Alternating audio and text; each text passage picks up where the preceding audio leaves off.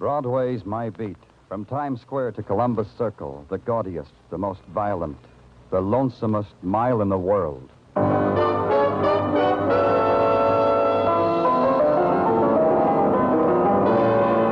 Broadway's My Beat, with Larry Thor as Detective Danny Clover.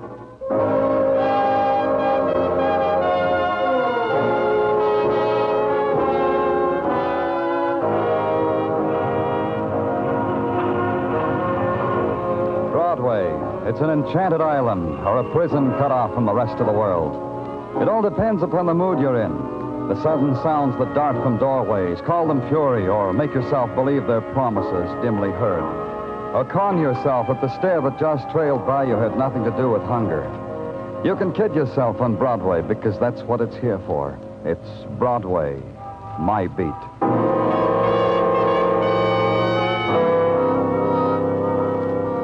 To a policeman, a telephone is an instrument of mayhem. It carries the after images of violent death with the speed of sound. The telephone told me there'd been a murder. It told me just now. It told me where.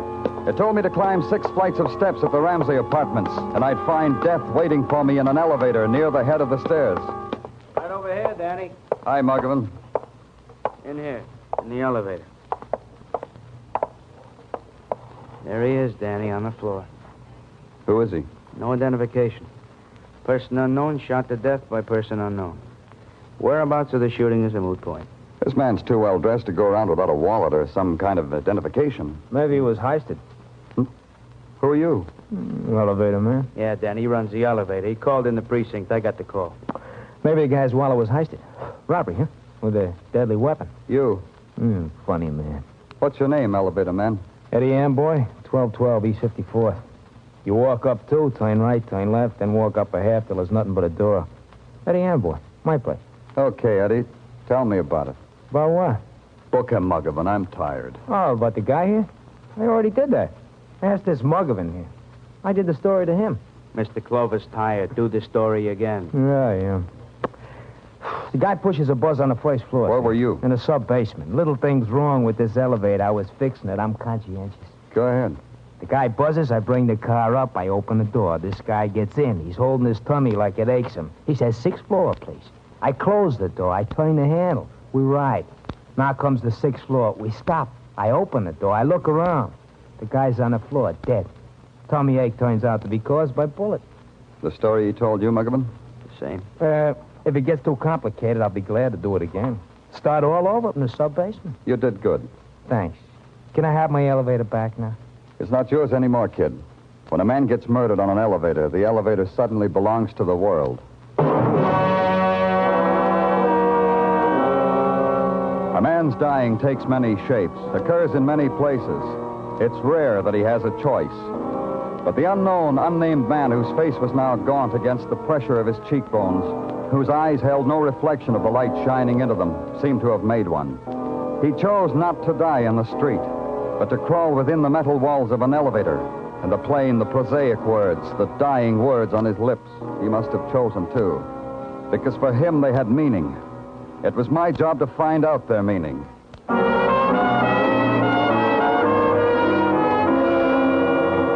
At headquarters, we put tracers out on the murdered man. Who was he? If we knew that, maybe we'd know why he had to die. And in the morning, I went back to the 6th floor he'd wanted. I had Muggavan's list of the tenants in the 3 apartments on that floor. I rang the first bell on the list. What do you want? You're Miss Conrad? What do you want? I'm from the police. Who is it, Martha? Who is it? Don't you think you'd better tell her? Martha, how dare you not answer me? Who is it? And don't tell me it's no one because I heard you whispering. Who is it, Martha? It's the police. Oh, how wonderful, the police. But isn't that the end? Show them in, Martha. No, wait, darling. First I want to paint my face. Come in. But I... It's all right. She's already done her face. Come in. Down this hole, please. No, don't come any closer. I want you both to stand right where you are. Especially you, policeman. You're Miss Conrad? Mary Conrad. You may call me Mary, because Mary's a grand old name. Martha. Yes. Martha, get the policeman and me something. A libation, a morning martini, anything the policeman wants. Don't go away, Martha. You afraid to be left alone with me, policeman? Miss Conrad, a man was murdered in this building last night. Murder? In this building? That's the end. Martha, did you hear what the beautiful man said? He got in the elevator and asked for the 6th floor. Was it you he wanted to see, Miss Conrad? The policeman must want a drink. No, Mary, he wants to. Do as I say, Martha. Don't be angry with me, darling. Just always do as I say. Now, where were we? Oh, yes, the murdered man. Who was he? We don't know, but I have a picture. A picture? How wonderful. Gimme. Here. Very distinguished. So dead. So horribly dead. Do you know him? Would it make it easier for you if I did, policeman? Do you know him, Miss Conrad? I'm sorry, dreadfully sorry. We don't know this man, do we, Martha? Do we? No. No, we don't know him. Where were you last night, Miss Conrad? I was here. All day. All evening, all night. I didn't go out once. Did I, Martha? No. The commotion in the hall when the man was found, it didn't wake you? Did it wake me, Martha? No, you slept very soundly. You sleep in the same room with Miss Conrad, Martha? Well, Policeman, you talk to Martha as if she were a servant. But I thought... That's dreadful. Of course Martha's not a servant. She's my sister. Isn't she the end? Maybe I said something after that. I don't remember.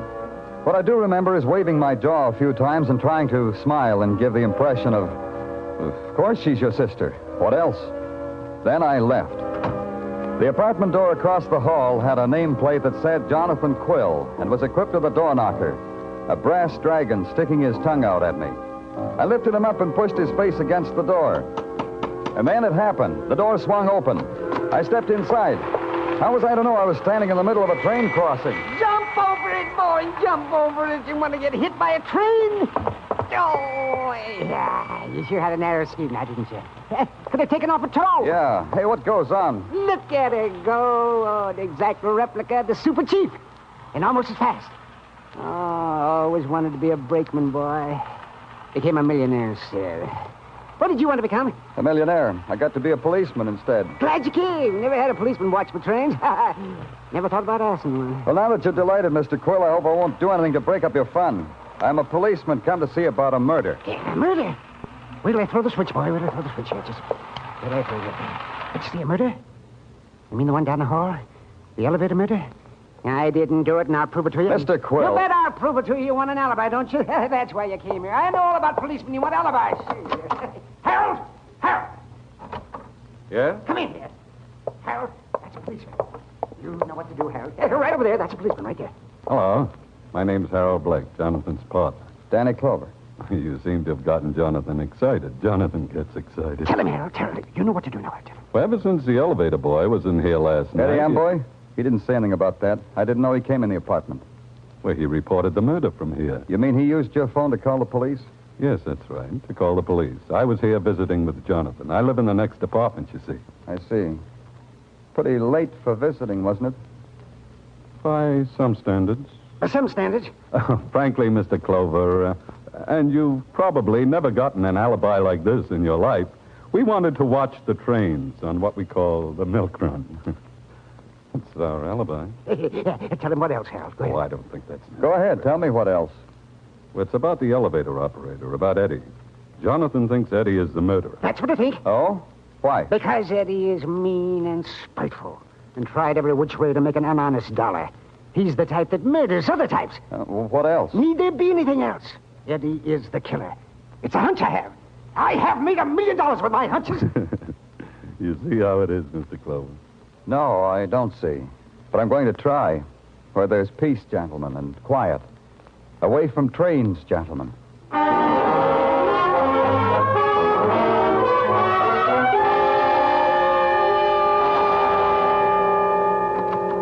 Hey, Danny, you in the mood for heap big powwow? Huh? Say that again, Tartaglia. Powwow, that's Indian talk, a throwback. Try me once more, Tartaglia. Well, a throwback to last night. Every night I play Cowboys and Indians with Mrs. Tartaglia and my 6 boys.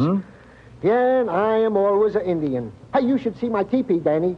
Surplus army blanket. There must be a string of beads around here somewhere, Tartaglia. Go play someplace else. Danny, please, be serious. We got work to do. Oh. Well, who makes medicine first, you or me? Huh? Oh, me, Danny, me. Now, this is a very grave matter. The technical boys say the signal system on the elevator where deceased unknown was found murdered. You follow me? Mm-hmm. They say said signal system was disconnected when they went over it. So? So, what makes the mystery into a big pile is that somewhere there is a discrepancy. Like what? Like a discrepancy in time. Detective Muggovan received the murder call at his precinct at 2:55 in the a.m. He noted it down. So? So, Dr. Sinsky says, after examination of said unknown deceased, that said unknown deceased was deceased for at least 2 hours when found, which would place the time of his murder, considering the here and there of police routine, at about 1 in the morning, not at 2:55 as was called in by the elevator operator. Now, this means the boy cut off the signal system. He should not be disturbed. Danny, I ain't finished. I can never get a word out edgewise. Danny!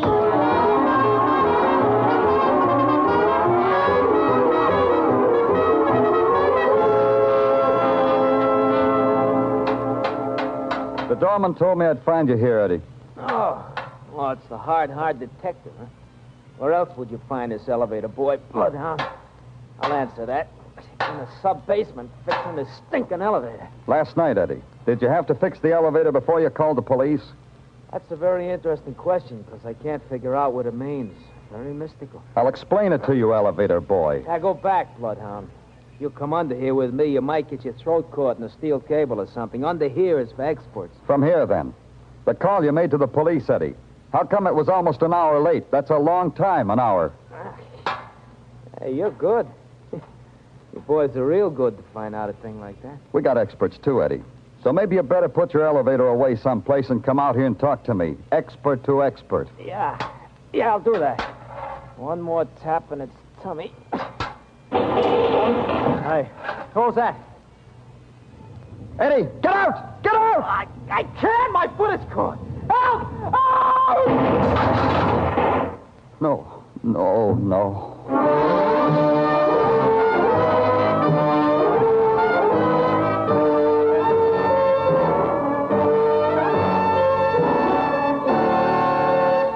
You are listening to Broadway's My Beat, written by Morton Fine and David Friedkin, and starring Larry Thor as Detective Danny Clover.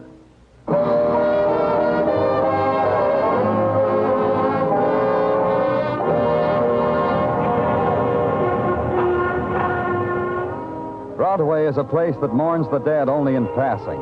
The cold whisper of death winds its way through the neon chasm, and Broadway notes it, shudders, and huddles in on itself.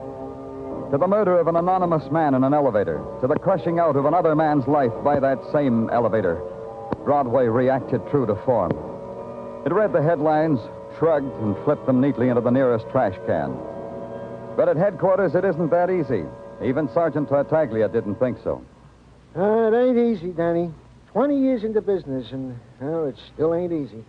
What isn't, Tartaglia? To be in a business where the product is dead bodies, where the clients are murderers. I've often commented thusly to Mrs. Tartaglia. Does she comfort you then, Tartaglia? Like an angel. She goes to the mix master, beats up a recipe, and presents me with a confection. I happen to have one here now, Danny. Homemade halva. Here, have a piece. Go on. Thanks.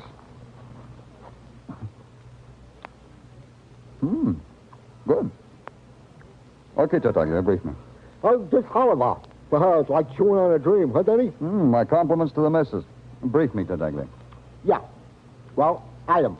The unknown man found dead in the elevator of the first part is still, to all intents and purposes, unknown. Yeah, but you'll keep after it, Tartaglia. Oh, like an old hound dog.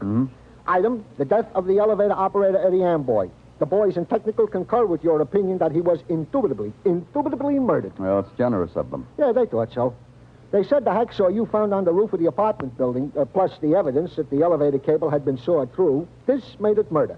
What else, Tartaglia? Well, we have checked on the background of Eddie Amboy. Found he ran an elevator, and in his room had a wife, Mrs. Eddie Amboy. She there now? Oh, yeah, Danny, yeah. The boys are even now, keeping tabs on her. Tartaglia, give me the rest of that halva. I may need it for comfort.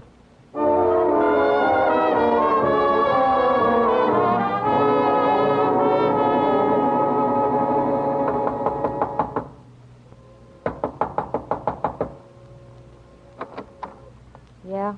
Mrs. Amboy? Who are you? I'm from the police, Danny Clover. Well, May I come in? you're from the police. You want to see me about what? About Eddie, about your husband. He's dead. You're late. You should have come months ago. Eddie's dead.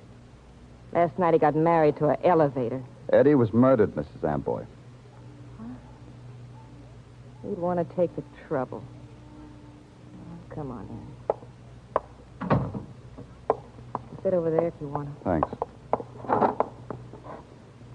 You said I should have come months ago. Why? Could have arrested him. Could have had him sentenced for every little petty crime he committed. I added it up one night. Come to 157 years. That way, huh? This way, Mr. Clover. I could have visited him in jail, brought him pineapple upside-down cake. He liked pineapple upside-down cake. It's a dream I had. To watch him eating pineapple upside-down cake behind bars. You sound bitter enough to want to kill him. And wreck that dream I told you about? Myself? That was Eddie's department. You were around when Eddie was killed? Still doubt me, Mr. Clover. Don't doubt me. I've been on vacation, mister. To Washington, the District of Columbia, to our nation's capital. 2-day all-expense tour by bus to gawk at the White House, Lincoln's Memorial. Miss Amboy. Eddie sent me away. He had a girl. Oh. When did you get back, Mrs. Amboy? This morning. Time to read the papers. And time to know that Eddie was dead. Time to come back here and sniff perfume I never had. Another woman. We'll check that. About the trip to Washington, I mean. Yes, sure. You know what I was just thinking, Mr. Clover? What? 6 years. I get my first 2-day vacation in 6 years and it becomes a matter for the police. How long will it be before Eddie leaves me alone? You've seen women like me before, mister. Help me out. How long will it be? We'll just check about that bus trip. No longer than that. Wait a minute. Don't go yet, Mr. Clover. I got it right here. Here. Take this wallet. What about it? Before I burned Eddie's clothes this morning, I went through them. Maybe he'd left me $5 insurance money. I found this wallet. Eddie never had no wallet like this. Anyhow, it's empty. Not quite empty. A picture of a man. An identification card. You know him? Not really, Mrs. Amboy, but I know about him. He's a man who didn't get off an elevator. He tried, but he didn't make it. Mrs. Amboy's eyes glittered through the shadows of the room filled with shadows. And all that was in them was the hard crust of a hatred finally resolved. It was not only Eddie's clothes she had burned, but his touch, his gaze on her, the whispered night words.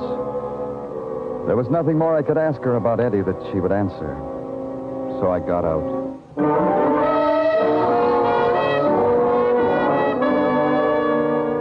The picture, the identification card and the wallet she gave me belonged to the man who had been murdered and found in the elevator. Now I knew who he was, but I needed more than that. There was an address on the card. I went to it.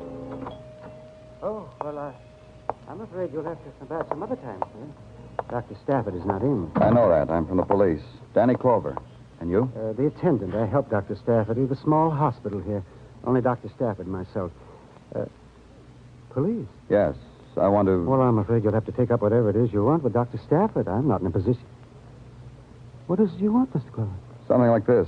How is it you don't seem to know that Dr. Robert Stafford is Well, dead? he often takes trips away from here for 2 or 3 days at a time. I never could.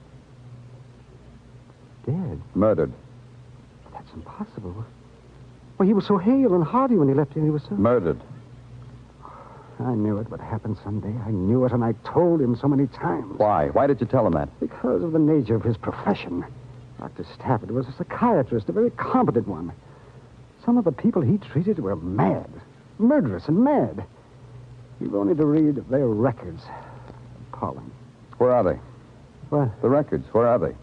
Oh, in his office in there. But you've no right. You've no right. Those are Dr. Stafford's. Please, Mr. Clover. These papers here on the desk? Are these records? Yes, Dr. Stafford was studying those the night he went away. I haven't touched them.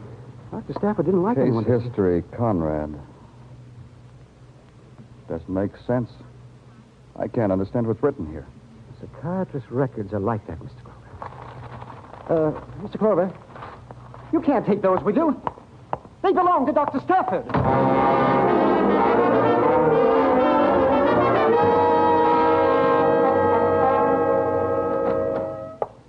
Welcome, Danny. Welcome to the office that Freud built with the taxpayers' money, Danny. Dr. French, how are you? All right, Danny, all right. Now, what brings you to the city psychiatrist? Problem? A problem. Off the record? On it, Doctor. I've got a file here. It's filled with words and parts of words that I don't understand. A file about a sick woman. Illness requires a special language, Danny. Let me take a look. Here. Anything, Doctor? Gently, Danny, gently. This is quite a history. Sum it up for me, Doctor. Tell me so I can understand. Can the lay mind understand insanity? For the woman named Conrad, it says here that she's insane. How insane? The insanity of the headlines, Danny. The sensational insanity. The woman named Conrad is a homicidal maniac. Yeah. This woman needs attention. According to these notes, she was going to be committed. I know, but which one? I don't understand. Which one, Doctor? Which Conrad? Martha or Mary? Which is a homicidal maniac? Which?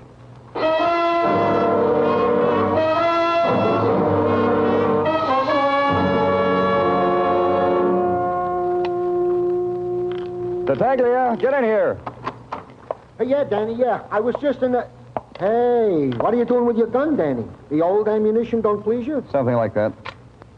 Tartaglia, I've got a thing for you to do. Always a pleasure, Danny. Tell the boys in the press room we've captured a homicidal maniac. Oh, that's nice. Huh?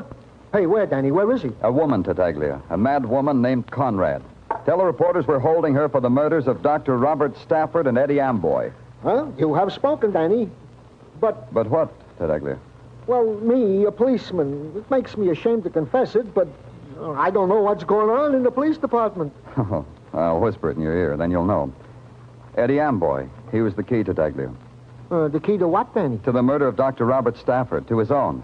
Because he saw the Conrad woman kill Stafford, then blackmailed her in his own special way. Eddie had special ways. Well, if I could only understand it, it would explain something. Well, it explains Eddie's delay in calling the police. He had to fix it up with the murderer, Tartaglia. It took him an hour. When he finally convinced her, he called us. He didn't know he was playing games with a mad woman. Oh, and this Conrad was the woman who sawed through the cable and thereby dropped an elevator on him? Yeah. Hey, but wait a minute, Danny. There are two Conrads, Mary and Martha. Now, don't play hard with my emotions, Danny. Which one was it, Mary or Martha? How would I know? Another thing, Tartaglia. One of the Conrad sisters is in her apartment now. I checked. Tell Muggerman not to let the other sister get to her. Under no circumstances is one sister to contact the other. You got that? Got it, Danny. Yeah, one more thing. If anyone wants me, anyone, they can reach me at home. Is it all clear now, Tartaglia?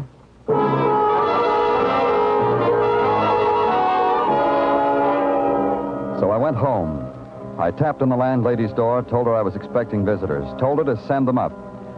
In my apartment, I hung my shoulder holster with a gun across a chair, then sat facing the window, trying to hold on to at least one of the answers that kept nudging themselves through my mind. But they were fleeting and of no consequence. A murderer might come calling tonight. This was the thought that crowded out the rest of the thoughts. And then below me, captured in the pool of light spread by the street lamp, a silhouette. A woman. A woman who looked for a house number, found it, walked to the door beneath me.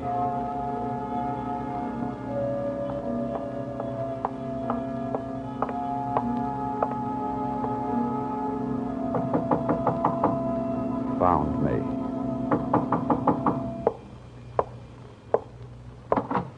Good evening, Miss Conrad. May I come in? I want you to. Over there, Miss Conrad. Sit down. No.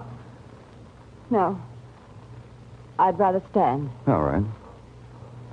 Why did you come here? What have you done with her, Mr. Clover? What have you done with my sister Martha? You've seen the newspapers. The police have her. She'll see the psychiatrist in the morning. You know that, Miss Conrad. You know she needs medical attention. I know that. But you'll put her away. You'll put her away like an animal. She'll die in a cage. My sister. Your sister murdered two men. Yes. Yes. Why didn't you come to the police? You knew she murdered Dr. Stafford, knew about Eddie Amboy. She'll die in a cage. Crawling in a cage. Come in. Martha. Martha, what are you doing here? I don't understand. That policeman, he said... The papers said... They were holding you, Mary. I thought they'd finally caught you. Finally. Oh, Mary. Mary. It's a trick. It's a trick. Let's run. Let's get out of here. No more running. Come on. No more. You're sick. Let's go. You're sick, Mary. Huh? Don't you know that? Huh? I tried to help, but these men, this killing. Oh, Mary. Don't touch me. You've turned on me. Now he knows. Now he knows, and you...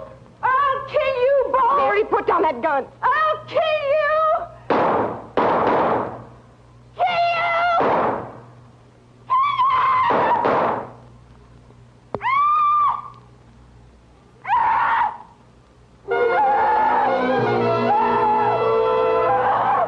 The smoke from a gun curled up and mixed with her hair, and behind the smoke, her face, fury disintegrating, dissolving into disbelief.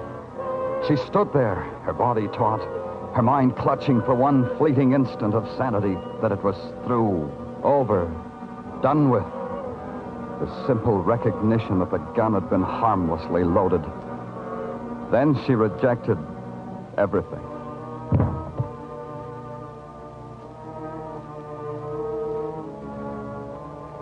A little while later, some men came. Men who knew about these things. They picked her up and carried her away.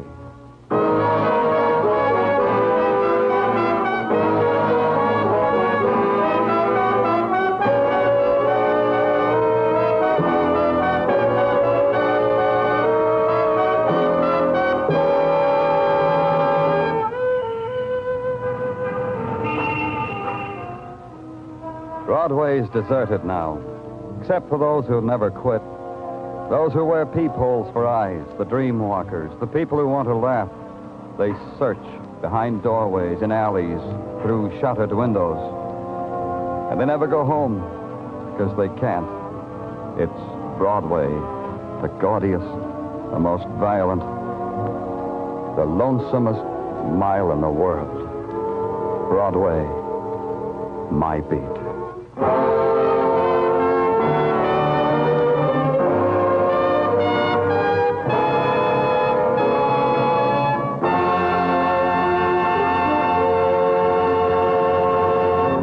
Broadway Is My Beat stars Larry Thor as Detective Danny Clover with Charles Calvert as Tartaglia. The program was produced and directed by Elliott Lewis. The musical score was composed and conducted by Alexander Curry.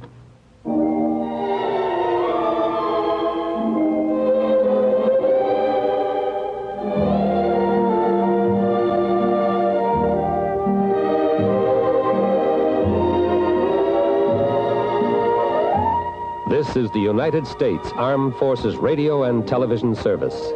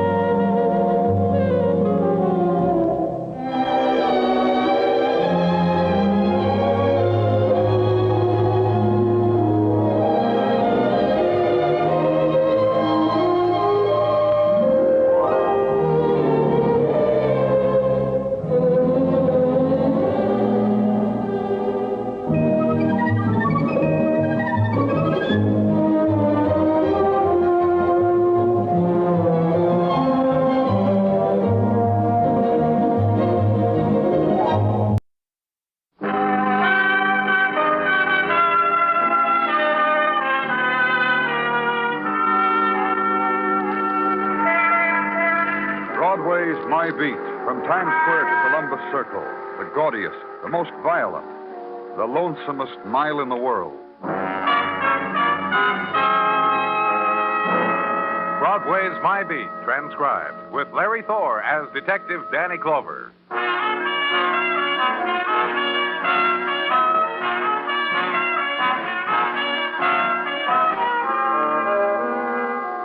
With autumn, twilight is of a new texture on Broadway.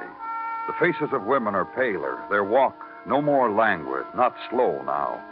The swirls of mist have risen from colder waters, and the sheen of pavement is chill. The hawkers have moved into doorways, and the autumn deals are pulled out of topcoat pockets, and the smell of mothballs is on them.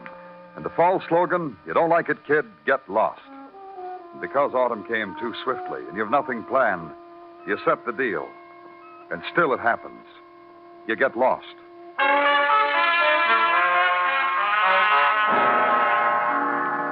And another quality, autumn twilight on gray stone, the place of drifting and changeling shadows that move slowly or briefly on unending twilight. The segment of city reserved for the housing, the considering, the analysis of violence, police headquarters. And in it, the room, the office, where now is twilight talk and autumn moments held close against the time of their shattering. Where I was, and Detective Muggeman. I've been thinking, Danny. Huh? Been looking at this newspaper and thinking.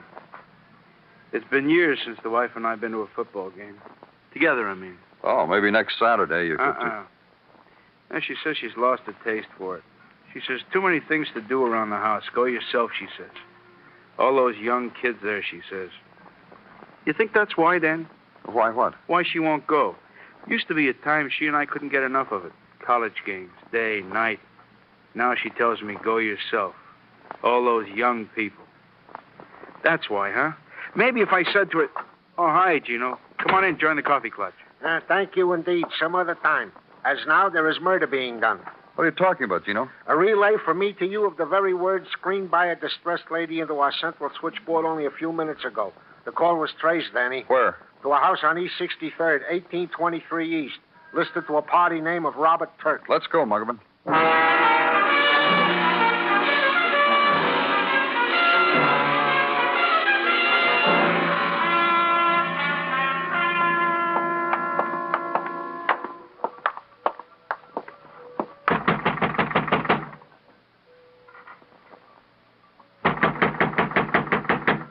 Try the door, Muggerman. Come on.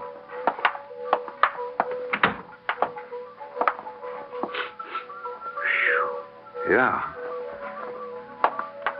Come here. Look. Incense. Yeah. Smells real exotic. Yeah. Now take a whiff of this water glass. Make a comment, Muggerman. Something with opium in it, probably laudanum. Must have been quite a party. Wonder who cried murder. I wonder who... Hey, Danny, look. Parakeet. Yeah. Neck twisted. Dead. This is quite a joint, huh? 7 armed idols. Crazy-looking dolls. Pictures on the wall. Your back teeth rattling, Dan? Where's that music coming from? There's the speaker, but... Yeah, machine must be in the other room. I got a friend who's got one. She dead? No. Made the call, though. Didn't even have time to hang up. You try the phone. Hello? Hello? Nothing, Danny. I think she called up and yelled murder on account of the bird, then got carried away with it all and passed out. Maybe. This room do it to you, too? What? The idols again. Sawdust dolls. It's going to sound silly, but I'm going to say it. Black magic, huh? Oh, don't look at me like that. Just take a peek, will you? For instance... Here, this thing. A doll in a baby dress. Eyes bandaged. Arms and legs tied with... Hey, what's this stuff? I don't know. It looks like a weed of some sort.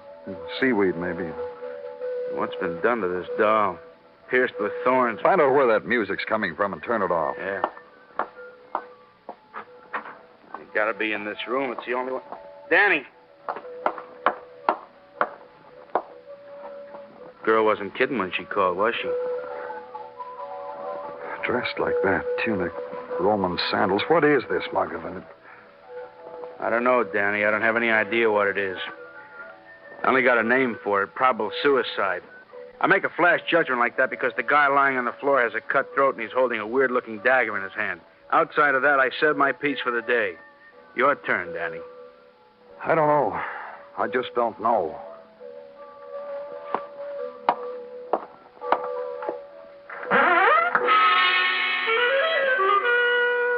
And turn and walk once more through the nightmare place. And from effigy and idol, and the brilliant wings of a dead parakeet, the ebb of twilight. On the face of the stilled girl, the lacework of early darkness, the swift stroking of nighttime. And move again through the grotesque violence. From initial robes of raw silk, from desk litter, other things, confirm the identity of the dead man. Robert Turk. And on the quickening flow of night, the stirring of the girl. Mara, I want to go home. Take me home. And gently get from her finally an address and nothing else.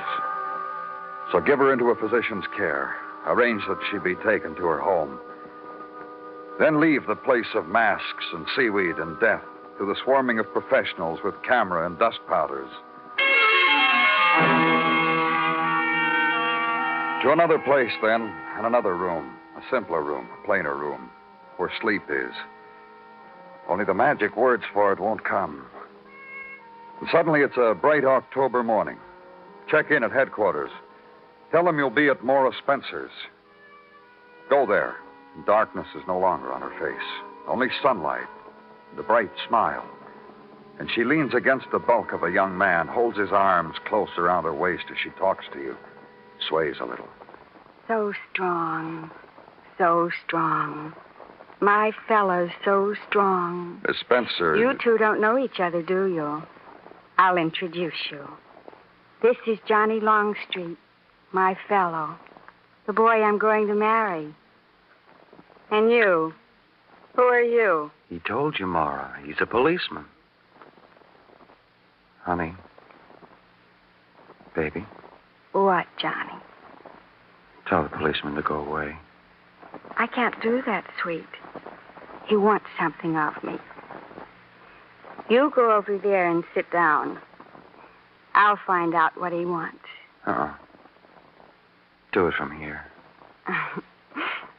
Sweet, sweet thing.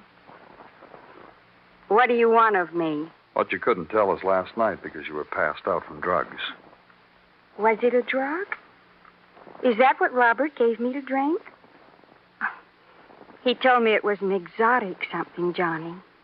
He said it was a something that would make me fall in love with him all over again. Did it? Did it, honey? You go over there and sit down, sweet. Because I told you. I told you 1,000 times. Nothing can make me love Robert again. Not potions, not rituals, not strangled birds. So you go over there and sit down, sweetness. 200 pounds of college football player. And gentle and obedient and faithful as a hungry little boy. He throws himself at men and they're taken away on stretchers. And for me, he's a little boy. Be patient, sweet. Maybe you're not over it, Miss Spencer. Not over what? The drug, whatever it was you drank. Oh, no. No, you're wrong. Some doctor did things to me. Left me with a mind as clear as a bell. Anything you want, I'll clear it up for you. Let's start with Robert Turk. All right. With him. Once there was a cult, and Robert was its high priest.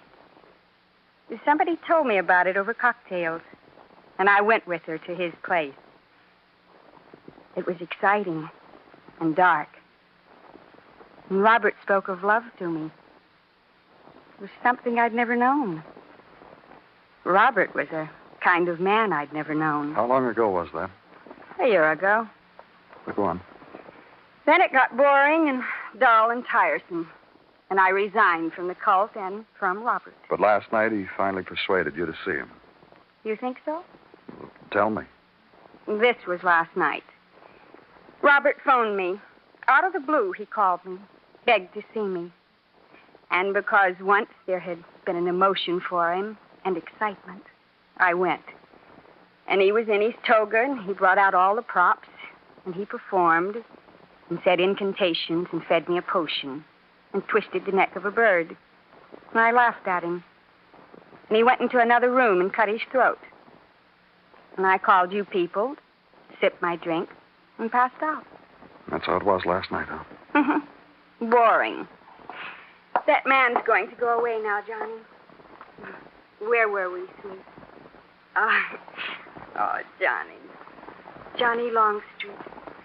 What a wonderful boy you are. Johnny Longstreet.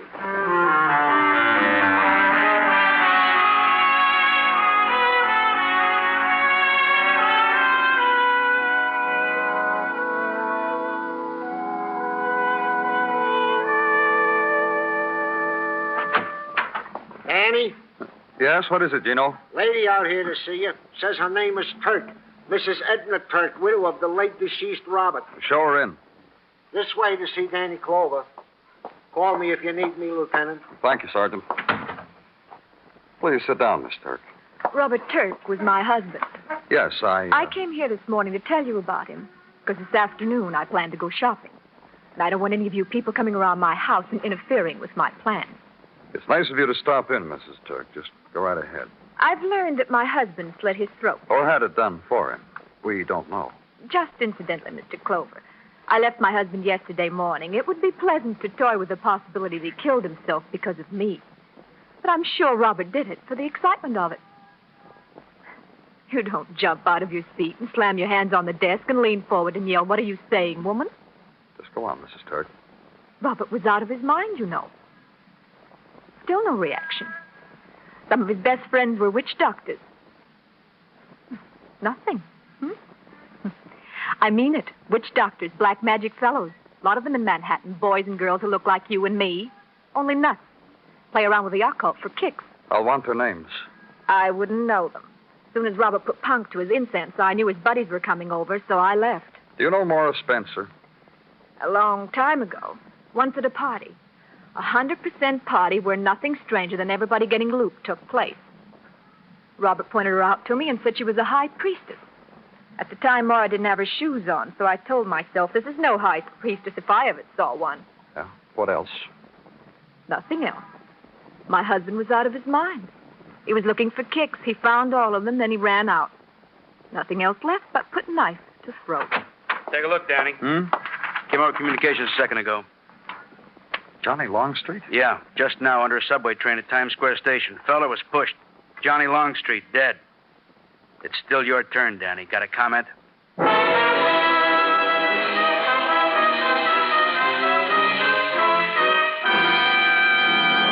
You are listening to Broadway's My Beat, written by Morton Fine and David Friedkin, and starring Larry Thor as Detective Danny Clover. CBS Radio brings you every kind of show. Pleasure for everyone. Wonderful hours of fun. Turn your dial for a smile. Entertainment all the while. You'll hear the best wherever you go. Just tune to CBS Radio.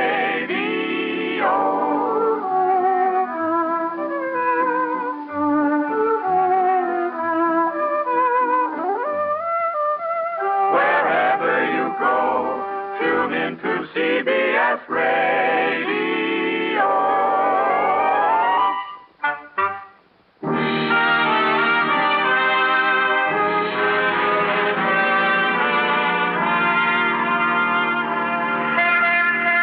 October spreads its golden light over Broadway.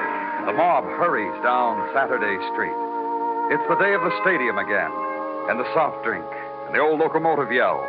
The very small hot dog for 35 cents.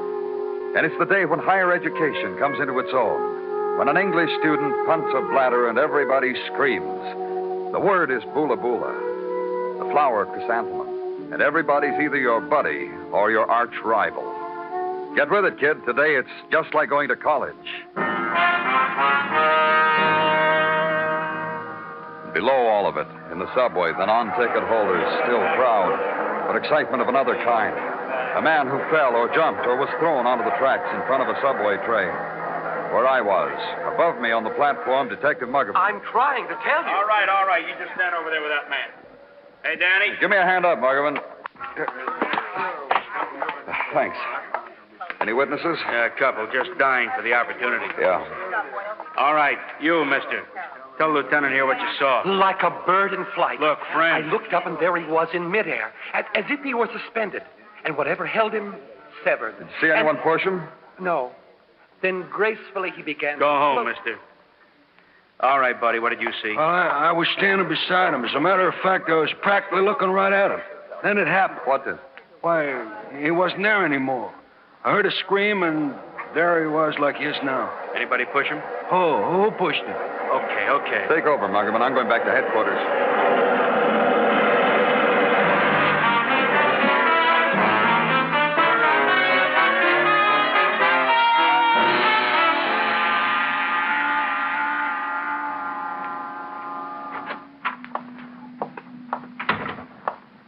Here, Danny. Put it in the hat. Huh? Our pool, Danny. Our football pool. Don't be coy. Pony up 2 bits. Put it in the hat. All right. What have I got? What you've got. Notre Dame, and you're giving 20 points. Oh. The game's over, isn't it? Forgive me. You lost. The way you've been helter-skelter, I didn't get a chance to collect from you this morning. So I am seizing this opportunity by the horns to collect from you... Besides the hat, Gino. Huh? Besides the 2 bits in the hat, what else have you got? Oh, that. You're a big winner today, Gino, but don't press your luck too far. Don't be harsh, Danny. 'Tis not often I am smiled upon by Dame Fortune. What I've got as follows. Nothing new on the death by subway of Johnny Longstreet, fullback, third-year college boy. Run down a Morris Spencer I asked for. Have you got that? This I got? Gino.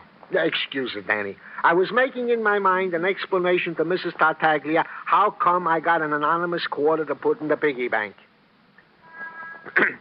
Morris Spencer, huh? Whenever you feel up to it, Gino. Rundown on the lady in question was made as per your request. These items have been found. That she was a finance to the deceased Johnny Longstreet, and that she is a widow of 1.5 years standing. Oh? 2.5 years ago, Morris Spencer was married to a fellow Charles Lane by name. Said fellow was found, according to these records, on August 3, 1949, on a sidewalk 8 floors below the window from which he had thrown himself. As per testimony at coroner's inquest by his widow, Bora. Well, let me see those records, Gino. Goes without saying. As you review them, you will come to the place where I have made a pencil check mark, easily erased, besides some information which I personally thought would be of some interest to you. Well, you want to tell me about it, Gino? As long as you ask. This Charles Lane, deceased of a running jump from a window, former husband of Morris Spencer, was in partnership at the time of his death with one Spence Griffin in the novelty and election button business. This Mr. Griffin is now to be had at his home address, 1923 West 18th. I took the liberty this was of some interest to you. No apologies, Gino. You did splendidly. Thank you very much.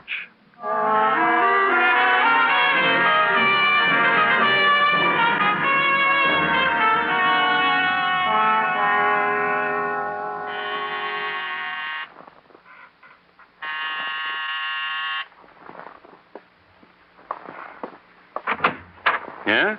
Is your name Griffin? That's right. I'm from the police. Name's Danny Clover. Well, is it going to take long enough for you to come in, or are you just selling... If you don't mind. Oh, sure not. Come on. Have a chair. Now, you don't mind me trying to squeeze into this outfit all the while, do you? No, go right ahead. Big thing. My alma mater won today. Everybody's dancing tonight, so I got to get into a size 42 because a married lady named Janice Drinkwater is going to show up. When am I going to stop kidding myself? You want to give me a hand here? Thanks. Kidding yourself about what? Janice Drinkwater. College, when I knew her, it was Janice Galt. Now I'm size 48, and every year we made at this dance, both of us 10 pounds heavier, and tell each other we're both Oh. Did you go to college with a man named Charles Lane? Charlie? He's dead. I know. He jumped off the porch, very high porch. No, I didn't go to college with him. He was your business partner, though, wasn't he? Mm-hmm. Every year a wrestle with his tie. Why did Charles Lane jump? Every year Janice straightens it for me and wags a fat finger at me. Why do I do it? Why do I dance with her and make believe to myself I can't feel the stays? I'm talking to you, Mr. Griffin. Why did Charles Lane jump? I don't know. No idea. I was there when it happened, you know. No, I didn't. Yeah. Party for his wife. Let's see, what was her name? Maura? Mm-hmm, that's right, Maura. Ever see her? I've seen her. What kind of a kick she on these days? What do you mean? The party. She had a formula, crazy death curse or something. We all sat around on the floor, beat on things in rhythm, bang things together. Half the people in the weed, I guess. And sure enough, half hour later, after we'd been making jerks out of ourselves, comes a scream from the porch, the balcony. Who screamed? Maura. Jumping up and down, screaming, crying, carrying on, pointing out to the street. Charlie jumped! Nobody else got excited very much. Figured it all happened because we'd made that circle with all that mumbo-jumbo. You know something? What? I hope Janice doesn't show tonight, then I don't ever have to go anymore. Brother. And leave the man struggling to thin himself back into a memory. Leave a man who had been there when Maura Spencer's husband had fallen into death.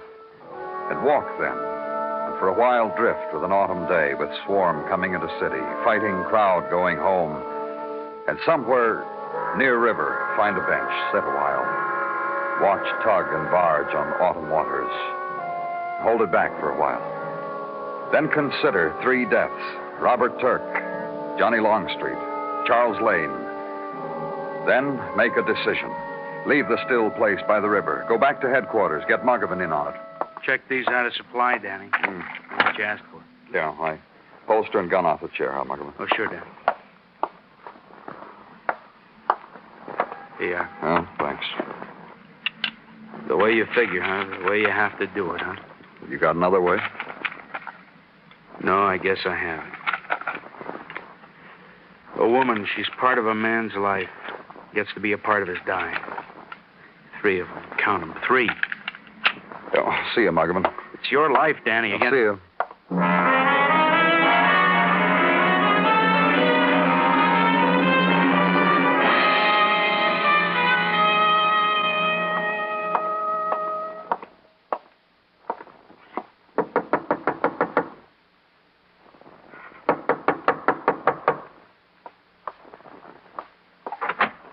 Yes.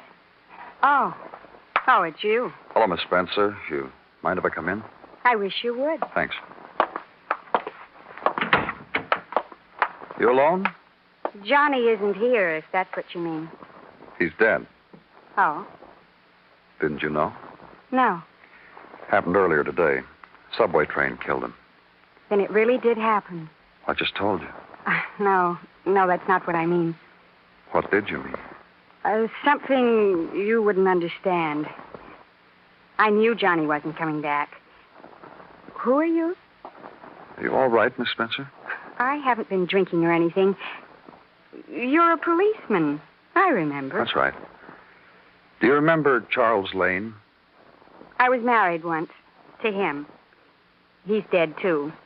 He jumped from a place and died. Jumped? He had to. What do you mean? There were some people, and we crouched together in a circle, and we said some things, and we wished it. And Charles died. Why did Robert Turk die? He cut his throat. You know that. He committed suicide, too, didn't he? Like Charles. He had to. Because you rejected him? That's part of it. But this. These. Hmm? What are they? Little ivory sticks. They're Chinese. These are why Robert died.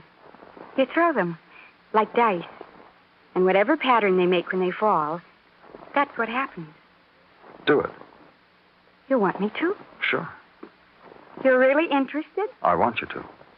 Listen. Yeah? Do you know about me? I want you to tell me. All 3 of them. Charles and Johnny and Robert. I wanted them dead. They died. Yes. I can do that, you know. I know. Miss Spencer. Maura. All right, Maura. I'm going to take my coat off. It's warm. I want you to. And this, my gun, I'll put it here. desk. Now, show me about the ivory sticks. You stand there, and I'll kneel on the floor. Mm-hmm. Now. Come, look. You see? And what? The pattern it makes. It tells me I'm very beautiful, and I will live a long time. I'd like to try. All right. Here. You kneel. I'll stand here. What do they say? Death. But you haven't looked. They say death. Johnny's did. And Robert. Charles. Now they say you. And that's why, Mr. Clover, you have to die. Because I want it. And I can do these things. Make men die. There's no more blanks in the gun. It's empty. Die. Die. Die. You killed all of them, didn't you? Yes, and you. Die. Let's go.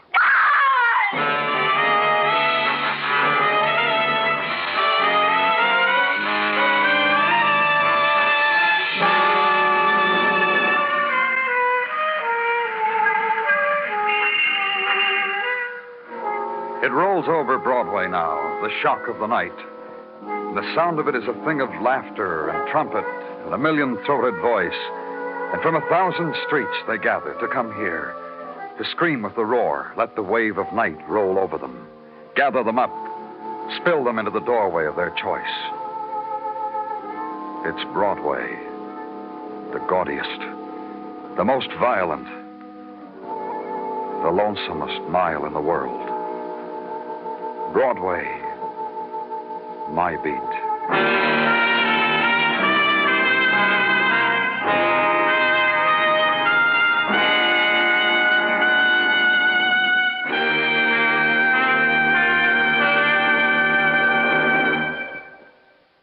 Broadway's My Beat stars Larry Thor as Detective Danny Clover, with Charles Calvert as Tartaglia and Jack Crucian as Muggavan. The program is transcribed and directed by Elliott Lewis, with musical score composed and conducted by Alexander Courage. In tonight's story, Sammy Hill was heard as Mara. Featured in the cast were Lee Millar, Truda Marson, and Lou Merrill.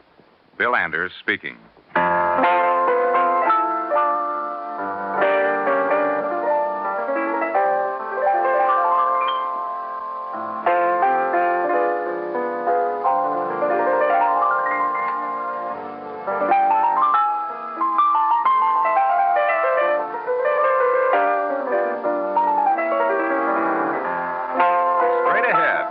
Turns for tonight's Vaughn Monroe Show, next on most of these same stations. Tonight, Vaughn sends his songs our way from Duke University, Durham, North Carolina. Also ahead for CBS radio listeners tonight is Tarzan's gripping exploits in the City of Sleep, the capital of the continent's narcotics industry. On Gangbusters this evening, it's the case of the Christmas trio with a strange kind of Christmas spirit involved in an even stranger Christmas time wedding. Enjoy Vaughn Monroe, Tarzan, and Gangbusters all ahead tonight on CBS Radio. And remember, the comedy treat that can't be beat is Jack Benny Time, Sundays on the CBS Radio Network.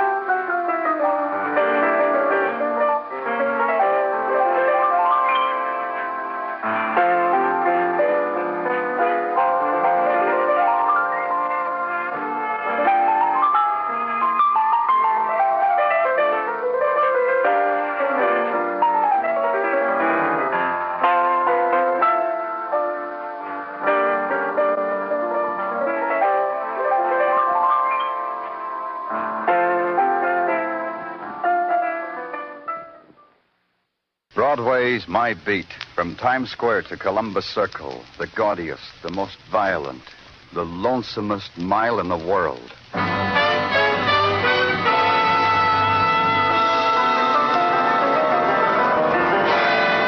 Broadway's My Beat, with Larry Thor as Detective Danny Clover.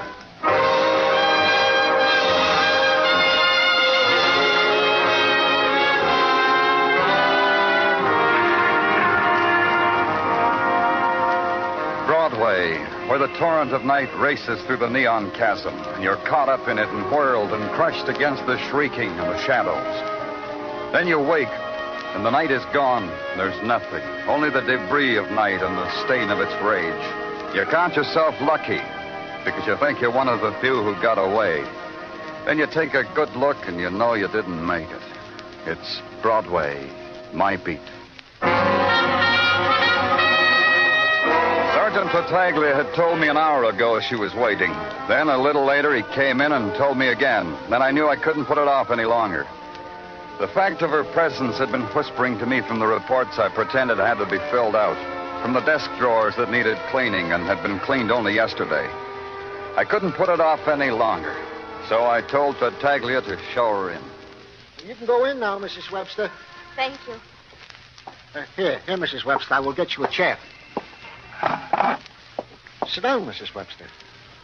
Go on, sit down. It's perfectly all right to sit down. Thank you very much, Mr. Tartaglia. Sergeant Tartaglia. That's right, Mrs. Webster. Maybe you can do something, huh, Danny? Hey, shut the door, Tartaglia, and don't put any calls through for a while, huh? All right, Danny. Thank you for letting me talk to you, Mr. Clover. It's all right. Forgive me for the way I look. I came over in my lunch hour, and this snood, it's regulation for the girls who work on the drill press, so our hair won't get caught. I didn't have time to. Oh, you look fine, Mrs. Webster. Fine. You know why I'm here, don't you, Mr. Clover? That's why you didn't want to see me right off. There's nothing we can do. Your husband confessed to the murder. I know Jimmy didn't do it, Mr. Clover. I don't know any other way to say it, any other way to convince you. I just know Jimmy couldn't kill a man. Not Jimmy. Then why did he confess? Your husband seems a normal, healthy boy with a good brain. Why would he confess to a killing he didn't do? I don't know. Maybe because he thinks someone else did it. Someone...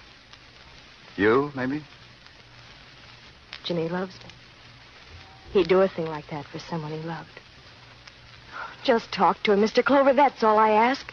You'll see then what kind of a boy he is. You'll see. When is it going to be, Miss Webster? The baby? In August. We want a little girl, I think. You're still working? Oh, yes. The Fairless Vacuum Cleaner Company is very nice to me. To all of us. They said I could keep working for as long as I thought it was all right. Well, then you take care of yourself, Miss Webster. It doesn't matter about me. It's Jimmy. Will you talk to him, Mr. Clover? I'm sorry I kept you waiting. I made you overstay your lunch hour. Just tell them to call me. I'll explain it to them. Will you talk to Jimmy? All right, Mrs. Webster. I'll talk to him.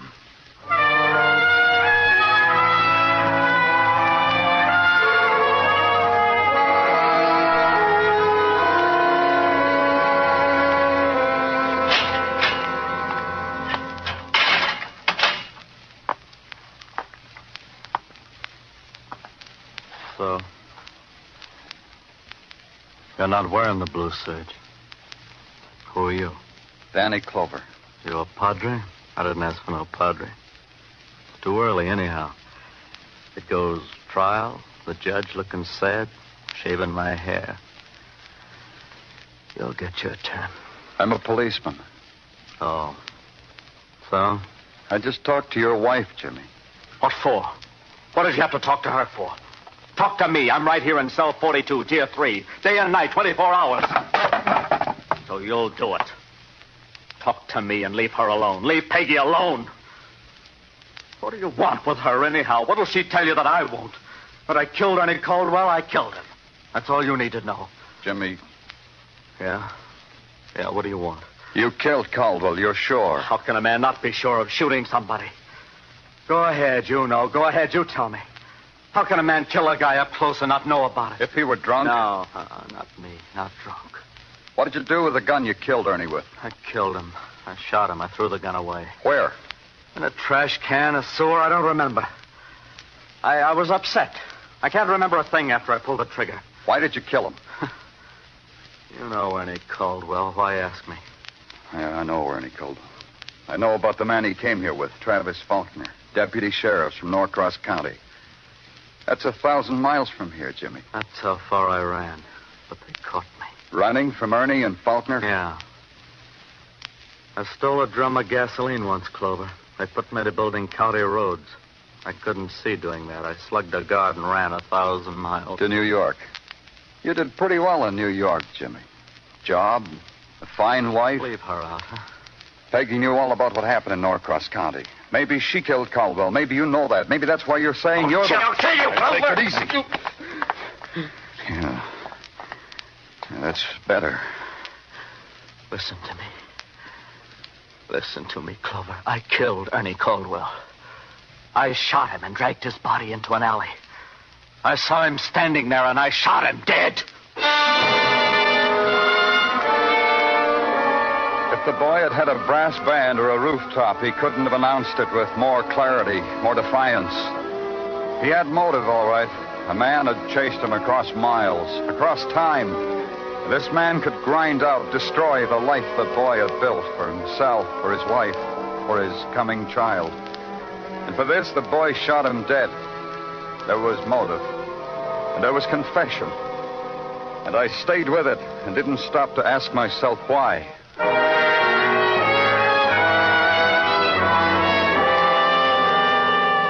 The Department of Records gave me the hotel address of Travis Faulkner, Deputy Sheriff, Norcross County.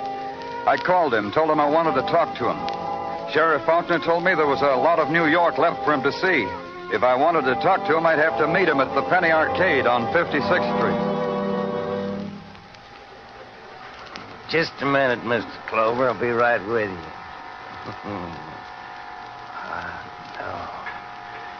Hot diggity, ziggity dog.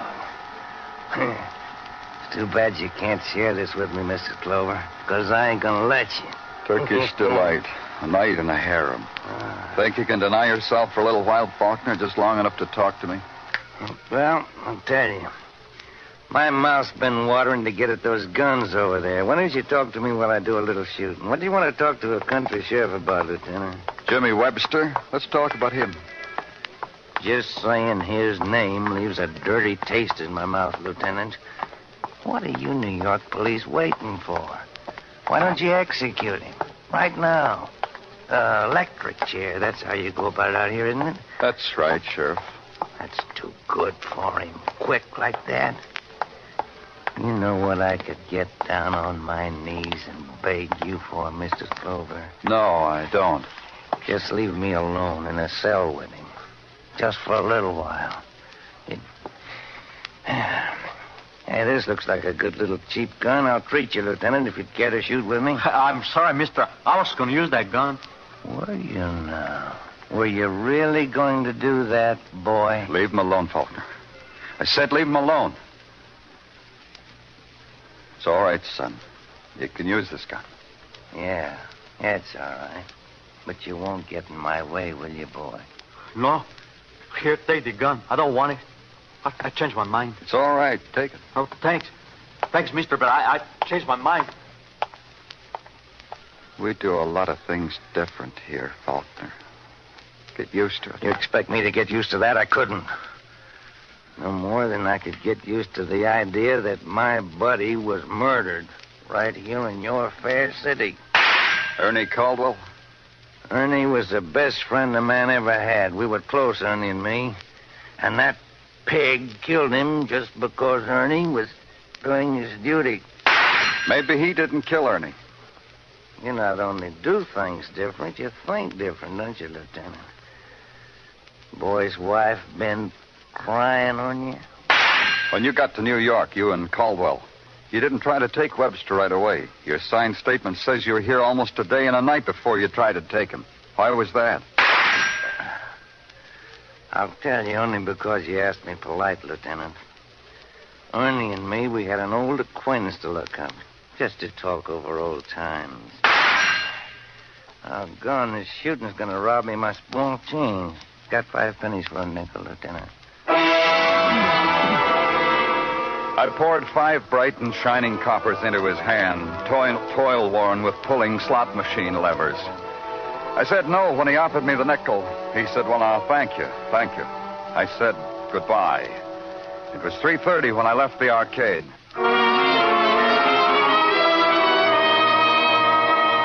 What I had was nothing. What I had was nothing at all. The thought turned into those words all the way uptown, through Manhattan, under the river, and into Brooklyn.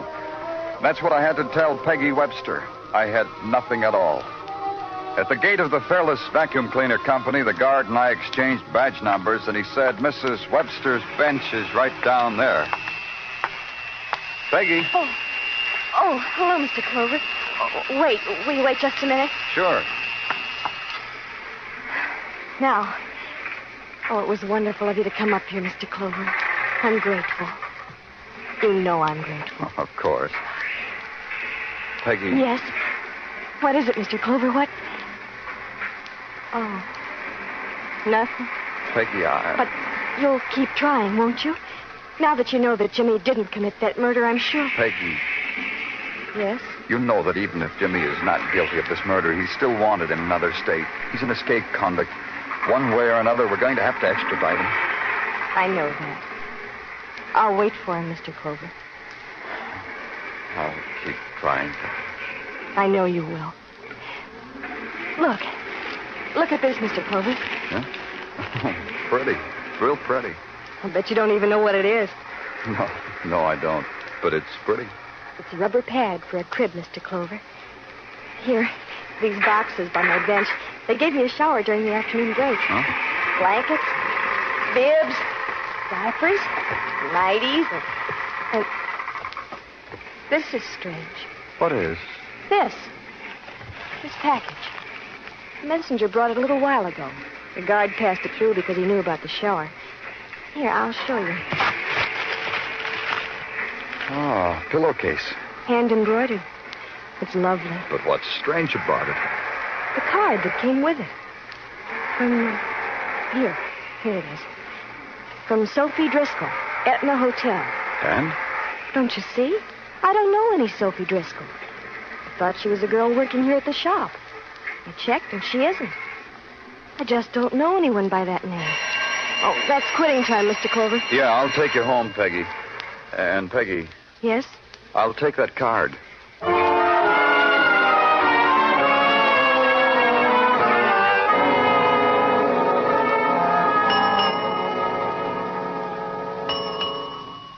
The hotel gives you greeting. Here, sign the alias here and tell me whether it's going to be with or without. Huh? With or without a bath, Buster? Sophie Driscoll. Sorry, but Come to think of it, I'm not sorry at all. Just Buster. Read this. And you gotta wait if you want me to do that. I gotta find my glasses, and that's tough to do without my glasses. Yeah, but the shape of it spells badge, and the 6 hazy spots on it spell police. It does, huh?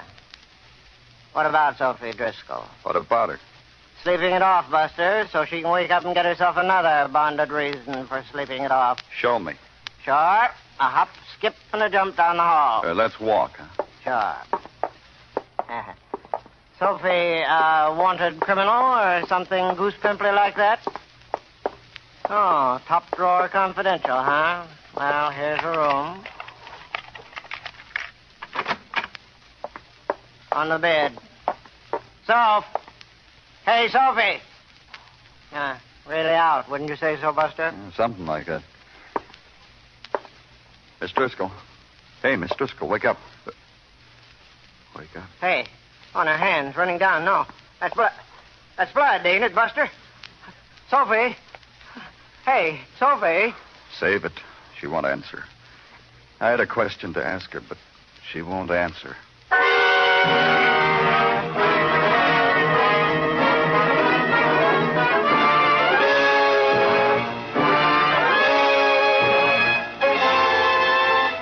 You are listening to Broadway's My Beat, written by Morton Fine and David Friedkin, and starring Larry Thor as Detective Danny Clover.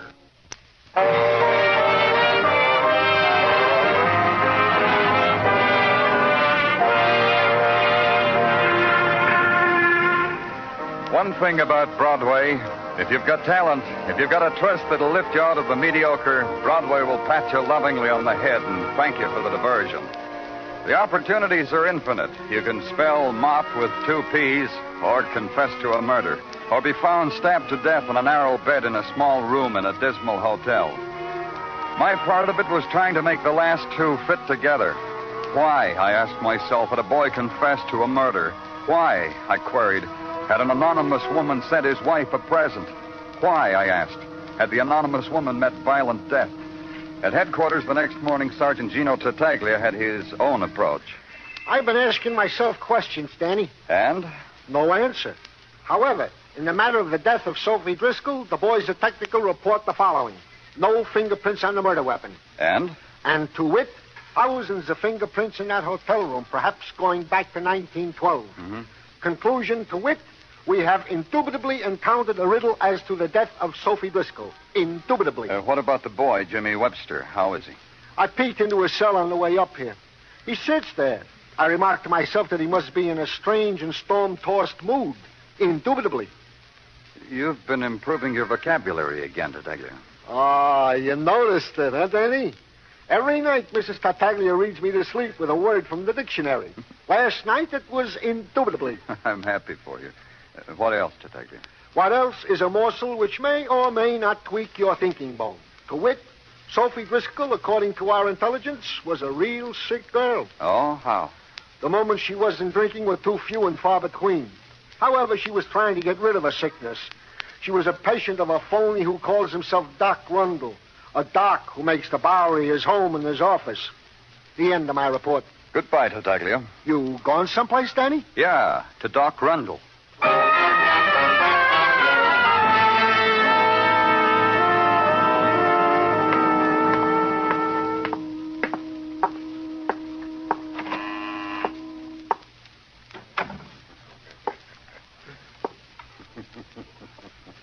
Rundle? Doc Rundle? Wait your turn, boy. I'm having a daydream.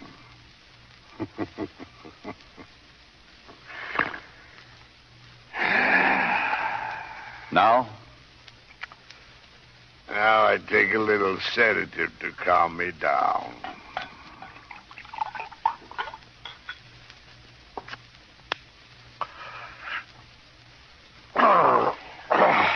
Now?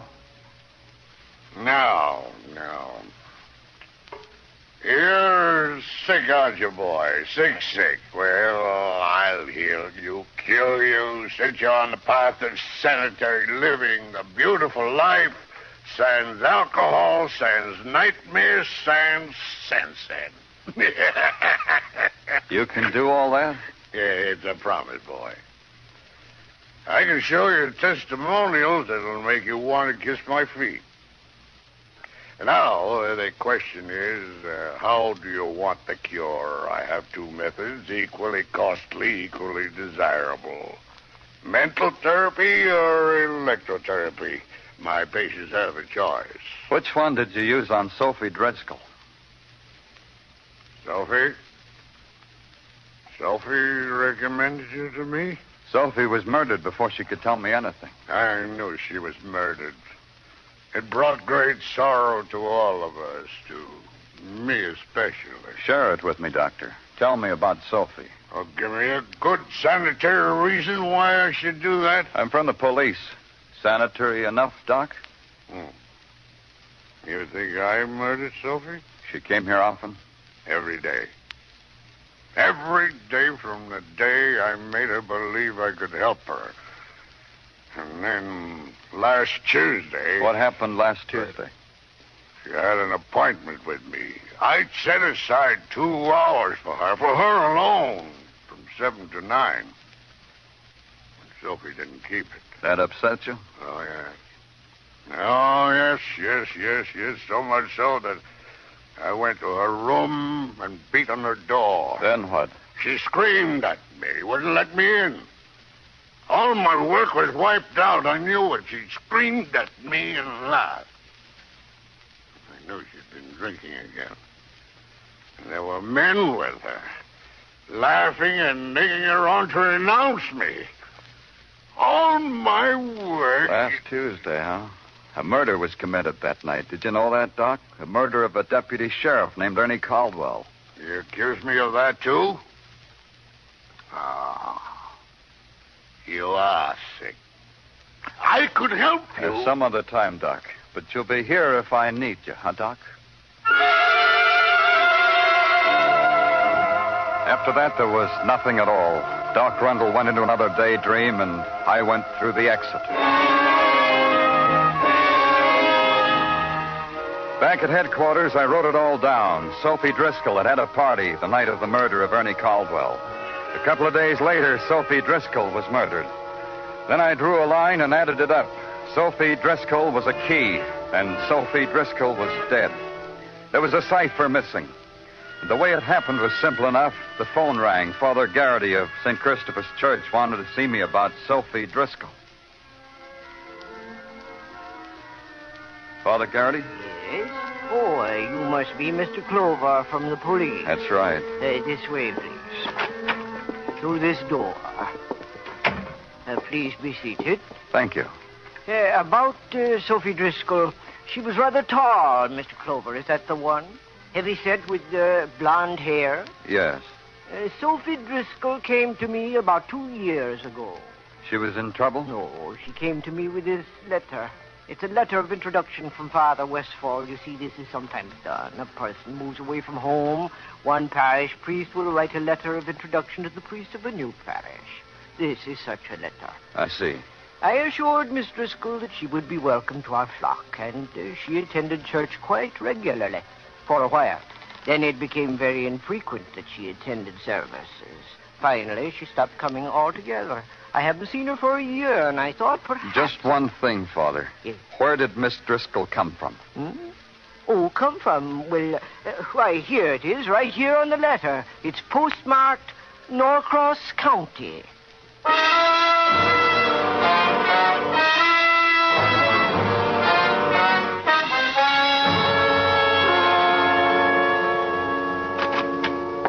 Have a nice talk with Father Garrity, Danny? You're eating again, Tartaglia. Yeah, Danny. I am eating circus peanuts Mrs. Tartaglia heisted from the Tartaglia children. Have some? Thanks, I will. Well, go ahead. Help yourself, Danny. Thank you. Ain't it awful the way nothing tastes so good as a stolen confection? Awful. Yeah. Have a nice talk with the father? Real nice. The father told me Sophie Driscoll came from Norcross County. Hey, Danny. You think maybe the father has got a grapevine into the police department? Huh? I only mentioned the possibility because this is exactly the morsel of information I was going to bequeath upon you. That Sophie Driscoll did indeed come from Norcross County.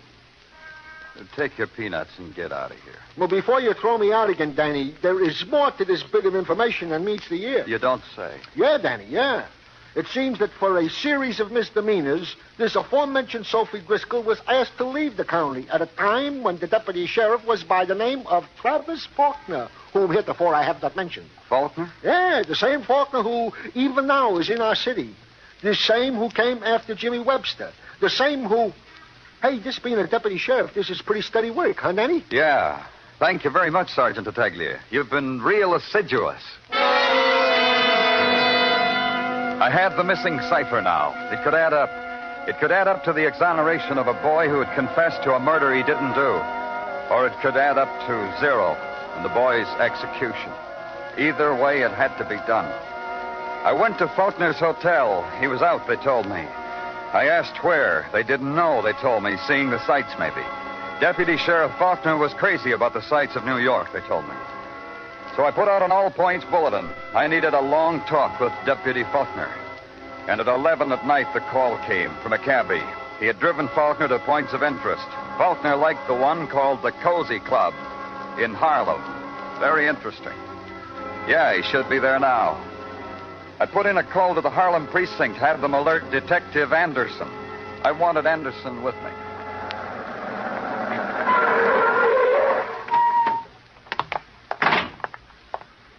You made good time, Lieutenant. Hi, Anderson. They tell me you asked for me. Any special reason? No, I think I'm going to grab a killer. I'd just like to have you along. I might need you. Any special killer? Ernie Cauldwell's, maybe. Sophie Driscoll's, maybe. Caldwell, the deputy sheriff from Norcross County? Well, you got a boy who confessed to that, didn't you? We have, but I like this one better. Well, it's not always a matter of what you like, Lieutenant. No, it isn't. But it all adds up so neat, Anderson. Travis Faulkner.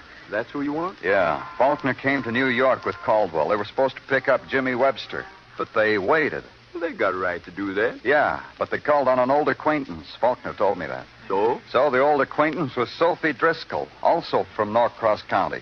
They had a party for old time's sake.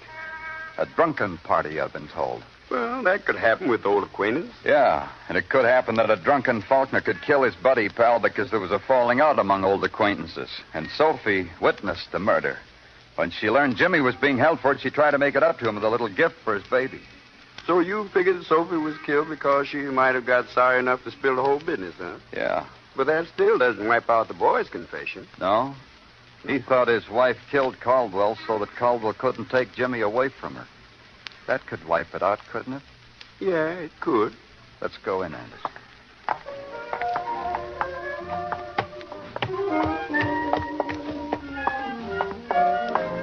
There he is, Anderson, over there. That man at the corner table? Yeah, come on.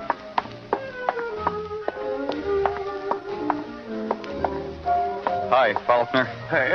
Well, now, how do you, Clover? Hi. Sit down, Clover. Who's your friend? My name's Anderson. Detective Anderson. A detective? Now, well, feature it, will you? Okay, Faulkner, let's get out of here. You kidding? You suddenly gone simple? My minimum charge ain't up yet. Things can't wait, Faulkner. You're charged with murder. Yeah? I am, huh? You've really gone simple, ain't you? 2 murders. Ernie Cauldwell and Sophie Driscoll. You ready? Ready? No, I ain't ready. It ain't murder, killing 2 like that. You ain't taking me, Clover. Watch it, Danny, his gun. Give me that. I sure will. Faulkner, so help me. You too, Clover. You can have it, too. No. He can't.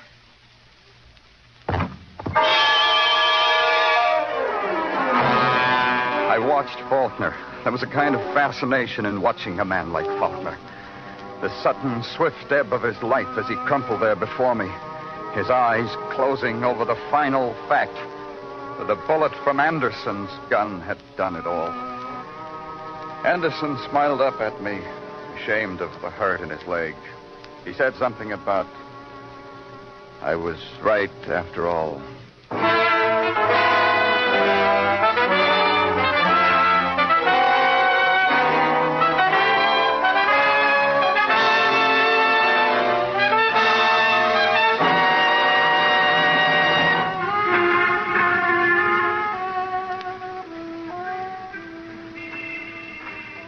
Broadway's happy now. There's easy laughter, and a hot trumpet skirls its song out into the grinning mob. And a man puts his hand in a trash can. It's the journey you made because you had no choice. The excursion to the end of all the streets in the world. It's Broadway, the gaudiest, the most violent, the lonesomest mile in the world. Broadway, my beat.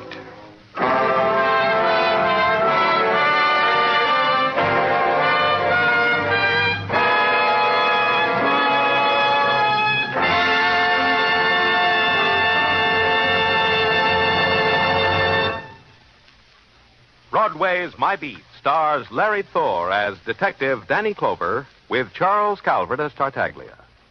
The program was produced and directed by Elliott Lewis. The musical score was composed and conducted by Alexander Courage.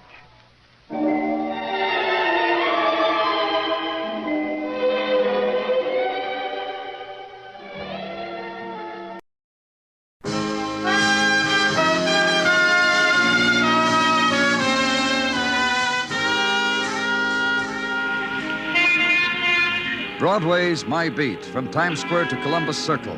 The gaudiest, the most violent, the lonesomest mile in the world. Broadway's My Beat, with Larry Thor as Detective Danny Clover.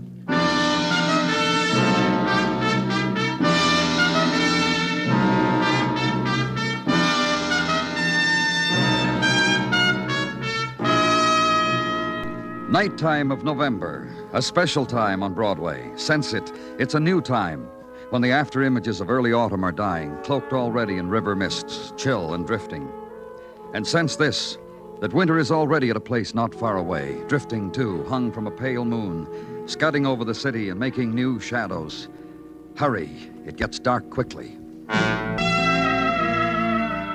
Where I was, darkness was cut across by the fingers of light, intersecting the beams of two searchlights, focused groundward. Destruction of building temporarily halted. Rush wrecking job stopped because of this. Remains of dead man found, and report phoned to headquarters. This will be the cellar, Mr. Clover, where we found him. Under 3 inches of composition flooring. Uh-huh. What does it look like to you, Mr. Clover? Real puzzle, huh? Just a skeleton and all? Well, there's something we can tell about. You know, what I can't figure out, that satchel of money laying beside him. Must be over $1,000 in there. About that. Imagine lying 5 years under a cellar floor. How do you know it's been 5 years, Mr. Rogers? When I bought these 3 buildings to tear them down for a garage, I got a story about this one, right where we're standing. What story? Of course, we've torn down to the cellar, so you can't tell, but this one used to be a nightclub, you know. No, I didn't. Yeah, it was. That's the story, a scandal or something about this nightclub. The bank told me. Partner or something 5 years ago ran away with a payroll or something to California. What else? Nothing, except that the other partner tried to hold on to the club, but it failed a year later. Bankrupt. Bank took it over 4 years ago. Couldn't lease it. Nailed it up. Anyhow, that's the story the bank told me. Well, it doesn't look like the man ever got to California. He was murdered. Sure, what else? He didn't just lie there and pull 3 inches of composition flooring over his head. Shot. Huh? Twice. See the bullet, the chest cavity? Hmm. Small caliber, 22. And here, right arm fractured, and beside it, see another bullet. Bigger one? Yeah, 38. Shot twice by 2 different guns. Like I said, a puzzle. Well? Well, what? This is a rush job, Mr. Clover. You know that. Let's get this stuff out of here.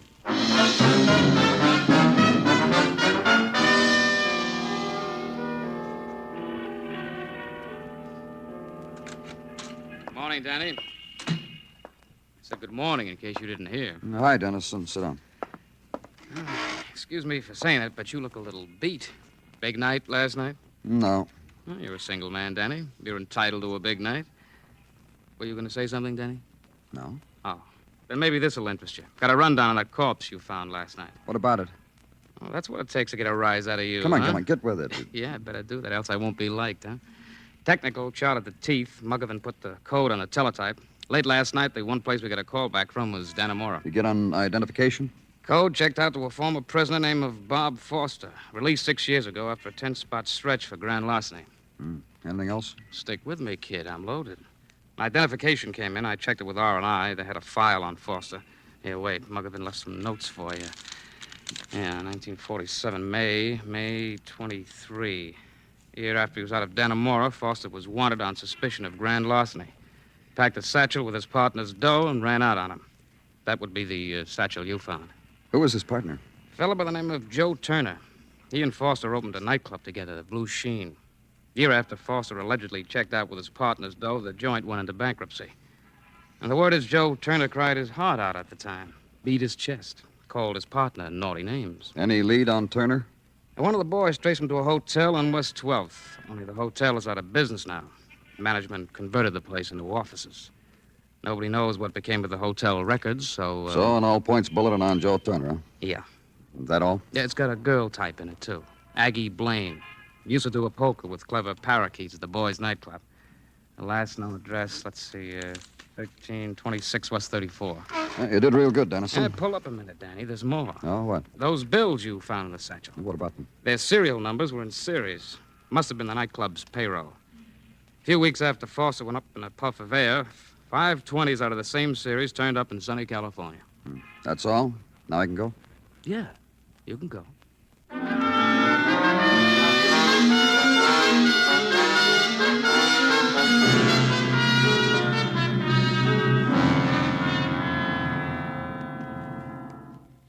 Don't sit in that chair, Sonny. Just pick a spot on the floor and stand on it. The floor, not the rug. This okay, Miss Devlin? Floors don't belong to me, Sonny. Furniture does. Let's not louse up the furniture, huh? What do you want? Some information about a girl named Aggie Blaine. My niece, brother's daughter. Brother's dead. Went out without muffler and rubbers, winter of 36. Got himself a flu that wouldn't quit. Fell over in his face next day, never got up. Where's Aggie? My niece? That's what you said. Blew out of here a long time ago. Don't know whether she's alive, dead, or what all. Could be married to the king of Turkey, for all I know. How long ago did she leave? Oh, been 5 years.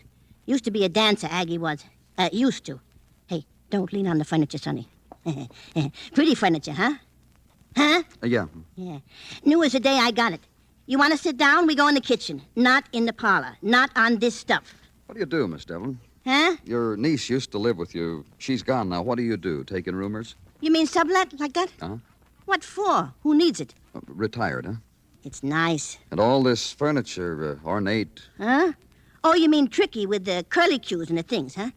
Yeah, all mine. Bought and paid for. Let's get back to Aggie, Miss Devlin. I don't know if she's alive or dead. I told you She I used did... to dance at a nightclub called the Blue Sheen. With pigeons. A blue one and yellow one. One named Gloria, the other named Phyllis. Oh, I seen it myself. Look, Miss Devlin, one of the men who owned that club was found last night. He'd been murdered. You're leaning, Sonny. He'd been murdered, and your niece might be able to tell us something about it. Couldn't you give me some... No, nothing. Aggie, she was a dancer. Is she alive? Is she dead? How do I know? And leave there. And once more into November Day, its furnishings also not to be touched nor leaned against. For instance, the autumn perfume worn by the girl who almost brushes your sleeve, sidesteps, changes course, hurries on. And from far off, the brief, wild sob of a freighter sailing out of autumn waters. And at headquarters, it arranges itself into familiar pattern. Routine investigation into death. And wait. And on the first quick surge of November night, the return on the All Points Bulletin. Joe Turner, bankrupt nightclub owner, had been spotted in a Skid Row bar. Third booth on the right was all his. Go there. The place is jukebox and fat cat scrawling symbols in sawdust. The place is Joe Turner, who was once a man. You come up with a drink, mister, and something good'll happen to you. Do you understand me, Joe? I'm from the police. Something real good. I'll dance for you. Here, you watch me. You watch me. Here, this is just for you. Sit down, Joe. You don't have to do that. You like me, huh? You'll buy? Huh? I got other routines. Tell me about your nightclub, Joe. Huh? Your nightclub, the Blue Sheen. Tell me about the club and about Bob Foster. Him? Oh, you're a friend of Bob's? I'll hate you. I'll squash you like a fly, so help me. What'd he do to you, Joe? Who did something to me? Foster. Bob Foster. He stole from you, didn't he? Walked out on me.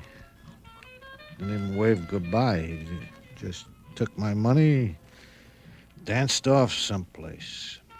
Far away. Never sent a postcard. Nothing. Aggie either. Aggie Blaine? There was a dancer. Did you ever see her? Oh, it's a stunning dancer. Well, I'll show you a dance. It's with the hands first. You see, it's like this. You know where Aggie is, Joe? Aggie's far away, too. Aggie and Bob. Blue Sheen. We found Bob last night, Joe. He'd been buried under the cellar of your nightclub. Bob? Bobby Foster? Oh, that's where he's been. You kill him, Joe? Because he stole from you and went away?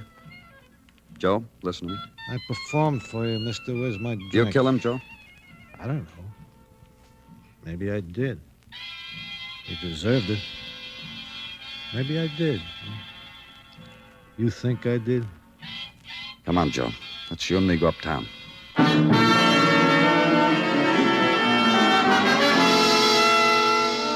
And book him. Charge, suspected felony, murder. Turn him over to the policeman schooled as to proper procedure and proper jail tier and proper cell. And back to the office and sit at the desk. Far away, a light is turned off, and another. And a swollen sag of gray suddenly hangs from the black sky. Morning folding over the horizon. Danny, downstairs, come on. And down the corridors and the steps, and outside is damp and still night. Ambulance just pulled in. Phoned it upstairs. I got it.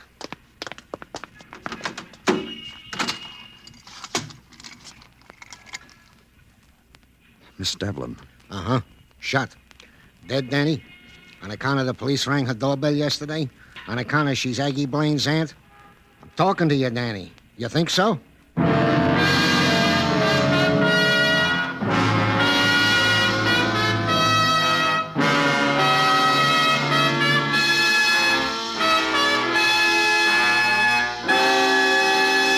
You are listening to Broadway's My Beat, written by Morton Fine and David Friedkin, and starring Larry Thor as Detective Danny Clover.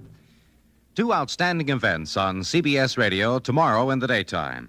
For one, the Quiz Kids return to the Star's address to begin another series of their breathtaking mental gymnastics. Professor Joe Kelly will be in charge of the Little Wizards, and they'll all be waiting for you to join them tomorrow on most of these same stations. The other big event tomorrow is the American radio premiere of Christopher Columbus, Darius Milhaud's famous opera conducted in concert form by Dmitri Mitropoulos. It's the featured work on the New York Philharmonic Symphony, heard on most of these same stations tomorrow.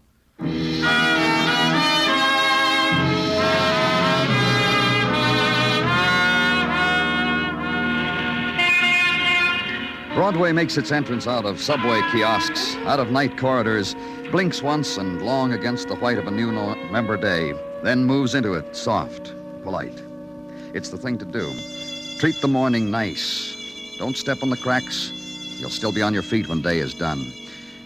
And the other performers, the man hanging from a spectacular, twisting out the Mazdas that died in the night, and the mannequin, her face dusted, a bolt tightened where wax had given in tonight, and torso and head tilted closer now to shop window, and on wax lips, the good morning kiss. A new day, kid. Live it.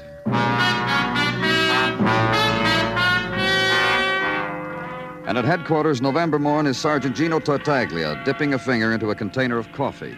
Just testing, Danny. Oh? You leave these things to the whim of that new girl in Ballos Delco. I knew it. Too sweet. Well, that's too bad, Gino. Some days you wake up on the wrong side, you get too many lumps in your container. True, Gino. Don't feel bad about it, Danny. No percentage in building a tragedy out of it. We'll both be bigger persons if we don't make of it an issue with the delicatessen. And off to work we go. You game, Danny? Whatever you say, Gino. Am I permitted a simple statement of fact? Of course. I admire you. Thank you. To work. Wino Joe Turner is still in the drying out tank. Also, ballistics has established that in the murder of Miss Devlin, aunt to Aggie Blaine, the murder weapon was the same that 5 years ago did do in Bob Foster, suspected absconder with his partner's loot. The same weapon? Indeed. The bullet that was found in the chest cavity of the remains of Bob Foster bore the same markings, riflings, as the bullet extracted from Miss Devlin. Ergo, same weapon was used. Small caliber gun, Danny, .22. Then whoever killed Foster 5 years ago is still around. Which brings me to Miss Aggie Blaine. Oh, how? That in a routine perusal made by our boys of vital statistic records... Don't interrupt, Danny. A check was made on said Herbie Morse and was found that he owns a drugstore on 23rd, corner of 9th. That's how. You care for my coffee, Danny? No, but thanks anyway, Gino. Thanks for everything.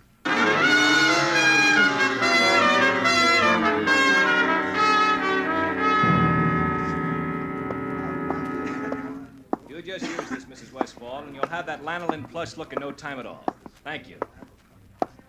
Yes, sir? What can I do for you? Mr. Moss? Right?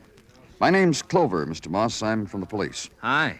I'm trying to get some information about a girl named Aggie Blaine. Depends upon what kind of info you want. She was my Frau. Some things I'll tell you, some things I won't. Just tell me how you met her and when you met her and why you're not married to her. Things like that, Mr. Moss. What's the matter? You think you could have stayed married to her? Mr. Moss. You haven't got the dough on the wherewithal. Just tell me about it, Mr. Moss. She's not going to make a fool out of me.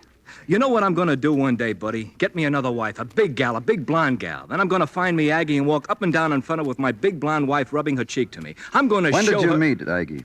On an airplane. I said hello to her, and from there on in, it was air pockets all the way to Frisco. You met her on the way to California, huh? Now, when was this? In 47, druggist convention. I never saw the inside of the convention hall, not with Aggie showing me the fancy eating places, and me with a paper to read on dressing at the prescription department.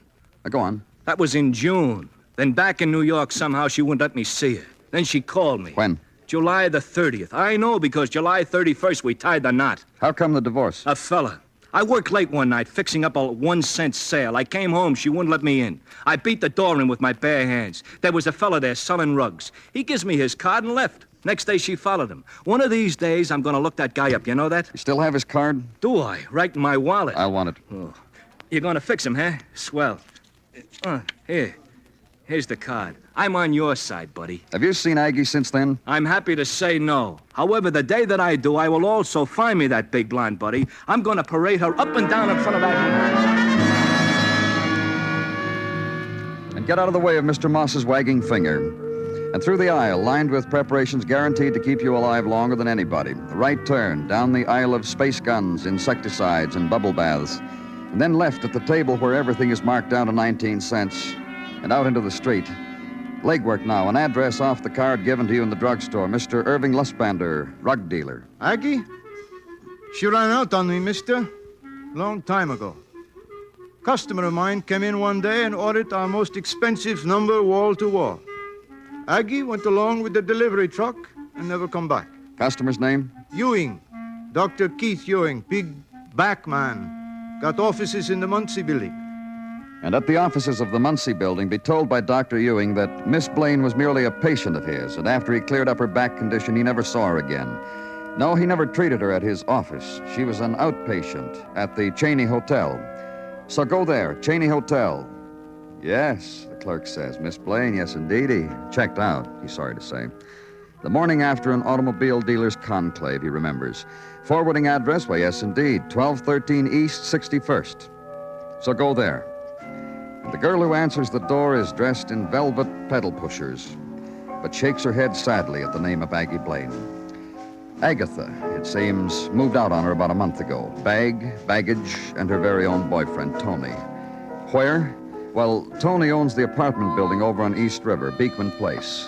So go there.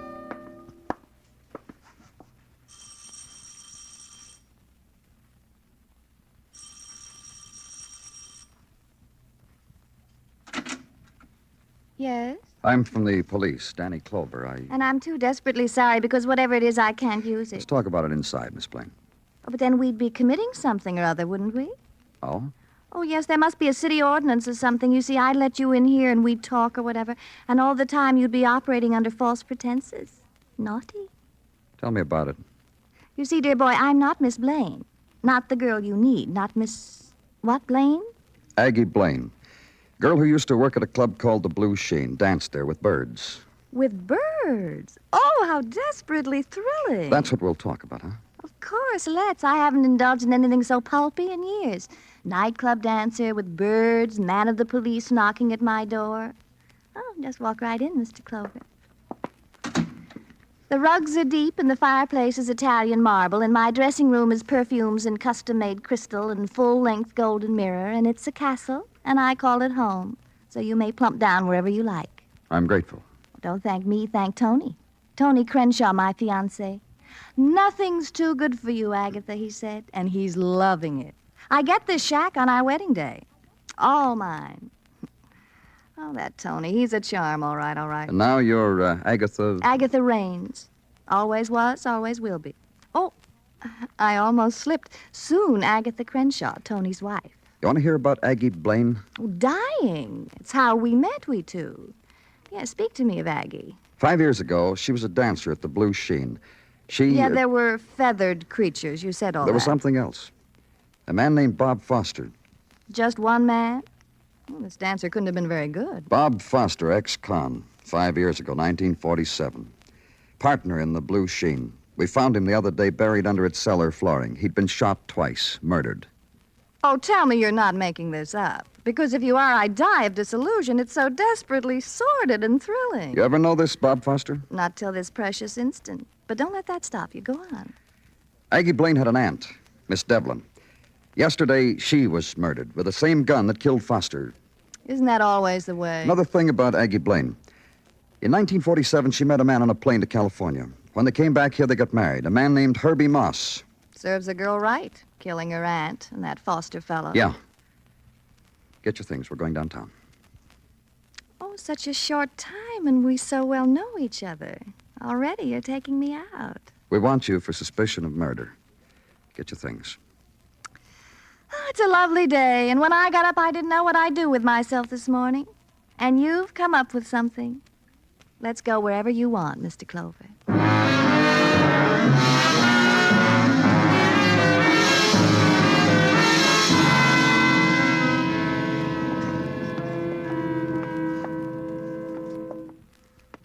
And this room is what, Mr. Clover? Interrogation room. Sitting or standing? Oh, sit down, please. Smoke? Oh, I have my own. You can light me, though. Yeah. Thanks. Still excited? Tolerably. It's slowing down. Do something about it, Mr. Clover. Like book you now? For what was that again? I've forgotten. Murder. Oh, that's a charge, all right. That's really one of the... Danny? You got him? Bring him in. Come on, Joe. How do you feel, Joe? It's a shame the way I feel right now. Hi, Aggie. Charades, fellas? I supposed to guess what he is? Yeah, do that. Hint, a guy named Joe Turner, co-owner of a nightclub named the Blue Sheen, partner found in the cellar. Employed a girl named Aggie Blaine. Now guess why he's here. Hi, Aggie. There's no excitement in it anymore, Mr. Clover. Take me home. Then you don't know who this man is. By the pink of his eyes, I'd say a wino. You look nice, Aggie. A rum pot. Well, there's another way we can do it, Dennison. Get the druggist, get the rug salesman, the doctor. Look at her, Danny. She's getting excited all over again. Those people bring back fond memories, lady? You should have seen her when she danced. Should have seen her with the blue light, with the spinning spot. Hi, Joe. Where you been, Aggie? I looked for you once, Joe. I couldn't find you. You're a stinking liar, Aggie. Now you see why I didn't find you. Now we all know each other. Hi, Aggie. Sure. I used to know a cop. I've been drinking a lot, Aggie. I've been thinking about you. Have you? Joe? She's still pretty. Almost all we need, Joe, is the motive. Why did you kill Bob Foster? Hey, Aggie. Don't remember out loud, Joe. Do you want the business, Joe? The nightclub or her? Tell him, Aggie. You want to confess how you killed Bob? Go ahead. Oh, baby. I'm going to tell him my part, baby. I never killed anybody. Joe. Who'd I kill? I wanted the business, so I took a shot at Bob, but I hit him in the arm, that's all. Then he ran to you, Aggie. You boys believe rum pots around here? Go on, Joe. Next time I saw my poor old partner, he was dead. Then you felt so sorry for him, Joe, you buried him under the cellar with some money to see him on his way. Oh, that Aggie, she's got a mind on her. She figured it. Go ahead, Aggie. Show the fellas how you got a mind on you. Mr. Clover? Uh-huh. It's getting serious, huh? Huh, Mr. Clover? That's the lieutenant's serious face, yeah. It's getting serious. Look, Bob Foster came over with a shot arm. I said, Bob, before you go see an MD about your poor bullet-filled arm, here's a gun. Bob, I said, you shouldn't take that from a guy like Joe. When I handed the gun to him, it went off.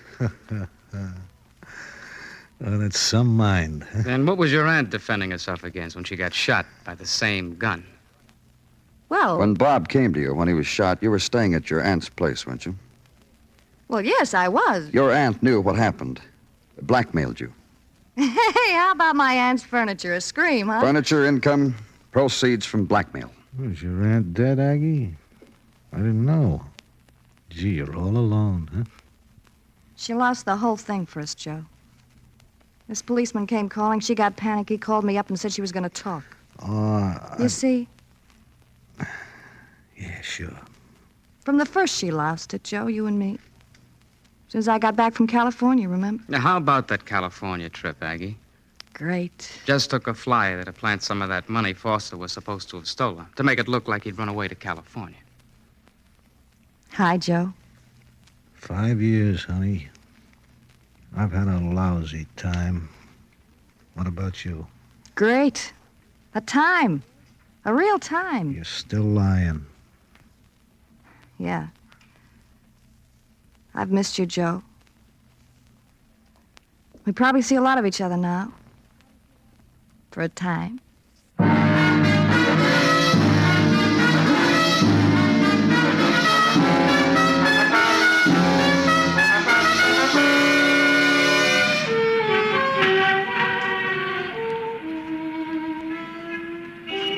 In the ebb of nighttime, the slabs of Broadway lean against the darkness in crazy tilted angles. The balance is delicate, precise. So the walk must be careful, the talk quiet. It's the never, never time that drifts in from the edge of the world. The time of regret.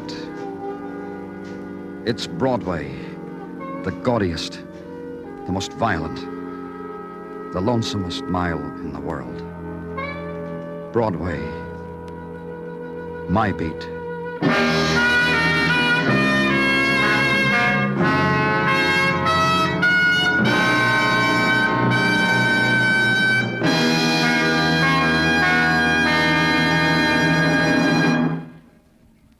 Broadway's My Beat stars Larry Thor as Detective Danny Clover, with Charles Calvert as Tartaglia and Jack Crucian as Muggavan.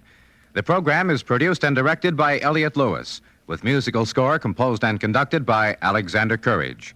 In tonight's story, Mary Jane Croft was heard as Aggie Blaine, and Sheldon Leonard as Joe Turner. Featured in the cast were James McCallion, Ted Bliss, Martha Wentworth, and Peter Leeds. Bill Anders speaking.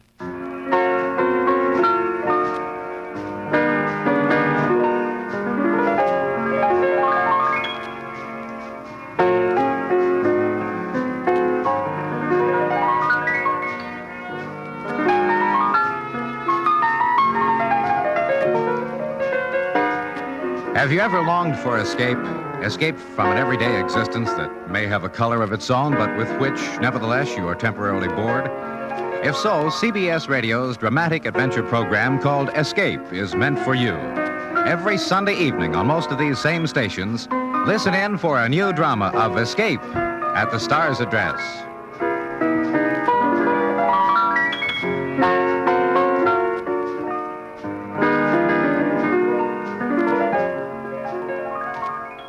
And remember, Amos and Andy are here every Sunday on the CBS Radio Network.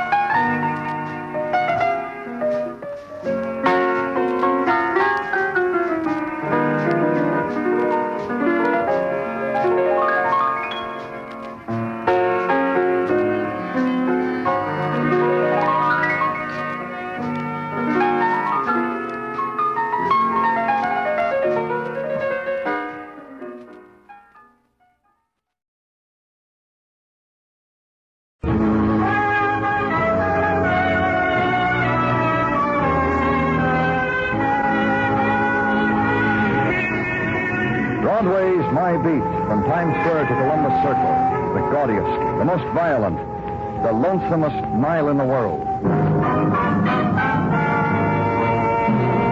Broadway's My Beat, with Larry Thor as Detective Danny Clover.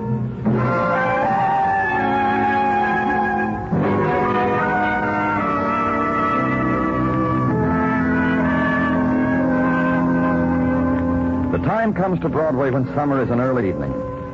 The winds of twilight begin their drifting, and in their wake, the leading edge of night.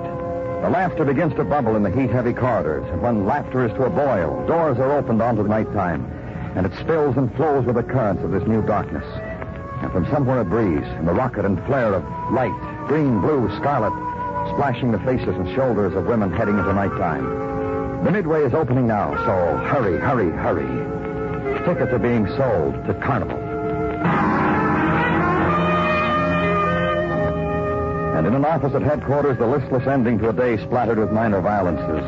The stapling together of quadruplicate reports on same. The drone of a fan whirring against the remaining wisps of a day's heat, and a detective talking into a phone. Then shifting it to his other hand, to his other ear, because it's moist with his sweat. Sure, Georgie. Well, we'll take care of it. Yeah. That was Georgie Beck. Same thing? Yeah, Georgie says being followed again. Georgie's in danger, he says. Georgie's upset. Pickpocket with a neurosis, Danny. It could ruin him in his business. If he calls once more, it'll ruin me and mine. Maybe he's not kidding, Muggavan. What's the matter? He got you, Danny? What are you saying? Maybe he's not kidding? First time Georgie called, we spent a man on him. Weeks we spent a man on him. All that was following Georgie was Georgie's own boozy breath. We'll fleabag the bar and dance me around again, George. Maybe whoever was following him spotted our man, laid off for a while. Now with our man off, Georgie, maybe he started again. I got a theory, too. You care to hear it? Sure. You won't laugh. Why should I? Because it's the end of the day and you're tired and I'm tired and I'm going to lay a cliche on you. Nothing's following Georgie the pickpocket. Nothing but his conscience. Nothing. I'll get him. Lieutenant Clover speaking. Maybe now you'll believe, Lieutenant. Maybe now when I'm hurt. Maybe now when I'm sliced You have up. the phone, Mugovan. Braces. Tell me slow, Georgie. Tell me what's happened. I told you. Call. Georgie. Hello? Hello? Georgie? So check records of the detective assigned to follow Georgie Beck. Georgie Beck, a month ago resident of a hotel on 45th Street off Broadway. Checked out July 5th and moved downtown. Georgie Beck, next resident of rooming house for transients. Checked out in a week. Moved further downtown. Georgie Beck, address Flop House, Bowery. Then assigned detective pulled off of assignment. So go to last known address. Ask a man who sits out front in a straw hat. And a week ago, friend, he went that way. Haven't seen him since. So leave there. Ride the squad car a couple of blocks east. Find a bar you're looking for. The beer mug painted on the window is of last year's paint and last year's beer. Only the price has been repainted in accordance with the cost of living indexes published by Bowery barkeepers. Go in. The man you're looking for has 3 neckties on again. Hi, Penny. I am sitting at my table, Danny. Don't bother me today, Danny. You want a beer? I got one. Selling neckties again, Benny? Waiting for Brian in dressing. He likes hand-painted ones with his name. Like these. So I'm showing him in 3 colors. Dressing in blue. Beck, where is he? You leave when the fire comes? Gerson don't like Lord Danny. He breaks out. What I can do. Just tell me about Georgie Beck. You believe me if I say I ain't seen Georgie for a month? You been away or he? I sell cravats, Danny, from here for the last 6 weeks. I've been here. Georgie ain't. But the last time I saw him, he wouldn't know. Oh? Yeah, dressed in a white tux jacket, black pants with silk stripes, and a maroon bow-type cravat. Georgie? Georgie Beck. Dressed up like a Roman candle. Dropped in to tell us one and all he was going to 4th of July party. And you know where? Grab underneath the table when I tell you. To the Vera Lane mansion. Tell Georgie to a party on Park Avenue, where all the rocks are. That sparkle. Help me. That's what Georgie said where he was going.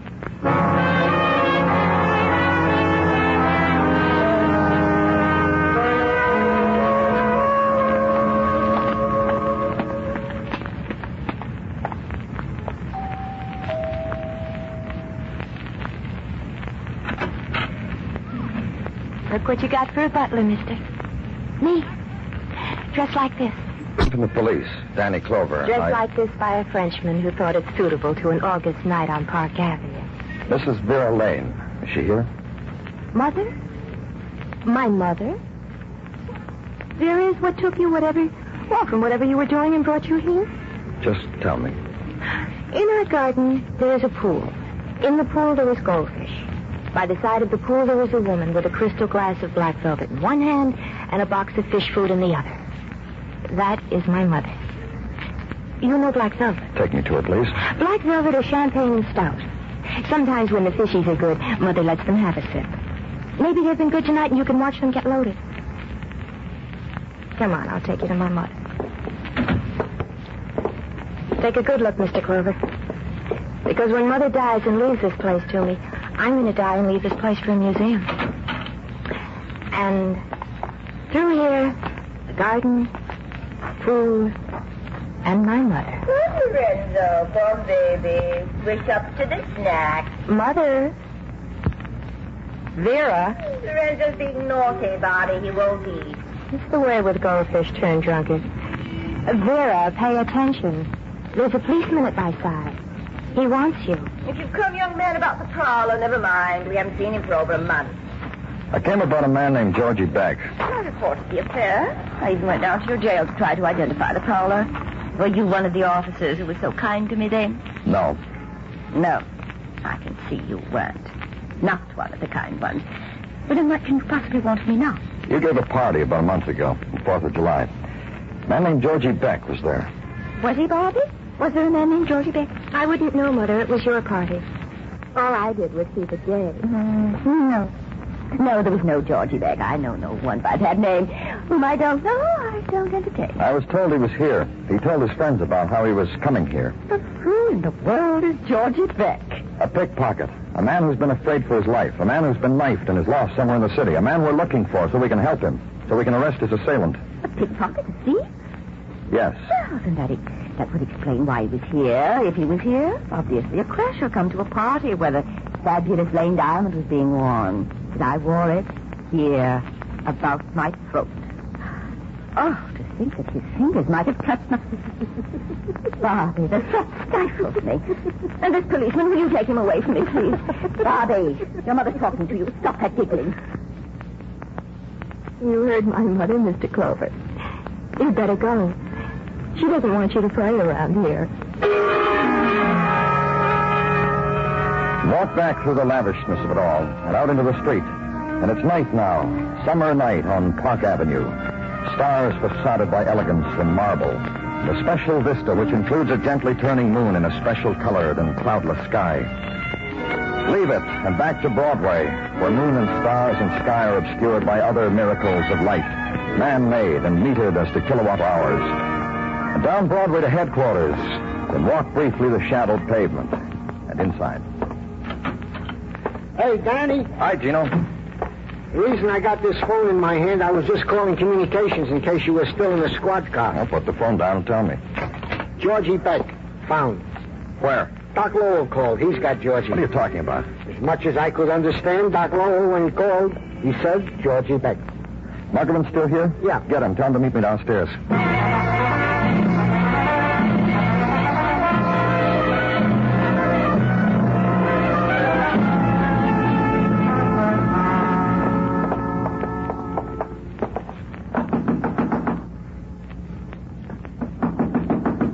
Lights on. Somebody's in there. Try it again. Let's go in, Muggerman. Yeah. There they are. Yeah, both of them flat on their face. Take the dark, Muggerman. Right. Come on, Doc. Get up. Rise and shine, Doc. Come on, come on.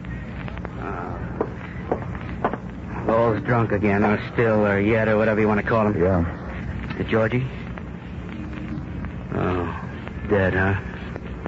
Dead.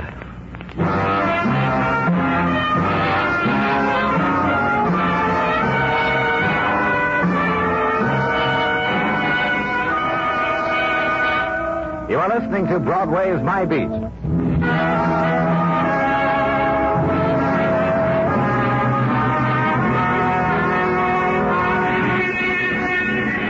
days are slow on Broadway now. It's summer, and the time clock people go home in sunshine.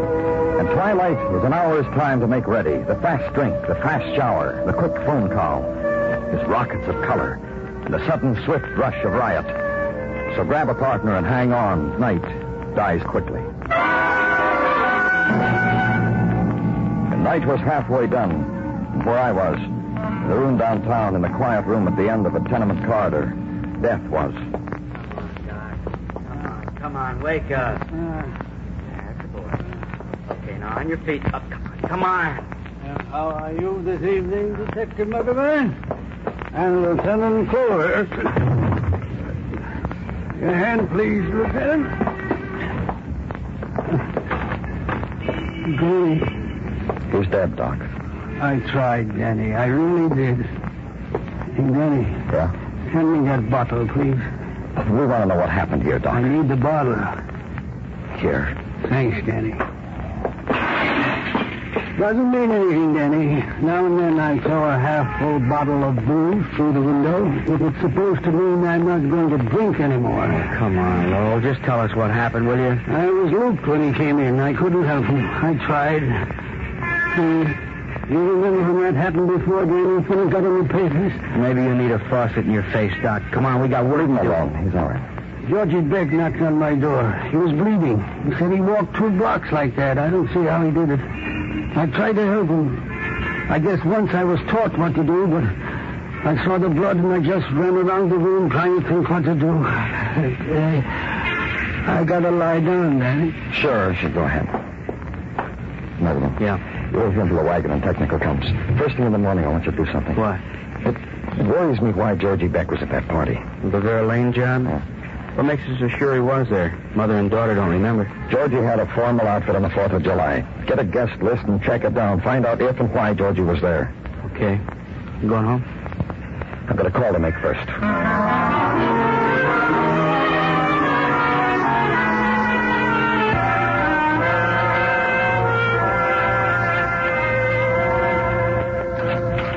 Danny? Well, come on in, Gino. I've been waiting for you. Since your phone call, I've been helter-skelter gathering material, Danny. And I don't want to seem rude. About what? Well, could not this material gathering have waited until morning? Mrs. Tartaglia cannot see her way clear to take material gathering as an excuse for the empty pillow on the left side of the Tartaglia bed. I'll write you a note home, Gino. Now tell me what you've got for me. Merely what you asked. The record on Georgie Beck. Tell me about it. Roger. In December 1940, Georgie was apprehended in Times Square encumbered with 16 wallets, 15 of which were traced to squalling citizens, sentenced 3 to 5. In April 1946, Georgie was apprehended with 6 wallets. Only 6, Danny, since it was just 12 o'clock noon. No, just tell me about this year, Gino. Roger. This year, no arrest. He was a frequent passer through at our show-ups, his last appearance being at the early show-up on 23 June. And what else?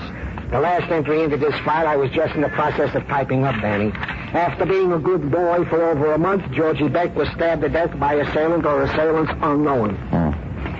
But go home, Gino. It'll wait till tomorrow. Home? You're a strange one. Huh? Yes, you are. Good night, Danny. Then against the flow of an August night, walk the quiet streets of the city. The time is for the looters of night. Somewhere a stockpile of illusion may have been left unguarded. Somewhere there must be a dream not yet dreamed. A whispering, uttered to no one else. A corner of an alley unoccupied. The trash can unsearched. Walk. And be conscious of the night pattern you fulfill. Drifter, straggler, searcher, derelict. And in the room, night ebbs, and in its wake, sleep. And on the wall of the room dances the image of a pickpocket in finery, sauntering through marble mansions.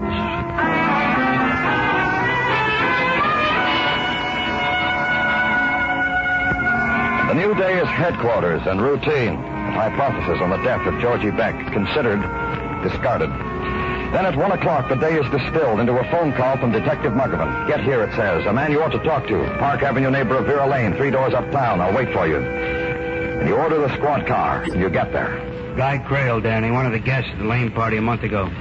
Lieutenant Clover, Mr. Crail. The thing you two must understand about me. In the mornings, I'm irritable. In the morning, repetition bores me.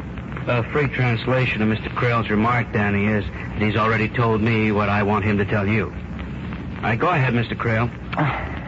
Perhaps you don't understand. I abhor being repetitious, tautological. Hey, you just go right ahead and be that, Mr. Crail. Now speak your piece to Lieutenant. We won't tell a soul how you are in the morning. Well, for this mercy, thanks.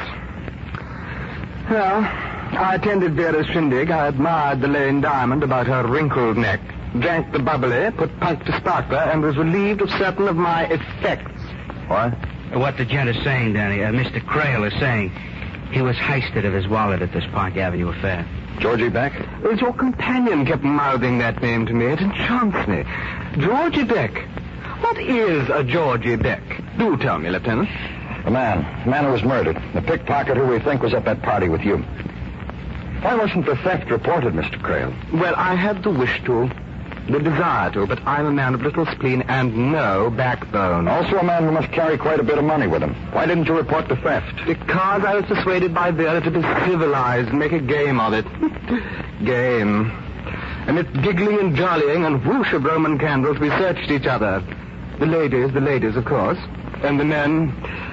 Well, anyhow, we found my wallet on Johnny, who fled from our derision to some lair or other. Yeah, tell the lieutenant about Johnny, Mr. Crail. You don't know Johnny? Johnny Monday? No, tell me. It will surprise me. Johnny Monday, juvenile delinquent at 14, criminal at 20. Oh, I do relish this. Just tell me. Well, somehow Barbara, that would be Vera's offspring, somehow Barbara found this Johnny in her wanderings, imposed him on our circle, and one night announced to us her engagement to him. Miss Lane was in love with him? Well, Barbie's emotions are a wilderness to me. Anyhow, if she had love for him, it must have died the night he thefted my wallet and fled. Well, now that you completely destroyed my... We're real sorry about that. Let's go, Muggavan.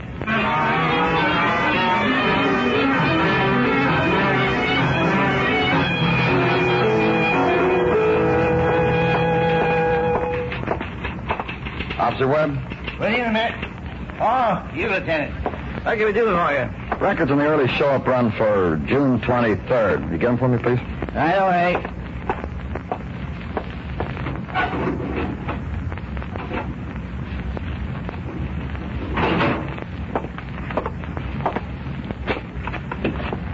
All yours, Lieutenant. A fine collection of pickpockets, prowlers, and sorted muggers. Thanks.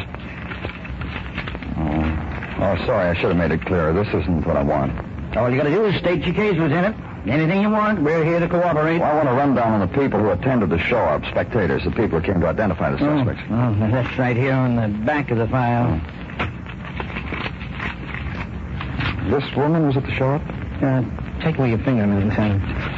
Can we got Vera Lane? That one? Mm-hmm. It's there on the record, Lieutenant. She was here.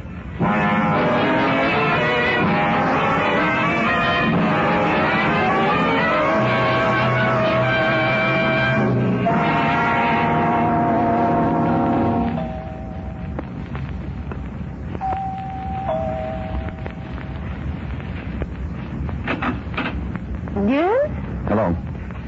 I'm Lieutenant Clover. Don't you remember? Who? I was here last night when you were feeding the fish. Yes? May I come in? It'll be a few hours yet before I feed the fish. Let's go in, Mrs. Lane. I want to talk to you. You want to see me while you see my daughter? That's a nice compliment. Funny. It's that detective who was here last night. Hello, Barbara. Hello. Bye now. I'll tell you when, Barbara. I did the polite thing, Mr. Clover. I greeted you. What do you want? Just come back here. All right. Tell me when to start. Barbara. Yes, Mother? Don't start anything. Just listen to the man. You're here for what, Mr. Clover? To tell you about Georgie Beck. That's the man I read about in this morning's paper. That's the man I asked you about last night. Well, what happened to him? Mother, you read. What happened to him? He's dead. You're here for what, Mr. Clover? To gather everything together. To tell you why he died. I know why he died. Oh, don't be silly, Bobby. He died because a drunken doctor, a doctor with no license, couldn't do anything for it. That's right. Goes a little further than that. Bobby! Now, don't get the vapors, Ma. Georgie Beck was a little man who thought someone was following. For a while, we put a man on it. Nothing happened. We dropped Georgie. Don't chew your lip, Mother. Just listen to the man. Very a little. I don't understand this. I don't understand why this man is And here. you don't understand me. Yes, that's right. We dropped Georgie, but then Georgie called. He said he'd been hurt. Then he, or someone else, hung up the phone. Maybe Georgie figured the police would think he was crying wolf, so he went to the only place he knew for help, a drunken ex-medical student. And when you found him, he was dead. Right. Exciting. And the rest But I of don't it... want to hear the rest of it. I don't want to hear anything. You will, though. Won't you, Mr. Clover? You wanted to. Over and over. Over and over. Hi, Ma. What am I going to do with you? Mr. Clover, did you ever hear a more stupid question in all your life? Georgie was at your 4th of July party, wasn't he? You trying to beat Ma on stupid questions? Mrs. Lane, tell me about the time you went to the police show. Barbara, you're a willful, spiteful girl. I know. I don't know whether you ever saw a prowler or not, Mrs. Lane. That's not important. What's important is that you were at the June 23rd show at the same time Georgie was. And then all of a sudden, Georgie had formal clothes, went to your party, started living at a good hotel. Ma hired him. Didn't you, Ma? Mom? Mom, didn't you hire him? Yes, I did. I'm your mother, and I know what's best for you. She's my mother, and what's best for me is to hire a pickpocket. You know why she did that, Mr. Clover? I know. to pick a man's pocket and plant the wallet on a boy you were engaged to discredit him in front of your guests. To make him run away from him. Yes. Yes, I'm your mother. Oh, shut up! And you're my daughter, and you wanted to marry a boy like that, with that record. A criminal with a record. Who's going to marry me now, Mother? You killed Georgie Beck, didn't you, Barbara? After the party. After what happened... Don't tell him. After what happened, Johnny came back. Johnny Monday, Mr. Clover. My love. The boy I'm never going to marry. He came back. He called me the next morning and I met him. You never knew that, Mother. No, I didn't. I don't know anything about you. I don't know what kind of child you are. I met Johnny, Mr. Clover. He told me he recognized that man at the party, that Georgie Beck. Knew what he was. He found him and followed him. He was going to kill Georgie, but I begged him not to. He told me where Georgie was, and I went there. But I saw a policeman. I waited a long time until there were no more policemen. Then I did what I had to. Why, Bobby? To get back at me? When I was leaving Georgie's room, Mr. Clover, he crawled over to the phone. He called someone, you, I guess. I watched him for a while, and I took the phone out of his hand and hung up. What happened to your fiancé? Where's Johnny now? I don't know. I gave him money and he went away. Of course he did. Why isn't he here now to help you? Like I am. I'll help you, Bobby. I know what to do. I'm your mother, and I know what's best for you. You'll be a great help. You wouldn't let me marry the boy I love. Well, lose the son, gain a murderess.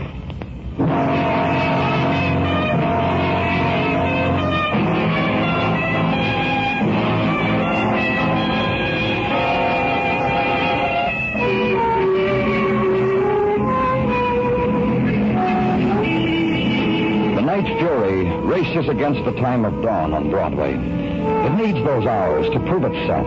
Mob and grinning faces, hawkers, and the high heels clack, and the voice that whispers. But hurry. Time is a race, and night lasts only so long.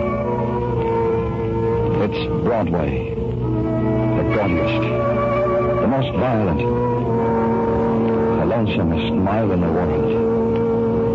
Broadway.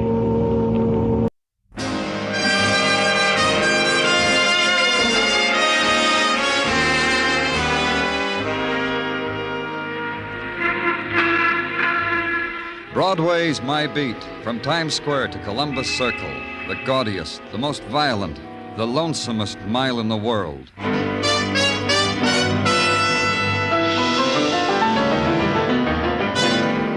Broadway's My Beat, with Larry Thor as Detective Danny Clover.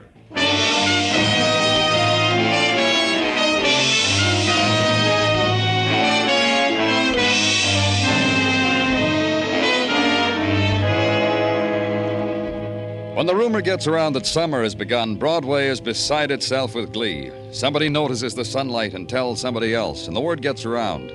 It drifts cross town, and a man reaches into his closet for a hand organ, puts the funny hat on his monkey, and takes a walk up to Broadway, just to grind out background music for the big grin. It's the time for the dachshund, and the silken ankle, and the flowered print dress. The orange juice is sweeter, the knish is lighter, and a guy runs down the street screaming, "I'm in love." It's June.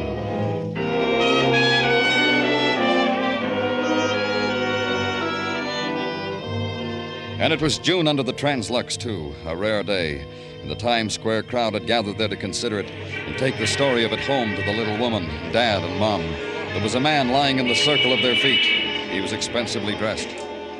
He's dead, Danny. What happened, Muggavan? Come on, you people. Break it up. Come on, get going. What is it with them, Danny? What happened? How can you tell what happened? People milling around, crossing streets, going to lunch, looking at the want ads over there in the Times building. Suddenly a guy's face down on the pavement. Somebody laughs, drunk, and somebody sees blood. So we got him on the pavement and them watching. Stabbed. Yeah. Know who he is? Uh-huh. Here, wallet. Loads of identification. Yeah. Earl Lawson, Park Avenue. Earl Lawson. Earl Lawson, stocks and bonds. He's got a name. Wizard or something. Makes money by the buckets. Anybody see it happen? 1 million people on Times Square, high noon. Nobody saw anything. Nobody. Now, look, you people, why don't you move along? Go home. Get out of here. Safest place in the world to kill somebody, Muggavan, in a crowd. Walk up to him, stab him in the back, keep walking. Well, it started off to be a pretty day. Yeah, real sunny. And just across the street, the file of crowd waiting for the movie that was better than life held on close to its place in line.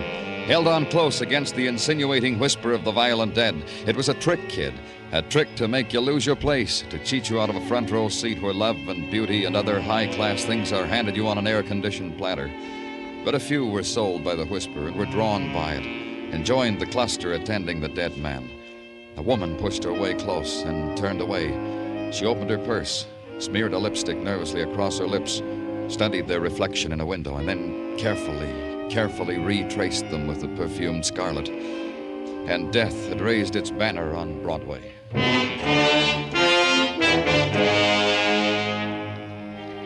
The home of the murdered man was a place whose sounds had been geared down to the soft purr of wealth. The swish of the ankle-deep carpets, the flute-like trills of the parakeets taking the noonday sun in exclusive cages. The butler who murmurs you into the library and asks you to wait quietly. You don't dare open a book because turning a page would release a clap of thunder. And finally, when you'll wait no longer, the soft voice at your shoulder. I'm glad you made yourself at home, Mr. Clover. This is a difficult house to do that in. It's quiet, you can say that for it. You're... Harlan Lawson, Dr. Harlan Lawson. Oh, then the book's on this shelf. My one literary effort. All 20 copies. 20 copies of the same drivel. New Freedom, Pennsylvania, the utopia that failed. Nice binding, though, wouldn't you say? Quite. Expensive. That's my brother. He's everything you say. He gave me those when I got my Ph.D. Made a grand gesture of binding my doctor's thesis and burying it 20 times over on this shelf. Every time he fingers the gold lettering, I tell him how grateful I am. You don't get along, you and your brother? We suffer each other. Let's put it that way. He has his world. I have mine. And your world would be? The back alleys of poverty. You see, I'm in the nature of a failure, Mr. Clover. I'm a social worker. Doesn't pay very much. But I take in tears and give in exchange baskets of fruit, my brother's castaway clothing, and the gestures of sympathy they taught me in post-grad humanities. But you keep on living here with your brother, with Earl Lawson. I exist here. Is this why you came, Mr. Clover? To run your hands over my brother's library? To probe into me? Or is it... No. Don't say to me Earl has somehow run afoul of the law. Don't say it, because I wouldn't believe it of Earl. He's dead. He was murdered. Your manner of saying it. You leave me nothing but to believe you. He was stabbed, left lying on the street in Times Square. He must have shuddered that it found him in a place like that. I'd swear he shuddered. Your brother dies, and that's how it hits you? To each his own way, Mr. Clover. You're implying that it was I who killed him? Let's play it that way for a while. I've dreamed the wish sometimes, but I couldn't have killed Earl. I slept the morning through. Earl's butler will testify to that. He was serving me brunch when you came in. Expensive brunch with wine. Who else would want your brother dead? Besides me? That would be your thesis, wouldn't it, Mr. Clover? I suggest the scholar's approach... Yeah, thanks. I'll try.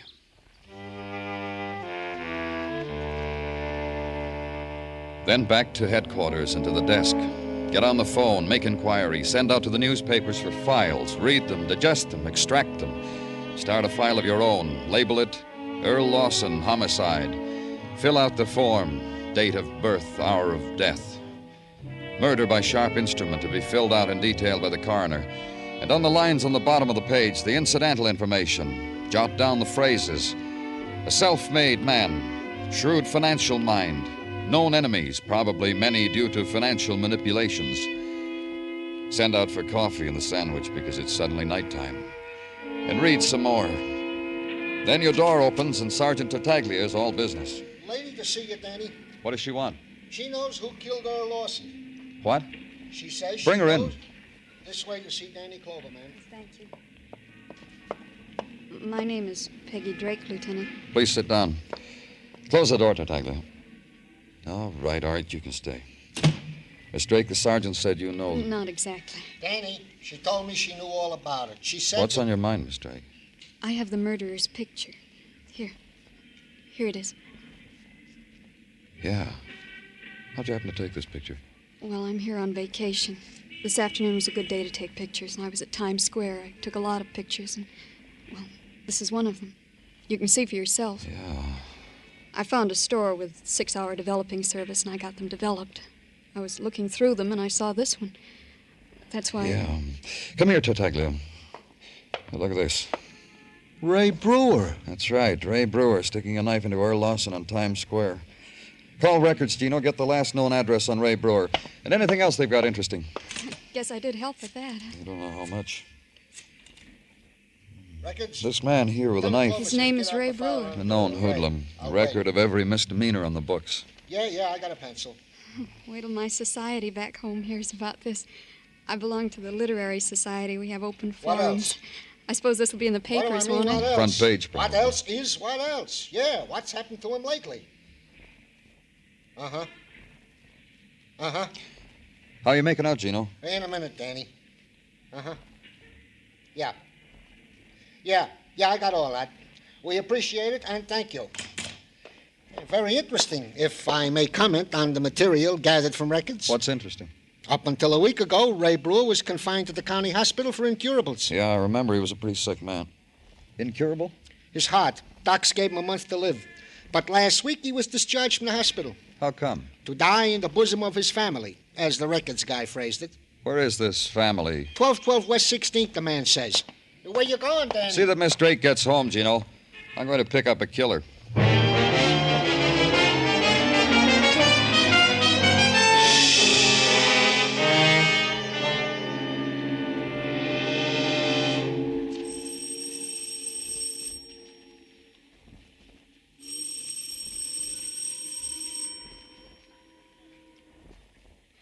Open up, Brewer, or I come in anyway.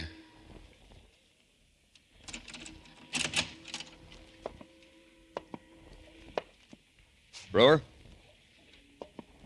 Where are you, Brewer? Huh? Out here, Danny. Taking my ease on the fire escape, watching you. Watching you spill out your strength. Throw away the gun, Ray. They tell me you've got a month. If you throw the gun away, maybe you can live a part of it out. All of it. It's arranged. I live all of it. 30 days, Hathaway Brewer. If I come out after you, Ray, it'll cut your time down to a half minute. You make me shake with fright. Stay where you are, Danny. I'll bring it to you.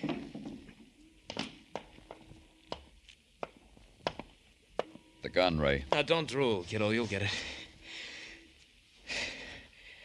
Funny, when you rang the doorbell, I thought it was a boy from Milford's, but no, it was you. How come you find me so lightning quick, Danny? A girl, a visitor, got you a picture sticking a knife into Lawson. I never could learn to be camera shy. Poke a camera in my nose, I smiled for all birdies. Turn your back to me, Danny. I feel a new smile coming on. Listen to me. You don't turn your back, you bleed in the face. Turn. You did that, you brought sunshine into my short life. One for the road. It splintered through me, puncturing, ripping into the dark cells where pain lay waiting for it. Being released, scurried, darted through me, opening endless doors on endless hurt. These new ones took over, finally. Gave up, because they'd overdone it. I couldn't feel it anymore.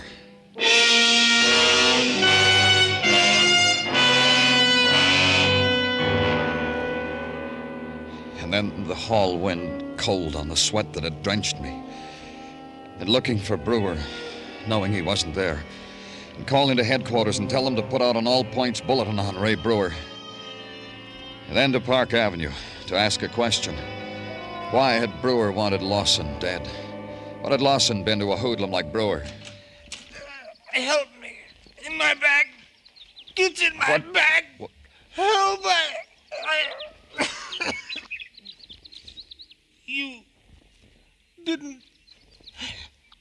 You didn't help. Down the long hall, I could see the parakeets preening, pecking into their clipped wings. The new stillness of the man lying there with a knife in his back. Dr. Harlan Lawson. Dead. The nap of the thick rug furrowed where his hands had tried to tear life out of it. And suddenly the flute song of the parakeet started again. And it wasn't still anymore.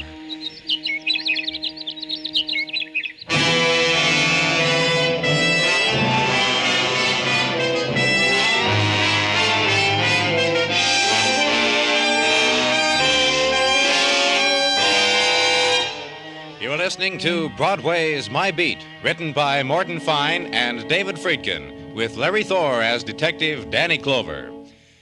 The sensational young tenor Mario Lanza will take the place of Charlie McCarthy and Edgar Bergen on CBS while the famous pair are on summer vacation. Mario Lanza starts his new series tomorrow, and he'll be heard each Sunday this summer on most of these same stations. And while Jack Benny is off for Korea, Guy Lombardo and his orchestra will be on hand to entertain you in CBS familiar Jack Benny time.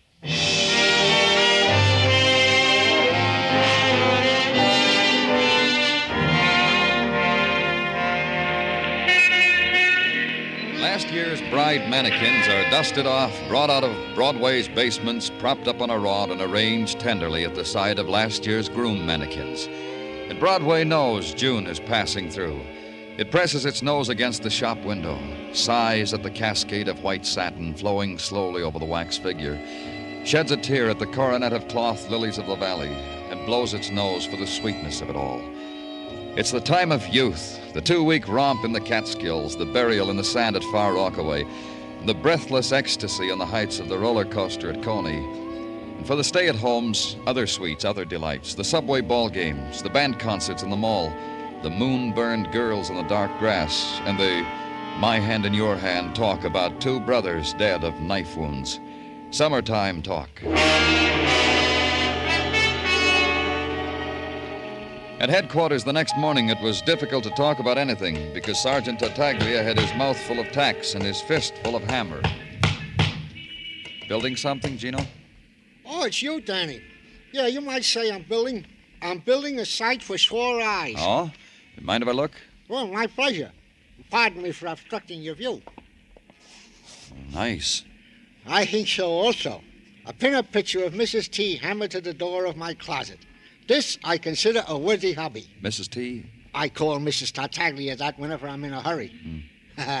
Consider her, Danny, in her Catalina swimsuit, Jones Beach underneath her, the Tartaglia progeny forming a garland of angels at her feet. Ah, nice family picture, Gino. You mind taking the tacks out of your mouth now? So's I can tell you about Ray Brewer, huh? So's you can do that. Well, naturally. Permit me to close the closet door on Mrs. T first. I don't want every Tom, Dick, and... well, nothing on Brewer, Danny. The hoodlum killer is still at large. All points bulletins have been sent. Nothing, huh? Bread and butter, there is something. I forgot. The Milfords, of which the hood spoke to you, is Milford's haberdashery on Madison Avenue. Patrolman Curcio traced it down after thousands other Milfords.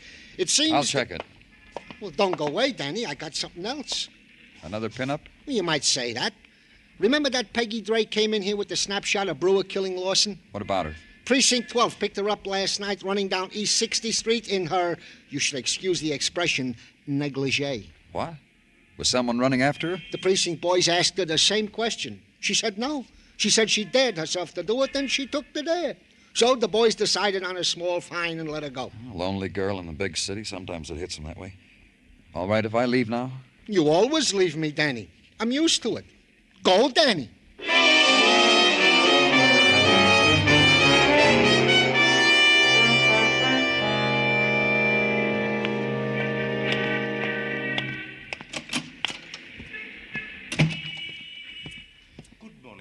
Is someone helping you? I'm looking for Mr. Milford. Mr. Milford is dead. What? 12 years ago. Like that. Zoot. He was discussing plans with a buyer and... I know. Zoot. Who are you? Mr. Milford, Jr. May I be of some service? I'm from the police. I want some information. Oh, what is it you want? The police department called you a while ago. You said you had some dealing with a man named Ray Brewer. Oh, yes, I did. I did indeed. You want to tell me about it? I don't see why not. Then tell me. Surely. Last week, Mr. Brewer entered Milford's and was fitted for a complete outfit, from linens to huaraches. Huaraches? Buttery a la Mexico. Mr. Brewer was going to Mexico. Note that I said was. Note that. Mr. Brewer changed his mind, huh? Well, that's a man's right. Mr. Brewer decided to stay around the city. Thus, he canceled the Mexican clothes and ordered town wear. Gabardines. And he paid you? I only ask because it's been bandied about that Mr. Brewer is not a wealthy man. His friend paid me. The friend who was with him when first he ordered. This friend? Here, this man's picture in the newspaper? The very one. Dreadful clothes. Not ours. Is he from here in town? What's his name? It says right here, Harlan Lawson. Ph.D. It says this chap was murdered. That's right. Do you have any idea why Mr. Brewer changed his mind about going to Mexico? None. He was so delighted, too, the first time he was in here. Showed me a travel brochure put out by the airplane people, Central American Lines, I think. I've been to Mexico, you know, ridden on a donkey. Thanks, Junior. Thanks a lot.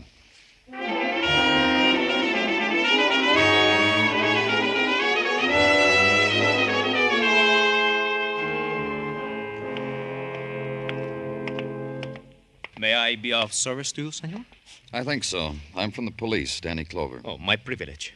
You wish to tour Central America to observe our police methods? It can be easily arranged. I will speak to the Latin consul. I just want to know about Ray Brewer.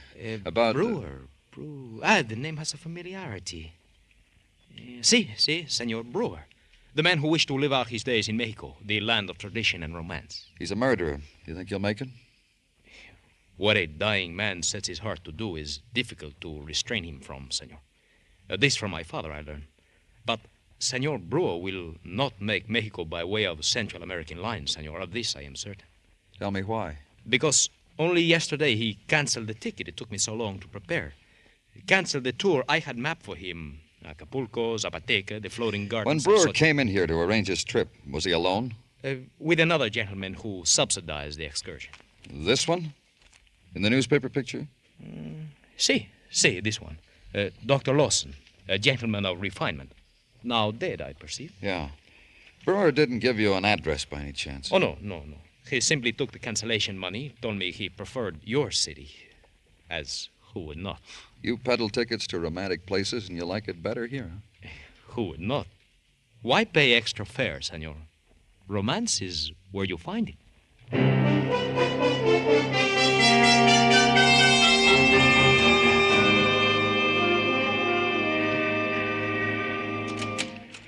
Danny? Oh, come in, Muggavan. Sit down. Oh, thanks. Got anything? Nothing. Guy Brewer's hiding someplace. Where, I can't even begin to guess. Nobody knows anything. Stool pigeons, old friends of Brewer's, not a thing. If he gets out of the city, it's going to be tough. Yeah. How do you figure it, Danny? Figure what? This, the case, the killing of the Lawson brothers. You know what I mean. You piece it all together, it comes out easy. Show me. Sure. Harlan Lawson wanted to get rid of his brother. For money? Maybe. But more than that, I think. Earl Lawson was a man who beat up the world. Harlan just stood there and cried for it. Well, Harlan was a social worker, Danny. He probably did a lot of good where it counts. Sure he did.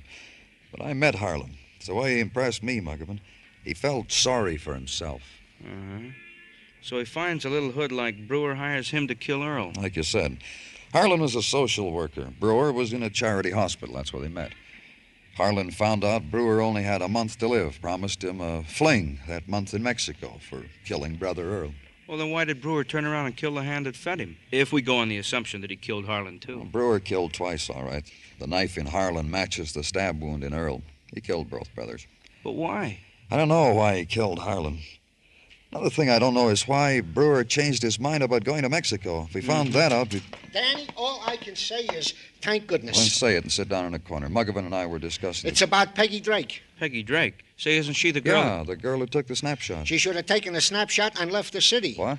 Just a few minutes ago, at 5 until midnight to be specific, she had a to-do with a cab driver. Tried to force him to take a wardrobe trunk in his back seat. Broke a window while so forcing. Quite a scene. The police suggested a moving company. And what? Oh, give me a breathing spell, Danny. And Officer Padyunik suggested his father-in-law and stood guard over the trunk until his father-in-law, the Murphy Movers, hauled it away. Thank jeepers this girl leaves for her hometown of New Freedom, PA in the morning. Where? New Freedom, Danny. The trunk has already left by Murphy Trucking Company, and the girl, Peggy Drake, leaves tomorrow, for which leaving the police only again waved the finger under her nose. Highway Patrol, Muggavan, pick up that van. Escort it back to Peggy Drake's place. Right there. What do you know? So that's why Brewer changed his mind about going to Mexico. Then I waited. It was a little less than an hour when the phone call came. The Highway Patrol had picked up the van at the entrance to the Delaware Bridge. There was plenty of time. Time to grab a bowl of chili and walk over to the 60s, and to the rooming house where Peggy Drake was staying. Inside, the banisters of the staircase had been worn smooth by 1,000 respectable hands, and the color had just begun to drain from the flowers in the wallpaper. On the third floor landing was a trunk.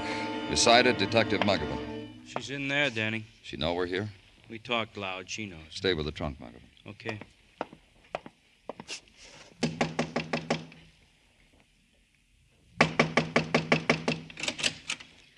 Oh, it's you, Mr. Clover. Glad you're here. Come in. Please, come in. What goes on in your town? I don't understand you people. Something wrong, Peggy? There was all that noise a little while ago. I opened my door a bit. I saw my trunk. Explain it to me, Mr. Clover. You were sending it back to New Freedom, huh? Of course, where I live, where I came from. That's where you met Harlan, wasn't it? What's he got to do with it? I need some sleep, Mr. Clover. My bus leaves early tomorrow. You're not leaving. You want to bring your trunk back in here and unpack? I'm not leaving. Wait a minute.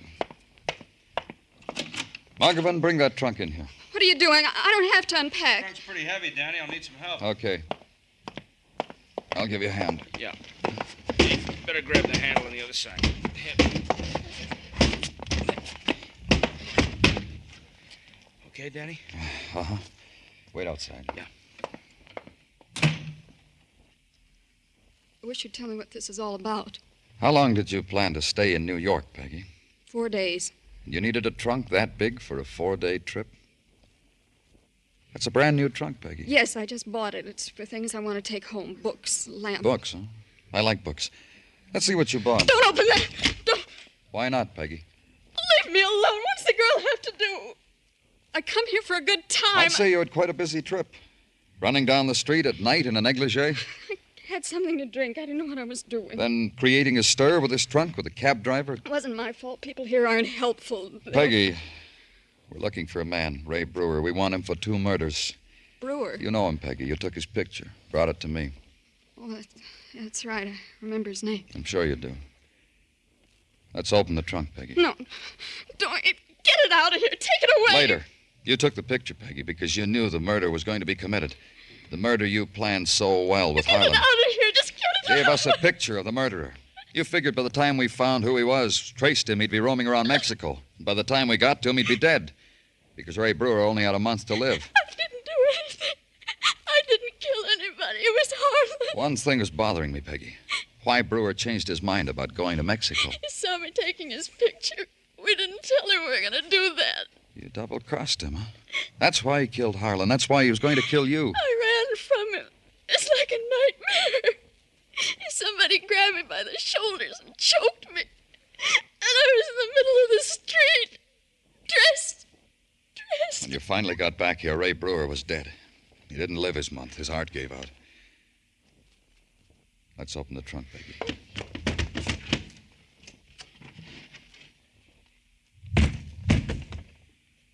There he is, Ray Brewer. I won't look. I'm not going to look at him again. All the while I was putting him in there, staring at me. staring. And I couldn't get the trunk closed. His hand. I was alone. All alone. His face staring at me.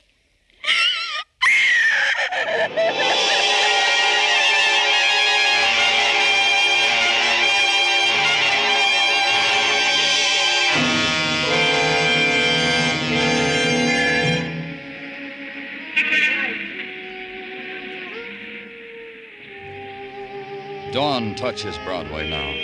The remnants of the night are driven back into the earth. You walk the streets, and from behind a doorway you hear the old sound, the sound of weeping. You know the nighttime will never leave. It's found its refuge. It's Broadway, the gaudiest, the most violent, the lonesomest mile in the world. Broadway, my beat.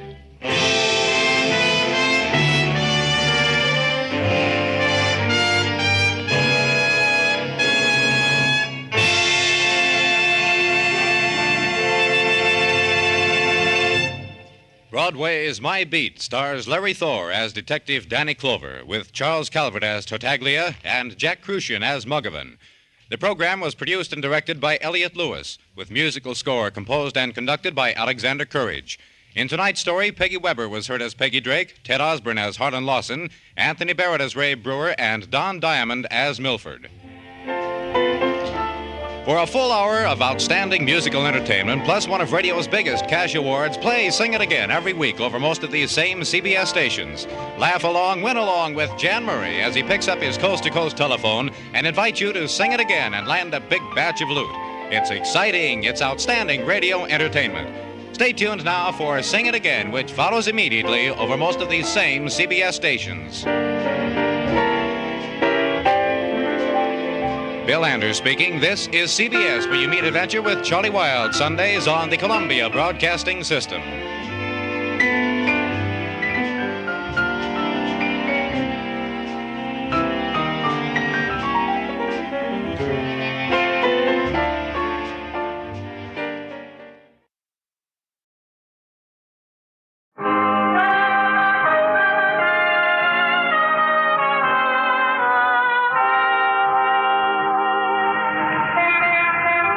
Broadway's My Beat, from Times Square to Columbus Circle, the gaudiest, the most violent, the lonesomest mile in the world. Broadway Is My Beat, with Larry Thor as Detective Danny Clover.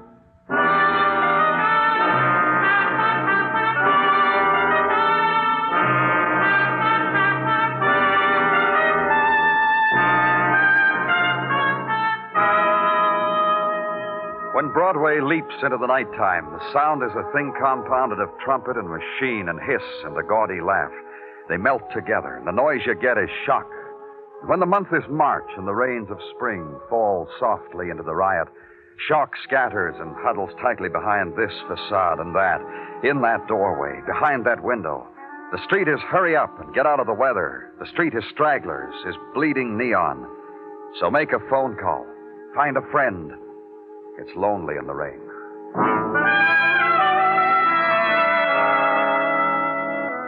There were ceiling-to-floor windows where I was to enjoy the view, high above the city and look out over it, blurred now by the spinning raindrops, the penthouse apartment, and violent death on the 40th floor with its own private entrance, and Detective Muggavan kneeling over it.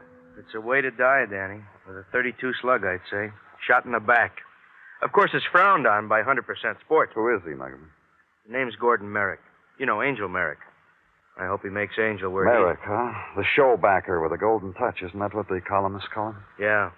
They'll think of a better one after tonight. Well, let's have it, Muggavan. What happened? Well, pretty definite when he was shot. A hotel like this times everything. Calls, requests for room service, you know. Merrick called down for champagne at 11:30. And a table service. For a two? Well, would you drink champagne alone on a rainy night in a place like this? Sure, for two. Waiter brought everything a half hour later at midnight. No answer. Walked in, saw Merrick lying there. Any callers on the desk you have? Anybody could get on the public elevator to the 35th floor, get off, take the private elevator to here. No way of checking. That painting underneath him looks like he grabbed it when he fell. I don't blame him. All I got that resembles that picture I had to cut out of a magazine and paste in my locker. With Merrick, it's a life-sized oil painting. Comes the time I back a show starring that woman. Carol Royce. Beautiful girl, must have been. I saw her a couple of weeks ago coming out of the theater where her show was playing. Well, I would have found some excuse to stop her and talk to her. You know, your car's parked in the wrong zone or something. Well, work to do, huh, Danny? And through the window, the pattern of the city far below, sodden now with rain and mist. The sunken city, its roar muted, its brilliance dimmed and sallowed in the haze of night rain. Then the quick phosphorescent gleam of neon, and only neon has the power of flight through this darkness. All other lights are slowed, their shimmer flows on the currents of wind, and here and there are trapped, gathered into a blob, shapeless, blurred, and a man on the pavements below pauses an instant, touches a flame to his cigarette, hurries away, because this death in this place has somehow whispered into the fall of rain. And at headquarters, the opening of a file on the death of Gordon Merrick. The image of the woman's portrait to whom he spoke is dying gives you the first entry. A name, Carol Royce, an address, Sutton Place on the East River. Go there. The woman who finally opens her door to you is wrapped in night lace and goes well with March Torrent. I was trying to sleep. It's quite late, you know. For me, it's late. I'm from the police, Miss Royce. May I come in? It's late, I told you. I'm trying to sleep. I have a matinee tomorrow. It's about Gordon Merrick. What have I to do with... What about Gordon? He's dead. He was murdered. Please come in. I asked you something. Yes? What have I to do with Gordon Merrick? Alive or dead? We found him holding a portrait of you. When he was shot in the back, he must have reached out and... In the back? Poor boy. In the back. It must have hurt. You think so? Think what? Think that it hurt. Tell me. I want to know. I'll send you the autopsy report. Do that. Please do that. That's all it means to you, is dying like that?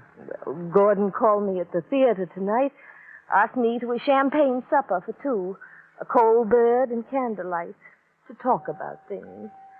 I was bored talking to him about things, so I didn't go. I came home, tried to sleep. Oh, my portrait in his arms. Poor boy. Talk to him about what things, Miss Rice?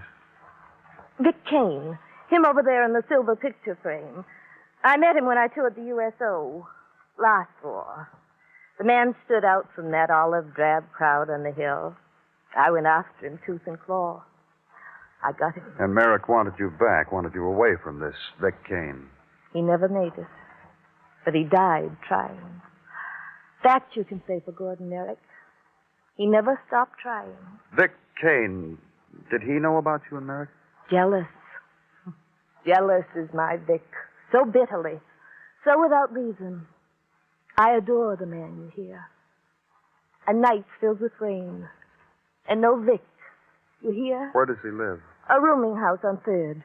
756 3rd Avenue. But he won't be there when you go to him. I've been calling him ever since I got home. Hello? Oh, yes. Yes. Is it? Yes. Vic Kane? No. Our eager boy stage manager calling a rehearsal for tomorrow's matinee. You, Vic, between the two of you, you've murdered sleep. Anything else you want, Bed? And leave there, and the drive now downtown through the streets of wavering shapes and rain that slants towards you with the sound of the windshield wiper that somehow becomes intimate and lolling. The spotlight on the car searches out a house number, finds it. Be told Vic Kane is not at home. But why don't you wait, sir? That chair over there in the hall, sir, is for waiters. So wait. The hall is a place of built-in draft and a picture of a tiger at bay and a rug becoming one with the wooden floor. Wait. And in an hour...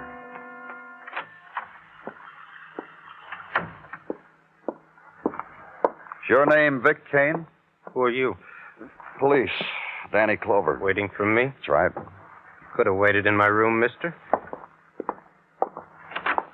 In here, it's always open. A stinking room by the side of the road. What do you want, cop? Information about the death of Gordon Merrick. Is he dead? On a rainy night? Very theatrical. Very. He was shot in the back, Vic. You got a gun? Yeah, I got one. 32. You want a pat-pat on top of your head and admiring, don't you? You just tell your boss I said you're real good. The 32 it is. Get it? Sure.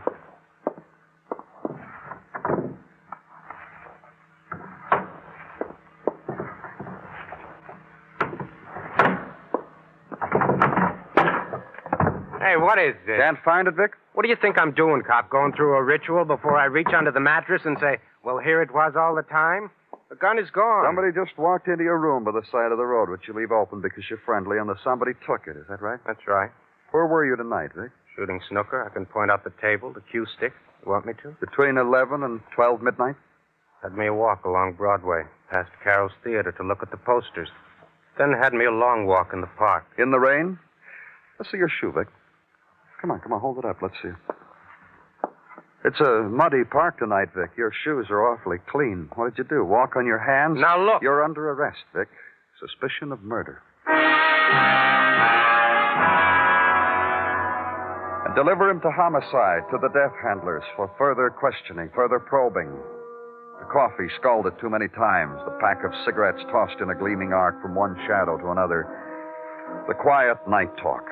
And Kane stays with his story. He's booked, locked up on suspicion of the murder of Gordon Merrick. And in a room reserved for it, gather up the shreds and rags of sleep. Try to arrange them on the steel cot. Not quite make it, because too quick there's a gentle clutching at your shoulder.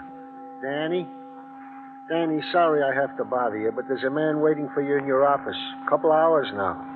I tried to let you sleep as long Walk away from sleep to where the man waits. A bulk of a man, his hand like a clump of cold iron in yours, and his voice soft, surprisingly soft. I wish I didn't need to disturb you, Mr. Clover. You boys work hard. Need all the dreams you can steal. I know. Anything I can do for you? If you care to, you can. It's a matter that rests entirely with you, my position being rather ambiguous in this thing. Which makes me a pleader, Mr. Clover. A special pleader. For what? I'm a private investigator, Jackie Scarn. I've been retained this morning by a Miss Carol Royce to investigate the murder of Gordon Merrick, which you were handling, I understand. You see now what an ambiguous position she's played. You could have told her you didn't want it. You could have told her the police were handling it. You've seen her, Mr. Clover. You talked with her at the moment when she expected another caller. You'll understand my receptiveness. That's in the large fee. She's paying you to find Vic Kane innocent of Merrick's murder? An observation not too astute, considering how deeply she loves this Kane man. No offense, Mr. Clover. Honestly, no offense. If you took the job, you must believe that you can do that. Prove Kane's innocence. Otherwise, you'd be... Taking all that she offers under false pretenses? Not true, Mr. Clover. I shall work very hard and with integrity. If I prove nothing, I get nothing. Only expenses. It's a thing we've grown to admire here, Mr. Scarn, integrity. Then you'll admire me. And since I must begin the process somewhere, your permission to speak with the Kane man in his cell? That is, if it's... Danny Clover here. Buggerman, Danny, get down to the morgue. Got a thing for you. Real interesting thing. Right away. You want to talk to Kane. That's your special plea, Mr. Scarn? Exactly. So I, too, can earn my keep. Tell him at the desk I said you could have an hour. Go ahead. Prove his innocence, Scarn. I'll admire you when it happens.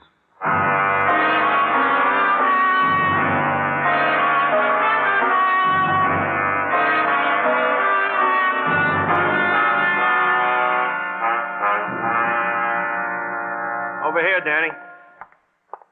Why don't you take a look at somebody? Okay, what have you got? This woman. Been here in the morgue since 5 this morning. She'd been dead about half hour. Oh. Who is she? A name that's made police blotter a lot of times. Vicinity of the Bowery. What'd you call me for? This gun. It was found beside her in an alley downtown. And? It's been up to technical, Danny. Slug that killed this woman came from this gun. Also, the slug that killed Gordon Merrick. Let's see it for a second. Serial number's been filed off. Yeah, I was coming to that. The boys in technical raised the numbers. And you know what? No, I don't know what. Come on. Gun's registered to Vic Kane. But I had Vic booked at 2 this morning. Yeah, his gun. This woman he couldn't have killed. You've got to find yourself a new murderer.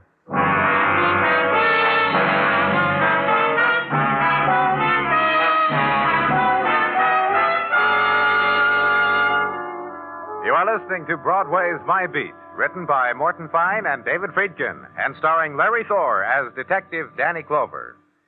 Now here's a word from Burt Lancaster, star of the motion picture The Crimson Pirate. This is Burt Lancaster.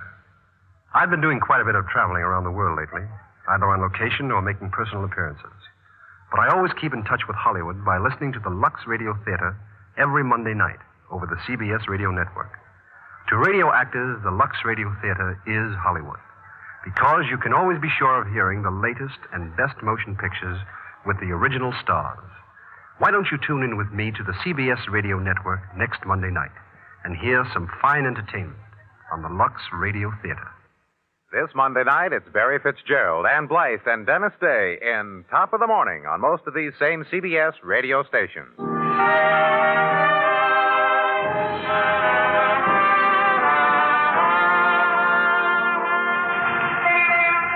The squall of rain lashes once more at Broadway. For the time of its passing, the desolation is complete. Only the gutters run with movement. Only the pavement reflects the shrieking of spectaculars, the insinuations of neon, the whisperings into nothing, the shrill promises offered on rain-tossed wind. And finally, the storm begins its dying. And from underground, a girl darts, her slicker glistening, her hair streaming under the shelter of a newspaper torn from a trash bin. And after her, another, and then another. The street is no longer desolation. Something else now. Something that happens after rain. And from a window, consider it. Follow the trickle of a raindrop with your finger. Consider that in this passing storm, a woman had lain dead in an alley. Then turn away from it and come face to face with Sergeant Tartaglia. Rain is indeed a moody thing, eh, Danny? Oh, well, hello, Gino. I tossed a similar comment to Mrs. Tartaglia during the night. I knocked on her shoulder, woke her up, and said, Mrs. T, rain is a moody thing. It taps on windows, calls up memories of tothood. You woke her to tell her that? Once she woke me about snow. We have an understanding about things like that, Danny. I'm glad for you both. I shall tell Mrs. T you didn't mind I woke her up. Thank you, Danny. And me, Gino. What do you have to tell me? And then the woman found dead with the same gun which did murder one Gordon Merrick. What about her, Gino? A woman, Sophie Henry by name. A frequent caller at her precinct pokey. A frequent instigator of brawls, friendly riots, etc., etc. A record up to here, Danny. Anything in it about a connection between her and Gordon Merrick? None, Danny. It was gone over by the department with tooth and comb. No connection. Anything else? Her address, if you need it. Besides the pokey, a flea bag in the Bowery. I scrawled the name here, Danny. Take if you need. You're welcome. That boy we're holding for Merrick's murder, Danny. Vic Kane. What about him? Do we release? Not yet, Gino. There's still an answer I've got to find. Why Sophie Henry was killed with his gun.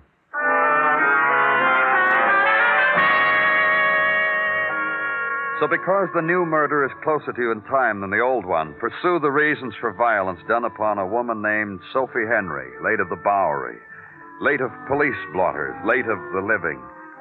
The ride downtown to the tip of the island. The streets are clean now after the rain. The chalk on the wall faded. The gutters running deep and turbulent for the 5-year-old sailors of matchsticks. The address you're looking for is placed between a grocery store and a bar. And note briefly that the cat in the bar window is the fatter.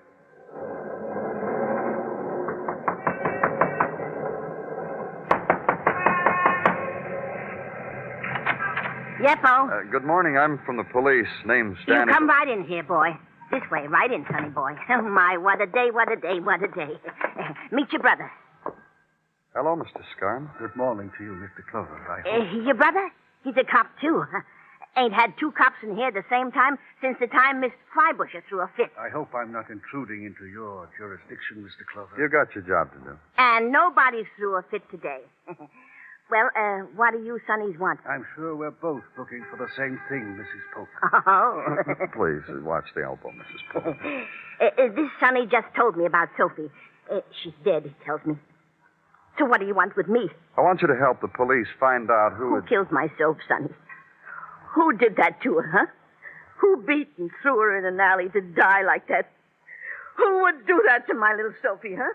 She was doing that when you knocked on the door, Mr. Clover. Now you're all caught up. You found out anything, all this, that we ought to know? Believe me, I'd be the first one to let you know. How come you're here? Well, you must know. For an identical reason that you are. The papers had it. My client's gun killed this woman, Sophie Henry. Hey. Yes, Mrs. Polk? How about me? What about you? Ain't you got questions to ask me? Well, promise you won't go hysterical again when I mention Miss Henry's name? Scout's honor. Just answer this question. When was the last time you saw Miss Henry? Well, when the hall phone woke me up last night, and the gentleman said, get Sophie to the telephone. And so I did. What gentleman asked you that? Did he give his name? No, didn't give his name. I called Sophie to the phone. What time was this, Mrs. Polk? What time? About midnight last night. After the call, she got dressed like always, and she went out, so I closed my door and went back to sleep. Poor Sophie. You know, she was like a little girl. Nothing you couldn't ask her to do, and she would do it right away. She was Let's always... get out of here, Scarn. Just one thing, Mr. Clover. Looks good for my client, doesn't it? How can you possibly figure Vic Kane's the killer?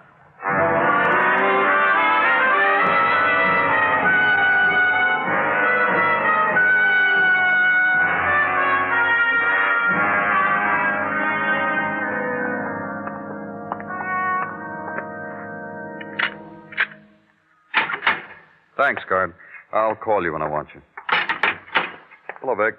Welcome. Carol Royce been in to see you, Vic? She was here. Oh?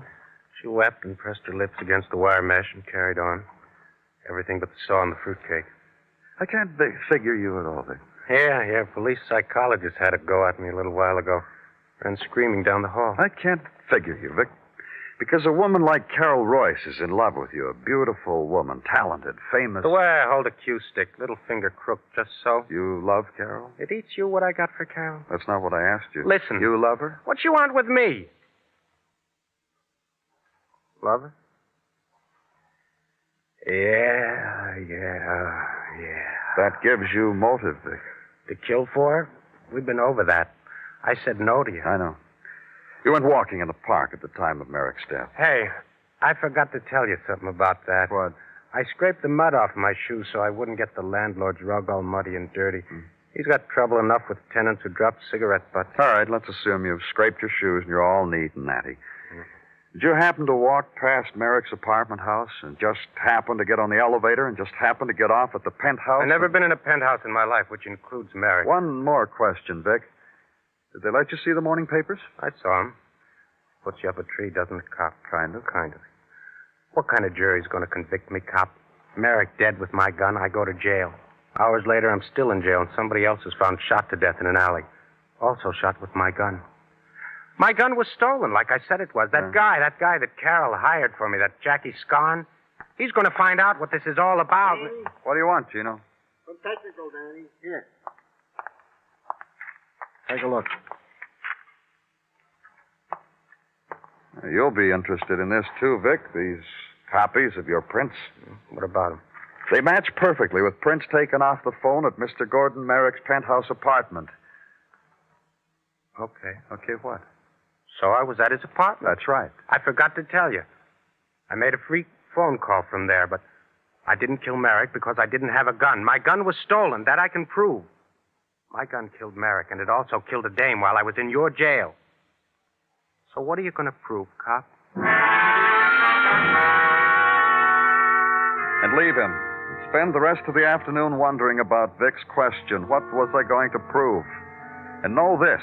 Vic would never be brought to trial unless I could prove something. His statement that his gun had been stolen would hold. But make an assumption and work from there. Assumption, Vic had murdered Gordon Merrick. Reason for assumption, Vic had lied twice. The mud that wasn't on his shoes, his prints that were on a telephone. Further reason for assumption, he had motive for killing Merrick. Motive, the love of Carol Royce. What needed to be known now was how the murder gun was found in the Bowery beside a dead woman. So have dinner and think about it. Read a newspaper. Catch up on back detail. And it's 11:30. A late time, but still a question time. So go now to the apartment of Carol Royce.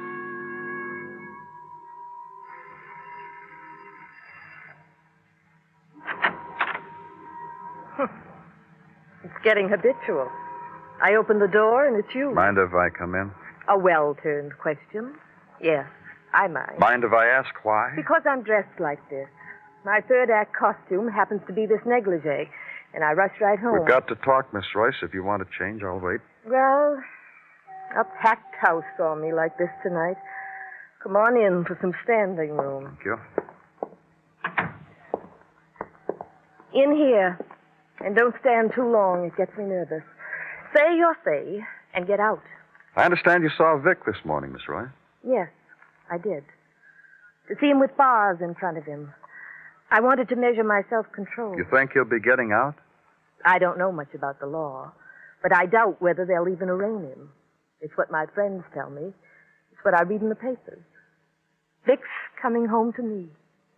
We'll have a party. He'll drink wine from my slipper. We'll pass it around the room, and only the two of us will drink it.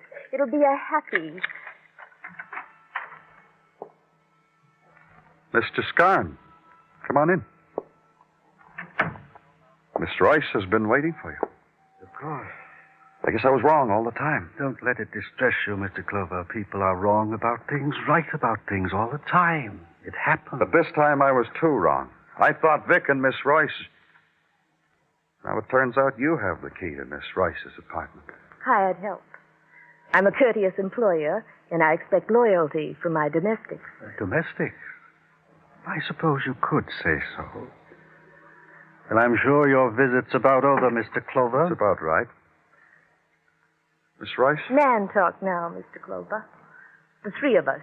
You really love Vic, don't you? I told you how it's going to be when he gets home. When's he going to come home, Scarn? That's up to Mr. Clover, my dear.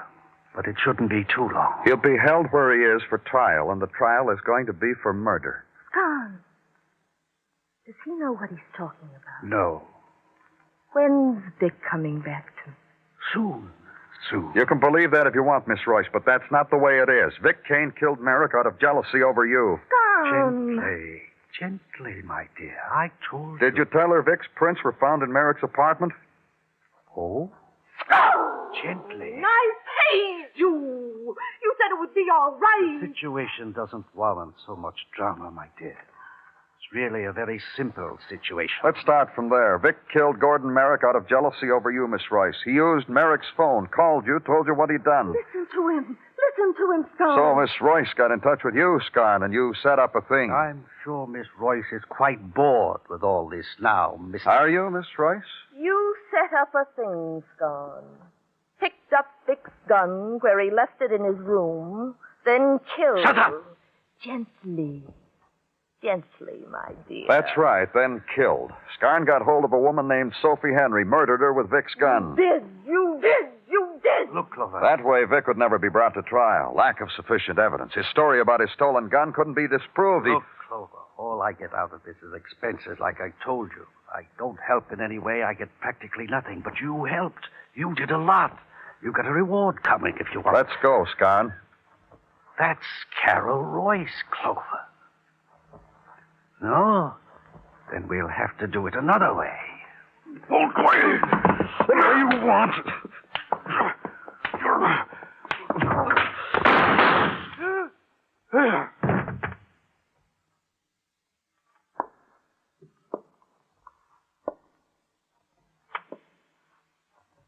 Here's my gun, Mr. Clover. Did I kill him? Is he dead? He's dead. Good. Take me away. I feel clean again.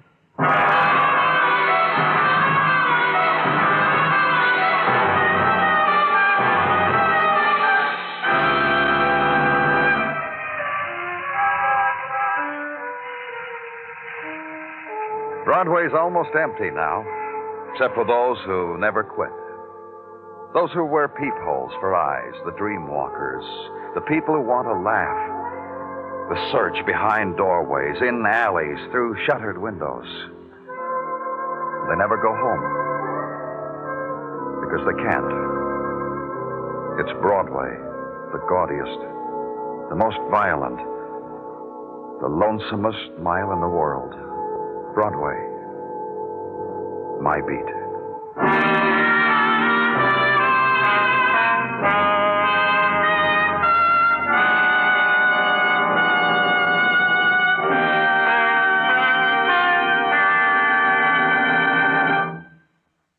Broadway's My Beat stars Larry Thor as Detective Danny Clover, with Charles Calvert as Tartaglia and Jack Crucian as Muggavan.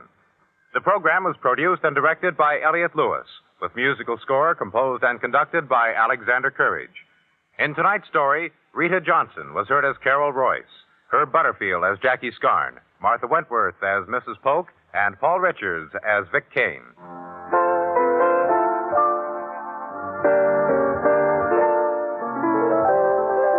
Tomorrow night, Joseph Cotton stars in Playhouse on Broadway. The play is titled In a Lonely Place. Don't forget, it's a thriller for Playhouse on Broadway tomorrow night on most of these same CBS radio stations. And remember, Robert Q's Waxworks bring you the top records and recording artists on the CBS Radio Network.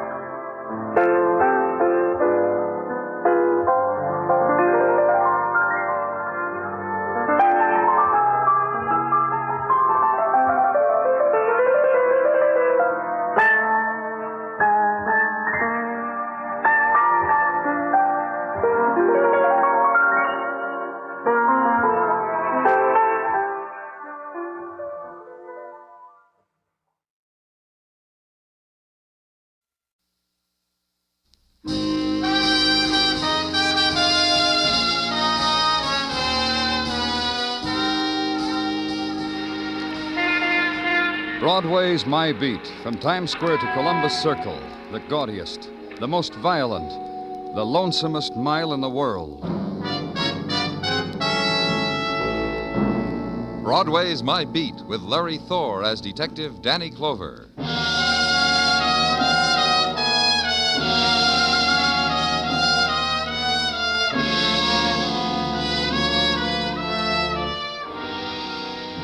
In the midday of summer, the sun plumps down and kisses Broadway's cheek, and Broadway loves it. The minutes are warm at the lunch counter, and the salami and cream soda never tasted so good. And walking by, the day's entertainment, the red smiles and the summer dresses and the sandaled girls with the legs of tan. And winking at you, the man with a potato peeler, which also cuts glass. Also, if held just so, will scale a fish. Free to whoever buys a pack of marked cards to play tricks on your friends. Slice of Broadway at high noon. Good time.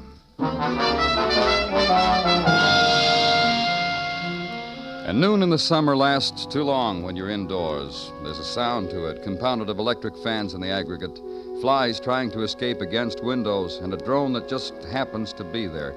Noon at police headquarters, and the opening door. Danny? Come on in, Muggavan. Oh, thanks. You'd have had the Coke a couple hours ago, only I got stopped. Oh? Yeah, Dr. Sinsky grabbed me. Well, I'm happy for both of you, Muggavan. What's on your mind?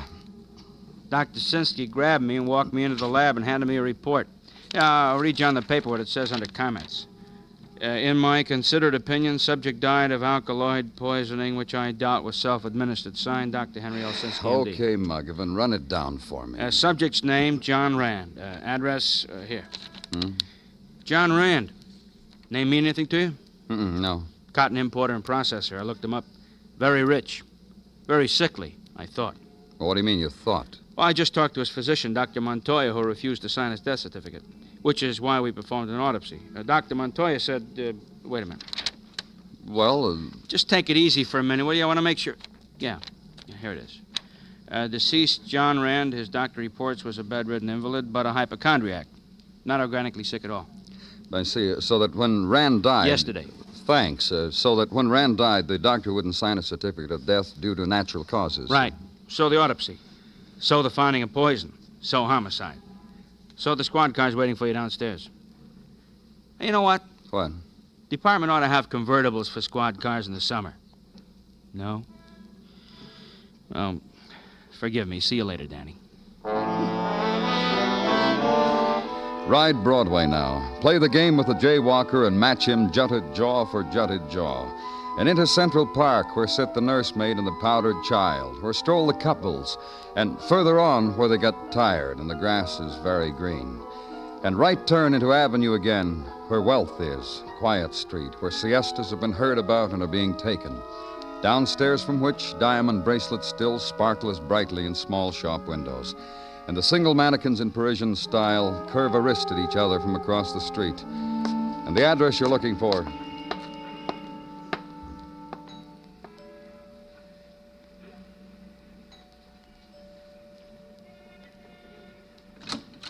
Yes? my name's Danny Clover. I'm from the police. Please. Are you Mrs. Rand? Please, there's been some trouble here. Your husband... He died yesterday. Please don't ask me to talk with you. Did your doctor, Dr. Montoya, did he tell you that your husband had been poisoned? What?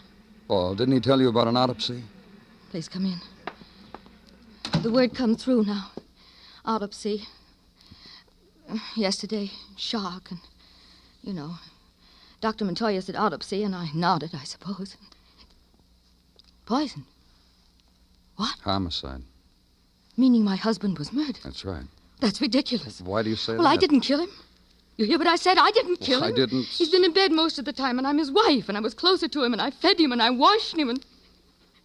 Listen, I didn't kill him. Who else could have? I'm asking you a question. Dirty, stinking, rotten Who? little... I'll kill her. I'll kill her. Who are you talking about? I'm going to take a gun or a knife or whatever I can put my hands on, and I'm going to kill her. Just take it easy. Tell me who you... Ward. Ward? Bonnie Ward, his nurse. His fawning, sweet little nurse. Last month he changed his will to leave her a few $1,000. I'll kill her. Where do I find Bonnie Ward? She lives here. Did, until yesterday. This was her home, you mean? Practically. She had a day off. Yes, there was a place. Apartments, something. Once or twice I picked her up there to bring her back after her day off. I'll want the address. Anything. Just so you let me get my hands on her. Anything you want.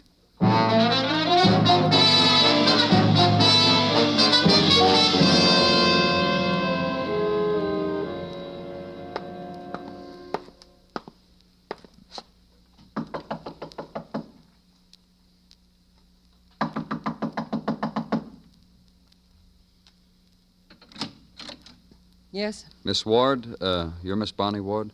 What do you want with her? I'm from the police. Leave her alone. Just leave her alone. Look, I'll say it however you want, in anger or pleading, or if you want me to, I'll beg. Leave her alone. Well? Is she here? Doesn't touch you, does it? How a woman Well, will just lower answer herself, me. Is she here? demean herself, crawl, grovel before people like you, and it doesn't touch you. Makes no impression. Because you're police. And a woman must scrape Let's and go bow inside, huh? I can't reach you, can I? Of course. Let's go inside. You didn't tell me who you were. No. Whatever hurt you have about the police, it's a simple question. Who are you? Angela Kenny, age 43, 5 feet 4.5 inches in height, weight 112. And Bonnie Ward, who is a practical nurse, says I'm thin and that it's an emotional Live thing. here with Miss Ward? An emotional thing that I am skinny, that I'm eaten up with all sorts of private bitterness. Bonnie says that. And what, Miss Kenny? Bonnie says that about me. And it is Bonnie who is ill and troubled and persecuted and driven. Driven. Till one day it'll snap. Her mind will snap, and there'll be people to thank for it. You and others like you. The pursuers. The relentless ones who run after sorrow with a net. Miss Kenny. Yes? Is Miss Ward here? No. Well, look if you want. Behind closed doors and in corners and under things. Look for her. I want to see how you go about it. Where is she? You won't look. She read how you found John Rand was poisoned. She went away. Fled. Somewhere. I don't know where. You understand? I don't know where Bonnie is. Sorry.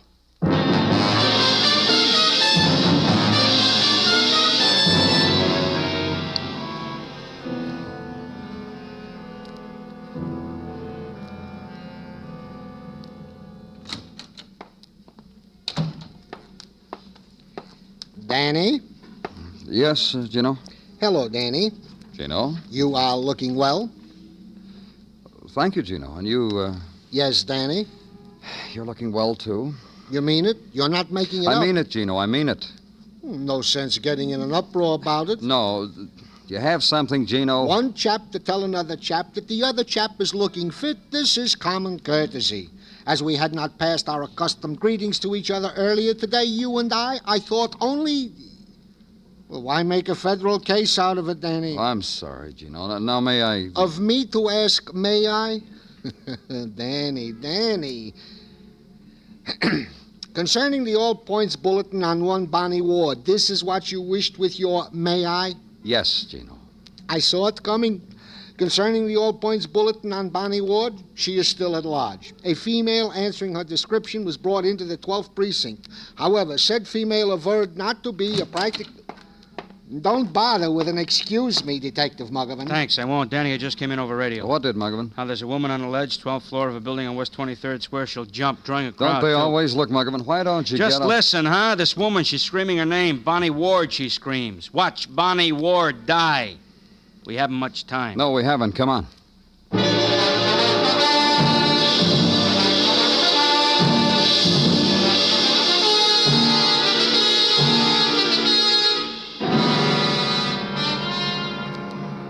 You listen to me, Bonnie Ward. You just listen. The police said I could talk to you. I don't know you, and you don't know me. But I'm a woman, and you're a woman. And I say you have no right to die. Not like that. Don't die. Don't die. Well, they're having fun, huh, Danny? Help me out this window. Uh-huh. Hey, 12 stories up, Danny. The ledge the size of a plank. Now, you'll take it easy, huh? If she jumps before you get to her. Bonnie. Listen to me, Bonnie. Get away from me. No, just listen to me. You think they'll enjoy it? If I jump, just fall. Fall. They don't want you to die, Bonnie. Look at them. Look at them. And that woman. She wants me to die. You want it, don't you? I talked to your friend, your roommate. I talked to Angela Kenny. She said she needs you. She says she's unhappy without you. Angela? Angela said she needs me. She's your friend. She loves you. She doesn't want you to die. Bonnie... You're lying. No one wants me. I'm hated. Hated. Even Angela. No. Bonnie...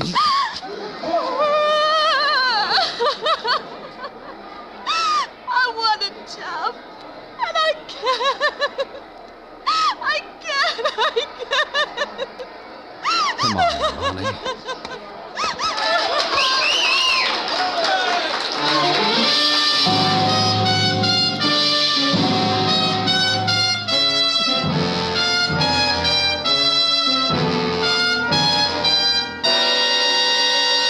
You are listening to Broadway's My Beat, written by Morton Fine and David Friedkin, and starring Larry Thor as Detective Danny Clover. Next Tuesday, CBS Radio invites you to attend the opening of a hard-hitting new series titled 21st Precinct. Meet Captain Kennelly and learn directly from him the operations of the largest police force in the world. Next Tuesday night on most of these same CBS radio stations, hear 21st Precinct.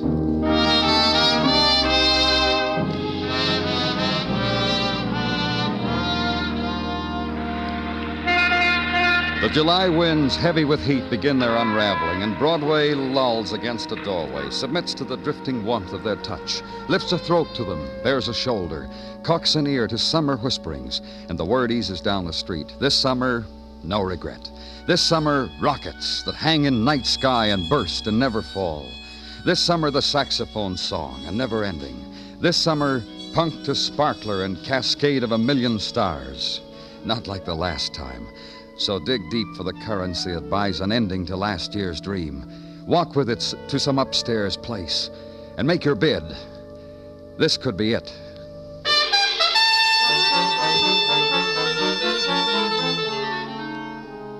And in office at police headquarters, the summer talk also. Of a woman held on suspicion of murder. Of a woman who had tried death 12 floors above July pavements. Summer talk concerning Bonnie Ward. Psychotic hysteria, Danny. That's what Dr. Sinsky calls it. When she isn't laughing, she's crying. Then she shivers. Laughs some more. Anyway... Anyway what, Muggavan? Nothing. You were going to say something. What? You just have to probe, huh? Forget it. You wanted to know what I was going to say. Forget it. I was going to say anyway...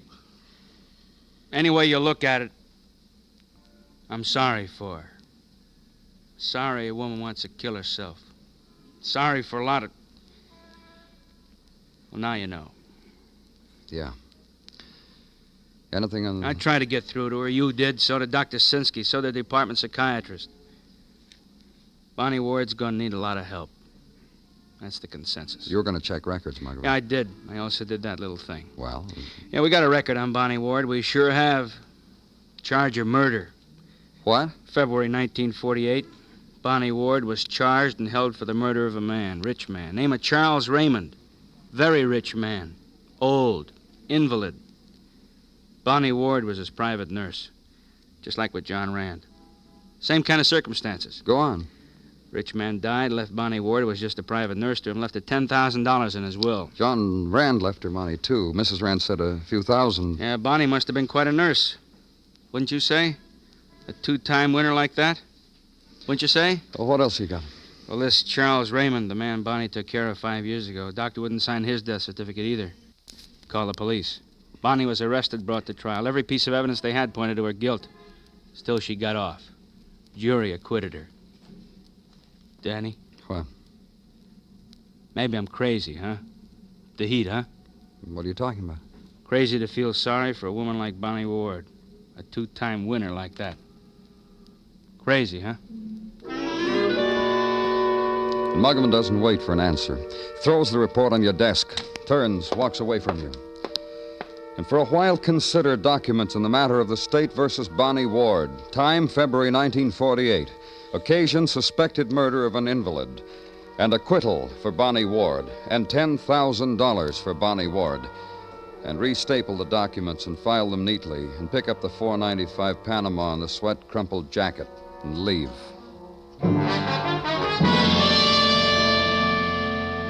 And the room where Bonnie Ward spent her time off with John Rand, murdered man. Room where she spent her time off with Angela Kenny is sodden with July heat. Here by the window, Mr. Clover. It's cooler. Move to the window through a room littered with newspapers and front-page photographs of Bonnie Ward's attempt at death. Closer now to Angela Kenny, who stands at the window with a pair of scissors and carefully snips. From a late edition, the 5-column photo of Bonnie Ward screaming from a building's ledge. There. It's the best of the lot, don't you think, Mr. Clover? I chose it because it was the best. Why? I don't understand. Well, I asked you why you're cutting out a news photograph of Bonnie Ward doing... I told you it was the best of the lot. Gonna enjoy it? Pin it to the wall where you can look at it any time To remind me. To make me remember to what depths you've degraded a human being, all of you. Bonnie is a very human being, you know. And this picture will forever prove it to me. 5 years ago, she was charged with the murder of another man. Did you know that, Miss Kenny? Yes. And received $10,000 from his will, and was acquitted. And hounded and vilified and pointed out by idiots on the street who had nothing better to do than destroy. And shrieked with laughter because they recognized a woman who had been proved innocent. She had $10,000 to wave in their faces. Which she squandered. With which she tried to buy back some compassion, a little love from idiots. $10,000 squandered on filth of the streets. $10,000 to buy herself a husband. What? A husband. A man who grinned at her, who had wavy red hair, who was younger than Bonnie. You know him? Bonnie told me about him. Told me about Tom Pryor, husband, her lost husband. Told me how he and I had so much in common. No use for the police, for instance, and the kind way we reacted when Bonnie felt very low. And surely you don't wish to prolong this, Mr. Clover? Then why don't you just go? Name, Tom Pryor. Description, red-headed and no use for the police. Implication, police record. So run it through the IBM at records and come up with a punched card, which in translation means this. Age 34, 5 feet 9 1/2. Profession chauffeur, one-time driver of racing cars. Red hair, ruddy complexion, distinguishing marks, none. Last known address, Hotel Lorenzo, a flea bag in the Bowery. List of arrests, May 1950, disturbing the peace, fined $50, 60 days in lieu of fine. March 1952, drunk and disorderly, 30 days. April 1953, drunk, disorderly, vagrancy, 90 days. What else? Place of each arrest, bar attached to Hotel Lorenzo on Mott Street. That's about all.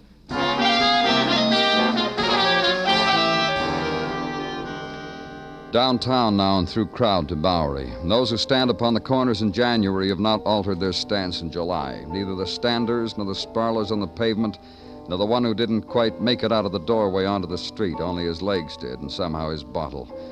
Lorenzo Hotel, a sign that said so, and that it was a family-style hotel. And to the left of the entrance, a bar. Go in. And pose a name and a badge to the man behind the bar, who exchanged his glasses for another pair, then points a finger to the back of the room and wipes the bar in front of you when you walk away. Tom? You, Tom Pryor? Cop? That's right. How do you do, sir? George, bring us a drink, George. My special. The Tom Pryor special. When's the last time you saw your wife, Tom? Now, there is a question which is harmless if I've ever heard one. It's a fella asking... George, old boy, here. Take a 5. No, take a 10. Bring change and nickels for the music box so my Just friend... bring him his change, George. Hey, nickels. Where did you get all that money, Tom? Where'd you get yours? Must be $100 there, or more. Never argue with a cop, especially you can't run fast like me. What do you do for a living? Chauffeur. Working? No. Why? I happen to be in a bar drinking, sir. I've been told time and time again, and with reason, sir, that alcohol and driving do not mix. Last time I heard it was from my employers. Another question, Tom. Did you kill... I did not kill anybody, sir. Thank you, George. Take a handful and play some music, huh? You ready to talk to me now, Tom? You don't touch your drink, I'll be Oh, sorry. You ready to talk to me now? You are my buddy, sir. Tell me about your wife. Gladly. To her, I was a hero. I dragged her out of the Hudson River so she could start life anew. Romantic story of how we met. You met...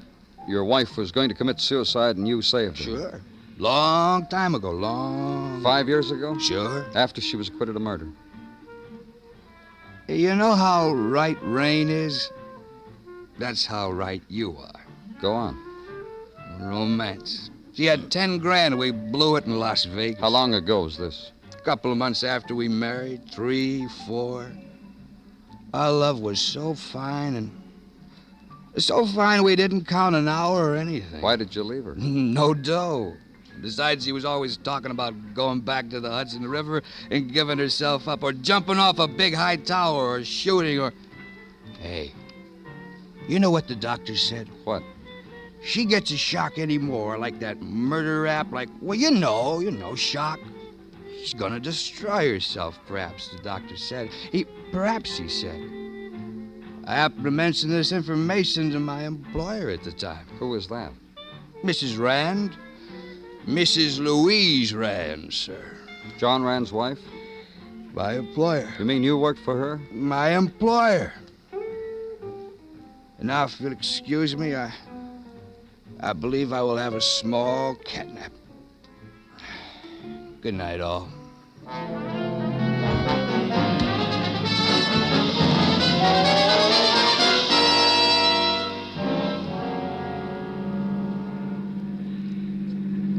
How do you feel, Tom? Better? Ask you something? What? Did you get any answers out of me when I was woozy? What kind of answers? You're not stupid. What are you trying to tell me, Tom? You're not stupid, that's all. And you're gonna turn right now, aren't you? Uh-huh. Figure. And stop right here. You don't have to hold on to me.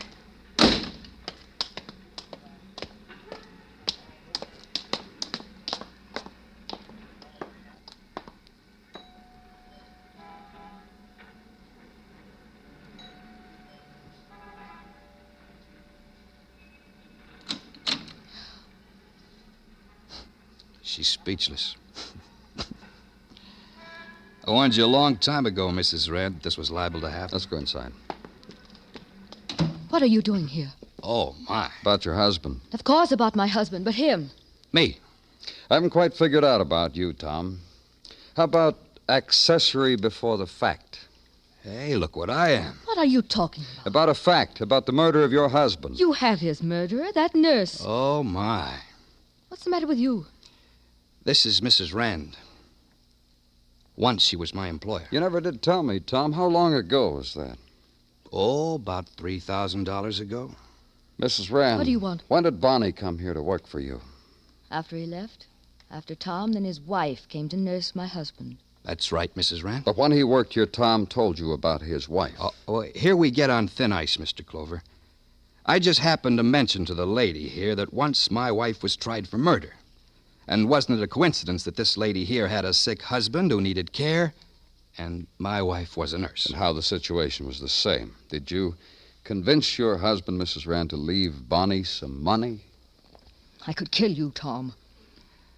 I sure understand why you feel like that. So Tom told you all this, Mrs. Rand. You were a woman with a wealthy husband, a husband who was too much trouble. I just told the lady here how Bonnie, that's my wife, Bonnie, how she was mixed up in a situation. That's all. Did you suggest to her that if your wife was mixed up in another situation just like it, her whole history would be dug out again? And it seems to me that this here lady suggested that herself. This lady here said my wife would have a hard time getting off a second time. I really don't know what she was talking about. You're doing real well, Tom. Thank you. Now, tell the man what else you told me about your wife. How she would kill herself if she ever got into trouble again. Did you happen to mention that to him? I know about that. You've been drunk, haven't you, Tom? Yes, ma'am. And you told him everything, didn't you? Yes, ma'am. And you think you're going to blame it all on me? I'm sure gonna try to, ma'am.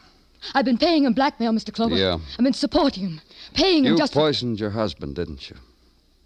You know what I could do to you, Tom? Yes, ma'am. No use trying, is it, Mr. Clover? We better go, Mrs. Rand. Hey, I'm going too, huh? That's right. You wouldn't let me drive, would you, just to drive her again? I think that'd be pretty. No, huh? This way, Mrs. Rand. Oh, I'll open the door for you, Mrs. Rand. You're quite welcome, Mrs. Rand.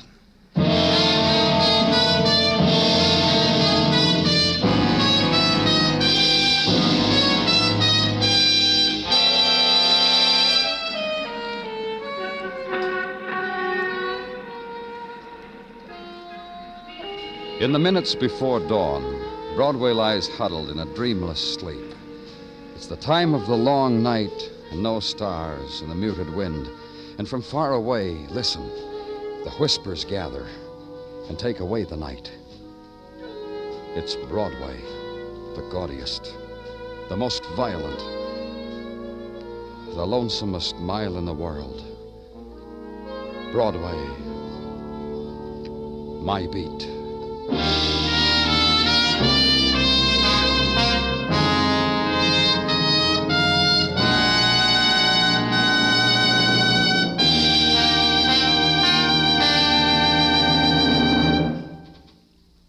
Broadway's My Beat stars Larry Thor as Detective Danny Clover, with Charles Calvert as Tartaglia and Jack Crucian as Muggavan. The program is produced and directed by Elliott Lewis, with musical score composed and conducted by Alexander Courage. In tonight's story, Lorene Tuttle was heard as Louise Rand, Herb Ellis as Tom, Irene Tedrow as Angela, and Truda Marson as Bonnie. George Walsh speaking.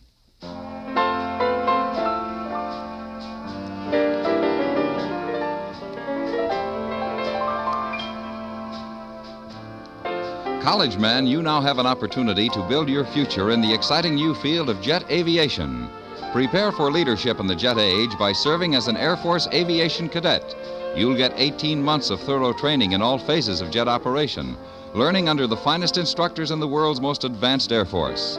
Jets are easy and safe to fly when you learn the aviation cadet way. The training is rugged and intensive, the discipline rigid, but you come out a skilled jet pilot with a lieutenant's commission in the Air Force and earnings of more than $5,000 a year. These are things worth working for. To qualify, you must be between the ages of 19 and 26 and a half, single, and have a college education. Visit your nearest Air Force base or recruiting station for details. Act today. Stay tuned now for the Gene Autry Show, which follows immediately over most of these same stations.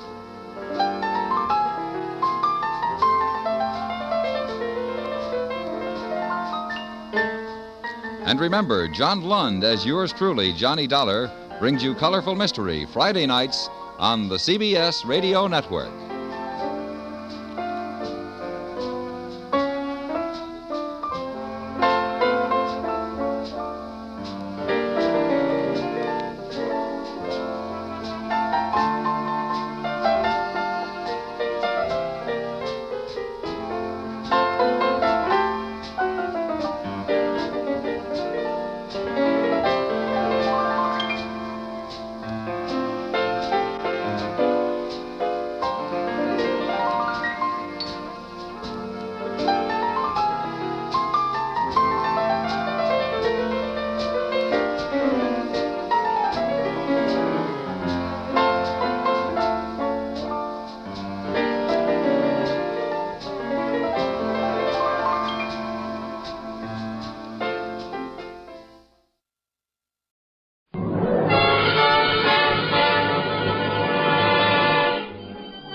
Broadway's My Beat, with Anthony Ross as Detective Danny Clover.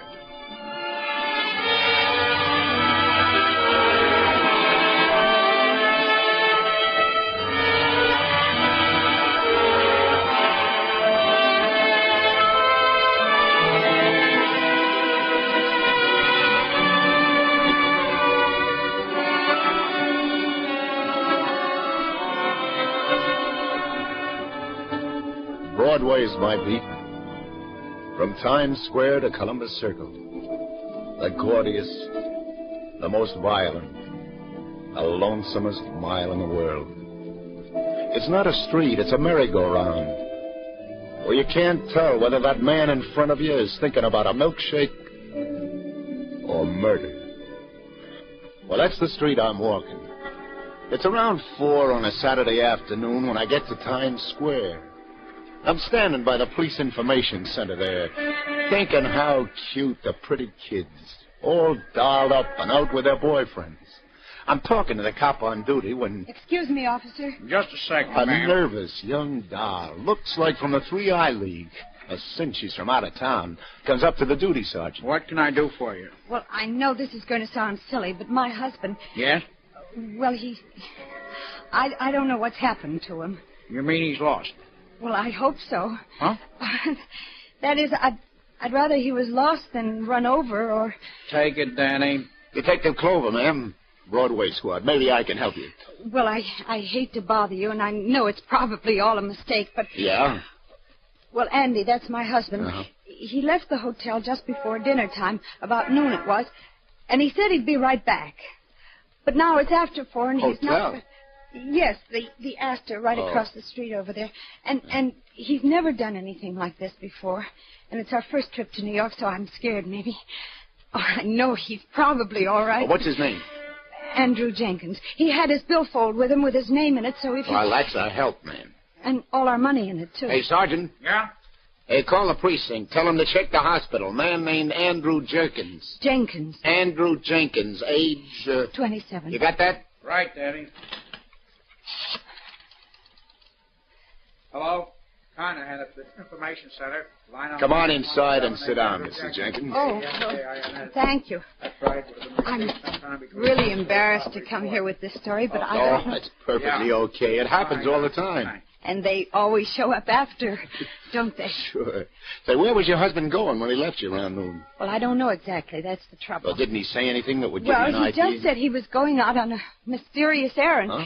But that was just to tease me. You see, today is our wedding anniversary, and but I'm sure he was just going out to get me a surprise present. Sure. Any word, Jen? They're checking. How long you been in town, Mr. Jenkins?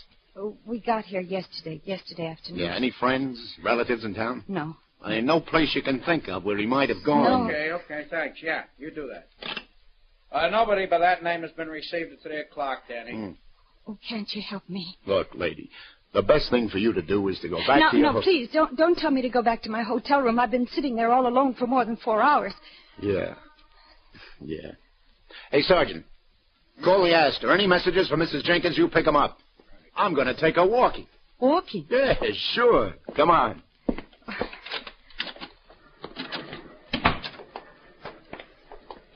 A little outdoors is very helpful. Oh, it's maybe not so good as the outdoors in Omaha or Idaho or one of them states like where you come from. We're from Indiana. Well, that's just as I figured. And you get to town yesterday. Yes. Now, what's the first thing you do? The first thing, we checked in at the hotel. Uh-huh. No phone calls to anybody? No. Well, then what did you do? Well, we went out to have a look at Broadway, just a couple of hicks. Uh-huh. No waiting for seats, seating on all floors immediately. No waiting for seats anywhere in the house. Well, which way did you walk? Well, from the hotel, just where we're walking now. Good. Now, you make like I'm your husband and you try to remember everything you said to each other. You know what you looked at, the stores, the people, the movie houses, everything like that. Yes, but... Yeah, now he went out to buy you a present, didn't he? He's never been in town before. The only stores he sees are these stores along here. Well, which one did he go to? That's what we want to know. So think. Well, we didn't want to go to a movie, not the first night in town. Yeah, so? And then, well, I remember this nut store, and he said he didn't like the smell of nuts roasting. Yeah, well, that's two of us. And there, we stopped in and looked at this window at the little turtle. Turtles? Yes. 10 cents a turtle. Write your name on it and send it home. Hey, would he have come back here to buy you a turtle? No. Now think, Mrs. Jenkins. Yes. Wasn't there something you told your husband you wanted? Something that gave him the idea he should sneak out and buy it? I can't think, Lieutenant. I can't think of anything except where is Andy. Yeah, but you've got to think. I know. I'm sorry. No, I'm sorry. It's no good, Lieutenant. Everything I see reminds me of him. Yesterday, I remember how we stopped and looked at this window, all the jewelry they were auctioning off. Lieutenant, what's happened to him? Why can't you do something? Did you look at anything particular in this window? Well, what difference does it make? Wait, yes, there was something. An old-fashioned gold watch. Is it still there? Hmm? Now, do you see it anywhere in the window? No, it's gone. Come on. Let's go in. All right, 650 once. We'll make it 675. Another 2 bits for this elegant pen and pencil set. Do I hear 675? Going twice at 650.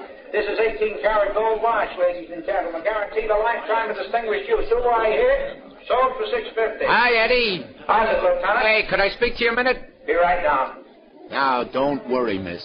We'll find out if he's been in here. I hope so. Anything itching? Well, it could be. Hey, tell your boy to take over a minute, will you? I want to talk to you. Anything for you, sweetheart. Arnie, take it. Okay, Danny, follow me.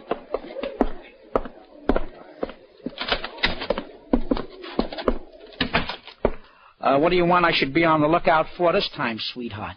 A hot ferry boat? It's nothing like that, Eddie. Hey, meet Mr. Jenkins. Oh, a pleasure. We're trying to get a line on a young guy who would have come in here about noon today, Eddie. Describe him, will you, Mr. Jenkins? Well, he's about your height, only heavier, bigger. He'd make him about 27, Eddie. From Indiana. Oh, Indiana. Yeah. Yes. He has brown hair, straight, and hazel eyes. Hayes, you had an old-fashioned gold watch in your window yesterday, Eddie. It's not there now. Well, maybe he came...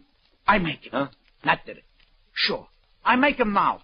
A light gray suit and a green hat. Yes, that's it. It's a screwy thing, Danny. What? This guy, your husband, lady? Yes, do you know where he is? He come in around noon and he asks about that watch. And just 2 minutes before, a couple of guys are in asking about the same watch. 2 minutes. Less. Yeah, so what? Sure. I got him tapped. Indiana. Nice-looking young guy. Oh, the watch. Yeah. So, both these parties want I should knock the watch down. A real coincidence. So I knock it down. They're bidding against each other. They both want it real bad. Your husband? A stubborn character, lady? Yes, well, if he wants something... They bid this watch up. Yeah. I get $62 for it. It's white. I got news for you. It's white, maybe 25, the outside. Huh? How come? Beats me, sweetheart. The bidding's up higher than a cat's back. Yeah, but who got it? The young guy. Your husband, lady. He got it. Takes it away from me with a grin. If it had been any bigger, his face would have split. He goes out. The other two guys, the guys who's bidding against him, they go out too. Looking pretty sore at each other.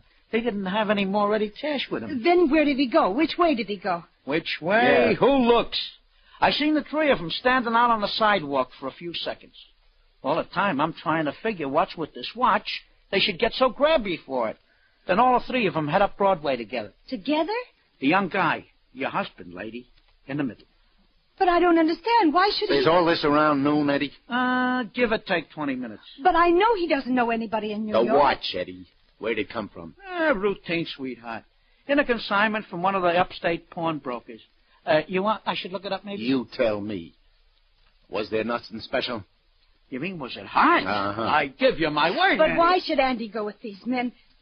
Those men, maybe they killed him or kidnapped him. Oh, wait a minute. Hold on. Now count to 10. But you don't do anything. Where is he? Oh, look, I'll tell you how it was.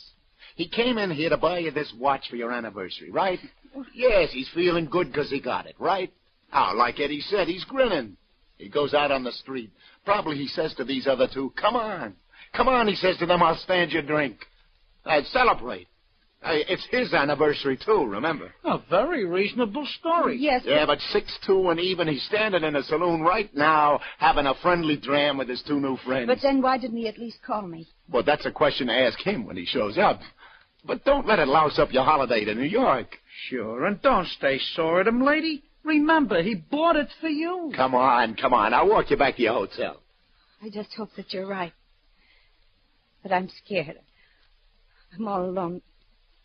I'm frightened.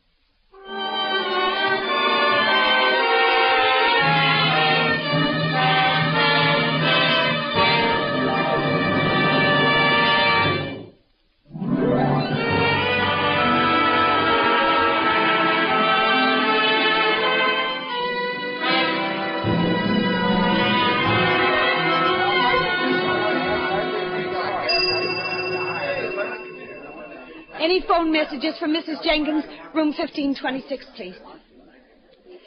No, nothing. Oh, now just don't get rattled, Mrs. Jenkins. Look, just get used to the idea he's got this one wild oat he wants to stick in the ground, okay? Well, you let me know if you hear anything, won't you, Lieutenant? If there's any report. Yeah, I'll call you before 6, and that's a promise. Well, thank you, Lieutenant. Are you leaving now? Just over to get a cigar, Mrs. Jenkins, but, yeah, then I gotta get back to the station house. Don't worry, I'll call you. All right. Goodbye. And just for now. Lieutenant Clover, who's the lady I see you with? Hiya, lover. A couple of perfectos. If you can stop buffing your nails long enough. What'd you do to her? She don't look happy. Well, you can take warning, Sally. She had a husband, but she let him get away. Hey, let me use your phone to check in, will you? It's all yours. This is Clover, baby. Get me the precinct. What do you know for sure, Sally? The most exciting thing that's happened around here all day is I got a run in my stocking. Like a cemetery. Yeah?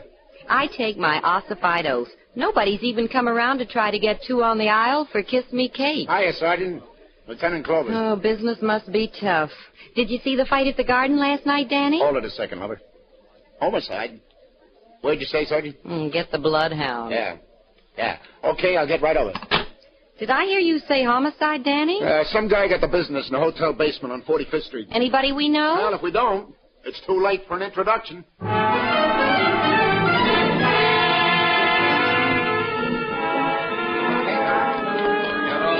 Hello, Danny. You got here quick enough. Hi, Doc. Hi, Tom. Good to see you, Danny. Hey, you guys got all the pictures you need. I want to lug this body out of here. Don't bust your buttons, Junior. Hey, is this the fella? Yeah, stab, Danny. Very sharp knife, a stiletto probably. At least 8 inches long. Very neat, professional job. There's not much blood. Oh, very little, eh? You just left him here, leaning back against the wall. Who found him, Tom? Porter? Yeah, that's right. How long ago was he stabbed, Doc? An hour at the outside, Danny. Yeah. Yeah, he's still a little warm. Hey, Doc. What is it? I know this guy. Yeah? Yeah, you remember about 10, 11 years ago, the bank messenger who was robbed right here in the district? Right here on 46th Street it was, remember? Yeah, sure. And we got the 2 guys who did it but never found the money. This is one of them. Wait a minute. Schultz or Schwartz or something. Chance was his name. Clout Chance. That's it, Chance. How about that? He gets it right back here on 45th. Hey, what was with his sidekick, the other guy? Druckman, wasn't it? You remember. It took you fellows a week to pick them both up. They were sent up the river, and Druckman died in the pen a couple of years ago. That's right. And this baby must have just gotten out, paroled. Am I right? You're right. All adds up, Danny. What do you got on him so far, Tom? Well, the clerk said that he and 2 other men checked in here earlier today, room 503. I've been waiting for you. Well, what are we waiting for? Let's go.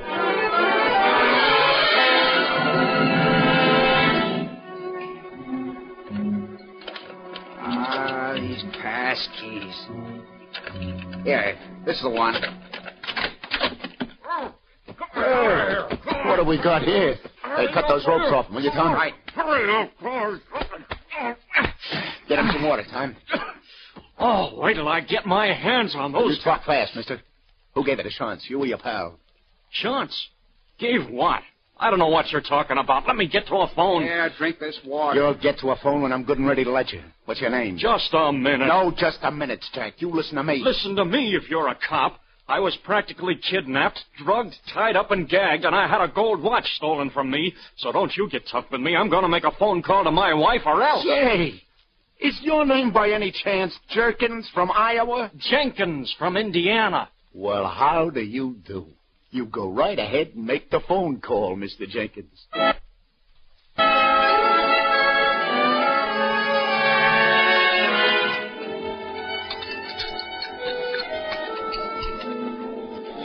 Coffee make you feel any better, Jenkins?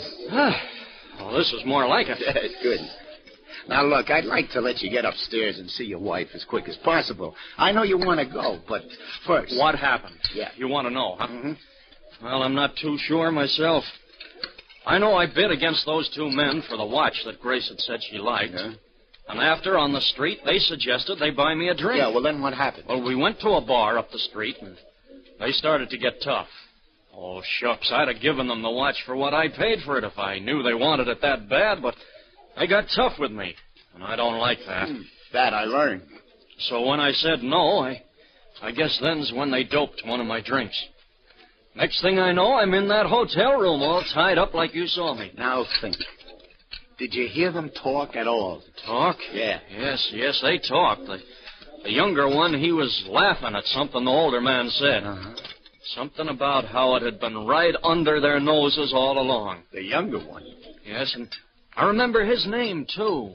The older man called him, Druckman. Druckman? What?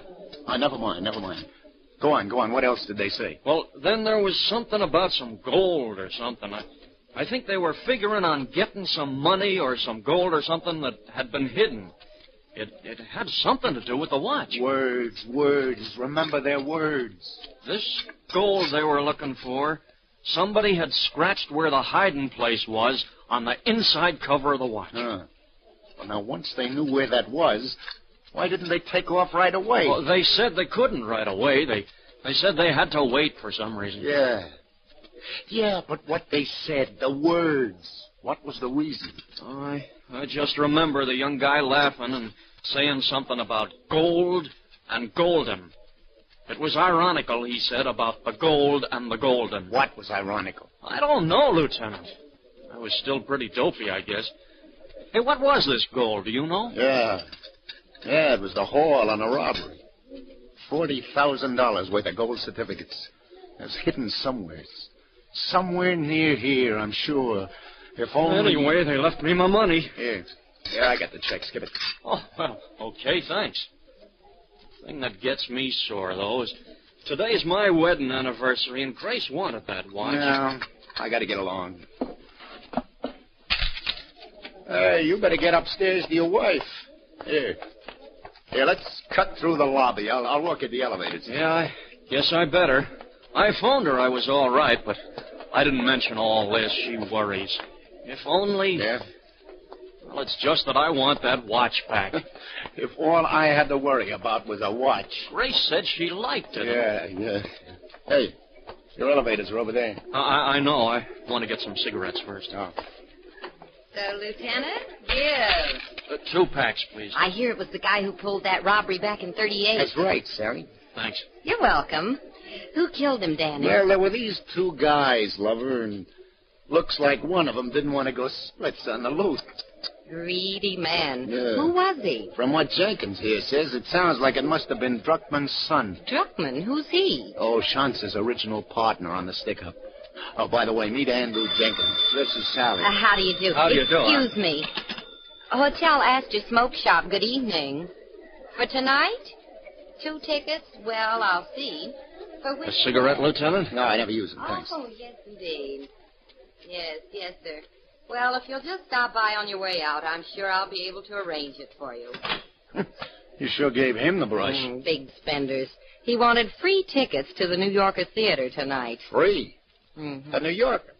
Hey, there's no New Yorker Theater anymore, is there? Oh, I know. It's one of those radio theaters now. I can't start trying to remember the new names they give those theaters. To me, the New Yorker is still the New Yorker. The Hammerstein is still the Hammerstein, and the Golden will always be the Golden, and the... Sally. What? The Golden. That's on 45th Street. So was that stick-up. So what? You remember, kid? Yeah, the Golden. Gold in the Golden. No wonder they couldn't go right away. No wonder they had to wait. Today's a matinee day. The theater was full. Oh, what time is it? Not quite 5:30. Hey, what's with you 2 guys anyway? The matinee crowd will just about be out. Now, you wait in your room, Jenkins, and I'll say... Hey, where do you think you're going? With you, Lieutenant. I'm going to get my watch. But I told Let's you to... go. We haven't got all day.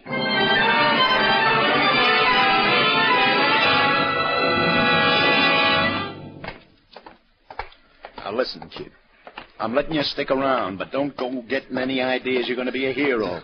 Don't worry, Lieutenant.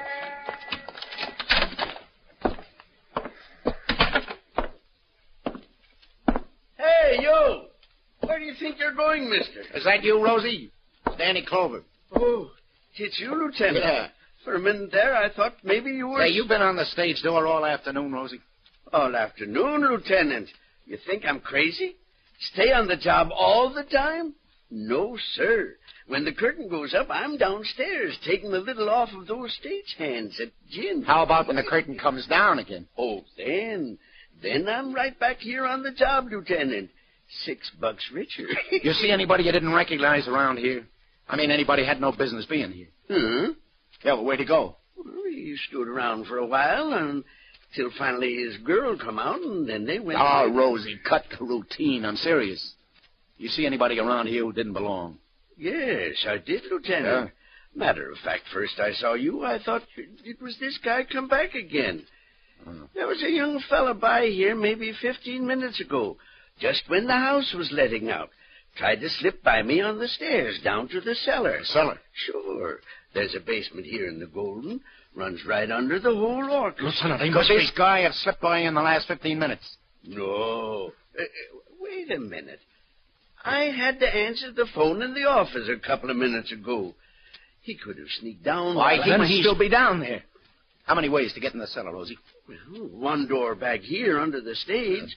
Another door up front in the downstairs lounge, but it's locked. But why should anyone want to get down there? There's nothing but steam pipes, furnace, and all things like that. Show me where the door is under the stage, Rosie. And quick.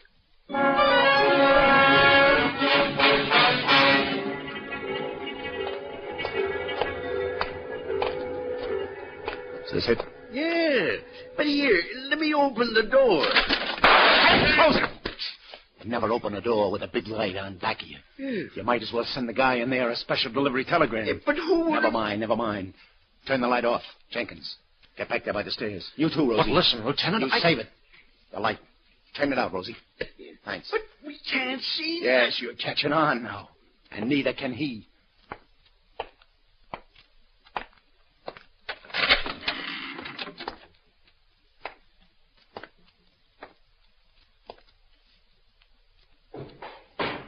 You getting nervous in the dark, Buster?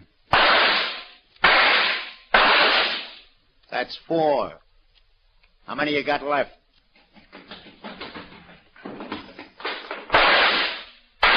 That makes 6. No, you don't. All right, come back.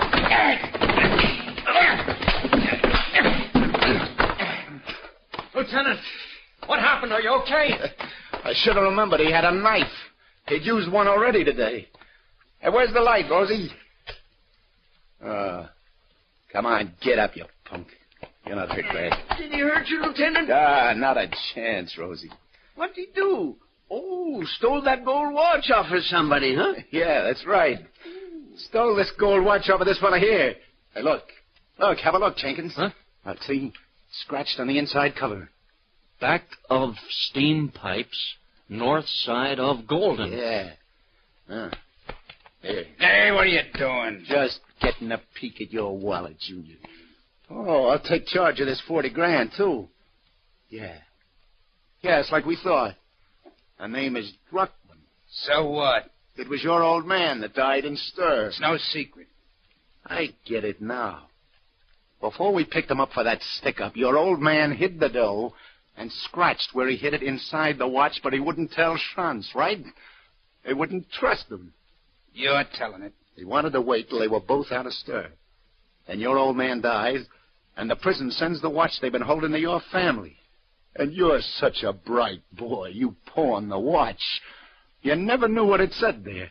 It took Schantz to tell you. He wasn't very grateful to Chance. A knife in the back. Yeah, but the state will take care of that. Here. Let's get this guy to the station house. And then get you back to your wife.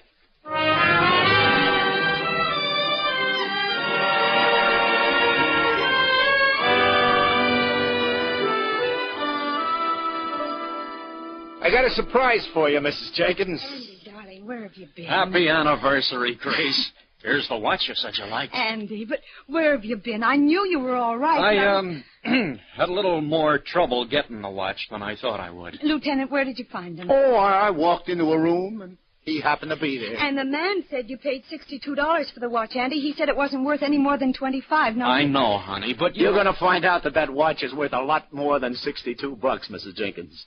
I mean, when the insurance company cuts your husband in on the reward. Reward? What reward? For what? Andy, where have you been? You know, it beats me, Jenkins. What does? Here's the whole police force, and especially the Broadway squad, has been trying to run those 40 G's down for the last 11 years. Yes? 40 G's? And you should excuse the expression. An apple knocker hits town from Iowa for the first time in his life, and in 24 hours he's done the job. Listen, Lieutenant, we're from... Oh, never mind.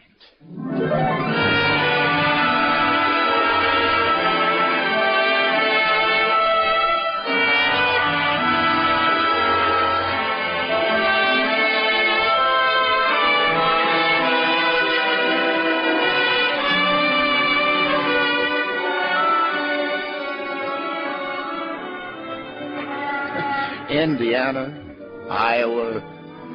Anyway, they're both in the 3I league. Oh, the sidewalks are really crowded now. It's 6 o'clock. For me, the day is just beginning. The bright lights reflect green and white and red on the faces of the people. The people laughing, talking, hurrying by, on their way to what, I don't know. But chances are I'll have to make it my business when it happens. On the gaudiest, the most violent, the lonesomest mile in the world. Broadway, my beat.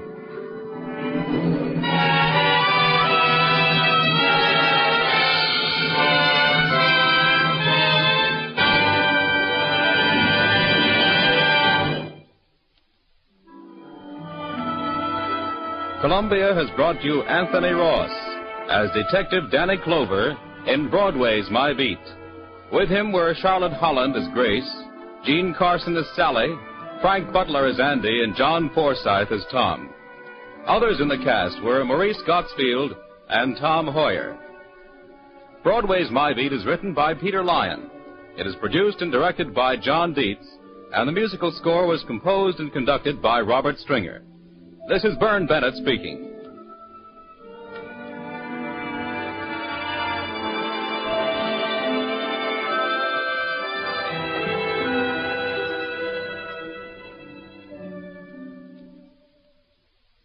Now stay tuned for the Family Hour of Stars, starring Gregory Peck, which follows immediately over most of these same stations.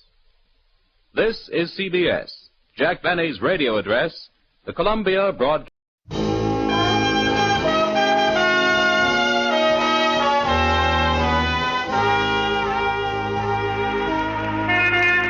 Broadway's My Beat, from Times Square to Columbus Circle, the gaudiest, the most violent, the lonesomest mile in the world. Broadway's My Beat with Larry Thor as Detective Danny Clover.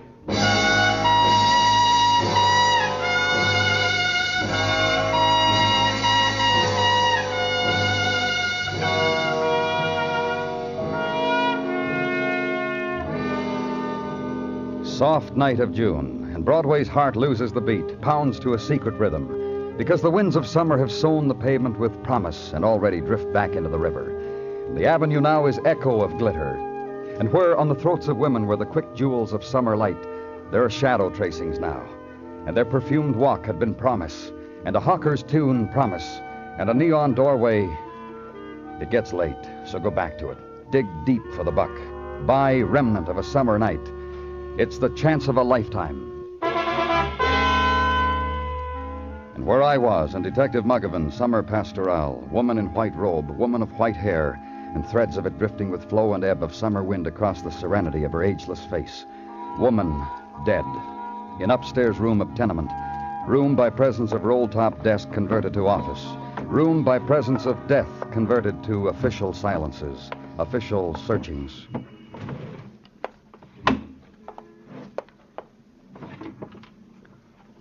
Well, Muggavan? Same things in the desk drawers, Danny. She's got all around the room. More books? Uh-huh. Same type, too. Here's one. Occult Practices of the East.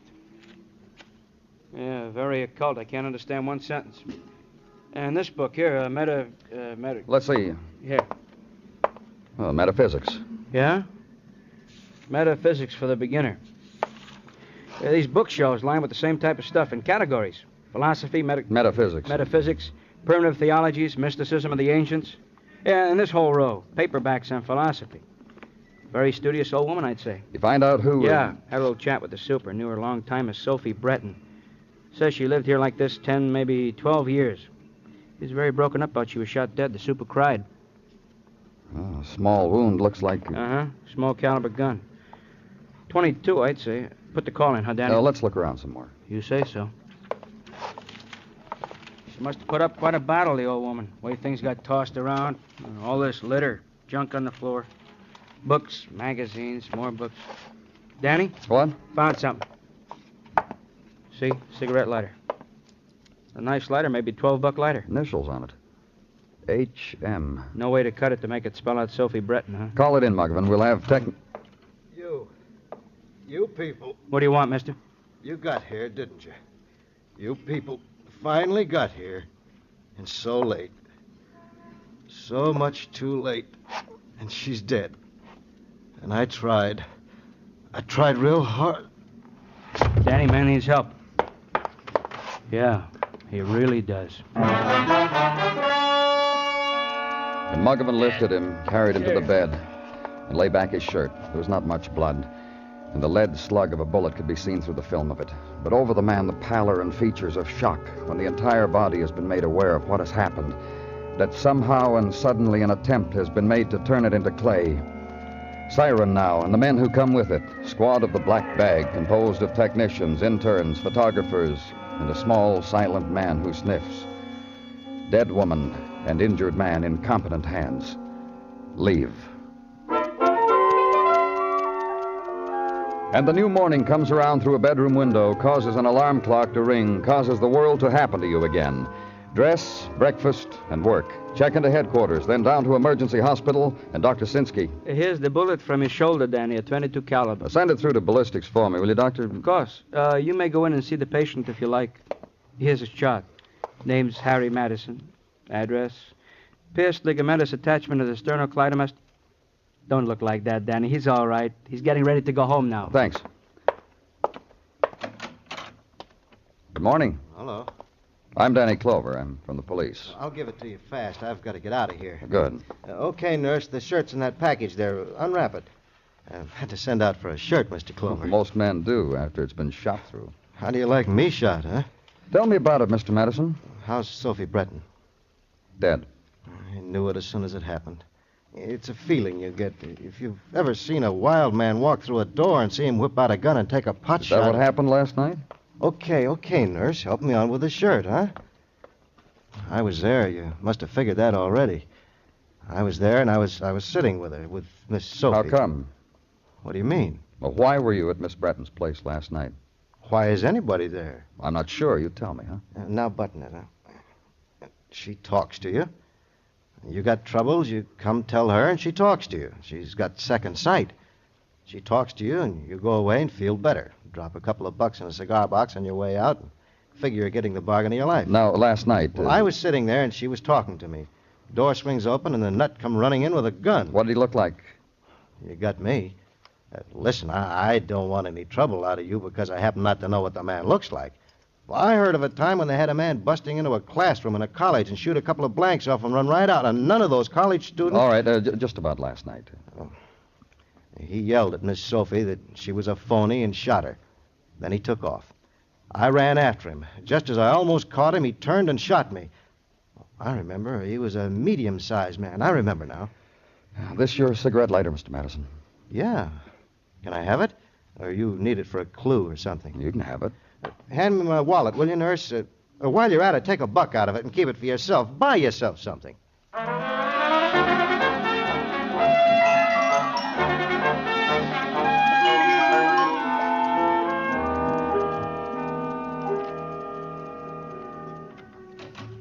Danny? Come on in, Gino.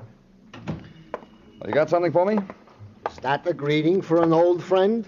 I'm sorry. Good afternoon, Gino. Did you ever consider that door should open and the face would not be mine? Never? What are you talking about? Just don't take me for granted, that's all. I warn you. What? Time drifts by and who knows what, right? Oh, Gino, Just think about it, Danny, that's all. People should start appreciating people instead of grabby, got something for me, Gino? Never again, I promise. It happens I have something for you.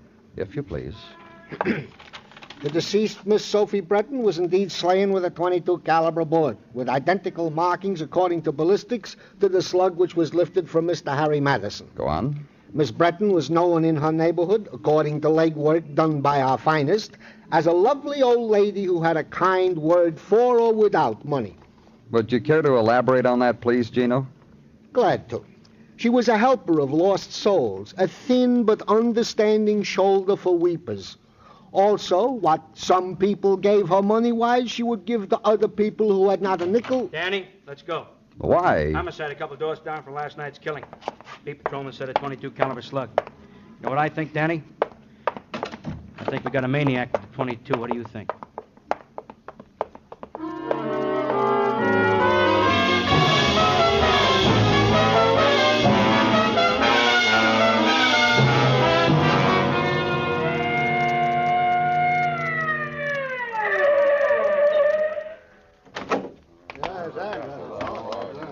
The word don't take long to hit, does it, Danny?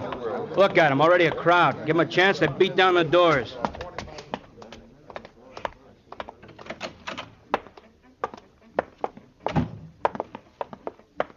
Officer? Room down at the end of the hall, Lieutenant. Yeah, thanks.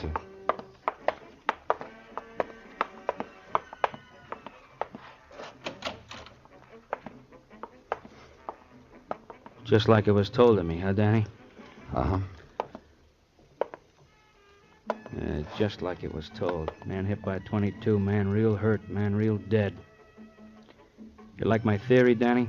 What there? Maniac on the loose, somebody who flips with a .22 in his hand, picks off the easy stuff like ripe fruit.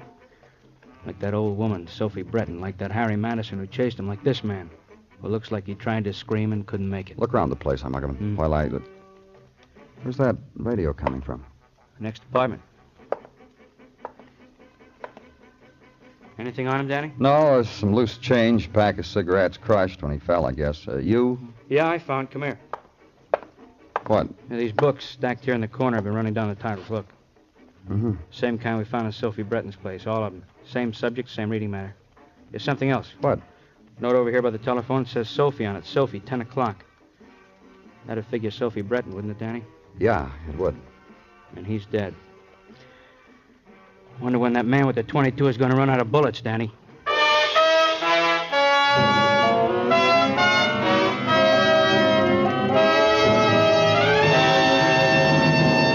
You are listening to Broadway's My Beat, written by Morton Fine and David Friedkin, and starring Larry Thor as Detective Danny Clover.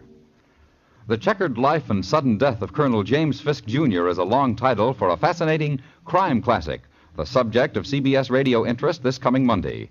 Join that estimable man about criminology, Thomas Hyland, weighing the astounding facts of the life and death of Colonel Fisk, whose end came suddenly in 1872. For the details, hear crime classics over most of these same CBS radio stations this Monday night.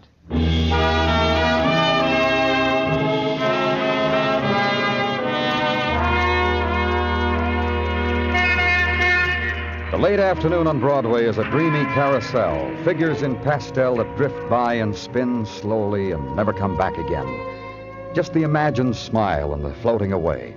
And further on the midway, juggler of buttermilk pancakes. And there, death-defying active jaywalker who, having reached the opposite curb, flips a cigarette at the world and turns left for an encore. And there, the strong man, holding high a bag of knishes. And his admirer, the whimsical girl with the golden hair, today a waitress at her enameled and lighted fountain of eternal orange juice. Easy Time on Broadway, June, the end of the fabulous ride that costs only a dime. And all of it comes to one corner or another, turns off, ebbs, searches a side street, or goes home. And where I was, house on West 19th, the seeking was over, done. Death was here, and Detective Muggerman. You know what this room reminds me of, Danny? When I was a kid, I was very sloppy. Just the way my room looked. Magazines, pictures, junk books, everything all over the place. Hey, come here. Take a look what's in the bathroom. You ever see so many medicine bottles? About 9 million, huh? Same name on all the labels. John Selby. Yeah. Names in a few of those books in the bedroom, too. Murdered man's name, John Selby. Probably. They get him down to the morgue and have whoever's playing that radio and some of the other people who live in this place come down and give positive... Oh, this bedroom probably hasn't been cleaned for a year. Never could understand why people saved old newspapers and... Look at these 2-year-old horoscope magazines. For people who can't remember what happened to them, huh? Not funny, huh? Here's something. What? This manila envelope. There's a box of them over there in the corner. New ones, flat. Well, this one's been addressed and forwarded and returned to the sender and readdressed. Mm-hmm. First postmarked just about a year ago. Here, take a look. Uh-huh. Should I open it? Sure. Well, don't look at me like that, Danny. Give it to me. Half of it. Let me live a little. Here. How much you holding? Fast judgment, I'd say a couple $1,000. Yeah, these are $100 bills. Yeah, maybe 30 of them right here. Altogether, about $5,000. You know what? What? All of a sudden, this room doesn't remind me of my old room when I was a kid. You ever hear of this name? Mary Stacy. I don't think so. Oh, I thought maybe when you worked in records. Well, anyhow, that's the name it was addressed to on East 112th. Guess I'll be seeing you, huh? Yeah. If you find Mary Stacy up there, tell her I'm happy for her. I'll see you, Danny.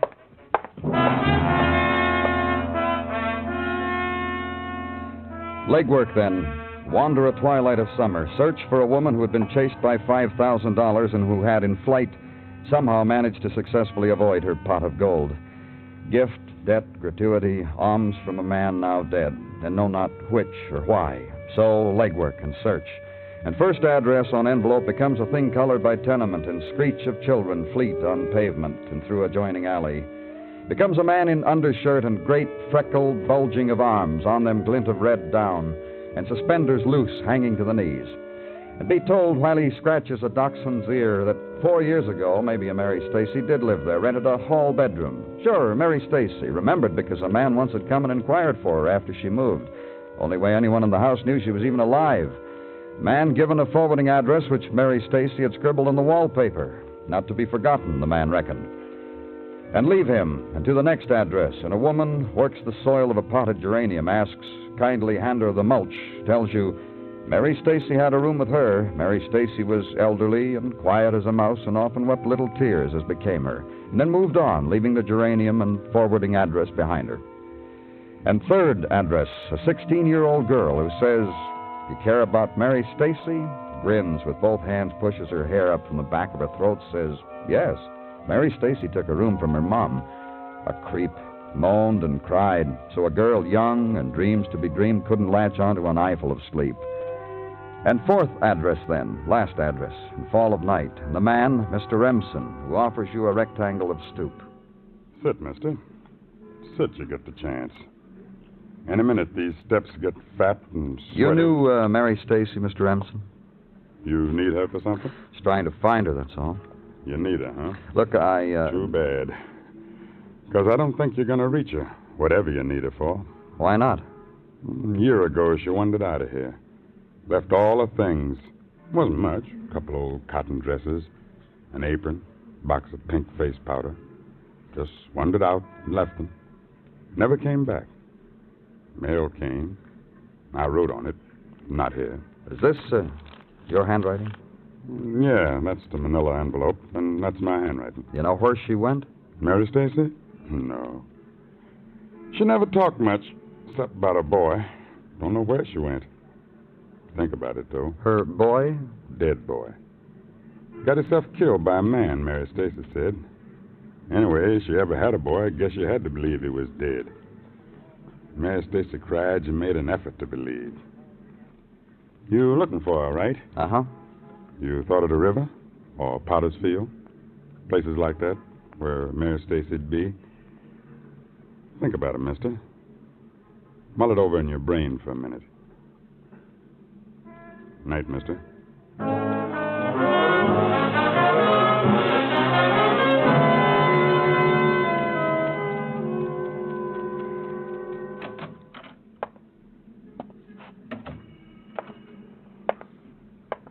Danny?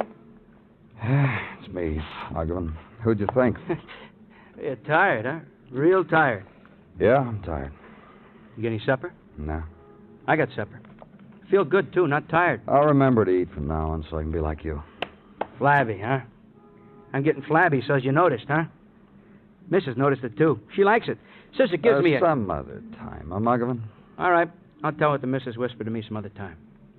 Right now, I got other things for you. Yeah, that's nice. Sure, it's nice. Shows we're making progress. This, for instance. Friends and neighbors came down the morgue, stood in line, positively identified a fellow there as John Selby. When they left, their faces looked like, where's the door prize? I didn't give out any. That's all you got. You really are tired, aren't you? Muggavan, That's not all I got. While enjoying a cold supper, I dug through lots of files and records. I ran across one marked Stacy, open file. All right. All about a 19-year-old boy. Robert Stacy. Messenger for a manufacturing outfit in Lower Manhattan. On payday, he carried the payroll from the bank to the factory. May 6, 1947, he was shot down in cold blood. Payroll robbery. What else? Well, this Robert Stacy had a mother, Mary Stacy. From what I found out about Mary from vital statistics, you could have saved yourself a long walk with that manila envelope. Mary Stacy's dead. Been dead more than a year. She was buried in Potter's Field, let's find it here, January 12, 1952. Which made me think about John Selby trying to get that $5,000 to her. And Selby killed. Mm-hmm. Which made me check technical on those medicine bottles we found in his bathroom. Lab boy said the medicine was issued by the Public Health Clinic on 23rd and Lexington. Now, you get something to eat, you hear, Danny? Yeah, I'll eat, so she'll be happy.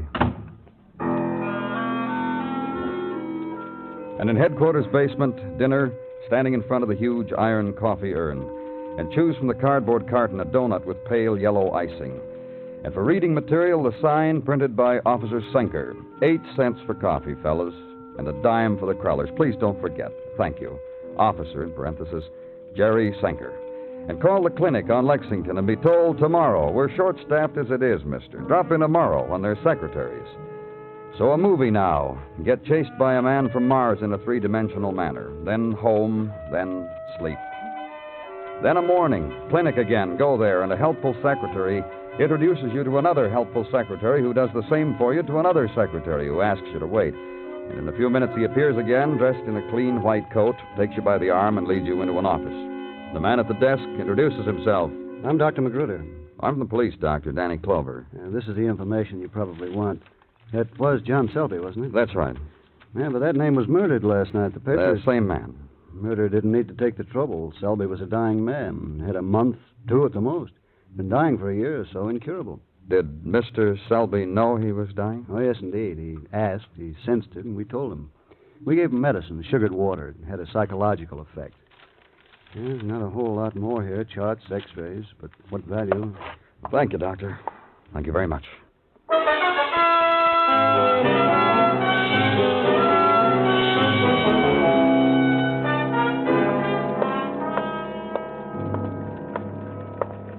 Muggavan? Huh? Oh, hi, Danny. What'd you get? The man at the clinic said Selby was a dying man. Yeah? Good diagnosis. He died. You get something? Mm-hmm, I think. What? Well, I've been here with my nose in records and files ever since... What did you get? Well, that payroll robbery where the kid Robert Stacy was murdered. There was $10,000 stolen. And we found half of it in the envelope in Selby's room. Mm-hmm, yeah. Oh, and this file says there was an eyewitness to the robbery. Oh? Yeah. He appeared at the coroner's inquest. You know, got his pictures in the paper and everything. Very dramatic account how he was walking across the street when, boom, boom, there was a couple shots. Kid screaming from the sidewalk, man running away with a briefcase and a gun. Eyewitness was kind of stunned by it all. Couldn't identify the killer. You got the... Yeah, sure. Here's a signed statement, Danny. Go on, read it. Read all of it. Real interesting. Especially down toward the last part, where he signed it. Harry Madison. Mm-hmm. I'll put the call in for a squad car.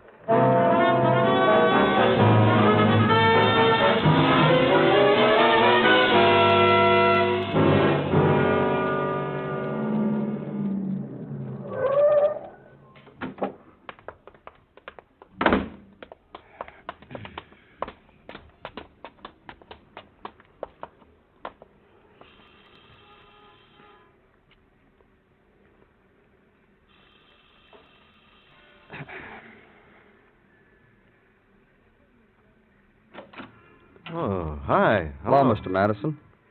This is Detective Muggavan. Hi. You don't mind if we come in, huh, Mr. Madison? I wish you would. Thanks. How's the shoulder? Oh, funny thing just happened. What? You remember that nurse at the hospital helped me with my shirt? She just left here. Redressed the bandage. Did the shirt fit again? Volunteered. Doorbell rang, I answered it, and there she was with a first aid kit. I guess you're just the kind of fellow draws attention to himself. I knew a fellow like that once. You don't say.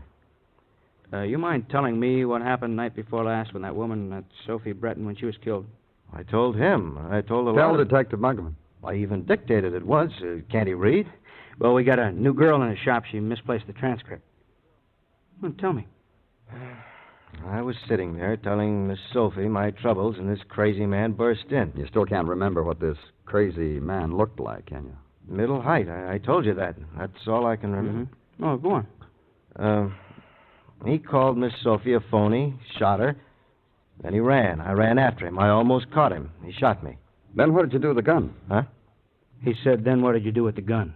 I said this guy turned, and he shot me. Larry, tell us again why you went to see Miss Sophie. Troubles. Miss Sophie had a sympathetic ear. Some people are born to listen to other people's troubles. You a troubled man? Oh, some days it's awful. Those are the days you don't attract attention, huh? Hey, what is this? What did you do with the gun? Gun? .22 caliber. Well, you guys... What did you do with it? Well, you can search the place. There's no gun. Throw it in the river? I told Sewer? you. Will you listen? Garbage can? I'm trying to tell you. What? I don't know what gun you're talking about. The gun which fired the bullet which shot you, which fired the bullet that killed Sophie Brettin. That's because I ran after the guy. Which fired the bullet that killed John Selby. Okay, Harry, now tell us who fired the bullet that killed the messenger 5 years ago. You? You kill that boy, Madison? Listen, 5 years ago, a boy was shot down and $10,000 was stolen. I don't know what you're talking about. You witnessed it.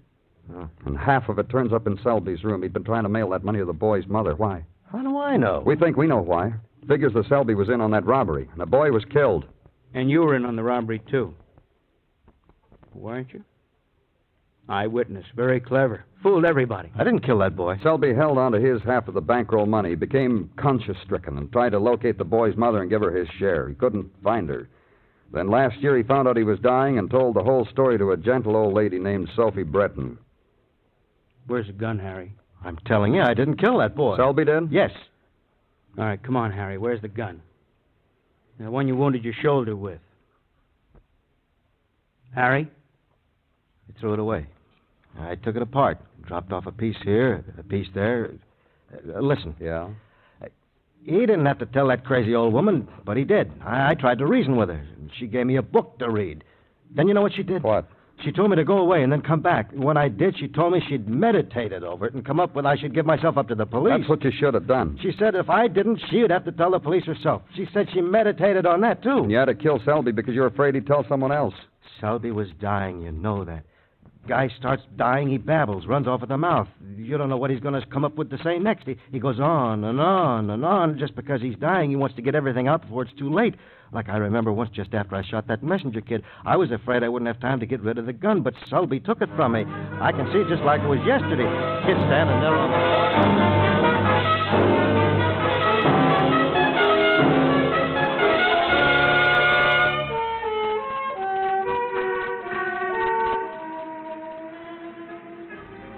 In the deep of a summer night, Broadway echoes with sounds heard only in darkness. The whispers that speckle a place where there's no sun. There's a touch in your coat and you turn, and there's no one. Nothing. Only the trail of dust on your shoulder. It's Broadway. The gaudiest. The most violent. The lonesomest mile in the world. Broadway. My beat.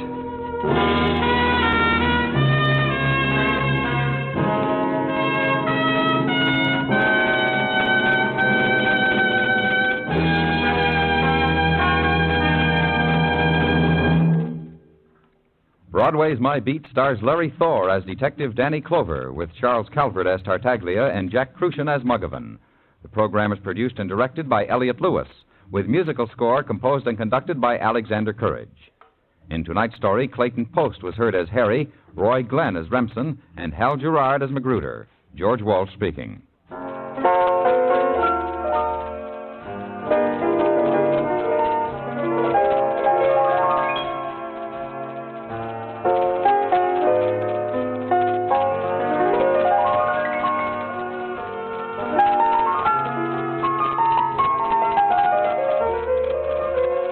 A reminder to all able-bodied mystery fans, Tuesday night on most of these same stations, those devil-may-care amateur detectives, Ham and Jerry North, run afoul of a coat of arms in their search for clues to a baffling murder.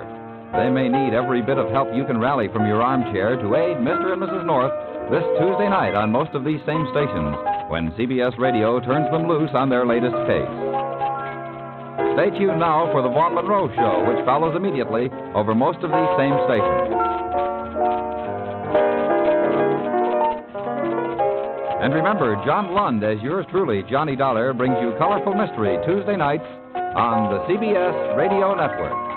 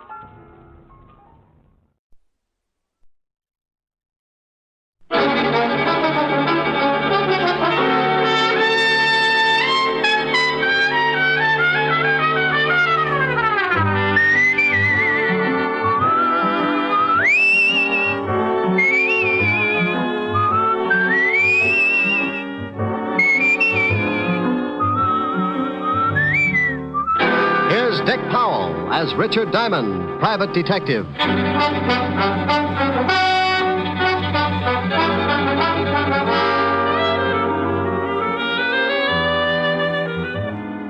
Hello there. This is Diamond. I have a little office on Broadway at 53rd Street. And if you happen to be in the neighborhood sometime, you might notice a sign on the door. It reads Diamond Detective Agency. Yeah, that's how I make a living, such as it is. I sit at my desk behind that door and wait for someone to come in and hire me. Eventually, trouble works its way into someone's life and gives him a shove in my direction.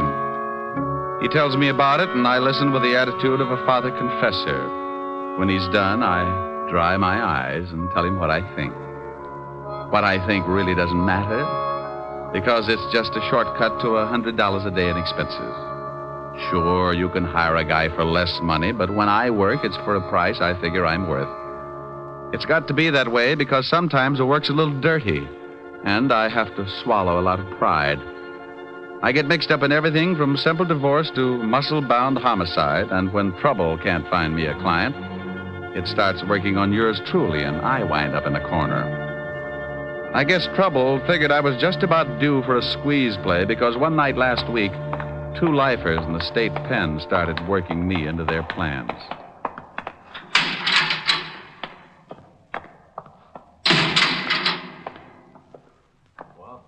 What about it, Walsh? Shut up. Wait until the guards pass.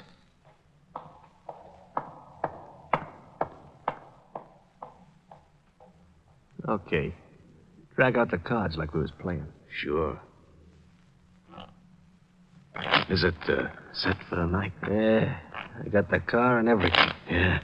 We'll head for Florida and get across to Cuba. Oh, well, I'd be glad to get out of this 3 lousy years. Yeah, I got 8 behind me. I used every minute figuring how I'm going to take care of a guy. Oh, Walsh, you're not going to start that again? Forget it. Be glad you're getting out. You knock off that guy and you'll never make it to Cuba. Now, look, I figured this whole thing out. I paid out a lot of dough just to make it come off. And when it does, I'm going to kill an ex-cop. And you're going to help me. Me? Yeah. Unless you want to rot here. Oh, you're out of your mind. If this break comes off, it'll be the neatest trick in years, and you want to louse it up by knocking off some guy on the outside? You can stay here and rot if you want to. The only way I take you along is you help me to get a guy named Diamond. Yeah, but you waste a lot of time in New York. They'll have the roads covered by then. Look, just because this Diamond guy knocked off your brother in that bank job, you see... You bust out of here, it's on my terms. Now make up your mind, it's getting late. Okay. Give me the layout.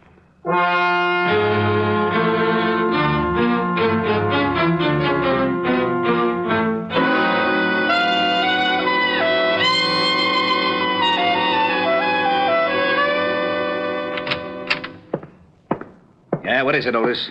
We just got a call, Lieutenant. 2 prisoners busted out of Sing Sing, killed 2 guards. Who are they? Big time. Bob Wells and Charles Walsh. Charles Walsh? Yeah, lifer. I know. Diamond helped send him up before I took over this department. Otis, get Diamond on the phone. Diamond? Yeah, Diamond. Who'd you think I meant? Little Red Riding Hood? Yeah, Lieutenant. Oh, Diamond, Otis. Bring me my bicarbonate, Otis. Someday I'm going to get good and sore. What did you say? Nothing.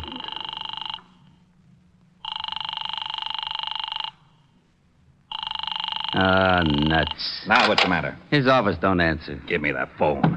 We've got to find him before Walsh does. Maybe he's over at Helen Asher's house. All right, Otis, stop standing on one foot. You can leave.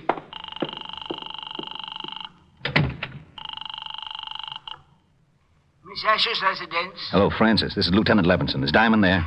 Why, no, sir, but Miss Asher expects him. Wait a moment, sir. Here's Miss Asher.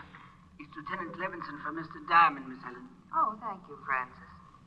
Hello, Walt. How are you, Helen? I was looking for Rick. Oh, I was just talking to him. He should be here in about 20 minutes. Why? Will you have him call me right away? Something wrong? No. Just tell him an old friend of his is in town, and I have to talk to him about it. Oh, all right, Walt. I'll tell him. Thanks, Helen. It'll be at least 20 minutes. He's walking over from his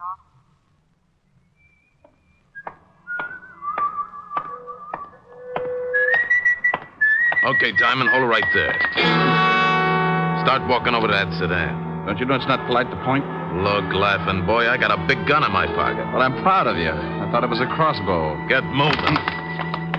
Okay. I'd never seen him before. He was a tall guy with a scar on his chin. He walked me over to the sedan and opened the door. He moved in close and shook me down. He relieved me of my .38 and motioned me into the front seat. I slid in and he started to follow, so I kept one leg out in front of me and kicked him in the face. I couldn't get enough leverage to cool him, but it gave me enough time to get out the other door and start making like a miler. I looked over my shoulder and saw him climb out holding a bloody nose. I knew he wouldn't take a shot unless he got close enough to make it count. So when he started after me, I ducked into the subway. I found a dime and went through the turnstile. A train was getting ready to pull out, so I pushed my way on just as the gonnet came down the stairs. He certainly wasn't happy to see me go. He didn't even wave goodbye. Wait a minute, you! Wait! Oh, nuts. My nose. Got away from me. Well, I call like that.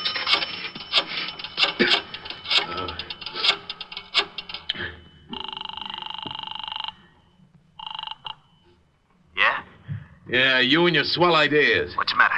I waited for Diamond outside his office like you said. I started to hustle him in the car and he kicked me in the face. Oh. I think my nose is broken. You stupid. I told you to be careful. Yeah, sure you did. You think I like getting booted in the nose? Look, if you want Diamond so much, you get him yourself. Maybe you can tell me how you're going to get to Cuba without me? Huh? Oh. Well, what do you want me to do now? I still want Diamond. Yeah, but he jumped the subway train. How am I supposed to find her? I found out he's got a dame over on Park Avenue. Pick her up, bring her over here. Pick her up?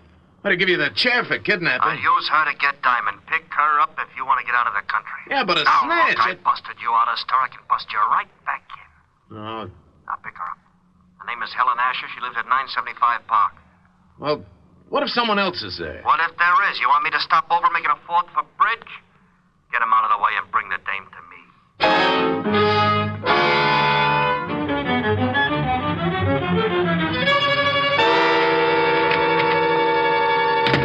Hello, Otis. Well, Diamond. Lieutenant's been looking all over the city for you. I bet you've been a nervous wreck. I wouldn't care if you fell off the George Washington Bridge, Shamus. Why, Otis? And after all, we've been to each other. Nuts. You better go on in and see the lieutenant. Sure. Hey, Sergeant. Yeah? When are you going to get some new shoes? If yours turn up any more in front, you'll have to ski to work. Hello, Walt. Rick, we've been looking all over for you. Why don't you cops get on the job? It's getting so it isn't safe for a citizen to walk the streets at high noon. What are you yakking about? Well, I leave my office to go to see Helen, and some goon tries to hold me up. Well, you're lucky you didn't get it right then. Do you know who busted out of jail last night? Go on, scare me. Charles Walsh.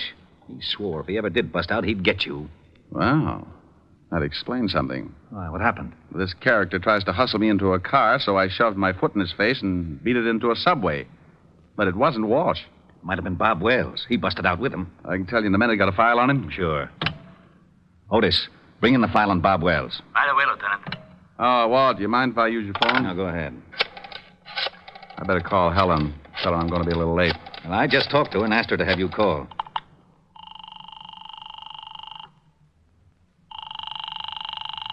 Where is everybody? Yes? Francis? Oh, Mr. Diamond, please hurry over here. Something's happened to Miss Asher. What are you talking about? Miss Asher's been kidnapped. What? Yes, sir. A man came in and made Miss Asher go down to his car at the point of a gun. He also hit me over the head. Was he a tall man with a scar on his chin? Yes, sir. That's right. We'll be right over. Walt, I think the guy that tried to push me around has kidnapped Helen. Oh, no. He pulled a gun on her and slugged Francis. We better get over there. Now, if Charles Walsh is loose and he's trying to get me, then snatching Helen is a sure way to get me to come around. Hey, where's that file on Bob Wells? Wait a minute. Otis. Yeah, Lieutenant. Haven't you got that file on Wells yet? Yes, sir. Just bringing it in. Well, step on it. Otis is bringing it in. Yeah, Lieutenant. Let me see it. Hey, now, wait a minute. Oh, shut up, Otis. This is the guy, all right. He's the one who tried to pick me up. May I take one of these pictures, Walt? Sure, but what are you going to do? I'll see if I can find him. You go on over and talk to Francis. See if this is the same guy who took Helen. I'm going to go down to Skid Row and talk to a wise old owl who knows about things like this. I got out of the 5th Precinct in a hurry and grabbed a cab for Skid Row. I know an old deadbeat down there who had a line on every crook in the underworld. and there was just a chance he could tell me where Bob Wells was hiding out.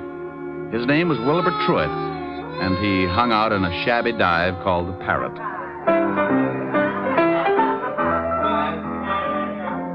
Hello, Wilbur. What? Egad, you at the piano, strike up a chorus of My Buddy, for the wandering boy has returned. Look, Wilbur. I would rise and bow from the waist as befits the occasion, but I fear that some sterno I accidentally came in contact with has rusted my spine, and I am forced to remain in a sitting position. I haven't got time to listen to the routine, Wilbur. I'm looking for someone. Here, take a look at this picture. Ever see this guy? Unless I have my morning constitutional, Buck, I can bring nothing into focus but a large bottle and a straw. Oh, waiter. Waiter, give me a bottle. You have arrived in the nick of time. I get that wonderful warm glow when you ask for a whole bottle. A snap comparison would be that of a happy mother smiling blissfully at a nursing babe. Okay, Wilbur, now tell me, do you know this man? One sip of strength, and I shall have the eyes of a carrot-stuffed feline.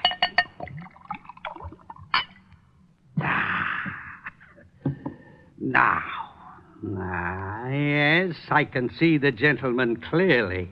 In fact, my vision has so greatly improved it begins to take on the functions of an X-ray.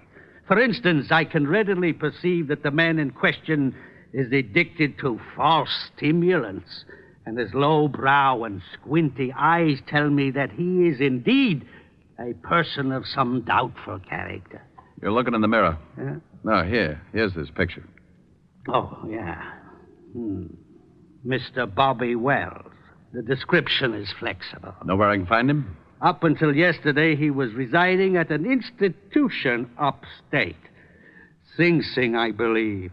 It is very possible that he is hiding out in one of his old haunts on 23rd Street, but I couldn't say for sure. Oh, why not? This bottle you purchased entitles you to one of my best guesses. To be absolutely accurate, I would need further inducement. It's the risk, bucko. Bring me another jug, bartender. Ah, bless you. Try looking in a rooming house at 533 West 23rd Street. Now, if you don't mind, I shall forget the necessity for long conversations and begin to concentrate on the work ahead of me. Goodbye, bucko, and stop in again. Say tomorrow morning if you wake up feeling charitable. I left Wilbur trying to figure the best way to parlay the two bottles and headed for the address he'd given me. It was a typical apartment house of the district, a 4-story building with a high premium insurance policy. I asked the landlady if a Bob Wells lived there, and she told me a man answering his description had taken a room there that morning.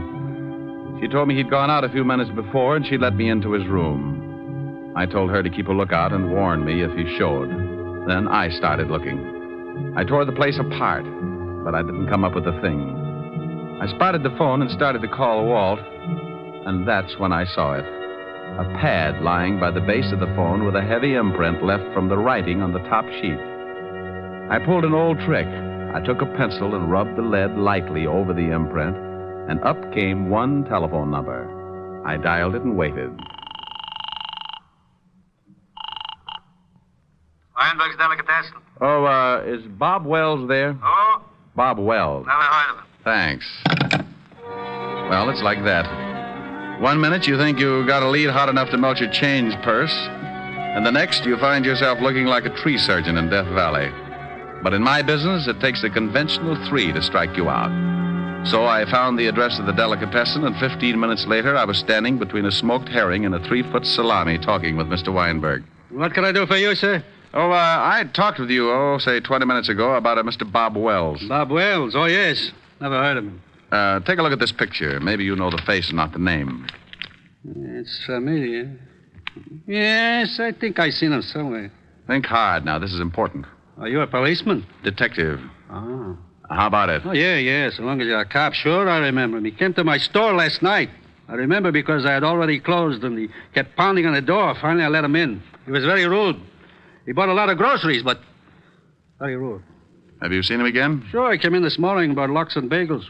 Still rude. Where's your phone? In the back. There's This Mr. Wells done something? He left Sing Sing without saying goodbye to the warden. Now, look, I'm going in the back and use your phone.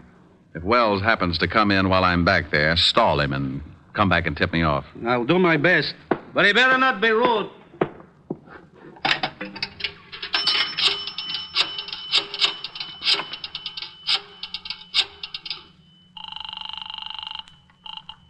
Homicide, Lieutenant Levinson. Hey, Walt, I'm in a delicatessen over on 24th Street. Yeah, Rick. I traced Wells this far, found out he's been buying food here, probably for Walsh. You think Walsh is hiding somewhere in the neighborhood? Yeah, that's my guess. They probably took separate places so they could move in a hurry if one hideout got hot. I'll be over there right away. Good.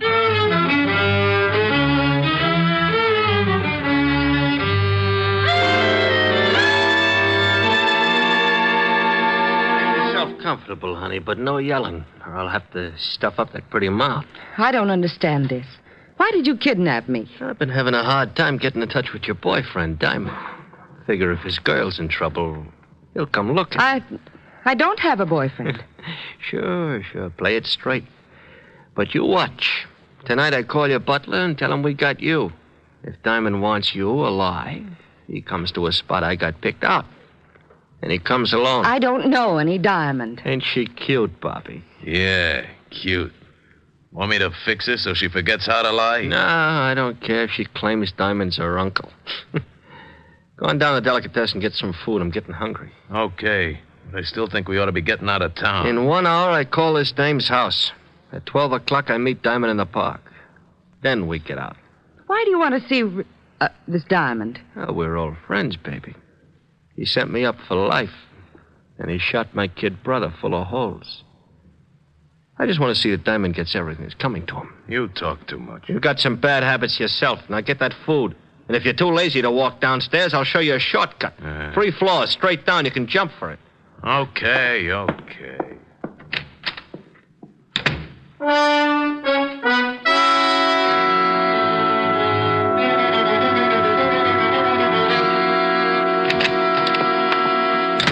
Good evening, gentlemen. What can Weinberg do for you? Hey, Lieutenant, that chopped liver sure looks good. Keep your fat hooks off of that, Otis. Walt. Oh, yeah, Rick? Back here. All right. The storekeeper's watching out for Wells. If he shows, he'll come back here and tip us. I parked the squad car 2 blocks over. I didn't want Wells or Walsh to think something was up. Where's Otis? Otis! I'll be right with you, Lieutenant. I'm just buying something to nibble on. His nibble would grind up a whole cow. If Wells comes in and spots a cop, he'll take off like a jackrabbit. Hold it, Walt. What's the matter? That guy coming across the street. Looks like Wells. Oh. Otis, get away from that door. Huh? I can't hear you, Lieutenant. Our man's coming in the store. Get away from the door. He is? You want me to hide? No, you idiot. Just play it smart like you didn't know him. But get away from the door so he'll come in. Oh, okay, Lieutenant. Leave it to me. Walt, duck. Good evening. What can Weinberg do for you? I'll have a couple of sandwiches. Hey, try the salami. It's great. Huh? Oh, yeah, thanks. Yeah, make it salami. Coleslaw.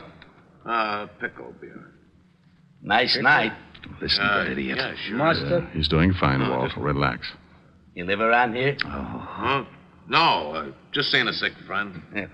Maybe that salami ain't such a good idea if your friend's sick. You know, I had an uncle with ulcers. He couldn't touch the stuff. It's too much garlic. Ketchup? No. My friend's got a cold. Oh, well, then I don't guess it'll hurt him. But, you know, the best thing for a cold is good mustard plaster. And now you take the plaster. Here's your sandwiches, sir. 60 cents. 60? Yeah. Thanks.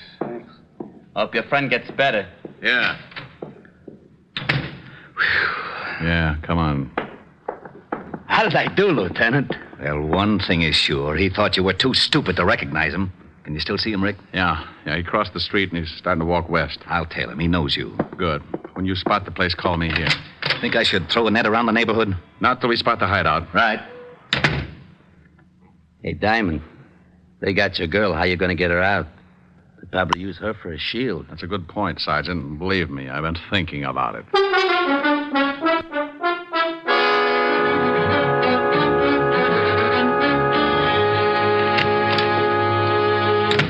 Here's the sandwiches. Swell.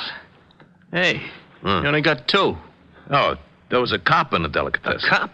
Yeah, big stupid one. Listen, I told him I'm getting food for a sick friend, see? And he starts giving me all kinds of You sure you weren't tailed? Tailed? No, who tailed me? Cop stayed in a delicatessen. Okay. Here, honey. Have a sandwich. I'm not hungry. Oh. Suit yourself. Here, Bobby. Oh, thanks. Hey, when are you going to put in that call to this dame's butler? Right after we eat. Then we go to the park and wait for Mr. Diamond.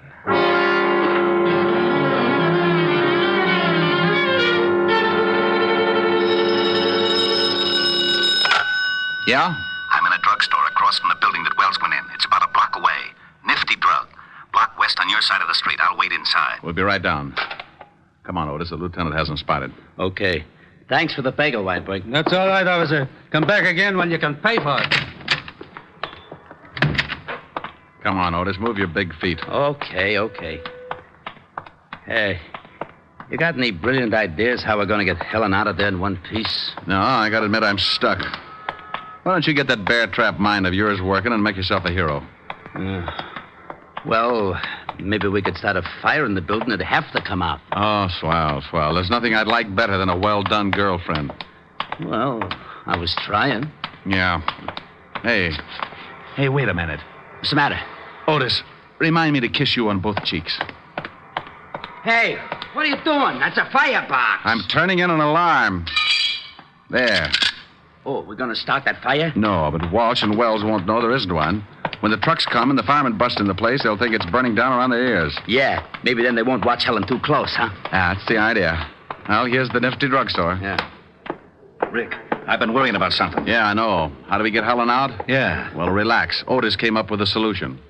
Otis? Yeah, I turned in a fire alarm. And when the trucks get here, you can tell them what's up, and they can go in the building and make like it was on fire. Well, won't Walsh know it's a phony if he can't smell smoke? The chief can tell him it's blazing in the basement. When they hit the street, we can get enough firemen to shield Helen and then take Walsh and Wells. I'll call the precinct and have the block surrounded. We'll need lights if they make a break for it. Which apartment house are they in? That one, across the street. After I call the boys, we better go over and find out which room they're in. Quietly clear the rooms on both sides in case the shooting starts before we expect it.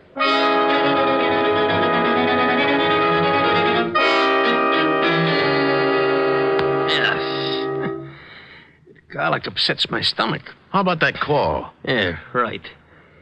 What's your phone number, baby? It's in the book.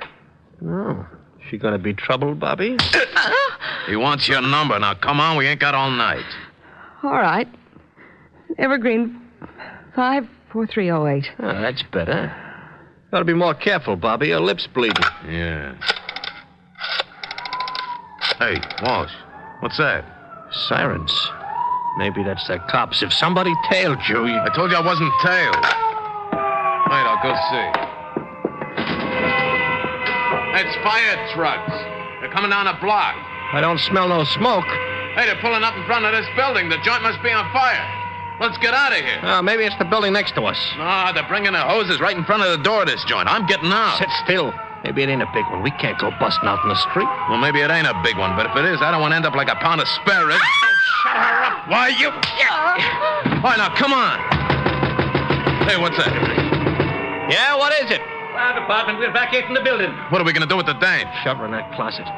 Just a minute. We'll be right with you. Hurry up. There's a fire in the basement. It's nearing a gas main. The whole place may go up any second. Did you hear that? Yeah, step on it. Okay. Hey, better step on it. Down these stairs. We can find our way.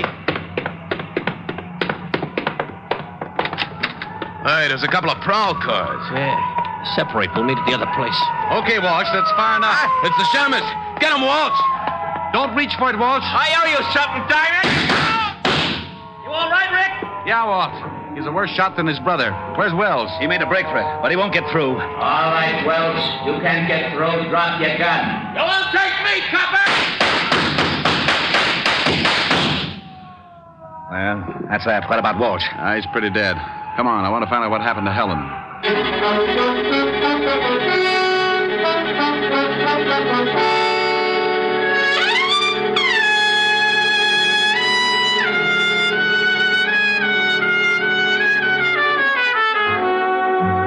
Well, Walt and I went up to the room and found Helen in the closet. We took her downstairs, and she cried a little on my shoulder. I like that. Makes me feel so protective. Walt cleaned things up and dropped Helen and me off at her place. An hour later, Helen got back to normal, and we relaxed on the couch and forgot about Wells and Walsh. How do you feel now, baby? Better. Want to get Francis to fix some dinner for you? Oh, no, I'm not very hungry. You can have some if you want. No. Want to play some canasta or something? But you always said it was a bad 200 game. Yeah, it is. Well, I forgot my jack. Silly. Want a neck? Ooh, what you said. Come here. No. Helen. No, I'm mad. Mad? What for? Because those two thugs ruined a wonderful evening. What's the matter? Want me to go? Oh, you idiot, of course not. I had a big surprise planned. You did? Yes. Believe it or not, I had 2 wonderful seats for South Pacific, and now it's too late to go. Oh, no. Oh, yes. Oh, well, I'm sorry, baby. I'd love to have seen it. Me too. Well, I'm not exactly Ezio Pinza, but I'll try to make it up to you. Oh, Rick, that's a wonderful idea. All right. What'll it be? Some enchanted evening? Oh, really? Me. A some enchanted evening. You may see a stranger. You may see a stranger across a crowded room. Rick. What's the matter? I was just trying to make like Pinza. But, honey, it's safer for you to make like Diamond. Oh. And somehow you know even then, that somewhere you'll see her again and again. Oh, you're not Pinza, but it's wonderful. Thanks. Some enchanted evening, someone may be laughing. You may hear her laughing across a crowded room. And night after night, as strange as it seems, the sound of her laughter will sing in your dreams. Rick. Who can explain it? Who can tell you why? Ricky. Fools give you answers. Wise men never try. Oh, honey, what's the matter? I was just falling in love with myself. Come here. You never let me finish. Do you mind? Oh, no. And I'm sure Mr. Pinza doesn't either.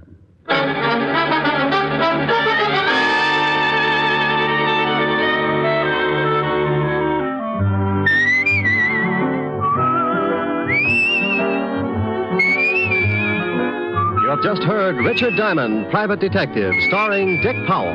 Helen was played by Virginia Gregg, Lieutenant Levinson by Ed Begley. Also in our cast were Wilms Herbert, Paul Frees, and Larry Dobkin. Music was under the direction of Frank Worth. Richard Diamond is written by Blake Edwards and directed by William P. Rousseau. Now, this is Eddie King inviting you to be with us again at the same time next week when we will again bring you Dick Powell as Richard Diamond, Private Detective.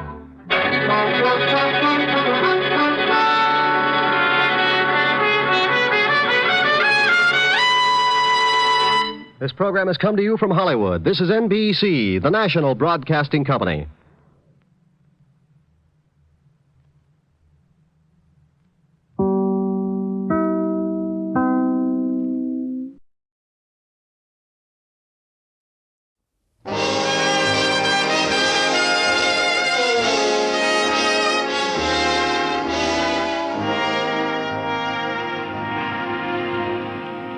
Broadway's My Beat, from Times Square to Columbus Circle, the gaudiest, the most violent, the lonesomest mile in the world.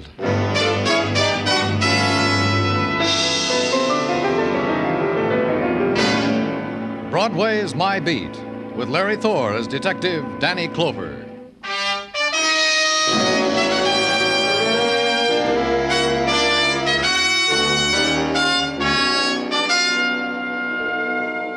Broadway, where you walk through the October evening and hold close the things you want to save for memories. Then Broadway's as innocent and nostalgic as music drifting from a carousel. And you move on. You get hit in the face by a guy fishing for nickels under a grating. Whatever you were pursuing is gone now, lost. And Broadway trails off into the side streets. Walk them like I did. And try to close your eyes against the pattern of scars in the street of the tenements. The kids with the torn deck of cards under the lamppost. The dogs at the trash cans. The wide-eyed girl who lurched against me. Pardon me. That's all right. Pardon me. Pardon me. That's all right. Is something wrong, miss? No, it's all right. I'll find it all right. Find what? May I help you? You've seen it? You know where it is? You're not feeling well, miss. Let me take you home. Home? That's right. Where do you live? I don't know. Then tell me your name. We'll find out. I don't know my name. I don't know who I am. I don't know who.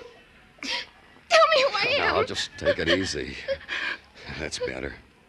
What were you looking for? Pocketbook. I remember I had it. I think I had it when I was rocking right over there. I fell down. Well, let's go see. How long ago did you miss your pocketbook? A little while, I think. I don't know. An hour? No, just a few minutes ago. I can't remember when. Here's where you fell? Yes. I remember because when it happened, I stretched out my arm so I wouldn't hit the trash can. Uh-huh. Is this it, miss? Yes. Yes, that's it. I can remember that. Let's open it. Yes. Here, the wallet. Here's a driver's license made out to Linda Arnold, 1912 West 54th Street. 5'4", blonde hair, green eyes. That fits. And this, in case of accident, notify Helen Carrol. Address the same. Helen Carrol. Aunt Helen. Yes, that's right. My name's Linda Arnold, and Helen Carroll's my aunt. Uh-huh. Something else in this purse, Miss Arnold. Recognize it? Why, that's a letter opener. Aunt Helen's. And there's blood on it. That's right, Miss Arnold. It's sticky with blood.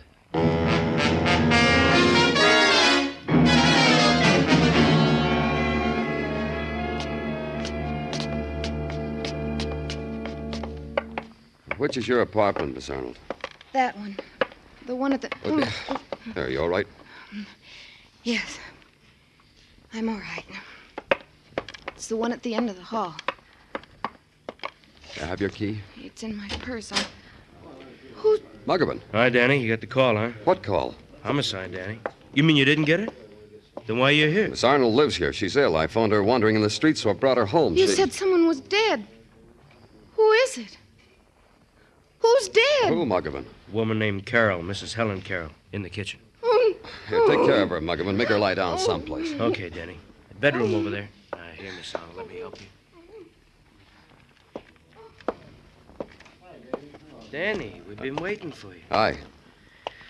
You got a cigarette, Danny? Oh, sure, Dr. Sinsky. It's here.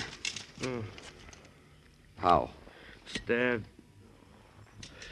in the chest. Over and over. Pierced the lungs, the heart. The murderer made very sure, Danny. Like it was what he'd lived for all his life. Who called it in, do you know? Yeah, Detective Muggerman said some man from a coin box. Wouldn't give his name. Stabbed. Boys know with what?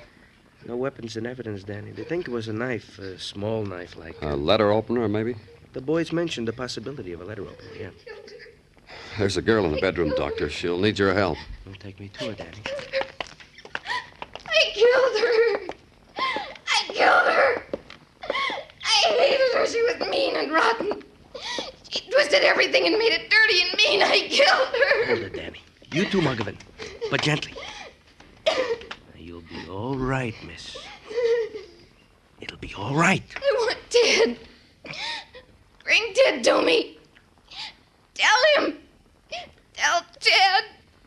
Oh. Tell him I killed her. Tell him to come to me. Dr. Sinsky. A moment longer, Danny. In a moment, she'll be asleep.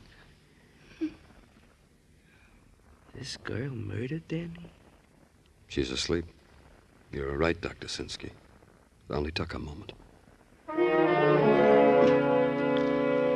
It only took a moment, and sleep touched Linda Arnold, and the face gouged with hysteria smoothed down to a kind of release and innocence. Her lips formed a final word, Ted, once. Then she surrendered to sleep. I left.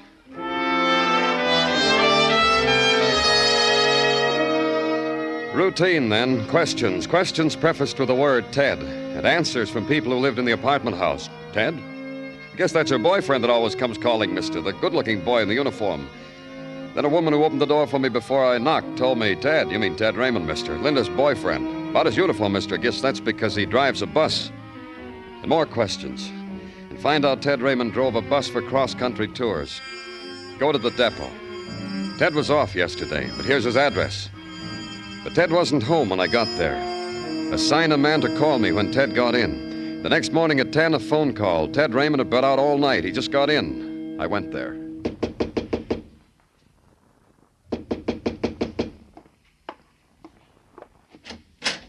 You're the police. That's right.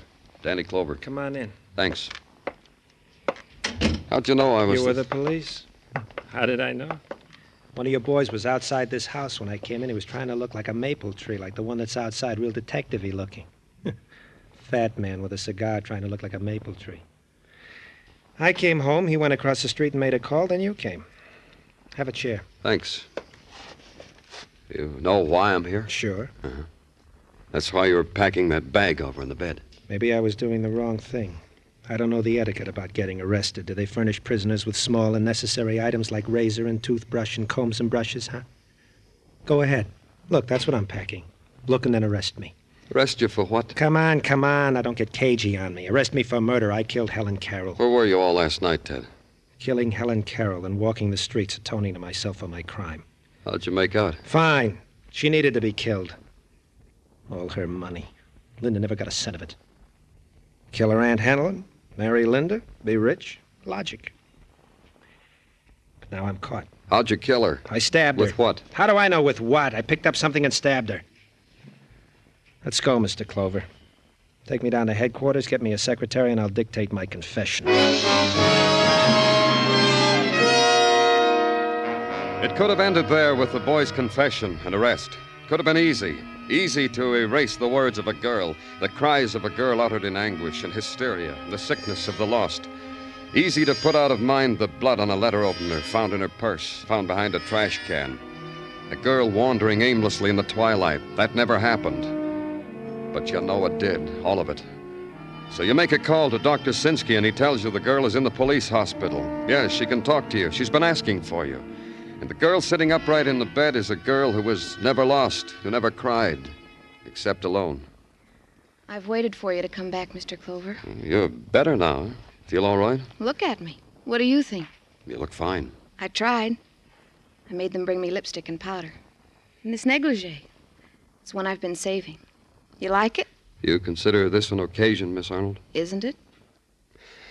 Can you remember what you told me when I brought you home the other night, when we found your aunt?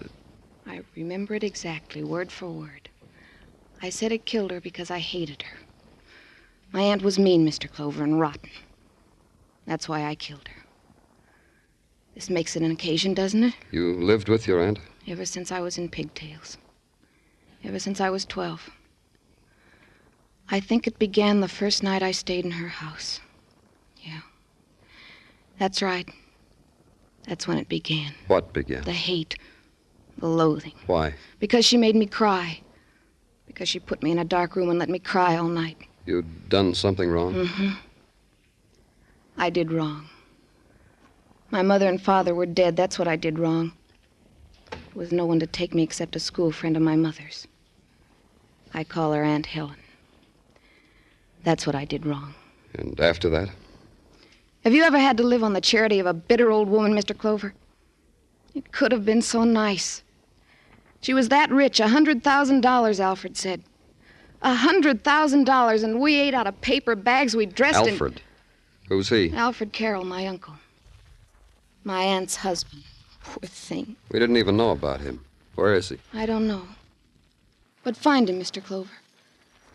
He'll be so relieved that I've killed her, so happy. I'd like to see his face. Find him for me, please. We will. We'll put out an all-points bulletin. Thank you. Now you'll put me in a cell, I suppose. I'm well enough for you to do that. Ted Raymond says he killed your aunt. You're not fooled, are you?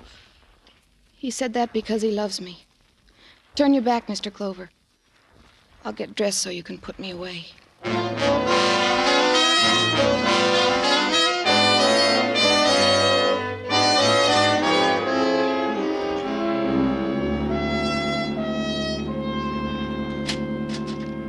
Danny? Hi-yo, Danny. Oh, come on in, Tartaglia. Oh, what's on your mind? Oh, things, Danny. Especially to extend to you formally the warm hand of welcome back from your vacation west of the Great Divide. Oh, thanks, Gino. And to remark that the western winds have indeed done wonders to your features. The sunburned brow, the hearty handshake, and that Don Juan shirt. You look like a veritable Don Juan. Thanks, Gino. And to tell you that I have prepared myself during your vacation for whatever problems perplex your brain. Oh, tell me about it. Well, I have been studying the exploits of Mike Schreck, the bald-headed miracle detective from Philadelphia. Detective Schreck is a man who has coined two interesting theories. Gino. First theory, find the woman. Second theory, the criminal always returns to the scene of his crime. Put them together. In other words, when a man walks past the scene of the crime with a girl, he's the killer. Hey, how did you know? Lieutenant Clover? That's right. Come in. Thank you. I understand you're looking for me. I am? My name is Alfred Carroll. Yes. Yes, we were looking for you, Mr. Carroll. Do you know why we want you? Yes. Yes, of course I do. It's about my wife's murder. It's this way. 2 people have confessed to your wife's murder. What? That's right. Linda Arnold and Ted Raymond. I'm not a young man anymore, Lieutenant. Would you mind if I sat down? Please do. That's strange. Why should 2 people confess to my wife's murder? What? Why should they do that? I killed my wife. I killed Helen.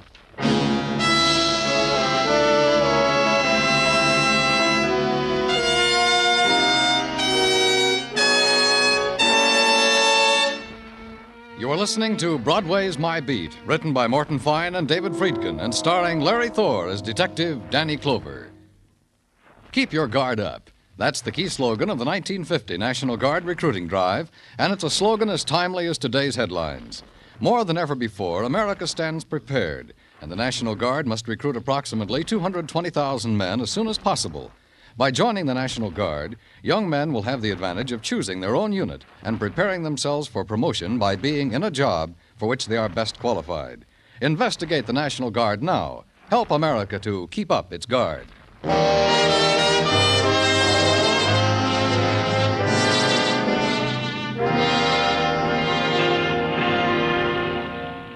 In the late October afternoon, Broadway stands on a corner, sips its coffee, snaps at a coney, and sums up the day.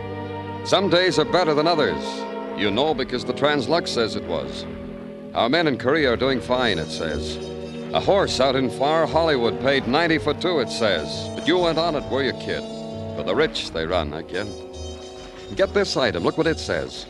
3 people confessed to murder of Helen Carrol. A field day for the police, I kid.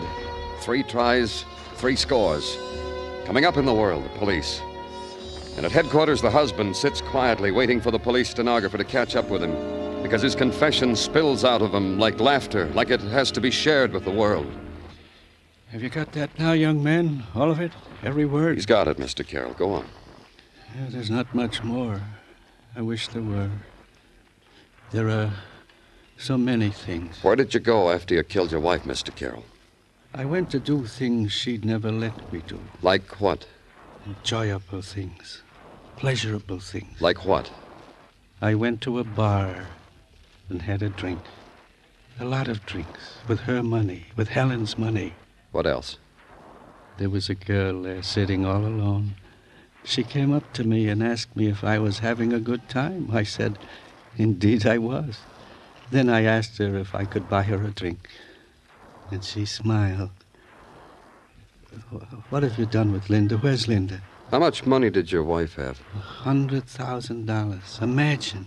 $100,000, and she made us live like pigs, like beggars. She wouldn't even let me get a job so I could have money for myself. Why does she keep her money? It's all in the bank, in her name. It's all coming to me now. You know what I'm going to do with it after I die, after you... What are you going to do with it? I'm going to leave it all to Linda, to my child. I think of her as my child, but she isn't, you know. It's like a blessing to have Linda in our house. I want her to have all that money. Let me look at the transcript, Florio. Thanks. You'll see to it that Linda gets that money, won't you? You said here you stabbed your wife with a letter opener, Mr. Carroll. What did you do with it? Didn't I tell you that? I must have forgotten. In the excitement. I walked around, and all of a sudden I was on the dock. A garbage scow floated right past, so I threw the weapon onto the garbage. I thought that was right for Helen. Is this the letter opener? Let me see. Yes, that's it. It belonged to Helen. That's what I killed her with. I found it in Linda's purse with blood on it. You lie. You're lying. I threw it away. I threw it on that barge. You're lying. Tartaglia, see that Mr. Carroll gets home. I killed her. I killed her. Take him home, Tartaglia.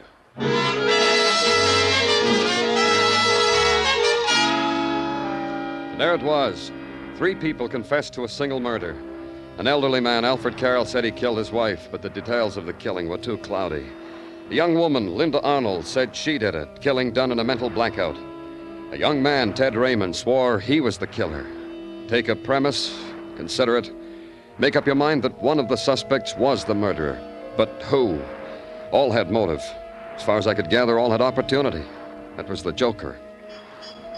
Routine again, and questions again. The knocking on doors and tipping the hat and flashing the badge and intrude into lives of people who thought the word murder was reserved for headlines only. A person like Mrs. Westfall, for instance, landlady and purveyor of towels and clean sheets for Ted Raymond. You're talking about Ted Raymond, ain't you? That's right. Ted drives a bus. What are you looking at, Mrs. Westfall? Little Fiddleberg. Look at her walking down the street. Giddled in her uppity ways. It's just October and she's got out the raccoon coat already. Look at her. Ted Raymond. He drives a bus driver. Jockey for a bus. Look at Giddle. Do you know whether he made any phone calls? On my phone, where he always makes them. Broke a date with his girl. I heard him because I was peeping with my ear. Then what'd he do? I don't know. Maybe went to work where he works at the bus depot. I'll bet it's not even real raccoon.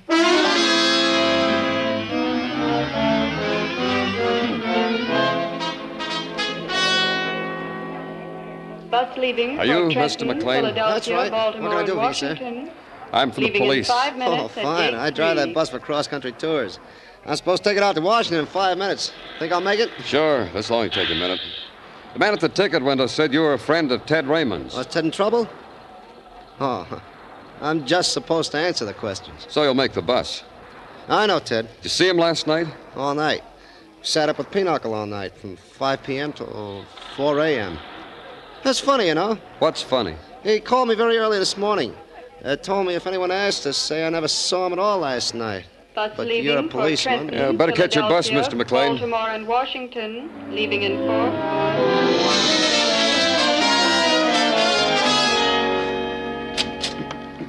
Your name, Clover? That's right. Who are you? My name is Jones, and I've been looking for you. Why have you been doing that? Because I read in the paper you were assigned to the murder of Mrs. Carroll. Therefore this. Therefore what? Here. $100 bill. Take it. As you see, I didn't spend a cent of it. Look, Mr. Jones, what's this all about? It's about that boy, Ted Raymond. He gave me the $100, and I'm giving it to you. Why are you doing that? Because I'm the superintendent of the apartment house in which Mrs. Carroll was slain. Ted Raymond gave me the $100 early this morning. He said to tell anyone that asked that he was lurking around the apartment house at the time of the murder. I see. What took you all this time to come to the police? Yes. What? Yes, it did take me a long time. What happens to the $100 bill now, Mr. Clover?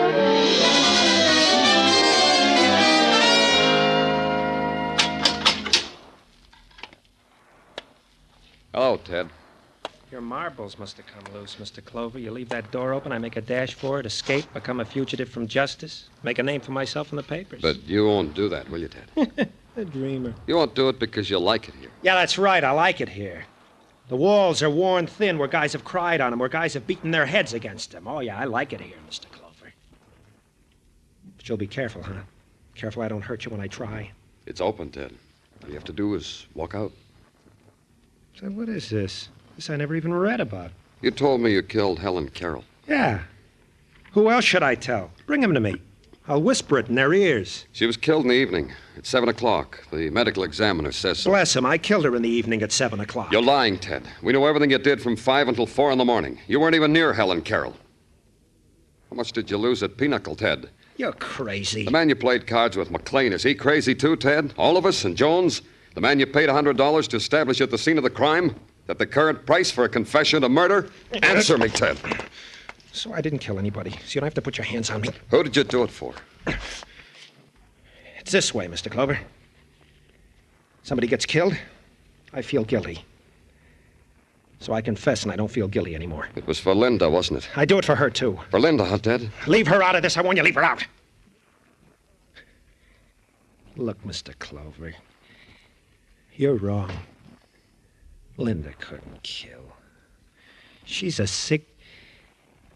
But she wouldn't kill. Not Linda. She's just sick, that's all. All she needs is... How sick? Ask her doctor. He'll tell you. Dr. Malcolm. Dr. Malcolm? Yes, Dr. Robert Malcolm in the Equitable Building. Go ask him how sick a girl like Linda can be. We won't need you anymore, Ted. The guard at the end of the tier will show you where to go. Goodbye, Ted.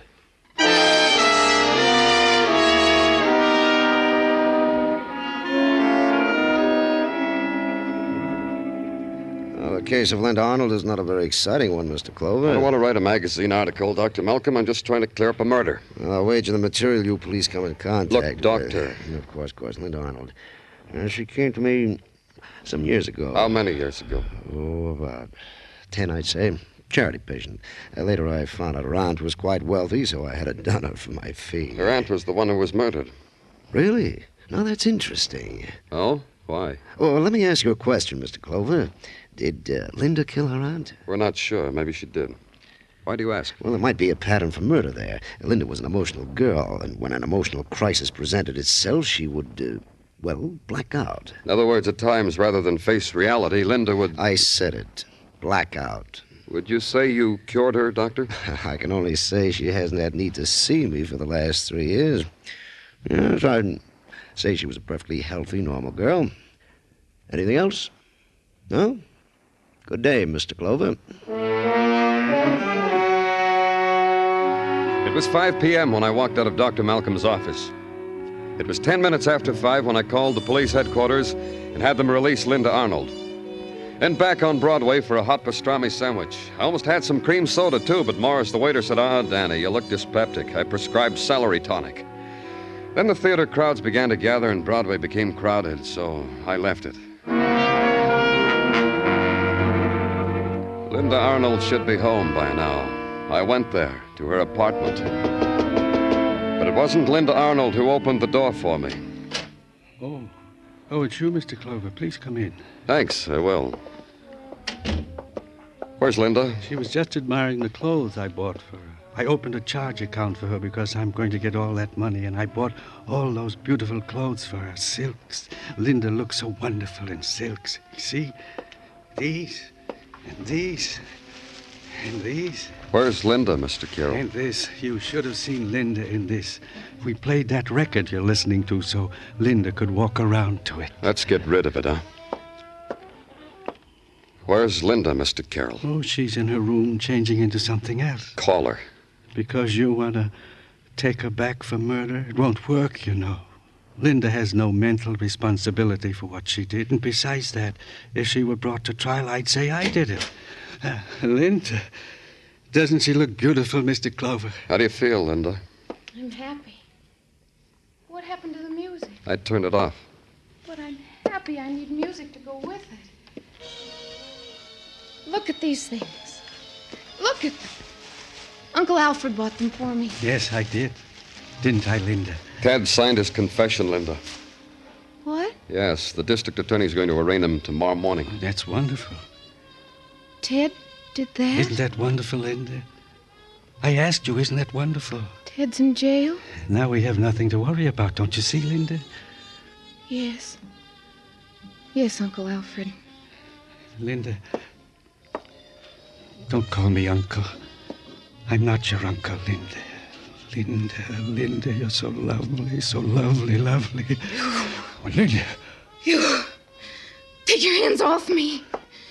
You old man. You. Take your hands off me. How dare you talk to me like that? Get out of here. Get out of my sight. How dare you? I killed for you. Planned this whole thing for you. The years I waited for you. You. Old man. Old man. Leave her alone. I'll show you. Take her, Mr. Clover. Take her. Me too. Alfred, you're crazy. Listen to me, Mr. Clover. I planned it all. It was I who told her to walk around, to be found in a daze with a knife in her purse. No jury would convict her. I killed my wife, and Linda helped me to do it. Linda. All those beautiful things. They'll take them all away. All these things. All these beautiful things.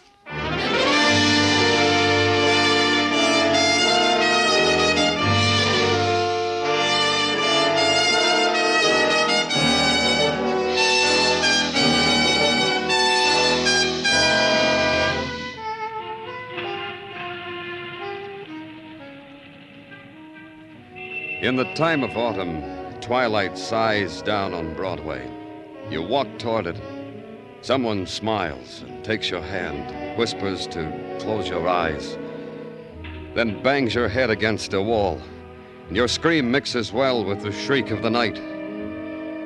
It's Broadway, the gaudiest, the most violent, the lonesomest mile in the world.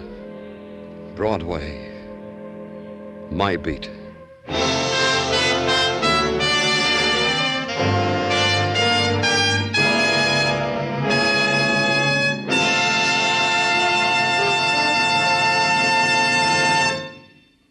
Broadway's My Beat stars Larry Thor as Detective Danny Clover, with Charles Calvert as Tartaglia. The program was produced and directed by Elliott Lewis, with musical score composed and conducted by Alexander Courage. Included in tonight's cast were Joyce McCluskey, Herb Butterfield, Peggy Weber, Lou Krugman, David Ellis, and Jack Crucian. Jack Smith, Dinah Shore, Margaret Whiting, Bob Crosby, the Andrews Sisters, Lowell Thomas, Beulah, Ed Murrow. Anywhere else, they'd make up an all-star list for a week. But at CBS, the Stars address, you can hear them every evening, Monday through Friday. Dan Cubberly speaking. This is CBS, where yours truly, Johnny Dollar, brings adventure Saturday nights on the Columbia Broadcasting System.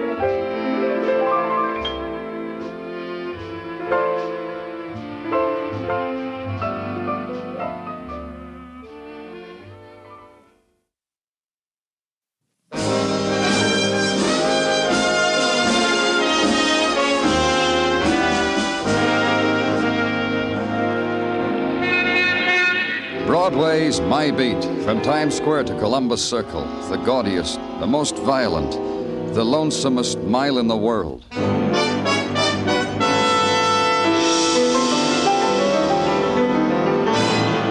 Broadway's My Beat, with Larry Thor as Detective Danny Clover.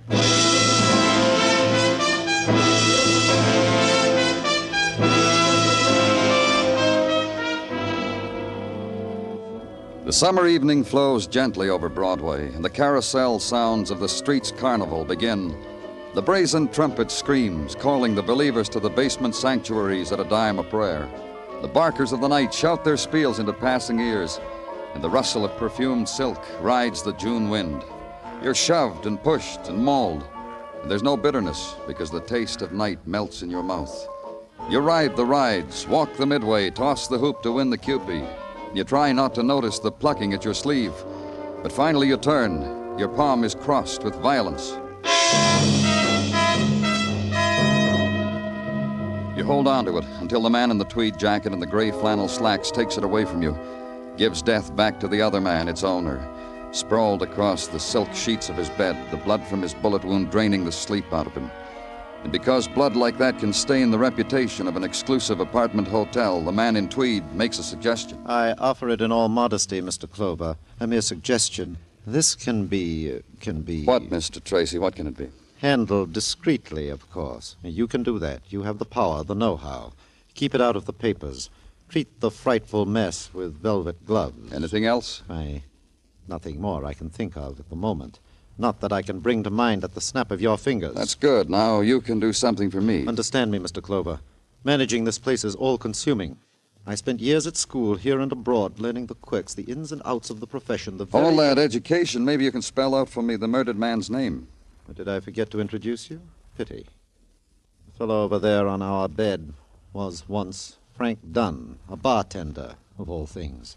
A rather crude chap, I thought. But genteel enough to pay the tab in this slick joint of yours. They do bartenders like Dunn well at the trade winds, I hear. The club on West 52nd?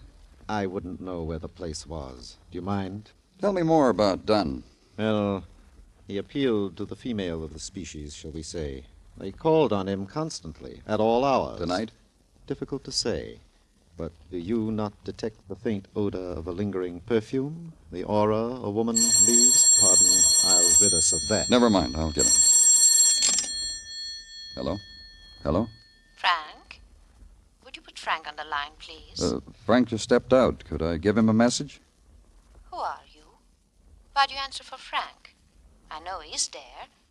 Does he not wish to speak with me? Who is this? Who shall I say is calling? No, there is something. This is not the way Frank would have it with me. Hello? Hello?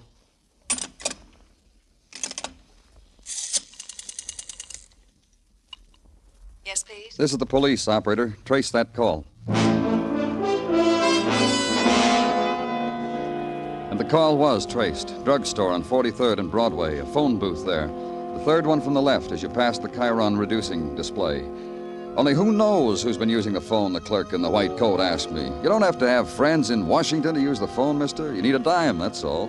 Anyway, what was she, a spy or something? So if that's all, he had work to do. He left. So did I.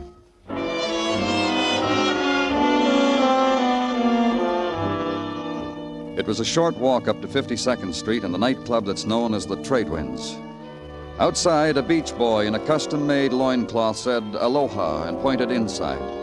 And inside, a beach girl said aloha and offered her nose to be rubbed, which came with a cover charge, the price of admission to tropical paradise. And it was.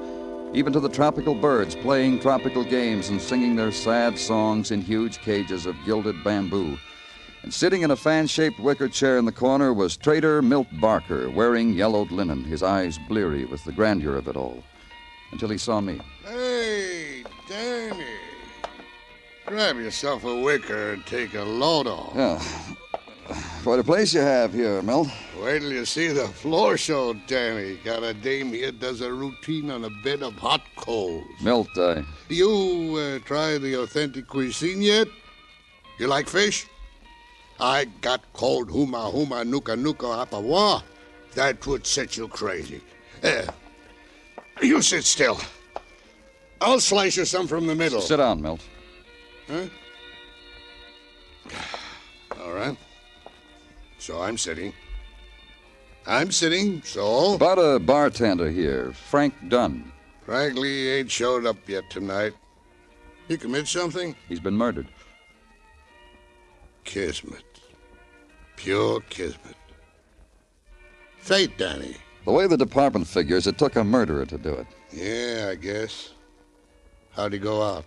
Shot. Like I say, kismet. What are you talking about? A guy like Frank, it figures. It just don't make me surprised. Come on, Milt, talk to me. What's on your mind? Well, he served smiles with the tall, cool ones. When Frank wiped the bar in front of a female patronesses, it had a meaning all its own. Personality. Keep talking. Well, Danny, a guy like him... Well, a dame would be embarrassed leaving less than a fin or a phone number for a tip. Did he cause any trouble here? Frank? No, an operator with a head on him. Wait until the male escort was occupied elsewhere, then... Well, Frank would drop a small onion in a cocktail glass in such a way that patronesses would leave teeth marks on the bar. Like, for instance... Well, for instance, who? Louise Hathaway is current, Danny. You know, the dame who's Mrs. to Edward Hathaway, the guy who manufactures hardware. You know Hathaway's hardware, nails, all... Yeah. Tell me more about Mrs. Hathaway. She's current. That's all I know, honest. Come on, Danny. Eat some of my cuisine. I'll make you a regular lover.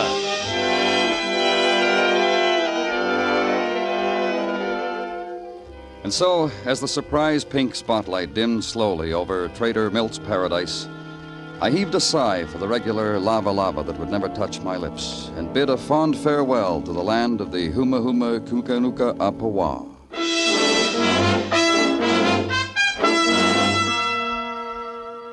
At the Park Avenue apartment of Mr. and Mrs. Edward Hathaway, a maid in gray silk and high-spiked heels told me they were out for the evening. She tightened a black shoulder strap to inform me that the Hathaways never informed a person in what glamorous places they were boozing it up, that this usually took till dawn. I said I'd come back in the morning. She said sometimes a person didn't know what side his evening was buttered on, and kicked the door shut with her heel.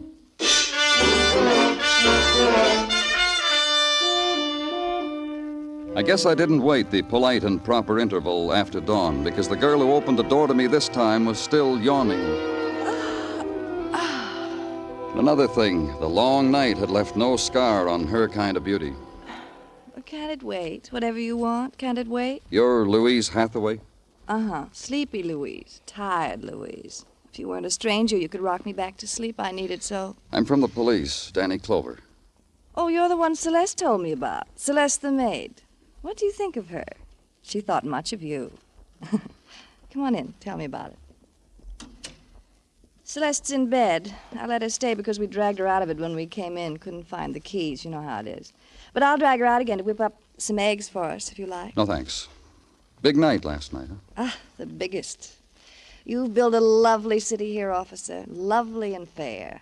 And at night, it glistens. Frank Dunn, was he a part of the night? You just played the only sad note there is, officer. Frank wasn't in it. Not anywhere. Why do you play a sad note like that to me? Because he's dead. Murdered. I don't think I'd ever let you rock me to sleep. You're cruel. And Frank, what about him? I wouldn't know about him, wise man. Once it got bad, and I tried to... Frank winked, grinned, splashed whiskey on my dress. That's all, huh? Just a clumsy bartender. So much more you'll never know. Once I was at the Trade Winds having dinner with hubby mine, and there was a phone call for me, and I took it, and it was Frank calling me from the bar. And hubby mine didn't know why I suddenly turned happy. He had sense enough not to ask. Your husband knows how you felt about Frank? I don't know. I don't care. I always made him tip Frank a lot of money, take him with us after he was through work. Well, it's going to be cheaper for hubby mine with Frank gone. And for me, such a high price, I don't mind telling you. Will you wake your husband, Mrs. Hathaway? I want to talk to him. He's awake. You can talk to him at his factory. Hathaway's Hardware Incorporated. Always the first man there. Sleeps an hour after I've kept him up the night. And off to the factory. Off to make a bed of nails for me. Just stay here in case we want you, Mrs. Hathaway. So you can talk more to me about Frank? It'll be a pleasure. Deep and fair. A pleasure. Any time.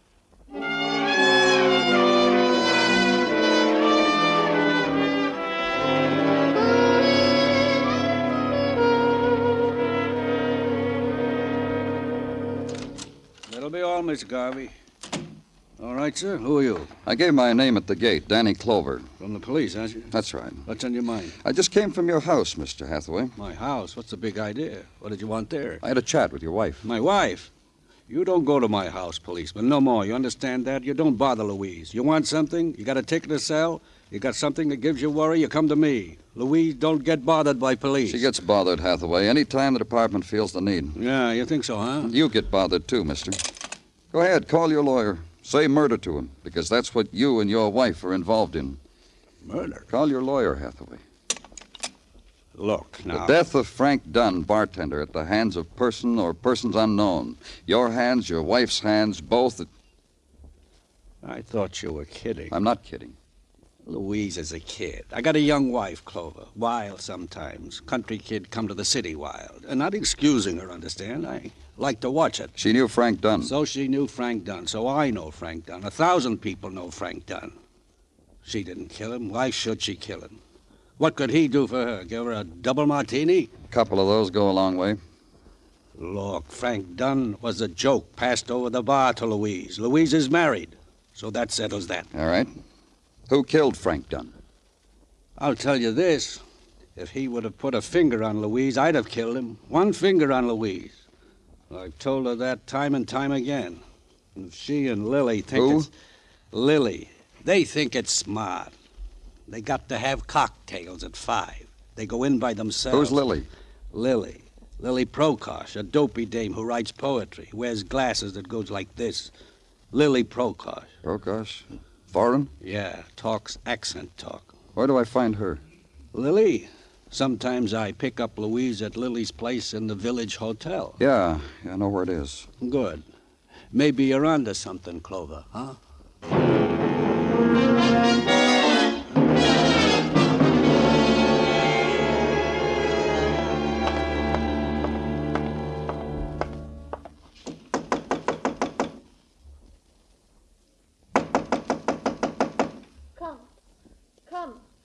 Please. Fell asleep here on the couch. I dreamed. Lily? It was painful. I opened my eyes and the knife was in me. Here.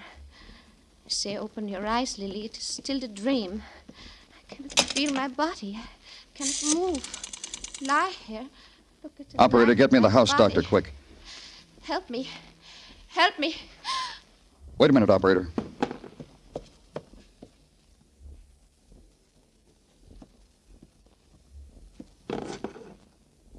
Never mind, operator.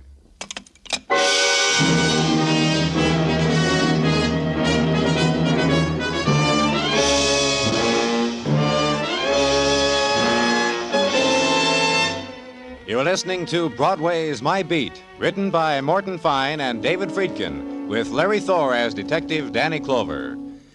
This combination is your open sesame to Sunday night musical delight. CBS Guy Lombardo Time, featuring the sweetest music this side of heaven, and the Mario Lanza Show. Enjoy Guy Lombardo's music. Enjoy vocals, old and new, by Mario Lanza. Mario, singing sensation, called both the new Caruso and the hottest singer in a decade, may be heard Sunday nights on most of these same CBS stations.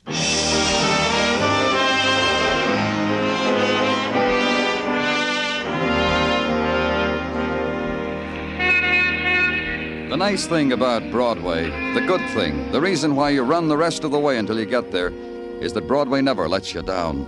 It's all things to everybody. For the gourmet, the foot-long wiener with a seated roll. For the musically inclined, the rosette of loudspeakers over the slightly used record shop. For the art lover, the windy corner. And for those who just like to walk and be amazed, there are people who will be amazed right back at you. Walk it or wait it out. The day's 24 hours long, kid. Take that dream along. It'll happen to you, one way or another. But where I was going, there was no dream. Only the reality of a girl lying there frail against the decor of plump upholstery, the expensive drapes, the built-in silences, the lifeless girl, the stabbed-to-death girl. And talk to a man about it, the practice talk over the telephone, because a policeman speaks of death by formula. Apartment 612, huh? Yeah, I got it, Danny. The door to the suite was open when I got here. The girl's name is Lily Prokosh. Okay. One who called Frank Dunn when I was in Frank's apartment. I'm pretty sure of that, Gino. Anyhow, coroner, lab boys, the works. I'll talk to you later, Gino. Lily? Lily, it's me. Lily. Oh. Oh, I Come didn't on know. in. Oh, that's all right. I can come back later. I'm from the police. Come on in. Come on. Who are you? Police? Why, I... Lily! What happened to you, Lily? What did they do to you? Are you somebody to her, husband or brother? I live across the hall. It's the first time I've ever seen her this close. The first time I've ever knocked on her door. I had a little speech. I was going to tell her what my name is. What do you know about her? I listened for her every day. Yesterday when she came in, What time was that? About 6 p.m. Did she go out again? No. I know because I spent all that time making up my mind to knock on the door and tell her I was a neighbor and what my name was. And that's all you can tell me about her? Yes. Lily? Lily, listen to me. My name is Harry. Harry Lynn.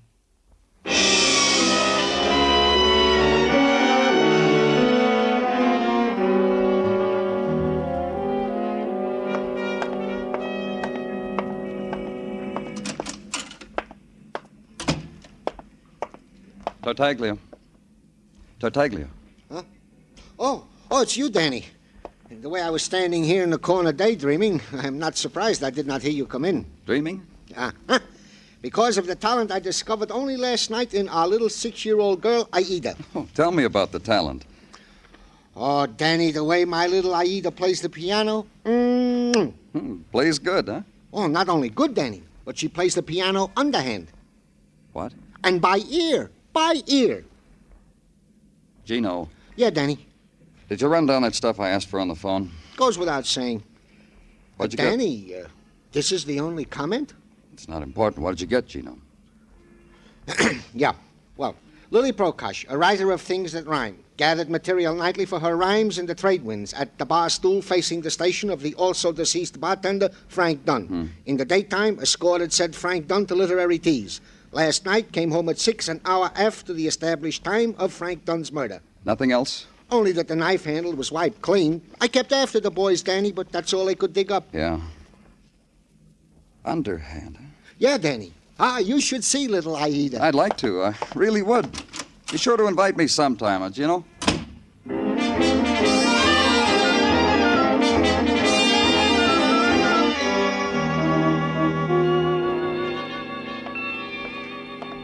I see the wicker chair is still open, Milt. Danny, sit in it, kid. 2 nights, I see you each time. To what is due this sudden harvest of Danny Clover? Not that the trade wind ain't humored, but to what is due? You know a girl named Lily Prokosh? Names don't register with me, Danny, unless for a reason. Is there a reason? A tall girl, blonde, harlequin glasses, spoke with a little bit of an accent. The one who wrote lousy sonnets on my napkin? She was a poet. The one who always comes in here with Mrs. Hathaway? That one, Danny. Well, what about her? You tell me. Lily Prokosh and Frank Dunn. Hey, yeah. Yeah, what? The other day. What are you talking about? The other day, yesterday, the day Frank met his kismet. She was in here with Mrs. Hathaway about 5:30. Asked for Frank. I told her he wasn't to work yet. I started to tell her where Frank lived, but she said never mind, she already knew. Left. And then what? Then what? Yes, she left. Left Mrs. Hathaway with a martini at half-mast. The poet walked out. To see Frank? Yeah. She bumped Frank, huh? A doll like her. What do you know?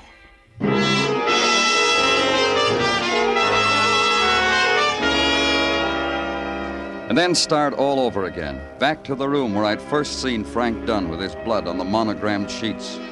Back to the room where this particular set of violence had begun to shape itself. And touch once more the things that had belonged to a man who had been well loved. The gold money clip with his initials written in chipped emerald, the gold cigarette case, the gold keychain, the silk robe that hung in the scented closet. And on none of these things the mark of an identity, the whisper of a killer's name. And all of it with a man in tweed at your elbow, commenting, snickering, fingering the imagined price tag. This little trinket must have cost one of them a good deal of her rainy day savings. Put it down. Dead, don't touch. Is that it, Mr. Clover? Exactly that. There's an etiquette about these things, I've been wondering, Mr. Clover. My brow is furrowed with wonder. I noticed. Hardly touches me, though. Sorry, Tracy. I've been wondering why you asked me to partake with you of this, what shall I say, this chamber of horrors. Because you're a liar, Mr. Tracy. And I indulge myself on the proper occasion. What was the occasion of my doing it to you? Yesterday, when you showed me Frank Dunn. Oh, that. You mean when I didn't reveal to you who had been visiting the bartender at his siesta before death? Now's a good time for revealing. Sorry, but it's slipped my mind. There's nothing the police can do about a mind like mine. Is there, Mr. Clover? Correction, there is. Who was here, Tracy? Who was here? Else you'll beat me? You hardly make it worthwhile defending a dead woman's honor. Who? That foreign thing, with the wind in her hair and the mist on her eyeglasses. Lily Prokosh? I've heard her announce herself that strange way on the house phone. She stayed long enough with the bartender to read him her newest poem. But they had an interruption. You can reveal that, too. It'll cost me a dear little savings plan I had in mind. The interruption, who was it? Lovely, frolicsome thing. Never been here before. Knocked on the bartender's door, was waved away, it seems. Tapped on my office door. Asked if I had a deck of cards. Wanted to play away love's bitterness. Sympathized. Played against her. Won 40 cents. Would have won more, only... Only what? In the midst of a deal, I had a call from the bartender ordering me to whisk the Prokosh thing away by freight elevator. I did. When I got back, my card-playing lady was gone. You won 40 cents from her. That ought to make a girl like that unforgettable. Ever seen Louise Hathaway, Mr. Clover? I have, in society columns. And that evening, she played cards with me. She's precisely what you say. Unforgettable.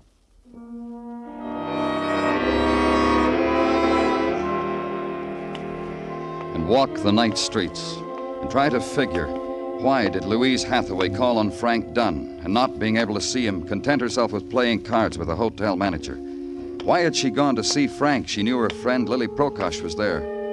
A lot of whys. And keep on walking, east from Broadway to Park and up to the 70s, and stop in front of the canopied apartment house, pause, smoke a cigarette, then go in. And on the second floor, ring a bell.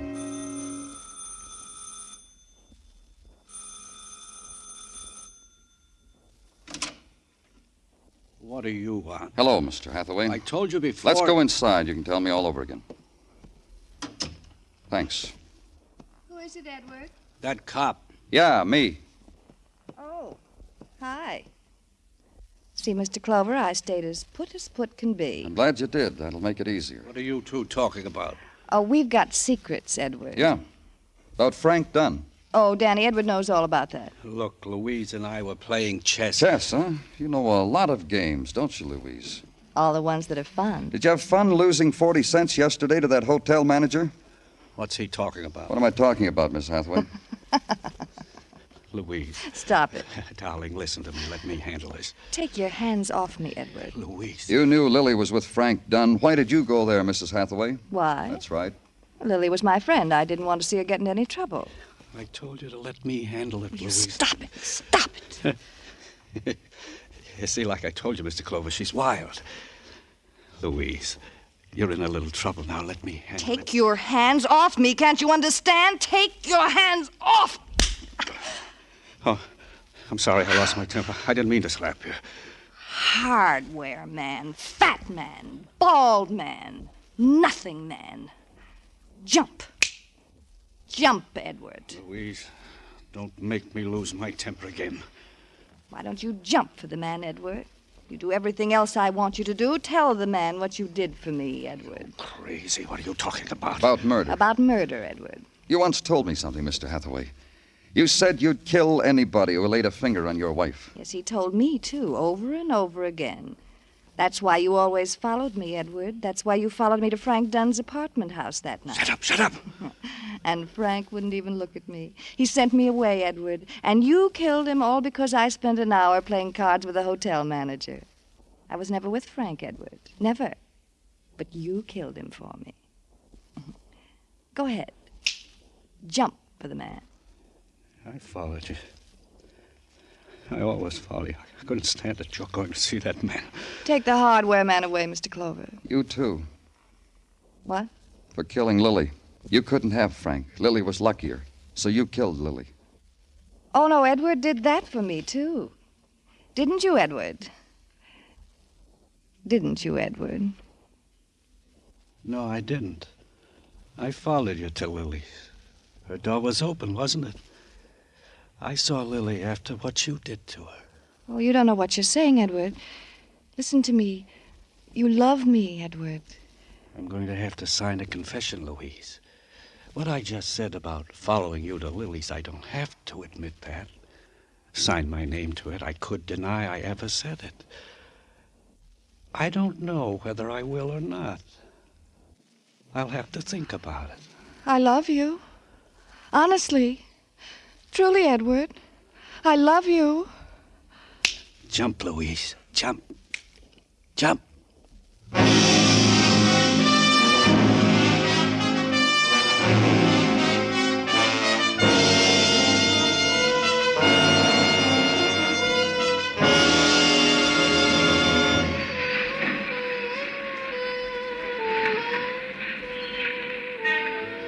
Broadway's quiet now. It's the 4 o'clock in the morning hour, the hour without color. But in a while, dawn will dip down, and there'll be fury again, and roar again, and crowd. The restless wandering, the puppet dance, the running after nothing at all. It's Broadway, the gaudiest, the most violent, the lonesomest mile in the world. Broadway, my beat.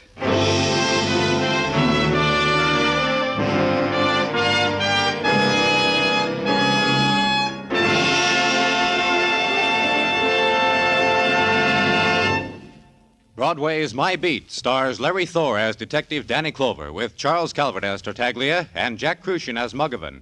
The program was produced and directed by Elliott Lewis, with musical score composed and conducted by Alexander Courage.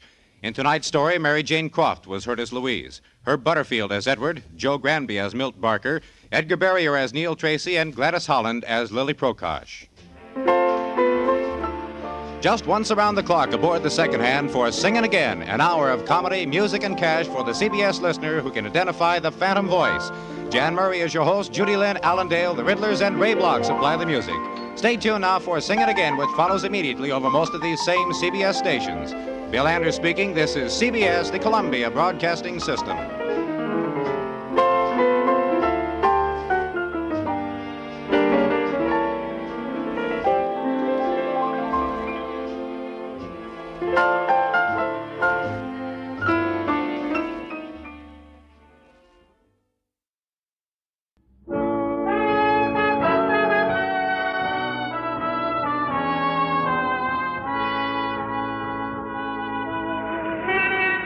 Broadway's My Beat, from Times Square to Columbus Circle, the gaudiest, the most violent, the lonesomest mile in the world.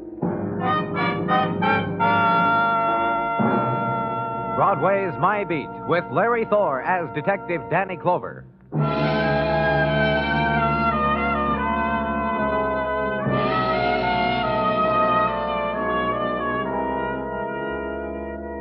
Broadway settles down to another year's living. The days begin to drift backward again, away from you like they did last year. And it starts all over. Punch the time card, smile at the boss, and the income tax forms can be picked up at any bank or branch post office. But there's still the dream, and it could happen on Broadway. It's the corner of the world where 1 million performers do their bit just for you. It's carnival, and a clown and a girl with yellow hair blowing kisses. The end of a ride that costs you a dime. Maybe you'll get your money's worth.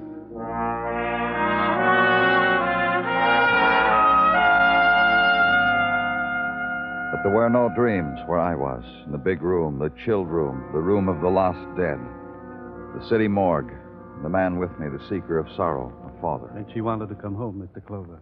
The last letter I got from her told me how much she missed Akron. Not that she didn't like New York, but it's so big, so hard to make friends. Yeah. You want to look now, Dr. Halstead? Yes. Doctor? How did she die? Here. Shot. Lynn? Shot? Where did you find her? Look, Doctor. I want to know. Where was she found? The river. She's been here for 3 days. No, I want to look at her.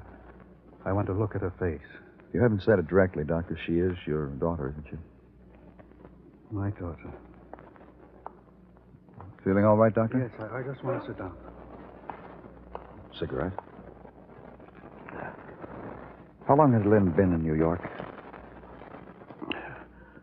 About 3 years. She left Akron on her 18th birthday. Didn't have much trouble getting jobs. As far as I knew, her last employment was as a private secretary. Private secretary? With whom? She didn't say. She just mentioned it was a real estate office and that she liked her work. Where did she live here in town? I addressed my letters to her at the Linden Apartments in Gramercy Park.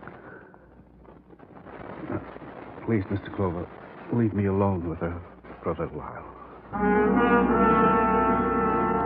And know that outside, the light of the winter's morning is brilliant, dazzling, as it strikes the frost-veiled chrome of the city. But here it must filter through steel-webbed windows, reflect off the faces of the dead, grow dim. Here it lies against the closed eyes of a man who has made the journey, found at its end his child's death. Then his hand reaches out for the girl's forehead, draws aside a strand of hair, tries to smooth away the pain, the shock that had been frozen there, and walk away from it, because this is an image of anguish seen too many times. Go now to the Linden Apartments, yellow ivy clinging to old marble, facing the steel-fenced winter's garden, whose paths can be walked only by those privileged with a key to its gates. Gramercy Park. Talk to a man who, among his other duties, had dispensed such a key to Lynn Halstead. You understand it's quite a privilege, our private little park. And I must say of Miss Halstead, she availed herself of it far too rarely. For what reasons, I shudder to think. Why, Mr. Clement? Why do you shudder? Well, after all, it is rather desirable to maintain residence here in Gramercy. I could show you waiting lists years long. Miss Halstead lived here? I don't see... Of course she lived here, but so sporadically. Weeks on weeks would go by with her apartment standing forlorn, empty, lonely. You're saying, Mr. Clement, that she lived here but didn't live here? Only used this as a mailing address, I fear, and a kind of phone service. For what reason? I know, you shudder. Quite.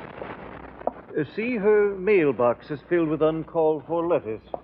Here, from Dr. Halstead.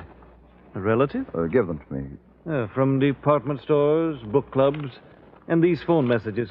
This man has been calling for 3 days now. I keep telling him Miss Lynn isn't in. Leaves his number, not his name. Give it to me. Why, of course. No one else to give it to now, is there? Show me her apartment, Mr. Clement. Oh, I'm delighted to. It's one of our most desirable.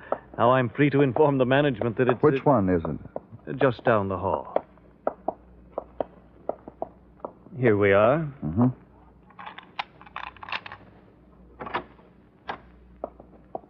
Oh, what a mess. What a frightful mess. The disarray, the things left about. Why, these stains on our carpets. Blood stains, Mr. Clement. That kind of stain? But that means she must have been here when she... Here in Gramercy Park when she... Where's the phone? Why, there under that French doll. Oh. You gonna call that number I gave you? That man?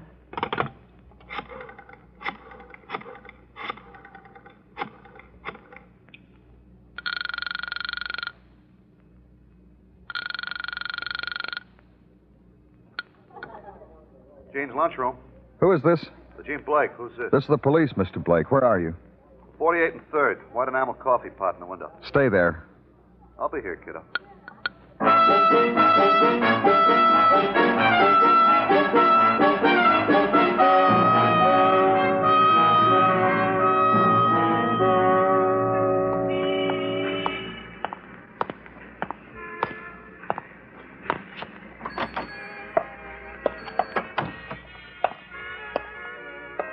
Something for you? Yeah, coffee'd be fine. Fresh donut? Just coffee, please. Sure.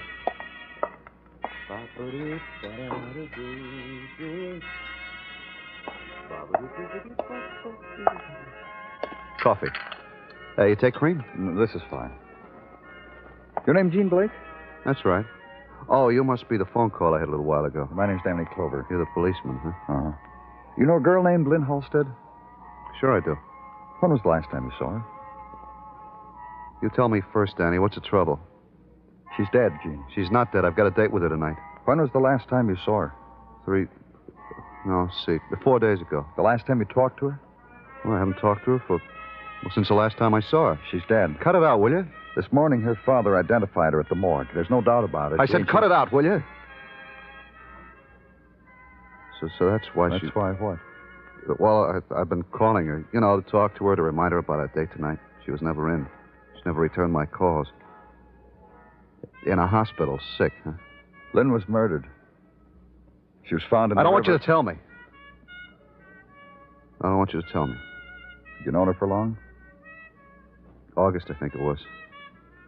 I didn't get to fall in love with her till September. How'd you meet her, Gene? Now, she wandered in here one night, late, sat down there and had coffee. Mm-hmm. She talked to me, thought my line of patter was kind of...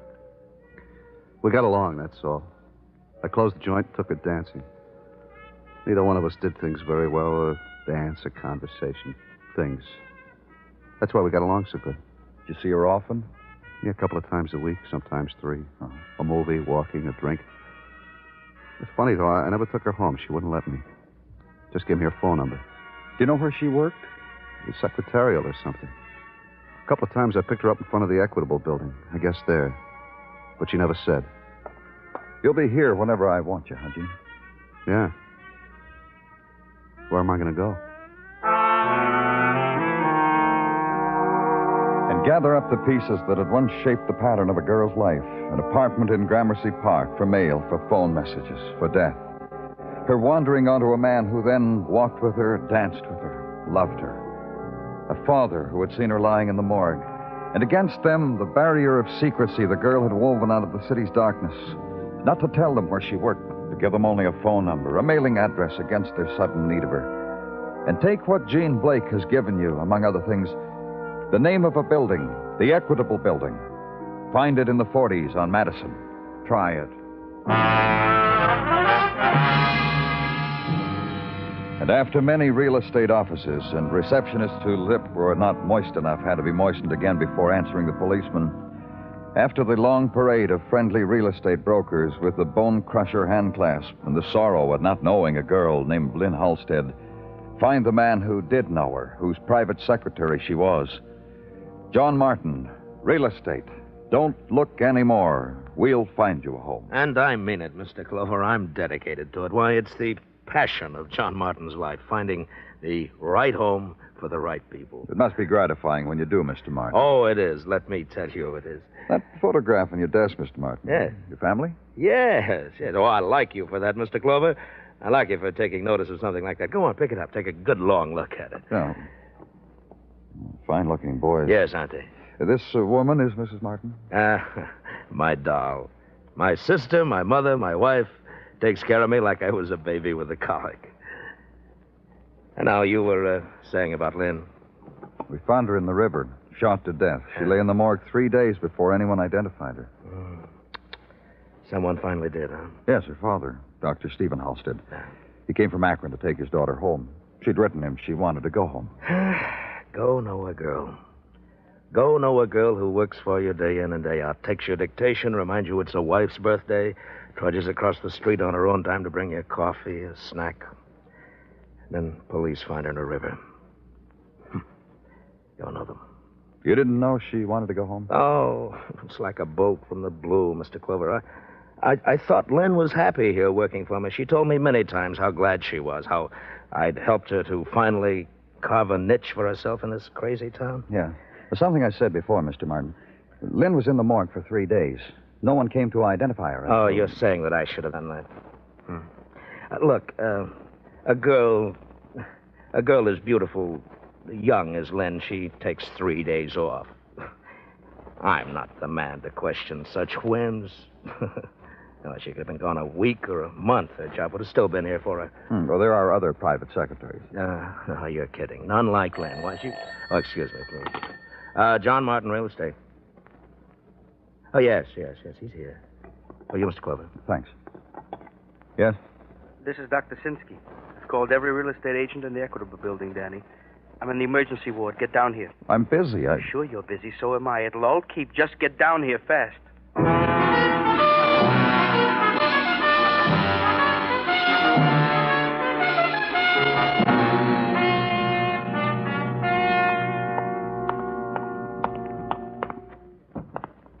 Drink it.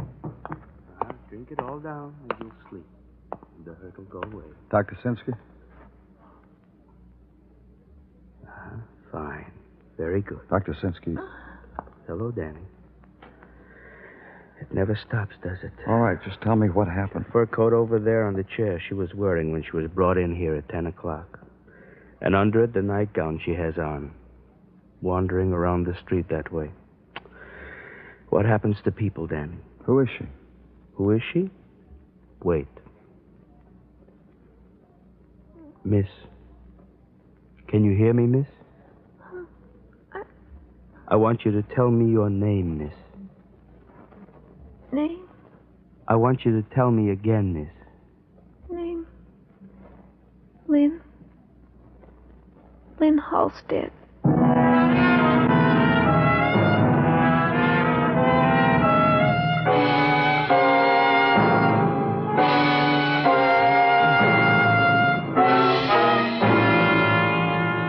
You are listening to Broadway Is My Beat, written by Morton Fine and David Friedkin, and starring Larry Thor as Detective Danny Clover.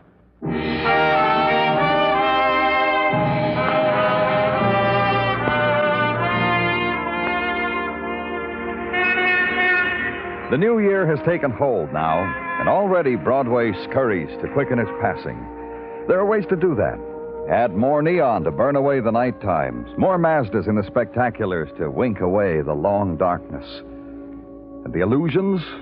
No new ones, kid. Last year's models. Heated up and with a new paint job, no one will know the difference. Need an illusion kit to pass the time? For free. Just reach in the bag. Every color, every size. Faded a little, worn a little. But at these prices, what do you expect?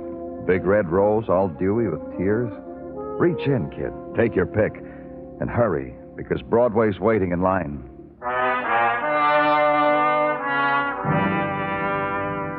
But the lost girl who had wandered a city, drifted on winter's wind, this was no illusion. Nor was her slow, still dying. I tell you this, Danny. This girl could have stayed alive, even with the bullet wound that is in her. You mean she wanted to die? No, I don't think so. I think what made her get out of whatever bed she was in, made her walk in the cold only in a nightgown and a coat, what made her do that was something else. Huh? A shock, maybe, a hurt, maybe, a memory. You're saying that if she'd stayed where she was, she wouldn't have to die. What else am I saying? The wound had been tended to. The bullet removed 3-4 days ago, professionally. The healing had already begun to take hold. It was not the work of a clumsy man, Dan. It was the work of a professional, a doctor. You're sure of that? Some things I know, Dan. I'm saying to you, this girl undid what was done for her. Huh. Can she be moved?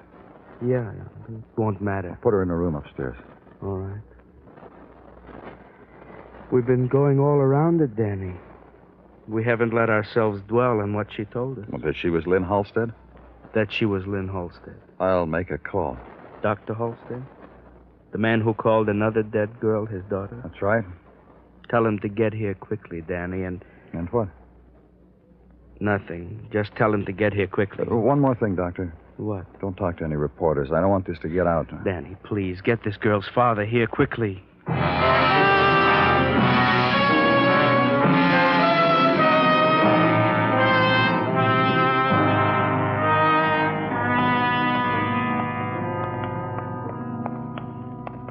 You should only explain to me, Mr. Clover, why you asked me to come down here after all. You'll get all the explanation you need, Dr. Halstead. Very well. Is it? What? Never mind. This is the room. Go ahead, Doctor. On the other side of the screen. Lynn. Hello, Lynn. It'll be all right now, Daddy. Of course it will. All right now. Yes, I won't go away again. I waited. It was so long. It was just a little while, Lynn, that's all. No more than an hour. It seemed... Don't talk, Lynn. Lynn. Miss Clover. Yes? My daughter is dead. Yes, I'm sorry. This is my daughter. This is Lynn. That other girl, the one in the morgue, who is she? I don't know. I'd never seen her before. Uh-huh. Well, it's over. I suppose you'll have to do something about me. Obstruction of justice, Doctor. There'll be something you'll be charged with. You want to talk with me now? Outside. All right. All right, Doctor. I got to New York 4 days ago. I came here to bring Lynn home. I found her apartment house, and I found Lynn. She'd been shot, Doctor. Did you shoot her? I found Lynn. She was dying when I got to her. I didn't shoot her, Mr. Clover. You can think so. I don't care. I really don't. If you want me to say I shot her and you want to charge me with that, it's all right. If you want me to, I'll say I did. Just tell me what happened, Dr. Halstead. She'd been shot. She was barely conscious. Tell you who shot her? No. She cried when she saw me, that's all. Mm-hmm. Then she went into shock.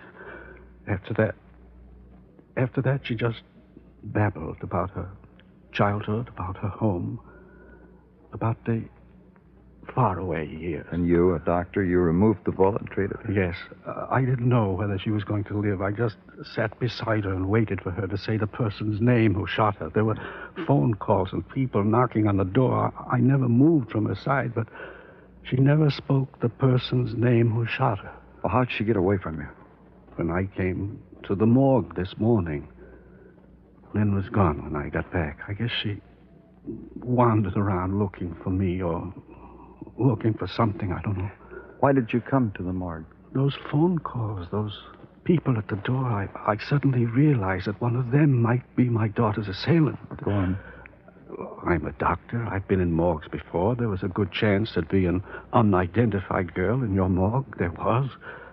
I identified her as Lynn because I wanted to keep Lynn alive. You did all that, you could have gone to the police. I'm here now. And you'll do what you have to do.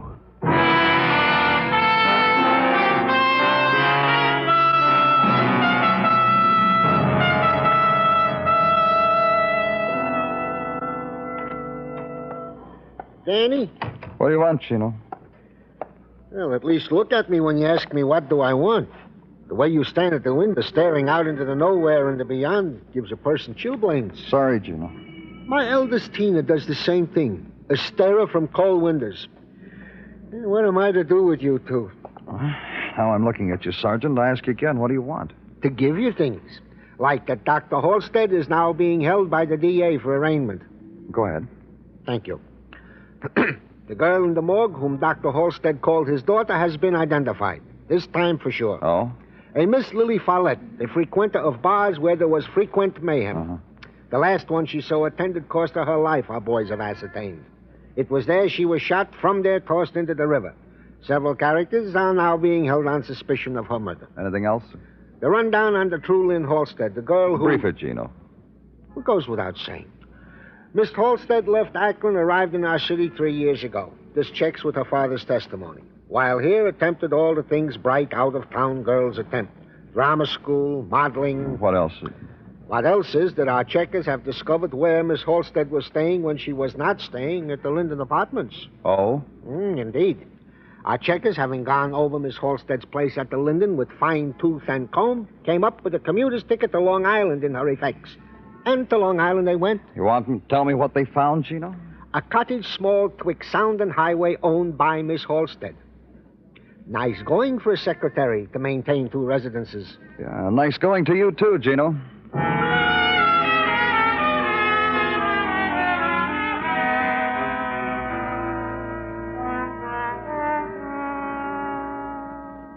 You understand everything now, officer? I think so.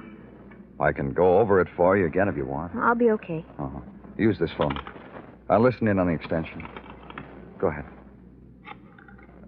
Try to act hurt, officer. I'll try, Lieutenant, but I've never been shot.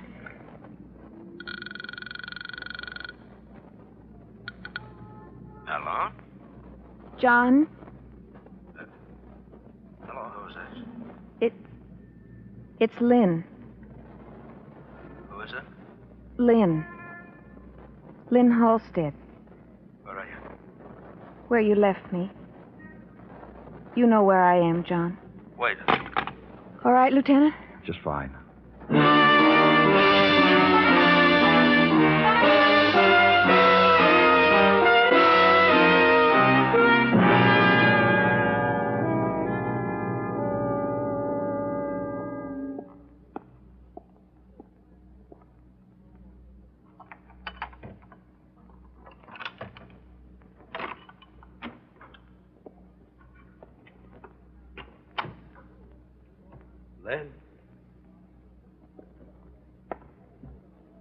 Lynn, Oh. Sit down, Mr. Martin. Where? I said sit down. That's right. Where's Lynn? Dead? I don't believe you. That's up to you. Look, once before you told me Lynn was dead. I just talked to Lynn less than an hour ago. That's funny. She's dead. Where is she? In there in her bedroom? You want to see her? Died after she called me, huh? You want to see her, Mr. Martin? No. No, I never could stand the sight of death. Well, I guess I'll be going, Mr. Clover. I guess the papers will tell me the where and when about the funeral, huh? Don't go, Mr. Martin. Why not? Lynn's not in her bedroom. She died hours ago.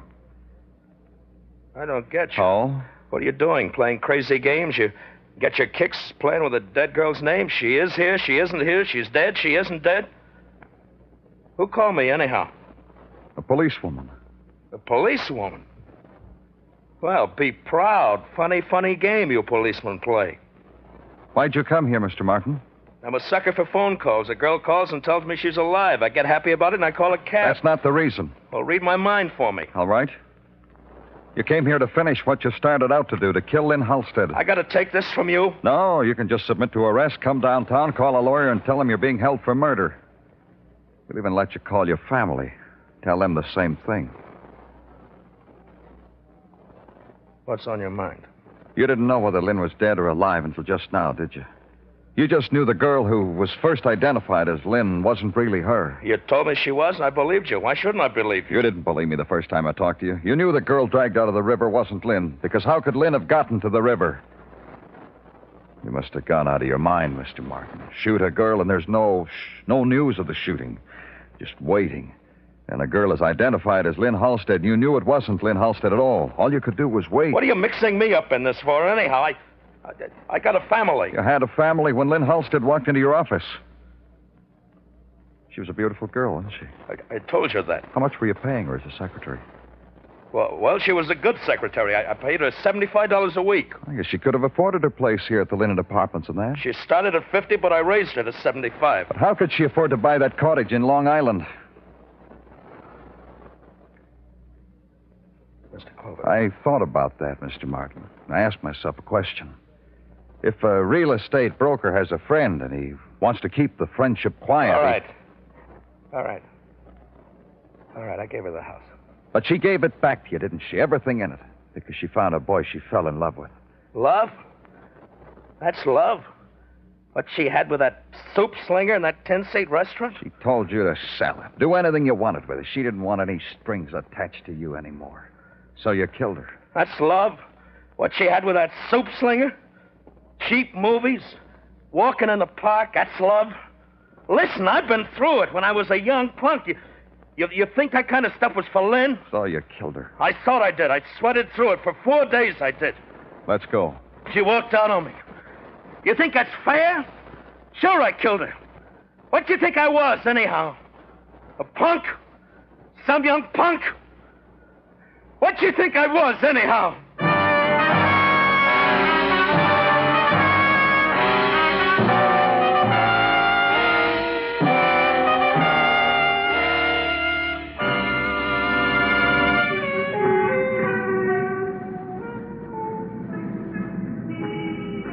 Broadway's quiet now. The hour without color. 6 o'clock hour. The hour of going home.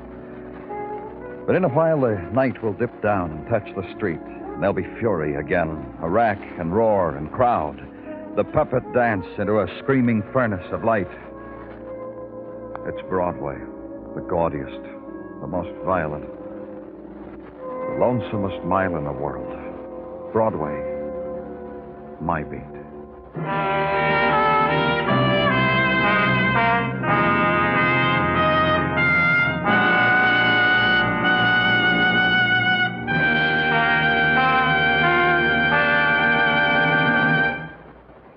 Broadway Is My Beat stars Larry Thor as Detective Danny Clover, with Charles Calvert as Tartaglia and Jack Crucian as Muggavan.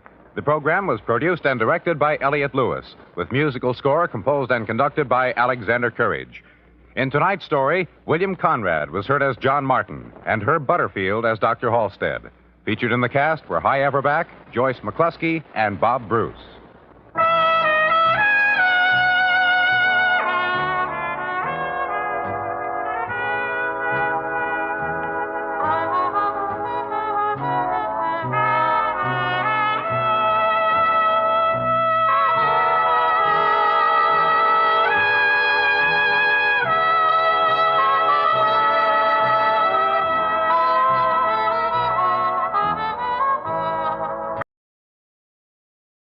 Arthur Godfrey, who usually comes around with his talent scouts at this time on Monday, has just about finished his summer holiday. Godfrey will be back with us 1 week from tonight on August 28th.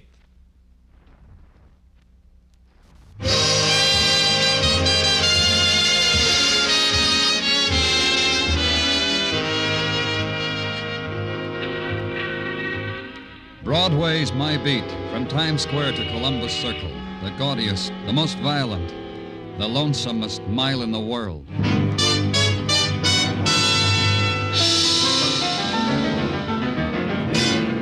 Broadway's My Beat, with Larry Thor as Detective Danny Clover.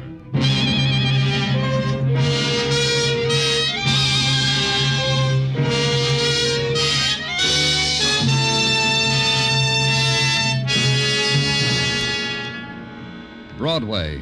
It's the place you drift to because the other promises you made to yourself never happened. You leave your life behind and stand on a street corner beating down the scream in your throat. It's the best of the 1,001 nights you dreamed of. The one place in the world where something happens to you outside of the movies. It always happens. Something starts it, the tap on the shoulder, the laughter that floats down to your end of the bar, the smile, the special delivery, the phone call. Your phone's ringing, Danny. Thanks, Gino. Danny Clover speaking. You gotta help. You gotta come here. You gotta come to my home. Who is this? Mrs. Corey. Please, my husband. What is it, Miss Corey? A suicide pact. He's trying to force me to kill Place this myself. call. I don't want to die. He's gonna make me die. Hello. Hello. Who is this? What happened? Mr. Corey, I've just killed my wife. Now it's the time for my dying. Listen, don't be a fool. Hello. Tartaglia. Oh, wait a minute, Danny. What'd you say, operator? Oh? Uh-huh. Oh. Yeah. Party hung up too soon. Couldn't trace it, Danny. It began that way, with a desperate protest against private agonies. The protest that can't face the loneliness of death and must kill the loved ones so that the path into darkness will not be walked alone. The man Corey murdered his wife and then himself. And the glittering, blood-spangled shriek for attention, final identity set into motion only an old, a familiar routine. The official collecting of the dead. But first we had to find them.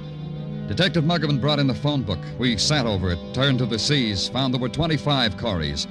We divided them, went our way. The treasure hunt for the dead. The first Corey was very much alive. She told me so. Nobody dead here, mister. Everybody much alive. Come on in and I'll prove it to you. You live here alone? Uh-huh. I'll take a look. Love it. Come on in. See? Alone. Just you and me. Touch me. I ain't dead.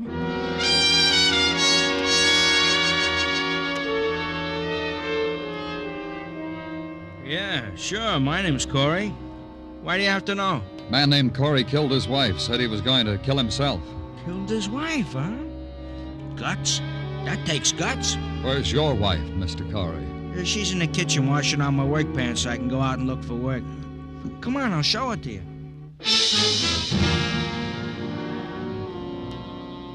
Look, mister, even if you're a policeman, it doesn't give you a right to ask me a thing like that. I love my wife. We never say a harsh word. Where is she? She's asleep. This late? She sleeps this late every morning. I was just preparing her breakfast. Call her.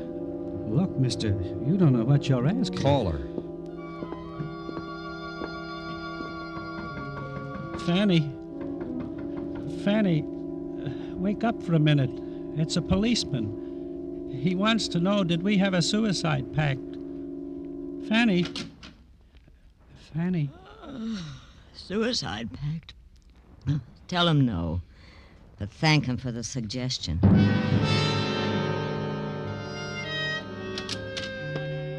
You finish your list, Danny? Yeah, Muggavan. Find him? No. You? No. Maybe it was a joke, huh, Danny? A practical joke? I don't think so. Did you finish your list? No, I got 2 more to go. I'll take them. The reason I didn't finish, Danny, I had to come back to headquarters to... I just got tired. Forget it. Give them to me. Yeah, here, Danny. 2 more.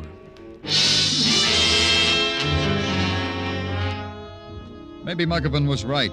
Maybe it had been a joke. Someone's grisly idea of a joke to play on the gullible police. There are people like that. There are people who make a pact to die. The first Corey on Muggavan's remaining list of 2 was an invalid, a bedridden woman tended by her middle-aged bachelor son. He asked me to stay and chat with them. It was such an interesting thing to have happen to them. At the last place, the manager of a plush apartment house just off the park told me, indeed, yes, indeed, he had a Mr. and Mrs. Corey. Oh, yes, indeed. They've been with us, let me see, 5 years, I should say. What apartment are they in? 3A. You understand, of course, that solicitors and peddlers are not allowed on the premises. No, I'm from the police. See? Police. Police. What is your interest in Mr. and Mrs. Corey? You're perfectly right. Which way is 3A? Down this center hall. But we'll announce ourselves first, shall we?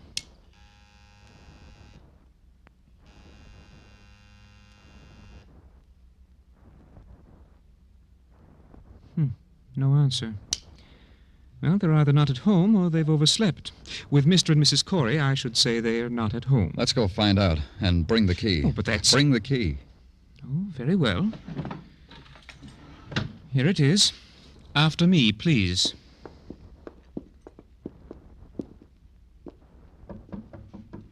Mr. Corey.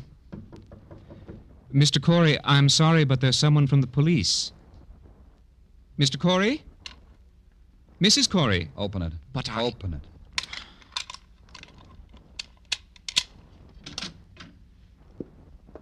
See? There's no one at home. They've gone out. Where's the bedroom? Through here, but I don't believe you have the right to intrude like this. As you can see, everything is in apple pie order. What are you looking for? Why do you pry so? They're dead, that's why. Oh. Well, in that case, you might be interested in something In what? A woman called me just a while ago. Said she'd been trying to reach Mr. and Mrs. Corey all morning. On their private phone. There was no answer, so she left the message with me. What message? Her name, her phone number. They interest you? Get them for me. Now, get them. This time it was easier. The message was from one Zella Stanley with a phone number to match. As easy as investing a nickel in the nearest phone booth and telling Zella Stanley you were the police. Asking her if she had been calling the Coreys and would she be home, and I wanted to talk with her. Miss Stanley was in turn non-committal, puzzled, cooperative. Please come up, Mr. Clover. The address is 1520 West 46th, apartment 2A.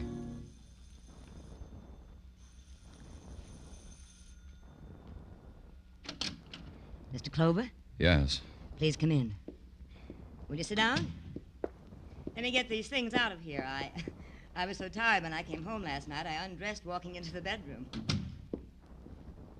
Now, won't you sit down? Thank you. About Mr. and Ms. Corey. Now, don't put me on the defensive, Mr. Clover. I want to help you with whatever it is, so just let me tell you. Good. Go ahead. I've been calling Alice all morning. That's Alice Corey. That's right. There's been no answer at her apartment. Is that something unusual? Not in itself. I've called people before, and I suppose you have. Called them, and no one answers. Was it important that you get in touch with Mrs. Corey? Not in itself. I just wanted to talk to her. I see. Just a kind of, good morning, Alice. How are you? Is that it? Something like that. Just let me tell you. Will that be all right, Mr. Clover? Yeah, it'll be just fine. Yes. Well, I was at the Coreys last night for bridge. There was something in that house that had never been there before. What? Please. Oh, sorry. Something was wrong. No laughter between the two. Silence, mostly. And now and then a bitter word. I've known them for years. The Coreys have been the cliché of matrimonial bliss. It embarrassed me. I left early. May I? Of course. You said you were playing bridge. You, Mr. Corey, Mrs. Corey. Who else? And Tom's partner. Tom Corey's partner. His business partner, Henry. Henry who, Miss Stanley? Henry Fairchild. Fairchild of Corey and Fairchild, you know. No, I don't, Miss Stanley. A factory. They make small things, electrical parts or something. I don't know. Tell me a bit more about last night. Well, just that Tom was depressed. Alice looked, well, frightened. I never seen Alice look frightened, but I think that's what it was. Henry did everything he could to brighten things up. It didn't work. You go ask him. Ask Henry. Henry Fairchild of Corey and Fairchild. Ask him.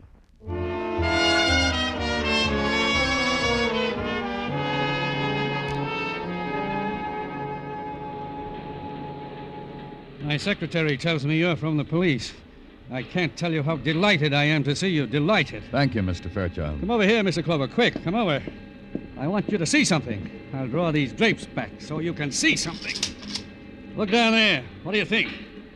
Yeah, it's quite a little factory you have there. It's more than that, Mr. Clover. It's 10 years of our lives. 10 years of blood, sweat, tears. No other way to say it. 10 years of that. And he walks on it, squashes it like it was a cockroach we'd built. Oh?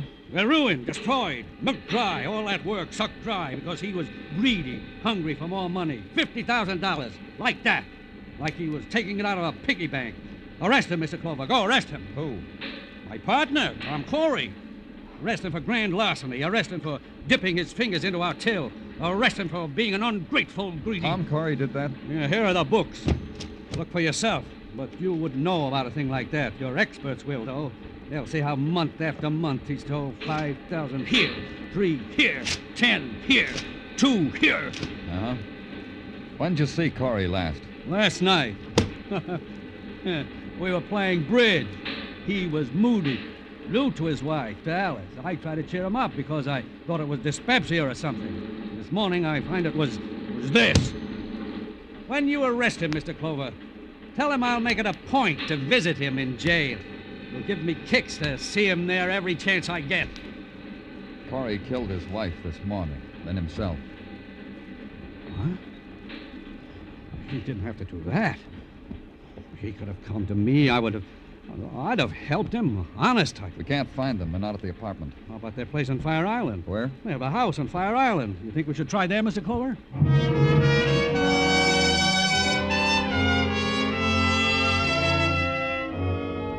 We did. Mr. Fairchild drove me out to the landing dock, hired the power launch that took us to Fire Island. Then the short walk across the bone-white sands and a small cottage. The front of it was draped with a yellowed fishing net and life preservers whitewashed for the season. Starfish had been nailed over the door. The top of the door was glass porthole, and the door was open. First time this has ever happened. What? Leaving that door open like this. Come on.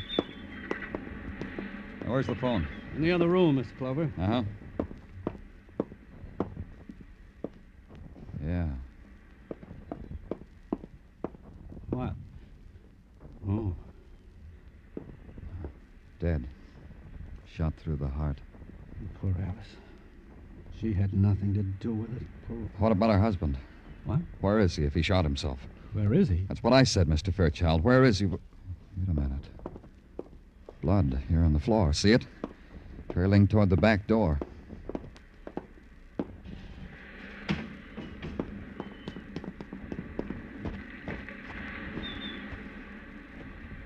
Here. Now the blood stops. But no Tom. Where is he? You said he committed suicide. I was wrong. He committed murder.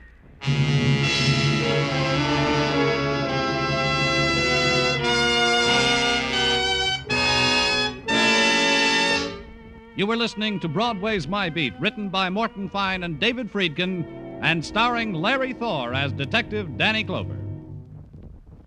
Next week, along about this time, Arthur Godfrey and his talent scouts will be on hand again to delight and entertain you. You'll find that Godfrey's amateur but knowing scouting have dug up some wonderful new discoveries for you, and they'll be here Monday after Monday all season long. By the way, next Monday also marks the return of My Friend Irma, the Lux Radio Theater, and the Bob Hawke Show on most of the same CBS stations. Don't miss next Monday evening with CBS, the network of the stars.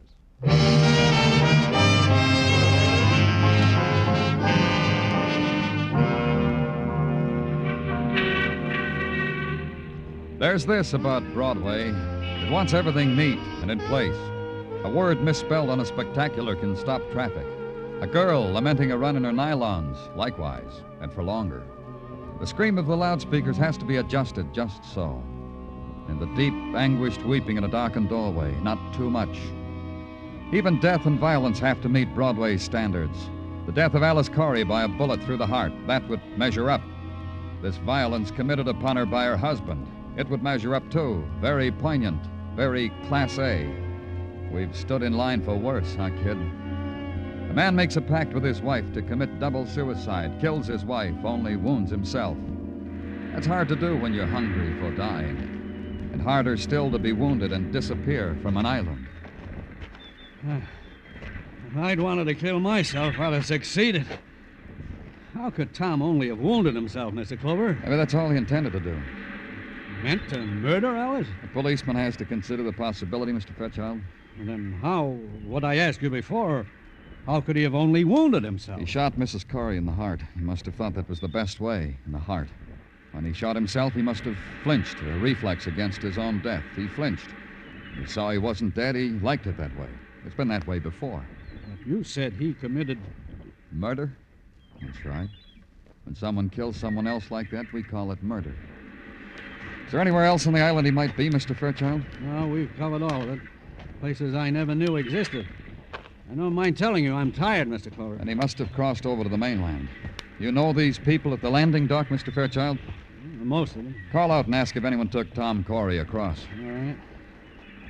Did anyone here take Tom Corey across today? Did anyone take... No, Graham did, Mr. Fairchild. Where is he? Just the other side of the landing. See his boat? Let's go, Fairchild.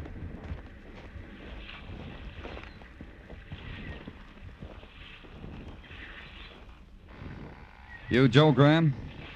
Hi there, Mr. Fairchild. Hello, Joe. This is Mr. Clover, Joe. He's a detective. He wants I want to know if you took Tom Corey across today. You want to know, too, Mr. Fairchild? We do, Joe. Yeah, I took Tom across. When? You say something, Mr. Fairchild? When did you take him across, Joe? Early today, around noon, Mr. Fairchild. Did he say anything to you? Tell your friend I'm a very sociable man, Mr. Fairchild. People talk to me. I talk to people. People I care about. Mr. Clover asked that because Tom Corey is a murderer. He killed Mrs. Corey this morning. Guess that's why Tom wasn't very talkative. Had things on his mind, just kept biting his lip, just sat huddled there. Didn't think it proper to ask him why. Glad I didn't. Where'd you take him? Where I always took him, Mr. Fairchild. Like I've taken you and him and Alice many times. So you could go back to your factory over there. Ask him if he'll take us back. Will you take us back, Joe? You and the detective? Yes. It'll cost you more for him. Hop aboard. I'll take you.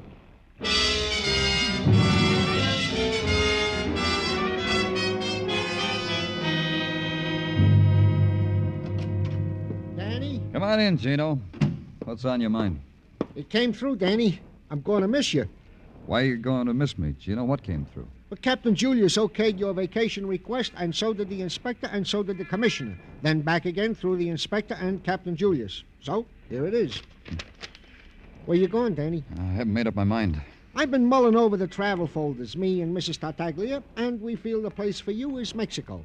Mexico, huh? See, in Ensenada, in Mexico, in the Riviera Pacifico. Imagine you with a serape over your shoulder, huaraches on your feet, and a la cucaracha on your lips. Si, Mexico, mon amigo. Me amigo. And we are friends, aren't we? Gino. Lieutenant Clover? Yes. What is it? I'm Dr. Haskell. They told me to come right in. Of course. What is it, Doctor? They said you'd want to see me, that you were working on something that might have something to do with what I want to see you about. All right. What is it? About 20 minutes ago, a man forced his way into my office. I say forced himself because he had a gun. What did the man look like? Oh, about 40, strongly built. I wrote it all down here because I knew you'd want to know. Here. I knew you'd ask me. Uh-huh. About 20 minutes ago, he came to see you about a bullet wound, didn't he? Yes. How did you know? We're looking for this man. How badly is he hurt? He'll die. Unless a miracle. But then I'm only a doctor. I gave him plasma, extracted the bullet. Shot under the heart. He wouldn't let me give him anesthetic. He's hurt. Unless he's found immediately, he'll die. You let him go? I told you he had a gun. Oh, I see. Where do you live, Doctor? Here's my card. Thank you. Is there anything else you want to tell me? No, I believe that's all. It just came in, Danny, over the teletype. What did? Item about a woman you talked to earlier, Zella Stanley. Off the dime, Muggavan. What about her? She was found in her apartment, shot to death.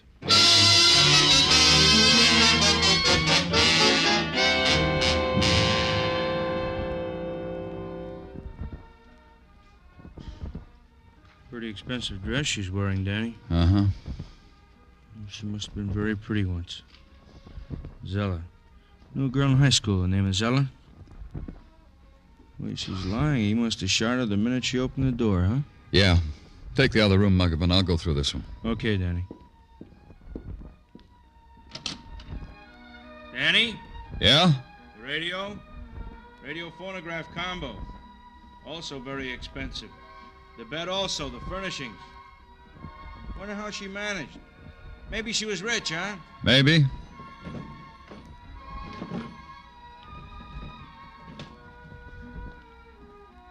I think I find out how, Danny. How what? How she managed.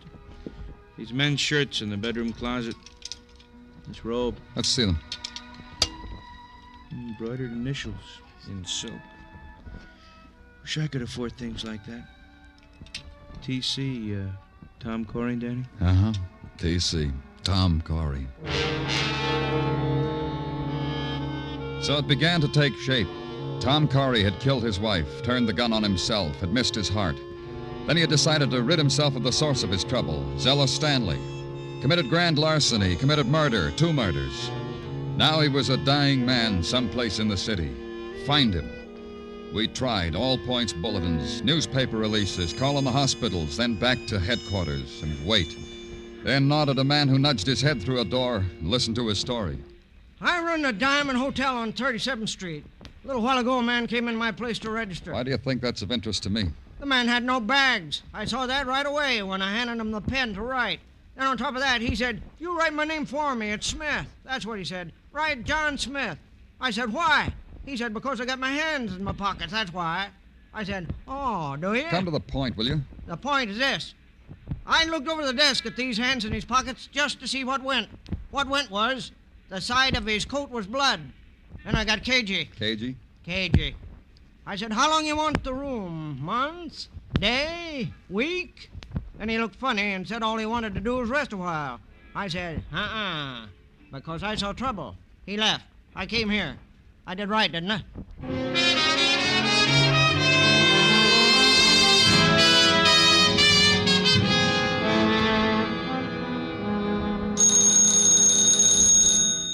Danny Clover speaking. There's a man in my house. Who is this? Mrs. Barry. I live on West 57th Street, 1209. I'm frightened. There's a man... What man? He rang my bell and pointed a gun at me and walked into my house. Is he still there? Yes. He looked tired. He sat in the big chair in the parlor. He fell asleep. He's there now, sleeping. I'll be right there.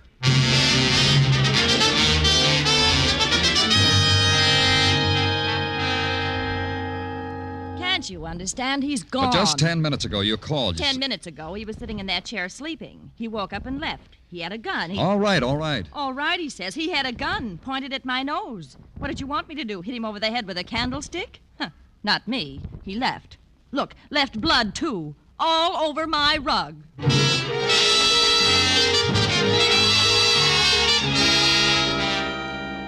Back to headquarters again. Then a phone call from a pedestrian who'd just seen a man who fitted Tom Corey's description on West 62nd. The man was staggering Mr. Clover. So Mr. Clover dispatched a squad car to the area. The man was nowhere in sight. Then Mr. Clover sat down and thought about it.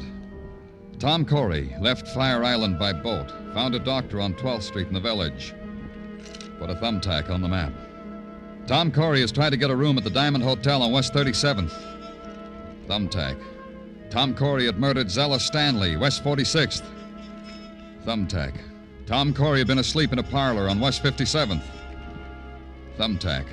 Then a phone. Man, probably Tom Corey, was seen staggering on West 62nd. Thumbtack. Tom Corey was headed uptown. Tom Corey was crazed with pain. Then a recheck of my notebook. Tom Corey had a partner named Henry Fairchild. Henry Fairchild lived uptown. He lived on West 70th. Maybe I could get there before Tom Corey.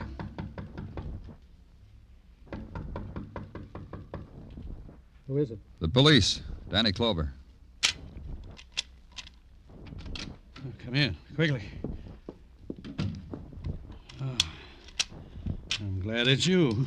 You afraid of something, Mr. Fairchild? Huh? Am I? The door bolted, locked. What are you afraid of? I read it in the newspapers. Tom, he's still loose. You still haven't answered my question. What are you afraid of? Isn't it obvious? Tom has killed his wife, killed Zella. Now he's... That's why you're here, Mr. Clover. You know Tom is on his way. Uh-huh. I figure he is. I'm just wondering why you figured it. You just said it's obvious. Tom is out of his mind. He killed Zella, didn't he? You know why, too, don't you? No. Tell me why. You found his shirts there, didn't you? At Zella's. How did you know that, Mr. Fairchild? It wasn't in the newspapers. Why, no, it wasn't. It's simply that Tom told me all about it, about Tom and Zella, how expensive she was. That's why he stole all that money. I see.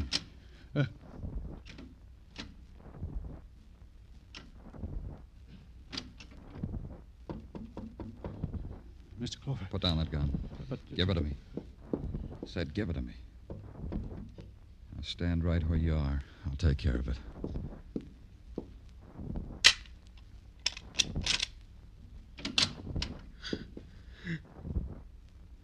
Come in, Tom.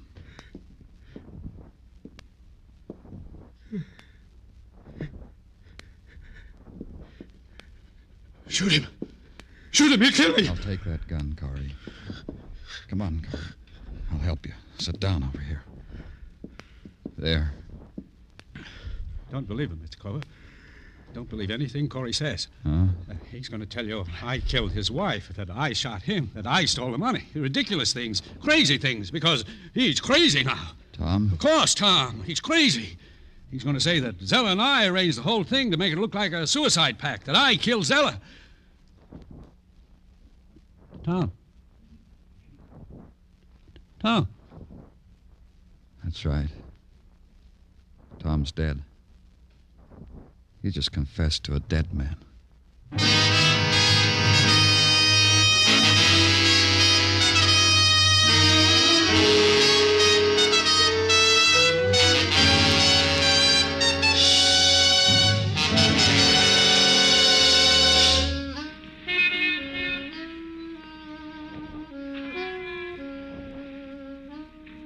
Broadway stretches out in front of you, a livid scar slashed into the night.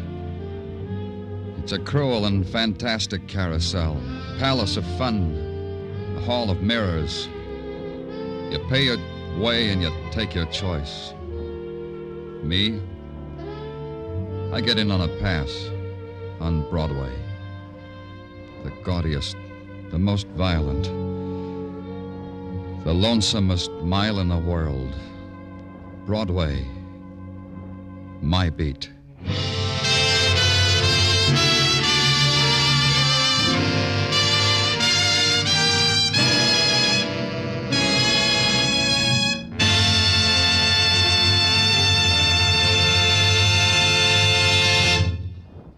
Broadway's My Beat stars Larry Thor as Detective Danny Clover with Charles Calvert as Tartaglia. The program was produced and directed by Elliott Lewis, with musical score composed and conducted by Alexander Courage. Included in tonight's cast were Herb Butterfield, Janet Logan, Ann Stone, Junius Matthews, Byron Kane, and Jack Crucian.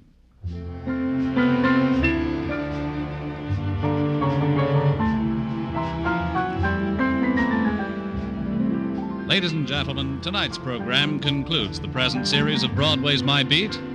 We thank you for listening and hope to return in the near future when Danny Clover will bring you more adventures along the Great White Way. Meanwhile, listen to Arthur Godfrey, who returns at the same time next Monday with his talent scouts. There's always plenty of fun on hand when you hear Columbia's Monday night program, Too Many Cooks, the hilarious misadventures of a father, mother, and 10 children. Stay tuned now for Too Many Cooks, which follows immediately over most of these Columbia stations. Bob Stevenson speaking. This is CBS, where you live life with Luigi on Tuesday night, the Columbia Broadcasting System.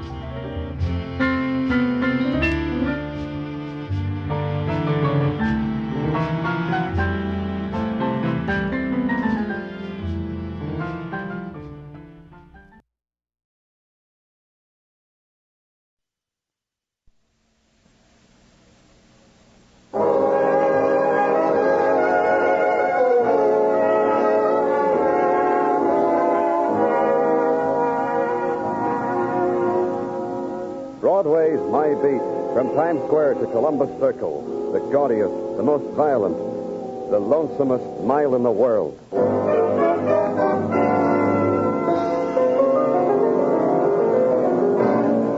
Broadway's My Beat, with Larry Thor as Detective Danny Clover.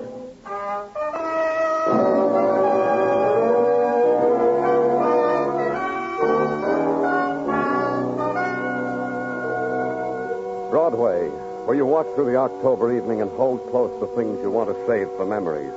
Then Broadway's as innocent and nostalgic as music drifting from a carousel. If you move on, you get hit in the face by a guy fishing for nickels under a grating. Whatever you were pursuing is gone now, lost. And Broadway trails off into the side streets. Walk them, like I did. And try to close your eyes against the pattern of scars in the street of the tenement. The kids with the torn deck of cards under the lamppost. The dogs at the trash can. The wide-eyed girl who lurched against me. Pardon. That's all right. The spectacular simper. The neon winks. You pick through the litter of darkness, and you buy. Because on Broadway, there's nothing else. And at the edge of Broadway, about where it touches the morning, the night has been in partnership with death. Their place of business, the Krevlin Mortuary. A man is polishing a brass sign on his marble facade. He moves to consider his work. You see that the sign reads, Easy payments, inquire within. And within there's the scent of cut flowers and another man who leans against a marble pillar. His brow is lighted with a pink spotlight discreetly hidden in the foliage of a potted palm, and he inhales the faint music of an electric organ. He sees you, firmly detaches himself from his reverie, and attaches himself to you with a moist hand. In this hour of your grief, in this hour of your loneliness, we are here but to lead you through the maze. Someone called. They said that... Please, I understand. You have been recommended to us. You will not find us wanting. You didn't let me finish. They said a man was dead here. Naturally. We are dedicated They to... said he was murdered. Oh, that. Then you must be of the police. Welcome. Where is he? Just sitting there in the Queen Victoria Chapel with a knife in the back of his throat. The reason I noticed him is that he remained after the funeral services of Agnes Hopper. I am Emmerich Krevlin, sole proprietor, and I... Take me to the Queen Victoria Chapel. Of course. You'll love it. It is the chapel we reserve for ladies of lavender-like dignity, such as Miss Agnes Hopper, deceased. It suits their essence to be out here. Observe. Who was he? I meant you to observe the Victorian elegance of this room, the exquisite Victorian vase in which are the ashes of Agnes Hopper. This man, who was he? When the others filed out, this man remained, so I quickly took the liberty of removing whatever bits and pieces of identity he had on him. Give them to me. Here, take them. You would see all he adds up to, from his driver's license, etc., is someone called John Webster of 1976 Leyden Place, New Rochelle. I've been to New Rochelle. He came here alone? I couldn't possibly know. I was so engrossed arranging things, I couldn't possibly know. The others who attended the services, would you know that? Of course I would. I have each guest sign our guest book as they enter. It's one of our more delicately thoughtful services. It also supplies us with a gratuitous mailing list. We must be on our toes in this profession. Here. This page, all these were guests? All of them. Quite a catch, wouldn't you say? I'll take it. Please. How dare you tear the page from the book? Those people were about to receive our most recent literature on the... I've deprived them of it. Can you ever forgive me, Mr. Krevlin? There wasn't much more after that. The boys from Technical came, and Mr. Krevlin watched their manner of considering death with professional jealousy. Mr. Krevlin took it out on me. He measured me with his eyes, handed me a brochure, and smiled sadly. I left. I called headquarters and told them to find out what they could on a man named John Webster. Then the consideration of the page torn out of the guest book, the names written down by people to furnish proof positive that they had come only to witness the funeral, not to contribute themselves to it. First name, Ethel Harper, family, it said. Address, Summerfield Apartments on Madison Avenue. Go there, ride up to the 7th floor on a noiseless elevator. Walk down the carpeted hallway. Rap on the panel door. Have you brought flowers? My sister is dead, you see. People have been bringing flowers. I'm from the police. My name is Danny Clover. And I've been telling them to deliver the flowers to the mortuary. May I come in? Come in. Yes, I'm from the police. I've never talked to a policeman before. Isn't that strange? As soon as you said you were a policeman, I remembered that. Never in my whole life have I done what I'm doing now. Yes, please, come in. It's about a man named John Webster. In the kitchen, dear. I'll show you. In here. My sister loves this kitchen so much. Here. Right from this window. What? My sister jumps right from this window. Everybody who comes here wants to see what window Agnes jumped from. Your sister was a suicide? Don't say that about her. My sister was really not to live. I see. Now, perhaps you can tell me about a man named John Webster. My sister was a woman who loved a man. She died for it. That's a woman's right. What man? My sister loved Thomas Perry. Truly loved him. Thomas Perry? You know him? No, but... Agnes knew him. She loved him. She was a child about love. The way a woman should be. What about a man named John Webster? John Webster. Oh, of course. Of course what? You have the wrong address. I never heard of a man by that name. But she had heard of a man named Thomas Perry.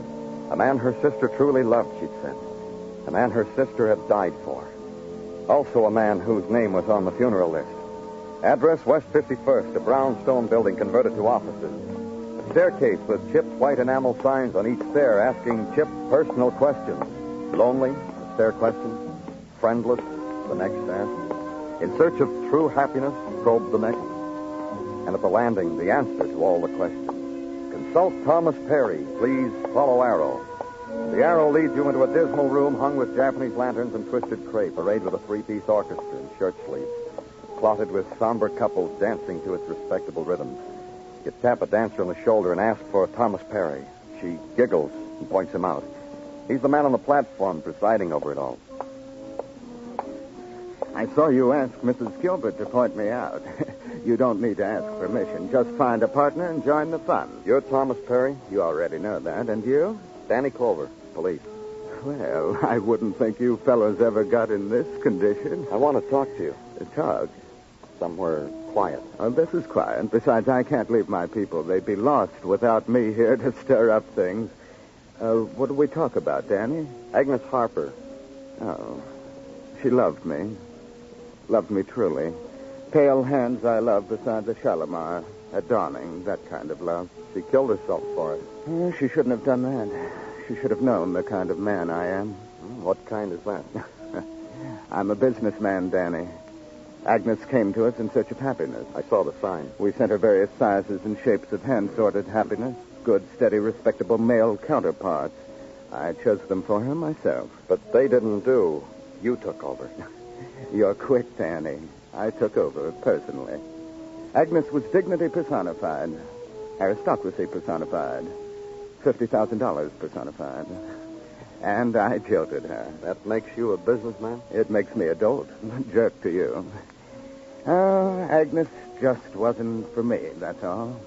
I prefer something gayer, younger, you know? Yeah, Thomas.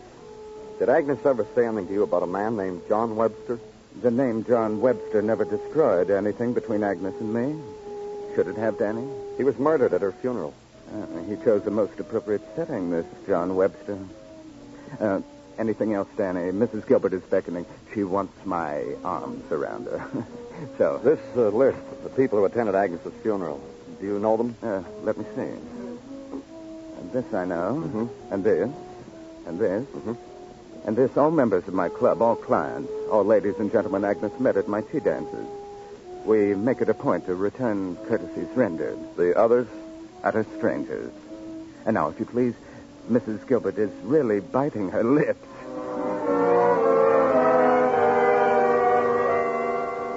Back to routine. Stop at headquarters and find out that the background of John Webster was still being checked. Leave with Detective Muggavan the names of the members of the Lonely Hearts Club who had attended the funeral. Then more legwork with the rest of the list. And another name, Rose Livingston, West 58th Street. And Mrs. Livingston is happy you dropped in. Yes, I like a man in my parlor, Mr. Clover. I'm glad. A man in my parlor with a teacup on his knee is a picture for an artist, in my opinion. Now we can talk about the funeral, huh, Miss Livingston? Yes, it started when Mr. Livingston passed on. What started when Mr. Livingston passed The on? bug bit me. Huh? I was sitting there at the services, and suddenly I said to myself, my, how nice. How restful. And I've been doing it ever since. Mrs. Livingston. Every morning I read your obituary. Pick out the nicest one, in my opinion. Now go. You'd be surprised how many of us. Mrs. Livingston. Oh, Martin. This morning you attended... Agnes Harper. I wept. But then I always weep. Just a little, you know. Be surprised how easy it gets after a while. There was a man there, Mrs. Livingston. A man named John Webster. Did you... Who? John Webster. He was wearing a dark blue suit. He was bald. He was wearing eyeglasses. He had a small mustache. Did you notice him? Why, no. Are you sure? Of course I'm sure. I always give my undivided attention to what's going on up front. I didn't notice a bald-headed man. Why should I? More tea, Miss Clover?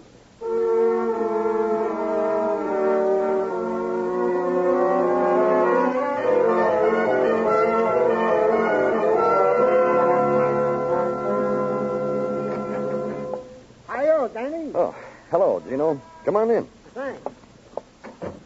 I was just wondering, Danny. Tonight, Mrs. Tartaglia is dishing up chicken cacciatore, pizza, and generous servings of spumoni. All to be topped off with the performance of the new Corey dishwasher, which I have purchased for her. Care to join us? Oh, thanks, Gino, but I can't. Work, huh? Work. Well, then let's get with it, Danny. Item to wit. We have tracked down information on John Webster, deceased. Very uninteresting.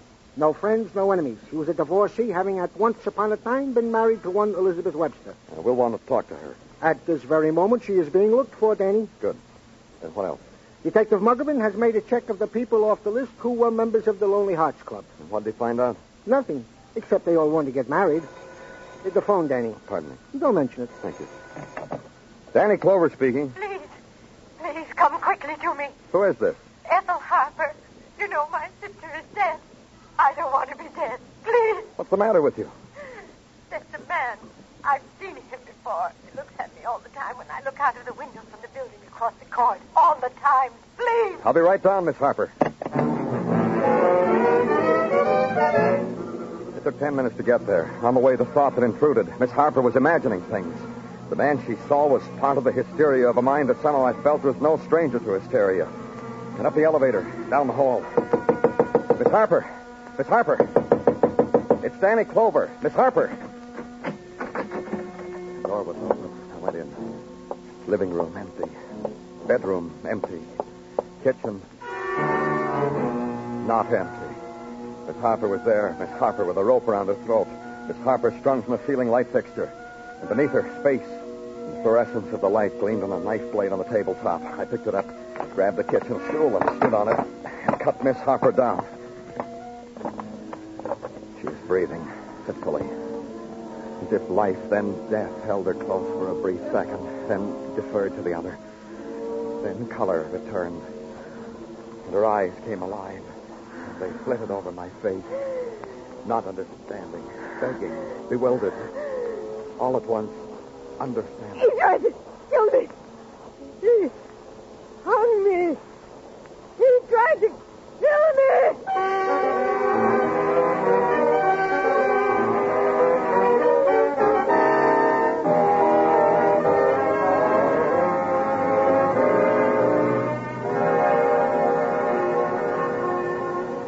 There's a thing about Broadway. It offers a bag full of free illusions. Every color, every size. Guaranteed against fading. Also a warranty against shrinkage. Just reach in the bag. There's more where that one came from. Consider, for instance, the one that says Broadway can break its heart. Or, for example, the classy all-plastic fall 1950 laboratory-tested one that says Broadway can shed a tear. That's the one for a man who was murdered in a mortuary. Only who weeps? Who sheds a tear? The current sound, the one I was most familiar with at the moment, was offered by a woman, Ethel Harper, lately cut down from a noose. I'm feeling much better now, Mr. Clover. The doctor should be here soon. Right now, the important thing for you to do is... I said I felt all right. I don't need a doctor. What did you call a doctor for? Because you were almost dead. Oh, people think of dying, Mr. Clover. But Do you think you can tell me what happened? Things that happened. Everything so fast. Where one thing stopped and the other began. Let me help. You saw a man looking at you across the court from a window. Which window? Yes. Yes, that's right. From that window, directly across. Then you called me. Then? Well, I don't know. It seemed right after that he walked in. The man from the window? Yes. All I can remember is that his suit was rough material. I feel it now against my cheek right here, Mr. Clover. All right. Go ahead. I don't know. Did you fight with him? I don't know. Do you remember screaming? I don't know. Did he ask you for money? Did he ask you for anything? I don't know.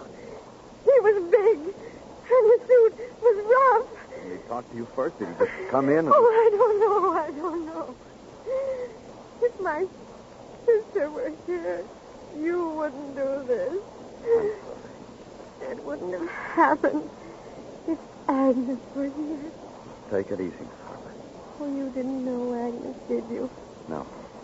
My sister, Agnes. She's dead, you know. She turned her back to me, arranged the folds of the freshly laundered lace curtains on the window her sister had jumped from, shook her head slowly, rearranged them, then turned back and smiled at me, helplessly, apologetically. The curtains just wouldn't fall right. Then the doorbell rang. A shadow scurried across her face, found her lips, parted them against a new terror. It was Dr. Sinsky. I told him what happened. He went over to her, took her hand, spoke quietly to her. The shadow darted back inside her.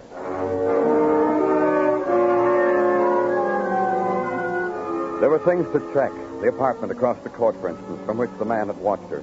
The apartment was empty, hadn't been occupied for a week. Its door opened so that people could wander in, look at it, stare through its window. And then back to headquarters, and Detective Muggerman handing me a slip of paper. On it, the address of Elizabeth Webster, divorced wife of the murdered man. I went there. She thought I should have come at another time. You see, you shouldn't just burst in on a girl like this, not even if you are from the police. A girl must have time to prepare herself, to make herself presentable, attractive. I just want to talk to you about your husband, Ms. Webster. My late husband, my divorced husband. He was murdered. Good for him. Now, if you'll just sit over there and watch me freshen up my face, I'll tell you anything you want to know. All you have to do is be sweet about it. When were you divorced? On October 17th at 1:35 in the p.m. in the year of our Lord, 1941. 9 years ago. 9 years without John. I'm just lucky, I guess. Watch me, Mr. Clover. I always start my makeup from the mouth. Why? Because it makes me more attractive. More, to boys like you. I meant, why did you divorce him? Oh, we're back to that. Look what you made me do. You made me smear my lipstick. You haven't answered me. You want to know why? Because he never loved me. Because even on our honeymoon, I woke up one night and I found him looking at me and calling me Agnes. Agnes. I slapped him hard, you bet. Good and hard. He never thought of me as Agnes again. Not to my face, you bet. Agnes Harper? Agnes Harper. John's other girlfriend. John's other wife. Except he never married her. He married me. Look what it's got. When did you see him last? October 17, 1:35 in the p.m., the year of our Lord, 1941, the day we were divorced. Goodbye, Mr. Clover.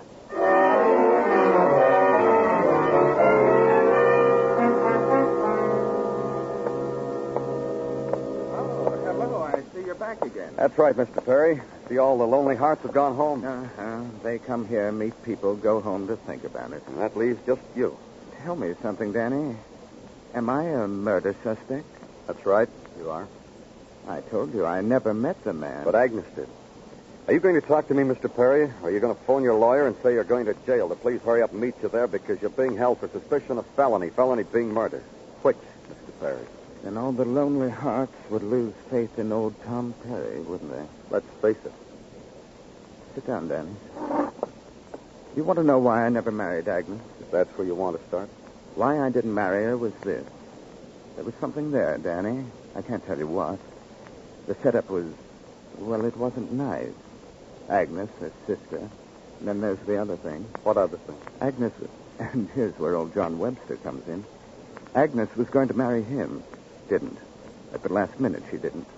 Left the boy standing there right at the altar with egg in his face. That's what I want to know about. What happened? Agnes didn't tell me exactly. Just didn't show up for the wedding. Something happened, something important, I guess, because Agnes didn't show up. You want to know something else? You'll tell me, huh? When Agnes and I were going to get married, well, I have a friend that does weddings at a pretty nice rate for friends, but Agnes wanted to use the same justice of peace. Who? Name's Harrison Ingersoll. Anything there, Danny? I wouldn't know. But I'll find out. Thanks, old Tom.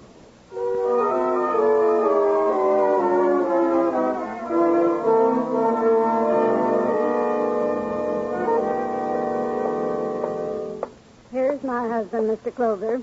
Did the marriage go well, Harrison? Wait till I look in this envelope, then I'll tell you, Martha.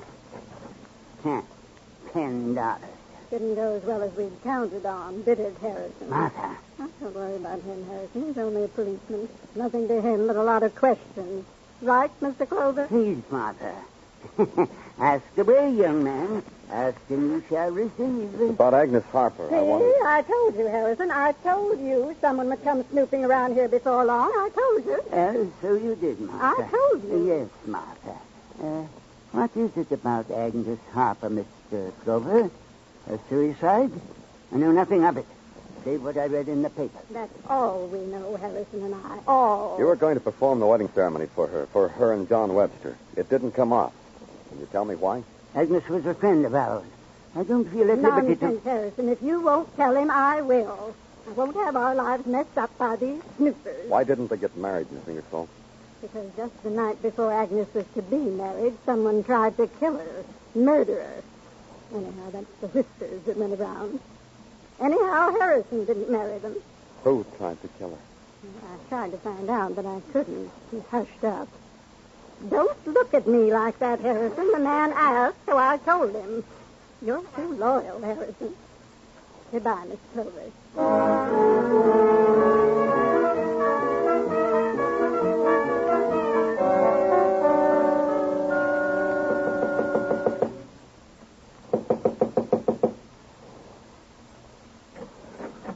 Oh, hello, Mr. Clover. I'm glad you came back. I knew you'd want to know I was feeling just fine. Please come in. Thanks. Yes, Dr. Stacey is a very gentle man. Yes, yes. It's a lovely Indian summer night. Come out on the terrace and look at it with me. All right. Oh, my. It's beautiful, isn't it? Agnes would have enjoyed a night like this. Yes. Yes, she would. How would you know? From what you've told me about her, from other people have told me. What other people? Thomas Perry. What did he tell you? He said he didn't marry your sister because he was afraid. Afraid? What did he have to be afraid of? I don't know. What does he know about being afraid? But you know, don't you, Miss Hopper? What? Tell me, who tried to kill your sister the night before she was to marry John Webster? You said I knew about being afraid. You are right now, this minute. Because your sister is gone from you forever. Agnes is dead, you know. My sister is dead. Finally succeeded in killing her, didn't you? I do very well without her. I can do things for myself. When she was going to marry John Webster, you tried to kill her, but... No, it was someone else. It was you, Miss Hopper. Well, what difference does it make? She didn't hurt herself. Besides, she didn't want John Webster anyhow. He told me so. The whole day of the wedding, we sat together, and she told me over and over again how wrong she'd been. It was different with Thomas Perry. This time she knew she wasn't wrong, so you killed her, pushed her out of the kitchen window. Watched her fall. Watched her fall. Now you're alone. Even if she wasn't going to marry Tom Perry, she was going to leave me. She told me that, too. Stabbed John Webster because he knew you'd killed your sister. He knew you'd try to do it once before. You didn't think I could do things like that, did you? None of you know the things I can do. Weren't you afraid when you hung yourself? Afraid I might come too late? I'm clever. I waited till you knocked on the door. The things you people don't know. You'll need a coat, Miss Harper. Let's get it. No. The things you people don't know, I'm going to watch you fall. Watch you fall!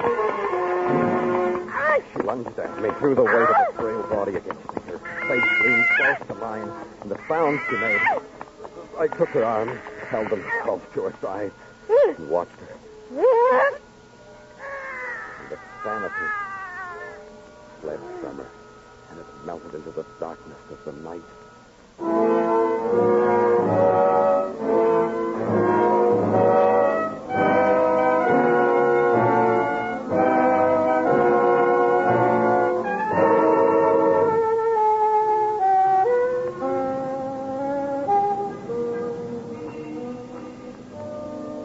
Broadway is screaming now. It sneers and makes a big fist of the night. And the carnival is boiling. And it's the clown and the jack-in-the-box that leap from dark doorways. And it's the geek with no arms, no legs, and no heart.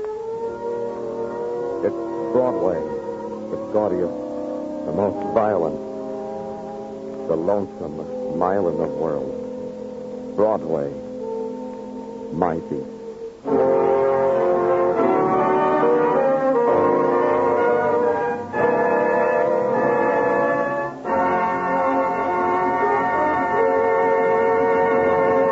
Broadway Is My Beat stars Larry Thor as Detective Danny Clover with Charles Calvert as Tartaglia.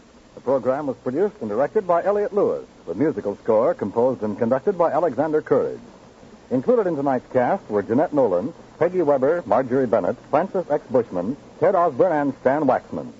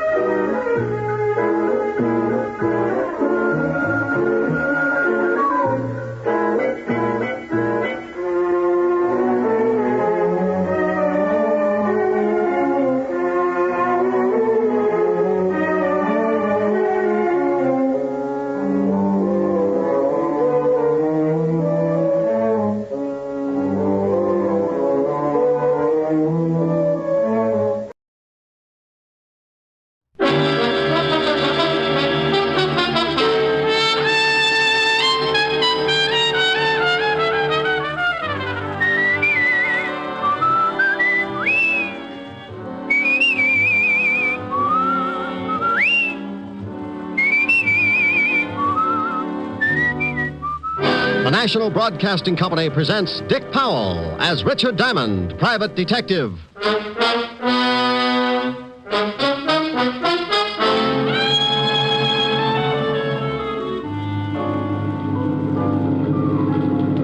Sorry you're coming along, Diamond. Yeah, I'm beginning to be sorry myself. You should be. We're heading for open sea. Looks like it'll be a long ride. You don't know how long, Diamond. We're getting into open water! You're about to go swimming, deep sea style. How far is it to the shore? About 5 miles now. I can make it. With a hole in you? And here's another exciting half hour with Richard Diamond, private detective, starring Dick Powell.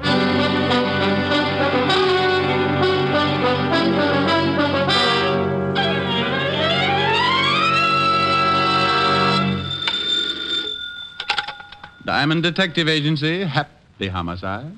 You know, that's pretty bad, that is. Oh, my goodness. Walt? Yeah. Well, what can I do for the shining light of the 5th Precinct? You can get right down here. I want you to do me a favor. I'm not going to help Sergeant Otis cross the street again. Tell him to get a governess. This has nothing to do with my brainy sergeant. Now, will you come down? Well, all right. Business is slower than a drunk turtle, so I'll be there in 10 minutes. Thanks. Forget it. You know what I always say, Walt. No, what do you always say? Bye.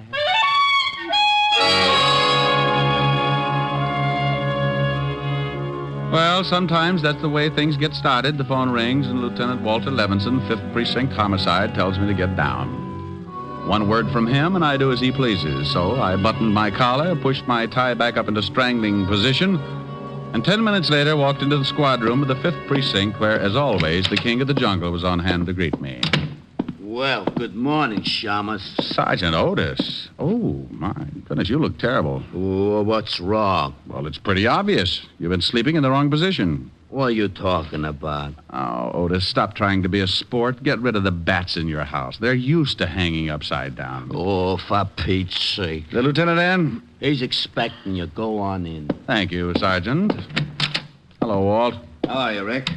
You been needling Otis again? Oh, a little. Now, you gotta stop that. When you come in, he begins to sulk. I got to work with him all day. Be happy, Walt. Be happy. Think of the 16 hours you're not with him. All those other people, jumping off bridges, turning on the gas, beating each other with hot paper sacks. Okay. Now, what's with you? Oh, well, this is a pretty ridiculous thing, and I'm in a tough spot. Well, I'm pretty tough, and you look ridiculous, so let's have it. Huh? Oh, well, we got a tip that a guy named Wells had a stash of stolen jewelry. You said had a stash. You mean he hasn't got it anymore? That's right, we have. Well, what the world are you mixed up in it for? It's not your department. It wasn't, but when the robbery boys got over to this guy's house, they found him dead. Oh. Murder. Shot through the head with a small caliber automatic. How about the jewelry? In the water pipes underneath the sink. About $100,000 worth. What do you want me for? Wells, his wife, says the jewels are hers. We don't believe it. What did you do about it? We put out traces on the jewelry, went through all the regular channels to find the owner. Nobody identifies it. And if we don't get a claim soon, I've got to give them to her. You mean you got to turn them over when you think they're stolen? We know they're stolen. They got to be. These people don't have the fare for a fast meal at the automat, but we can't prove it. What about the guy who gave you the tip on the jewels? Said his name was Mario Cimino. Disappeared. You got any lead on who knocked off Wells? We're holding his wife, but we haven't really got a thing. No weapon, no motive, no nothing. So you want me to see what I can do? Yeah, whole department's in the spot. Can you imagine what the press is going to say when I turn these jewels over to the wife? Yeah, could be rough. But what in the world can I do that your whole department can't? We've got to solve this thing fast. Or turn the jewels back. Right. Got a murder to solve. We got a jewel theft to solve. Oh, that's nothing. It's really nothing. Should be a cinch. No, not for a cop. He wouldn't be able to put on the right kind of pressure. What do you mean by pressure? Well... Mrs. Wells? Yeah. Go ahead. Cimino's missing. We need him to tell us how he knew the jewels were stolen. If he's a stoolie, guys like that know you'll give them an even shake. Maybe he'll come out when he hears you're looking for him. Okay. Now, what about the wife, this Mrs. Wells? I was holding her till you got here. She's being questioned. You want to see her? One thing, Walt, before I do. Am I going to like this job? Knowing your taste, I say yes. When the boys brought her in, they walked her through the robbery detail. Everybody went right out and bought yo-yos.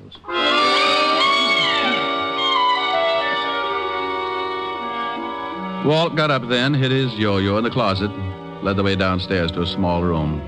It was dark, except for the single light burning near a desk. In the circle of light sat a young girl, late 20s, blonde and, well, you know. If the State Highway Commission built roads with that many curves, every driver in New York would need seasick pills. She was being questioned by one of the detectives. What time? I've told you at least a dozen times. I got home 10 minutes before you got there, and I called you. Your husband had been dead over an hour. I can't help that. I came home, and I found him, and I called you. Yeah, you called us. But I'm asking you about the jewels. Oh, how many times do I have to tell you? He found them. He found them. Why this routine, Walt? You think she had something to do with it? Only suspect. We're giving it to her like this so you could take a look without her seeing you. Where did your husband get the jewels? He told me he found them. Oh, please, look. I don't know anything about the jewels or how my husband got killed. What'd you do with the gun? I told you that, too. I don't know anything about a gun. I didn't kill him. You understand? Collins. Yeah? Come here. Give her another 5 minutes, then send her up to my office. You got to turn her loose. Okay, Lieutenant. Somebody bringing the rubber hose? All right, Mrs. Wells. Now, when did your husband find these jewels? Oh, please. How many times do I have to tell you? He found them 3 You days heard enough, ago. Rick? Fine. Yeah, let's go. Yes, yes, yes, yes, yes! What do you think? What do you want me to think? The girl doesn't seem too unhappy about the loss of her husband. Well, he'd been away for about 4 years, up until a week ago, in the Army. Occupation forces in Germany. No criminal record on him, huh? No. Well, let's see what I can find out. Oh, here's the information on the girl. Address, phone number. Thanks. Do some more checking on the husband, and I'll give you a call after I see the girl. How are you going to get in to talk to her? Walt, did I ever ask you how you got promoted to head of homicide? No. You want to tell me? Well, it's simple. Seniority, experience, hard work. Well, just lose the hard work, and you've got a fair idea of how I'm going to get in to talk to Mrs. Wells.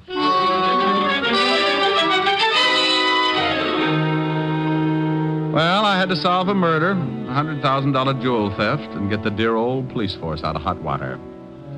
All I knew was that a man named Wells had been shot, and another guy named Mario Cimino had called the law and told them about a hatful of jewels that didn't seem to have been stolen from anybody.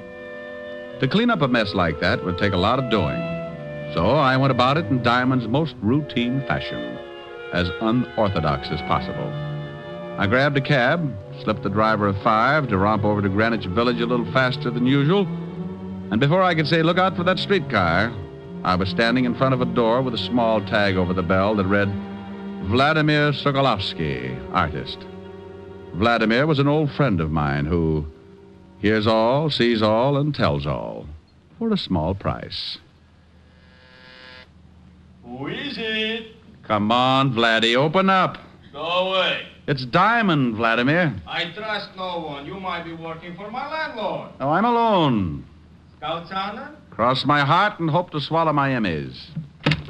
Товарищ, здравствуйте. I haven't got much time, Vladimir. Huh? I want you to do me a favor.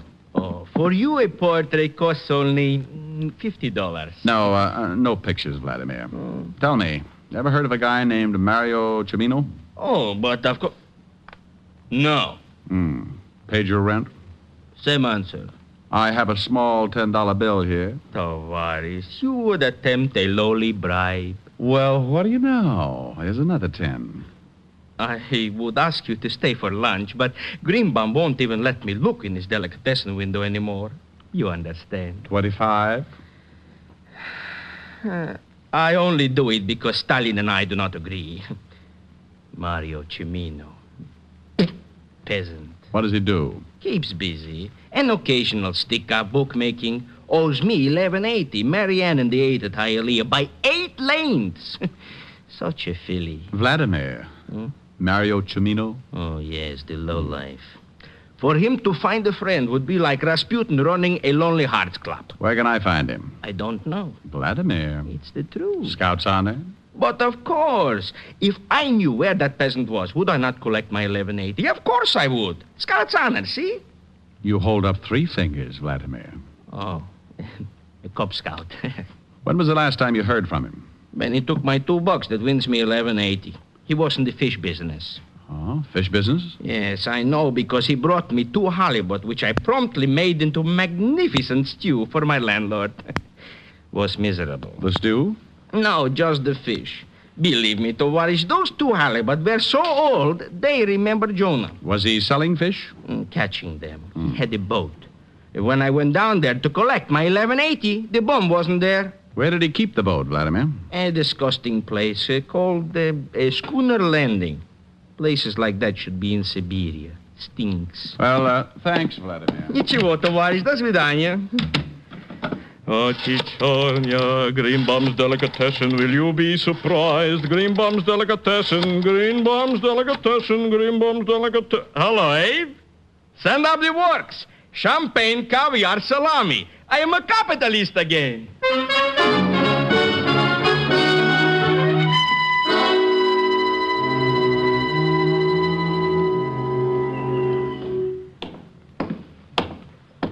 Hello there.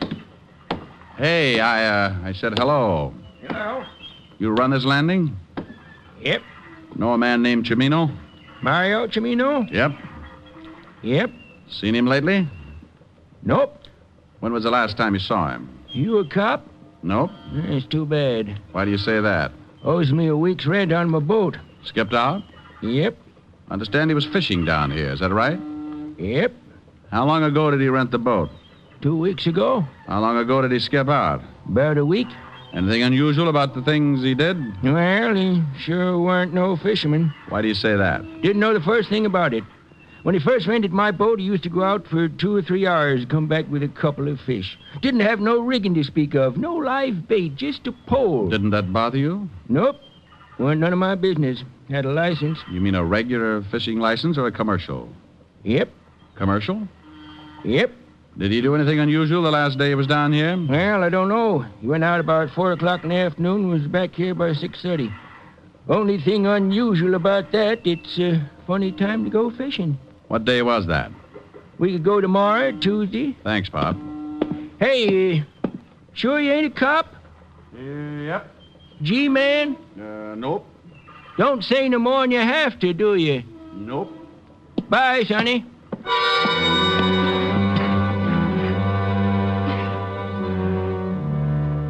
Well, I left the old boy sitting on the dock trying to figure it out and headed for the city hall. Mario Cimino was closer now. I knew a little about him. His whereabouts up until a week ago and the fact that he'd taken out a commercial fishing license. The license I wanted because it would have a picture of Cimino on it. The picture I could turn over to Walt and then we could get out a description on him. I arrived at the city hall, went in, found the department that issues the licenses. They checked with Walt at the station, and 10 minutes later I was heading for Mrs. Wells' apartment with a fishing license and a pretty good photograph of Mario Cimino.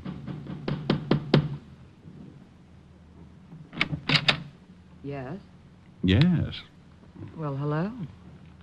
What can I do for you? That's a remark with a lot of answers. Right now, I want to talk. Go ahead. Oh, well, I get tongue-tied when I stand in the hall.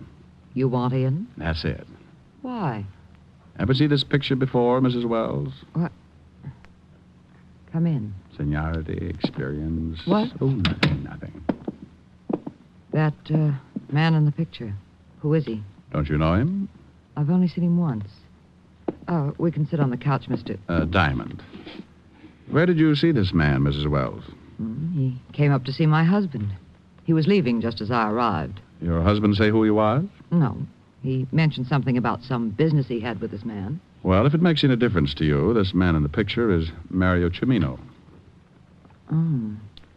The one the police are after. The man they think killed my husband. The man who called and told Lieutenant Levinson about the jewels your husband had hid in the water pipes.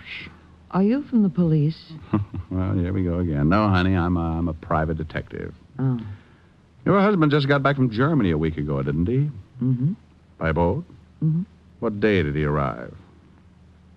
You've got big blue eyes, haven't you, Mr. Diamond?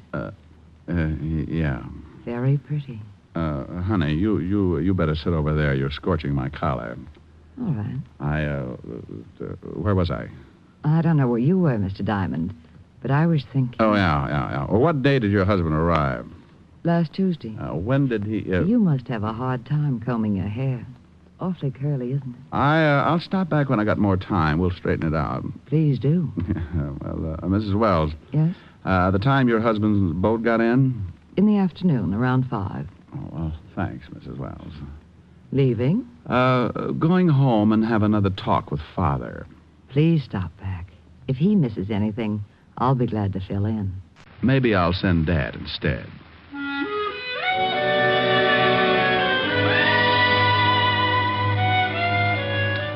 It was a little hard getting out of there because my shoe leather had started to burn and my number 10s were beginning to turn up like skis.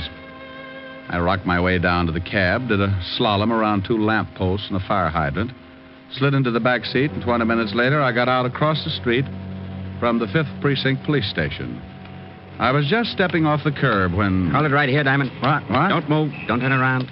Oh, well, I hope that's a pipe you got in your pocket. If it is, it's the first one you'll ever see with a trigger on it. Keep smiling and walk back over to that alley. Oh, okay. Had to poke a hole in me. Better to have it poked than blown. Hey, your dialogue's pretty bad. It's fine enough. Now, your name is Diamond, isn't it? Well, I'll tell you what I'll do. I'll tell you mine if you'll give me the gun and let me make you tell me yours. Your dialogue's as bad as mine. Yeah, I guess I deserve that. Okay, I haven't got much time. Give me the picture. Oh, I can't do that. You better or I shoot you.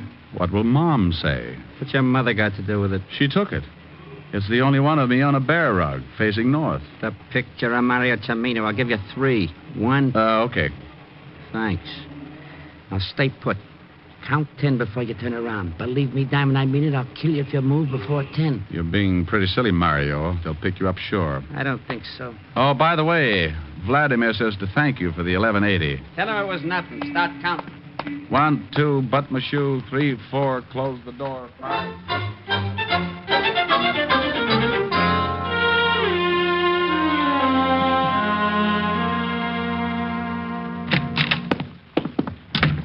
Oh, Rick, you find out something? Well, I sure did. This is the lousiest precinct of the city. Oh, yeah? Oh, yeah. Now, 2 minutes ago, I got stuck up right at your front door. What? Yeah. And I had that picture of Mario Cimino on the fishing license. He swiped that? You just know it. Well, don't yell at me. You haven't solved this mess, have you? No, but I'm pretty close. Well, that isn't close enough. I had to send the jewels over to the wife a few minutes ago. Oh, dandy. Well, I had to. Well, what about the newspapers? They haven't gotten wind of it yet. We still have a little time. Now, what about Cimino? How did he know you had the picture on the license? Well, somebody gave him the tip. Gave him my description, but just relax. It wasn't Cimino who stuck me up.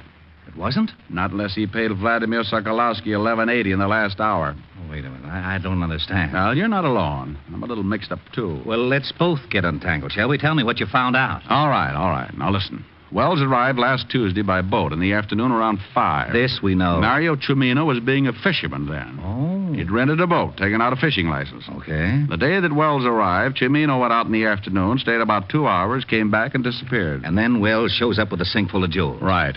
Probably had them on the boat. Avoided customs by dropping them overboard, and Cimino picked them up. And Cimino killed him for the loot. Why? Why? $100,000 in jewels? Why not? Wells was killed in his own apartment, wasn't he? Yeah. Well, if Cimino picked the jewels out of the water, why go and kill Wells? Why not just take off? Wells could never go to the police. Oh. Yeah, and another thing. The pickup was pretty carefully planned. Wells couldn't have done it. He was in Germany. Somebody here had to plan it. Knew Wells had the jewels. The wife? Could be. But where did he get the jewels in the first place? Oh, a lot of that stuff's still hidden in Germany. You check with military intelligence, and I'll bet it ties up. Well, this guy who stuck you up and lifted the picture, you say you don't think it was Cimino. Maybe there's a third party. Could be, but I doubt it. I got a hunch, Walt. Take me down to the morgue. I want to take a look at Wells. Okay, let's go. You owe me $25. 25? For what? Oh, small bribe. Oh, well, here. What's this? It's as good as money. Tickets. Policeman's benefit. Oh, gee, Walt. You know something? What? You're a real sport.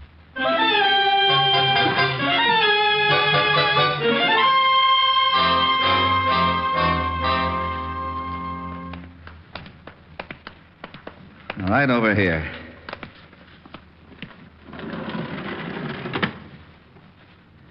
Well? Bullet didn't help his face. No. Why don't you get the Army records on Wells? Why? The wife identified him? Good for her, but she missed one slight detail. Yeah? Yeah. This isn't Wells. What? That's right, Walt. This is Mario Cimino. How do you know? From the picture on the fishing license. This is the same guy. Good grief. And you had to go and give the jewels back to Mrs. Wells. But... if you still want to save those jewels along with your hide, you better grab orders and get over there. I'll see you when you get there. Now step on it. But...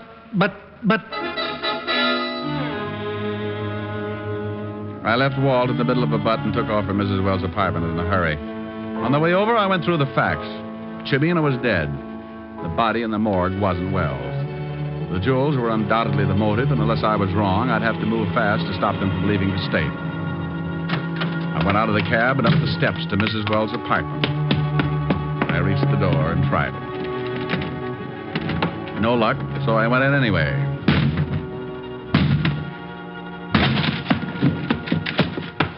The front room was empty. I went through the other rooms. Nothing. Clothes gone. Drawers empty. They'd taken off with $100,000 in jewels, but where to? They had to be smart enough to know they'd never get out of town by the usual means of transportation. So what would be better than to pay up the back rent on Chimino's boat and go fishing? I left Wall to know where I was headed and took off for Schooner Landing.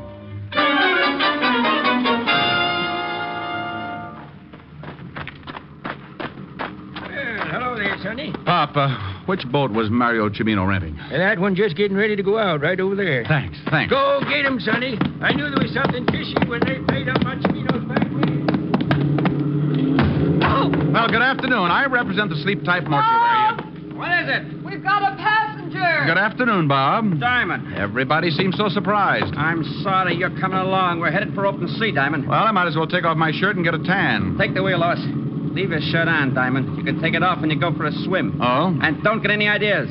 I don't want to shoot you until we clear the breakwater, but I will if I have to. You're Wells, aren't you? That's right. How did you figure it? Oh, partly guesswork. The fishing license tipped you Chimino was dead, not me, huh? That's right. You didn't know whether I was working with the law or not, but you had to get that picture to give yourself enough time to get out of the country. Your wife called you and gave you my description. I knew the damage that picture could do if it got to the police, so I had to tag you. Pretty smart. Thanks. We're getting into open water. You can start taking your shirt off, Diamond. I swim pretty well. With a hole in you? Why'd you kill Chimino? He wanted 50% defensive stuff. I wouldn't buy that. Found him phoning the police and I had to kill him. So you put your papers on him knowing your wife would identify him as you. Why didn't you just grab the jewels and take off? You sound like you're stalling for something. But I'll tell you anyway. Those jewels are in the sink. I knew the law would be there in 10 minutes, so I had to take the chance they wouldn't find them. Bob, there's a boat coming up pretty fast. So what? Well, I hate to spoil the party, but I think it's the Coast Guard. You're nuts. I think dear old Lieutenant Levinson got my little old note. So that's what the star was about. Shut up and stay with that wheel. Bob, that's Bob. Shut up! All right, Diamond, down in that cabin. I'll get seasick. None of your funny cracks. Just get down there. I think I'll take this life preserver just in case. Drop it. Sure. Give me that gun. Bob, that boat's almost alongside. Bob!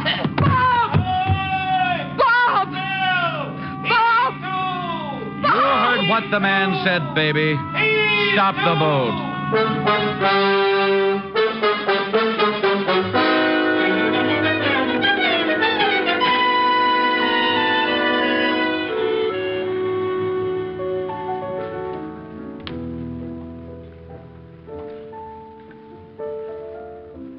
Rick, Yes, Helen? phone for you.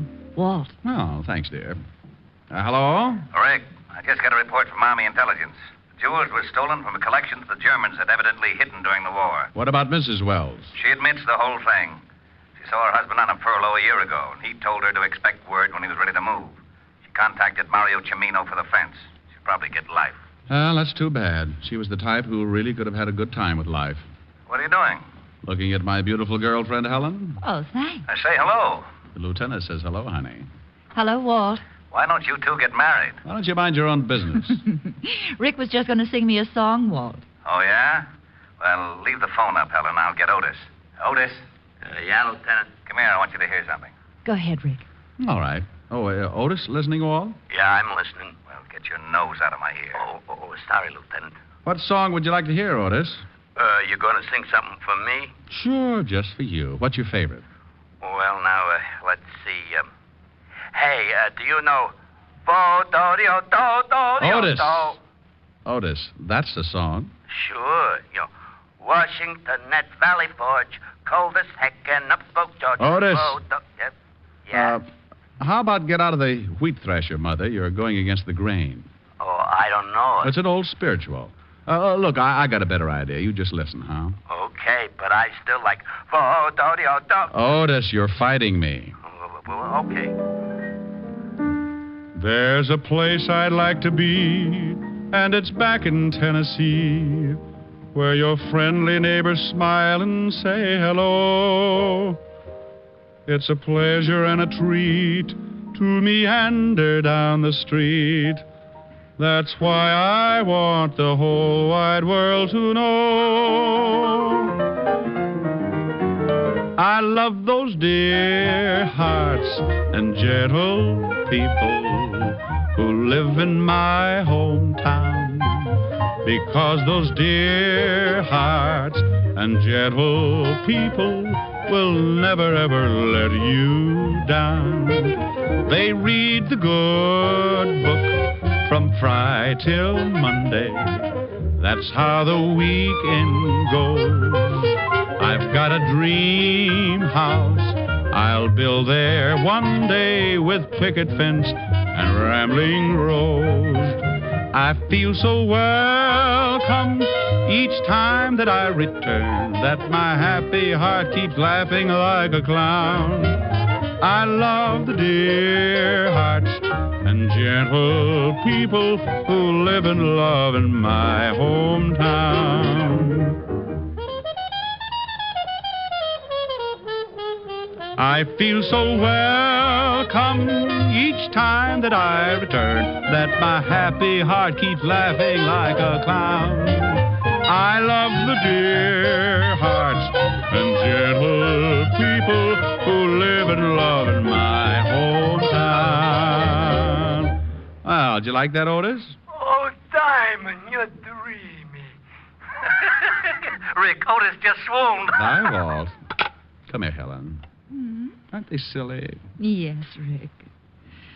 Oh, darling, you are dreamy. Oh, Diamond, you devil, you.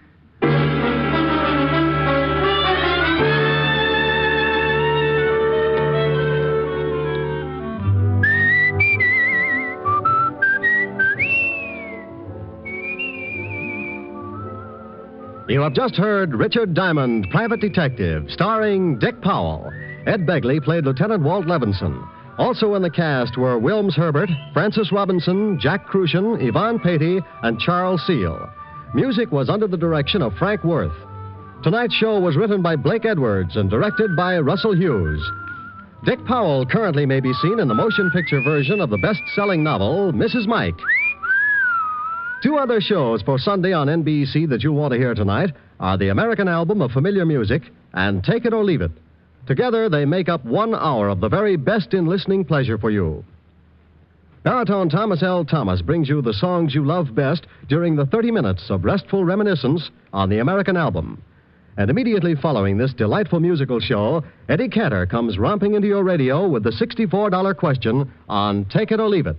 There's a solid 30 minutes of question marks and laughs when it's time for Cantor, Sunday on NBC. Make it a point to hear both the American Album of Familiar Music and Eddie Cantor's Take It or Leave It tonight and every Sunday over most of these same NBC stations.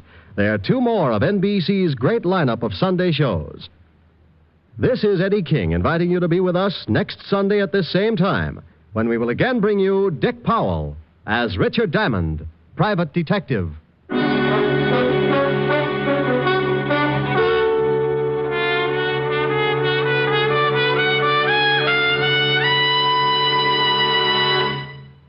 James Melton and Erna Berger star next on Harvest of Stars on NBC.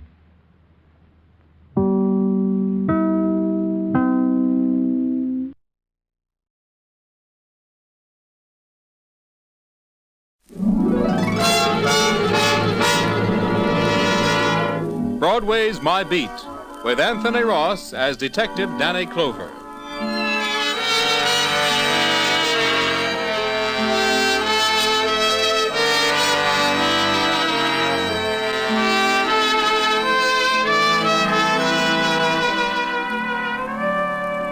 Broadway's My Beat, from Times Square to Columbus Circle. The gaudiest, the most violent, the lonesomest mile in the world. That's the street I'm walking. I was heading for the courthouse one day thinking of a phone call I got from Judge Summers. Said he could use a cop with the wisdom of Solomon. I met the judge in his chambers, wondering why he had picked me.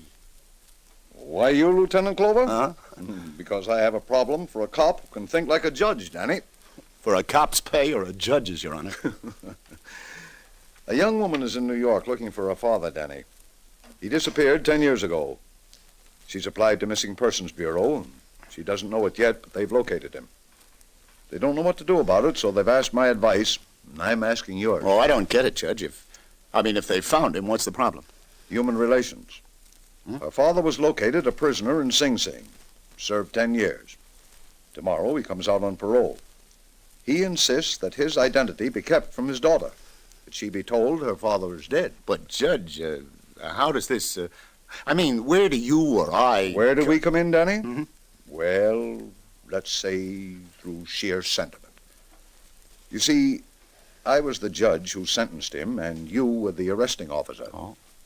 Who's the prisoner, Judge? Nelson Jennings. Remember the case? Nelson Jennings? 10 years ago? Yes. A writer. Manslaughter.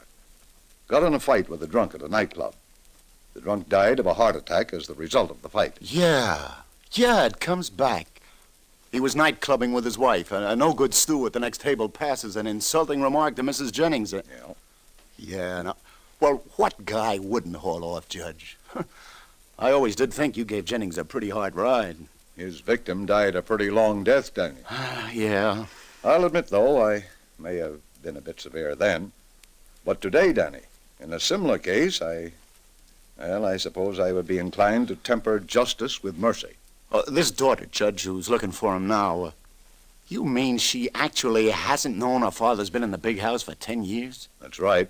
From what I'm told, she grew up believing her father dead. That's the way that Jennings wanted it. And that's the way he insisted his wife play it. Oh, what happened to the wife? Ruth's mother died recently, and on her deathbed changed the story, Danny. Said Jennings was alive and somewhere in New York. But she still kept the real truth from the girl. How old is the girl now? She's 20. She was 10 when all this happened. Judge, what is it you want me to do? Danny, I want you to talk to them both. Now, a daughter wants her father. The father prefers to be dead, his past unrevealed, so his child won't be stigmatized. He's paid his debt and feels that the law owes him this one request. Now, where is our responsibility, Danny? It's a hard decision. You visit them both and decide. Do what you think best. I'm leaving it up to you. Judge Summers, you told me you wanted a cop with the wisdom of Solomon. That's right. Well, I'll sure need it. You say Jennings is due out tomorrow, Yes. And I hope he never violates his parole and that he's learned to control his temper. And where can I find the daughter? On your beat. Cleveland Hotel. Ruth Jennings. Judge. Yeah? What was it Solomon finally did decide?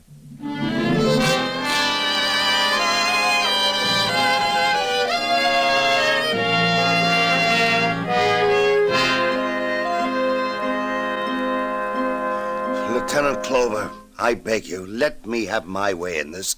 My child must not find me. She mustn't, never. Fella, be reasonable.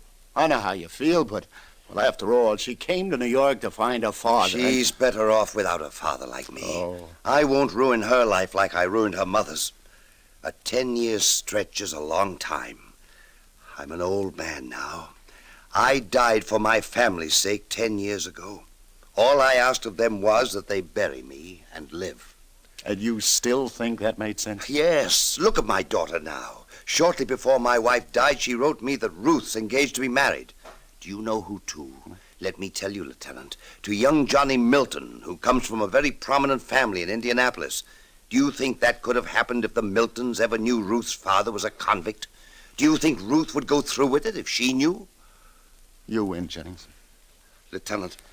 Yes? You saw my daughter? Yeah. How does she look? How?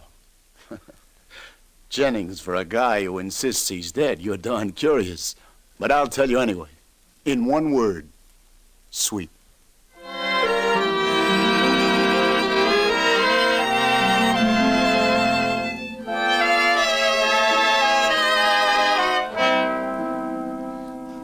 sure, Lieutenant Clover? There's no trace of my father anywhere? I'm sorry, Miss Jennings. Nothing turned up yet.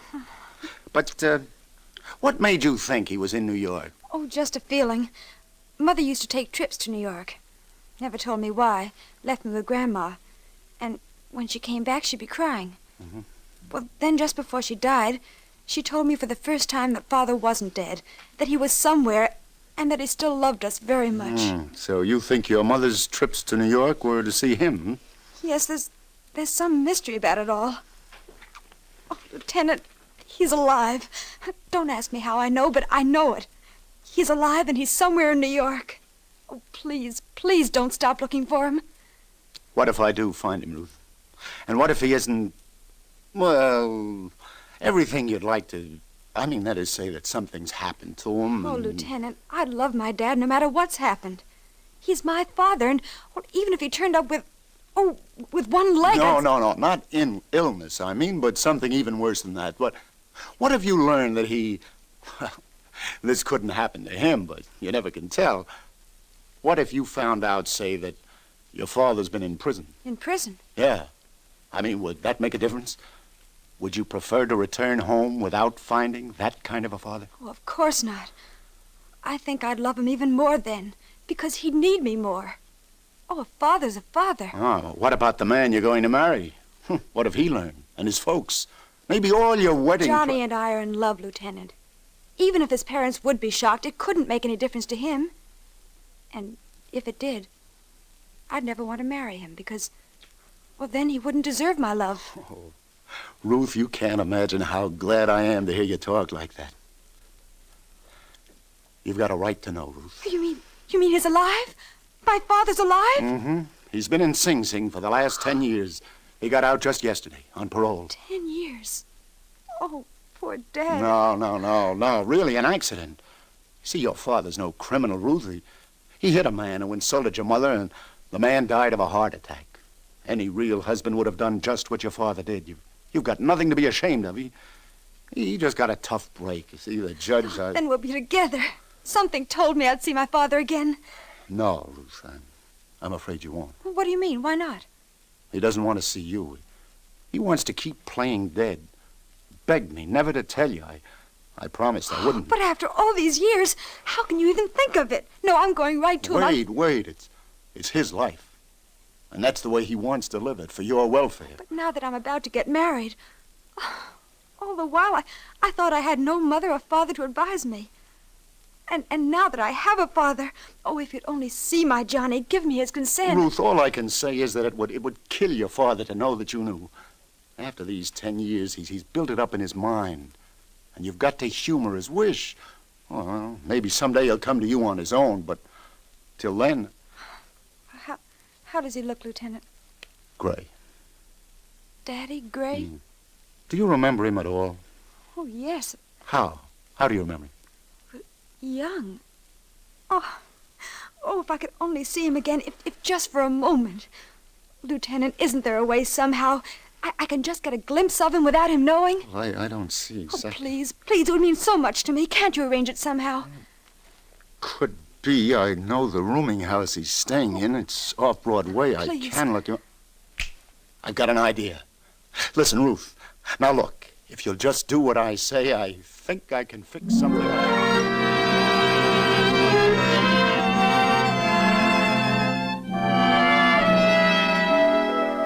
What did you say, Lieutenant Clover? I said, would you like to just sort of catch a glimpse of your daughter, Mr. Jennings? You know, sort of meet her, but without her knowing who you really are? Yes, go on. Well, then drop in at the Broadway Automat at 6. I'm having a bite with her there. Just stop at our table a minute. I'll introduce you as an old friend of mine. Make it Bert Freeling. I'm afraid... She's leaving town tomorrow. She's giving up the hunt for her dad. Here's your one chance. She might recognize me.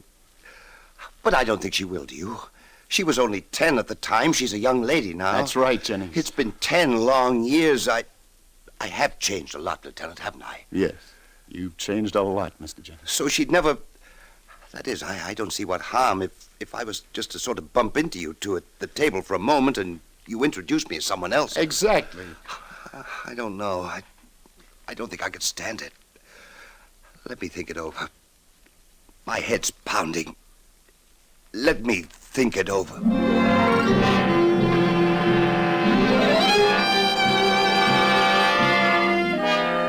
Why doesn't he come? Are you sure he said he'd come, Lieutenant? Yes, Ruth. He should be here any minute. Shh, now, easy. Now, do you think you'd recognize him? Yes, and I think I'm going to faint. Oh, that must be him right now. That man coming this way. Easy now, Ruth. Which man? Oh, this. He didn't stop. No, Ruth, that wasn't him. Oh, I surely thought it Well, was. Ruth, what sort of a picture do you have of your dad? That fella just went by. He's still young. You still remember him as... Still young? Mm-hmm.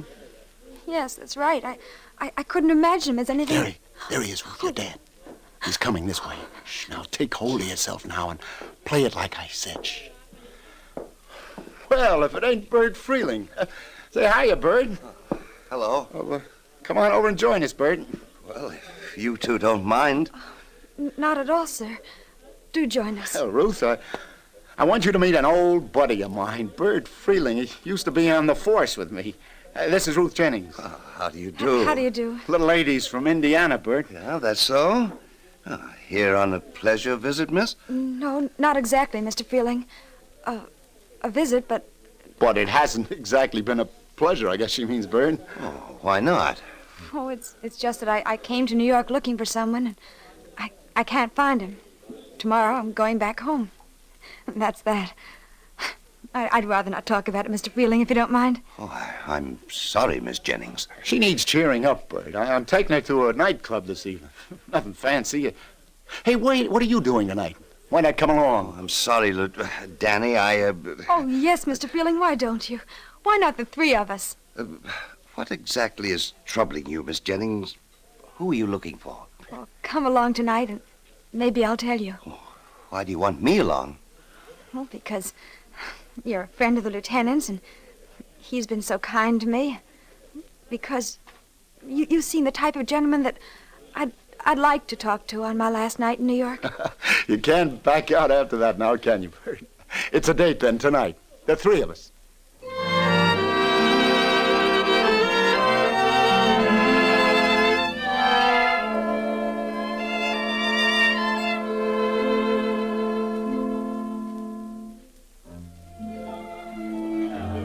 Listen, Jennings, she'll be back in a minute, so let me give it to you straight.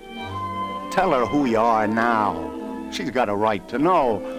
It wouldn't make any difference. She likes you. She'd hate me if she knew. Oh. I'd lose her altogether. I'd ruin her life, her chances for happiness. She's getting married. If the boy's family ever knew... Oh, no, Lieutenant, the important thing is... You're her dad, and she's your daughter. Can anything be more important than that? Shh, here she comes. Oh, Lieutenant, Mr. Freeling, notice what they're playing? It's an old-fashioned waltz. Mr. Freeling, I know it isn't a girl's place to ask a gentleman, but you haven't danced with me all evening. Well, I'm not a young man. I haven't danced in years, I'm afraid. All right, Miss Jennings, with great pleasure.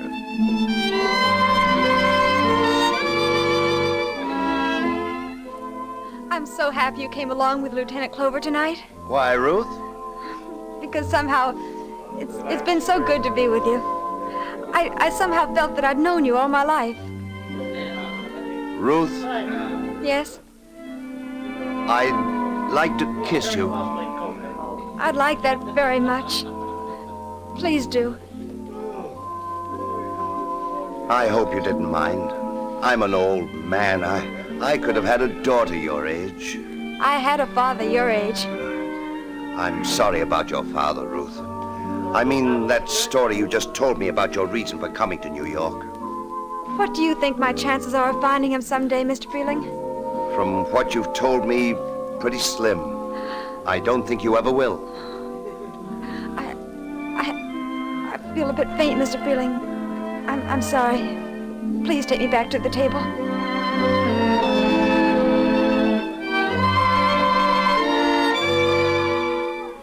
Hey, now what happened? You didn't finish that waltz. Well, Danny, Ruth suddenly felt a bit faint. Well, it was silly of me.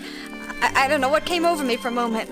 I'm really perfectly all right now. Well, Bert, you certainly seem to have made a hit with our little friend here. Mr. Jennings is a charming gentleman, Lieutenant. Oh, say, excuse me, folks. I clean forgot. I got a phone in at the station house. Should have done it long ago. There goes the kindest man I've ever met. He certainly is. Mr. Freeling, I wonder if I could ask a favor of you. What is it, Ruth? I received a wire from my fiancé a few hours ago. He's decided to fly to New York and join me here for a few days. That means that I'll be staying on a while after all. Mr. Freeling? Yes, Ruth? I'd like you to meet my Johnny and tell me what you think of him. Me? But why me? Because I've taken such a liking to you. You see, I have no parents to advise me. You seem like such an intelligent man. You seem... well, everything that I'd like my father to be.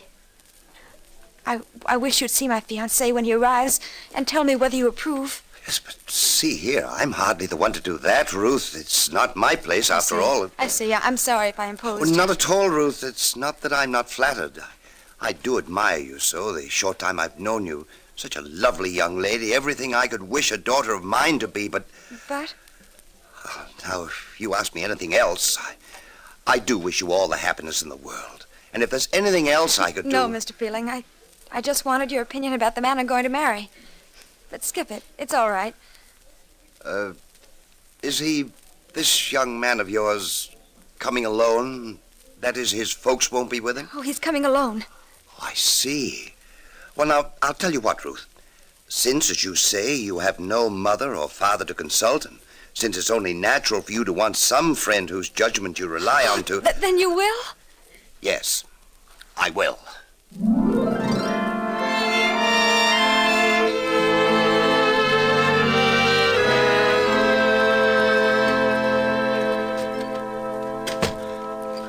Well, Captain, I got that matter that... Clover, I understand you got that matter that Judge Summers called you about straightened out. It was the best I could do, Captain. Don't you approve? I'm not sure, Lieutenant. Hardly the way Missing Persons Bureau would have tackled it, but since Judge Summers seems pleased, then that's that. Well, what angle's worrying you, Captain?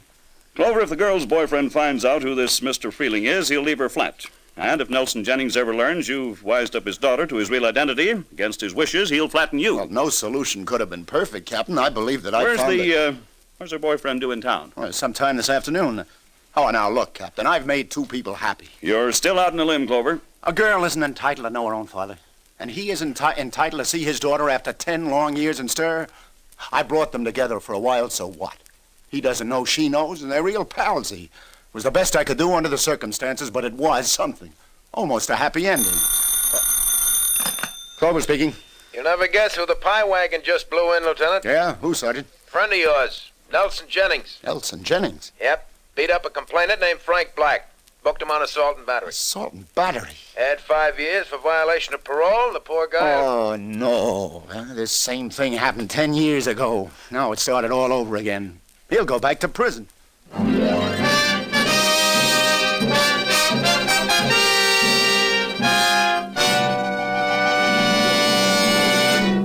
Tonight on CBS, you can hear about a man who believes you should never run to work when you can walk. A man who believes you should never walk to work when you can just stay home and think about it and keep your feet healthy. His name is, of course, Mr. Jack Benny, and he will be heard on the same CBS stations to no one's great surprise, but to everyone's delight.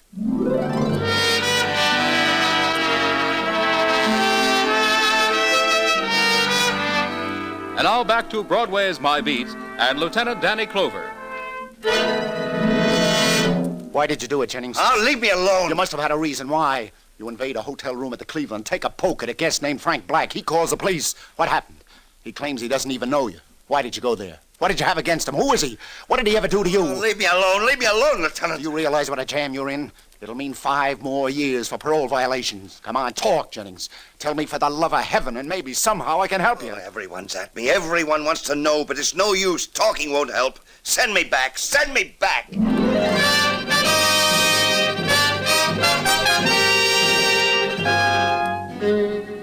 Judge Summers, it's about Nelson Jennings I'd like to see about, sir. I understand his case comes up before you tomorrow, and I don't know why he did it, but, Judge, if any guy deserves Lieutenant Clover, we both wasted our time showing sympathy for that man.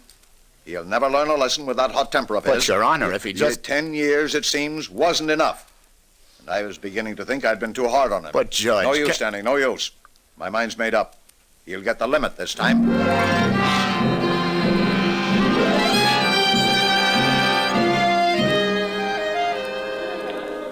Couple of those perfectos, Sally. Right, Lieutenant Clover. What's up? You look low. No mood for conversation, lover. Get that gratitude. And just when I was just about to throw you a little dirt on that Nelson Jennings case, too.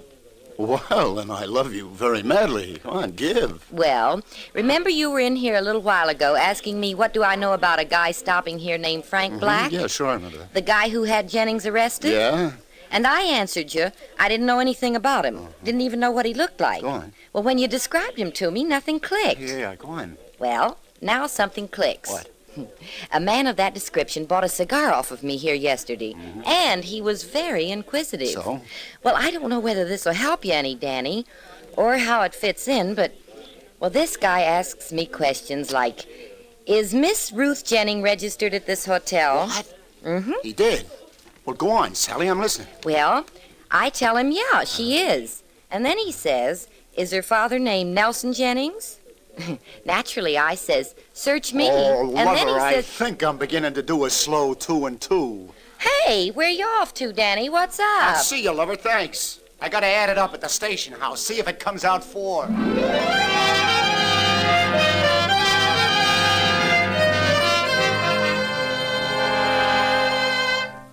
Well, Sergeant, did you check on Frank Black? Turn up anything?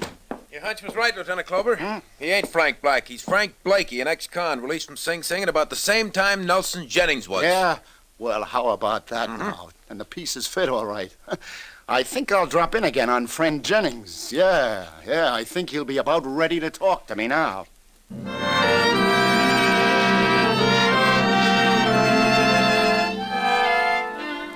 Come on now, Jennings, fella B, you may as well give now. I got a pretty good idea why you did it, but I want it from you. Jennings, if I tell you that scummy Blakey was asking around about your daughter, will that make you talk? And I guess you have it, Lieutenant. He was trying to blackmail you, wasn't he? Yes. And to think he was the one prison inmate I trusted. He knew the secret I was trying to keep from my daughter. Well, this morning I got a phone call from him, threatening that unless I come across, he'll tell my daughter just who her missing father is and to expose my prison record. So I went to his room to argue him out of it. I saw red, Lieutenant. Will I be sent up again? I don't know, Jennings. I'm not the judge. You should have reported to the police, but I'm with you 100%.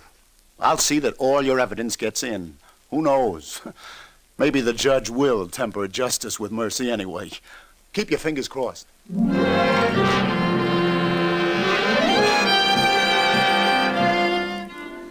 But I want to attend his trial, Lieutenant Clover. And I'm advising you against it, Ruth. Oh, if I could only go to Dad and tell him that I know everything and that no matter what happens... If you did that, it would kill him, Ruth. Oh, do you think the judge will send him to prison again? I'm sorry, but I'm afraid that's in the cards. Oh. See, the judge is mighty disturbed about it all.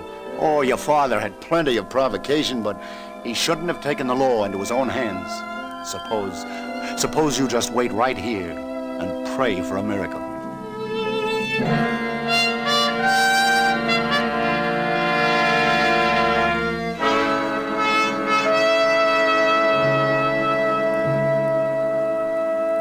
And so, to sum up, Your Honor, in view of this felonious assault by Defendant Jennings against the person of this innocent complaining witness, the state of New York feels confident that Your Honor will remand the defendant to state prison, there to serve his remaining 5-year sentence as fitting punishment for this vicious, this reprehensible violation of his parole. Is that the state's case? It is, Your Honor. Is Detective Lieutenant Danny Clover in the courtroom? Lieutenant Clover. Yeah? Will you step up here to the bench a moment, Lieutenant? Oh, sure, Your Honor. Yes, Your Honor. Danny, recently I turned this man Jennings over to you for the judgment of Solomon. Yes, sir. You did a good job on that. Now, I'd like to know your opinion of this case before me. I'm inclined to discredit Blakey's story and to believe Jennings. To hold Blakey on charges, to view the whole act as just provocation, amounting to self-defense, as though a gun were being held at his head.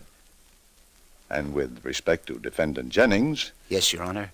To temper justice with mercy. What do you say, Clover? What do I say? You do that, Your Honor. You do that.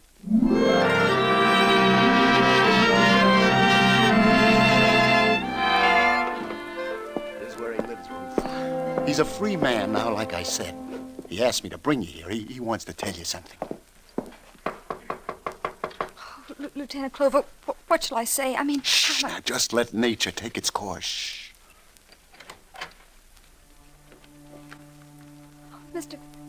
Mr. Freeling... No, Ruth. Not Mr. Freeling. There's something I've decided to tell you at last. You see, I'm... Daddy! Ruth! Daddy, I've known all along. Ruth, oh, my darling. Lieutenant Clover. Oh, Danny, how can I ever thank you? Oh, Lieutenant Clover, yes, you've been so wonderful. Don't thank me. Thank Solomon.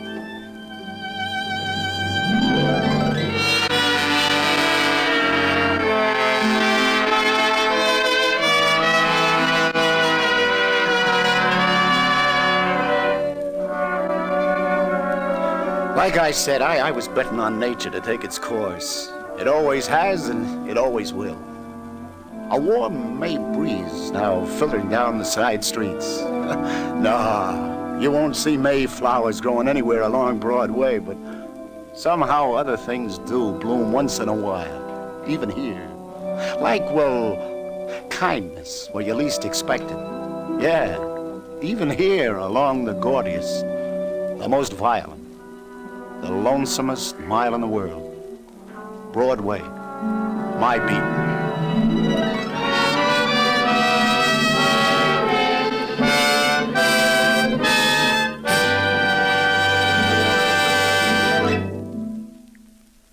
Columbia has just brought you Broadway's My Beat, with Anthony Ross as Detective Danny Clover.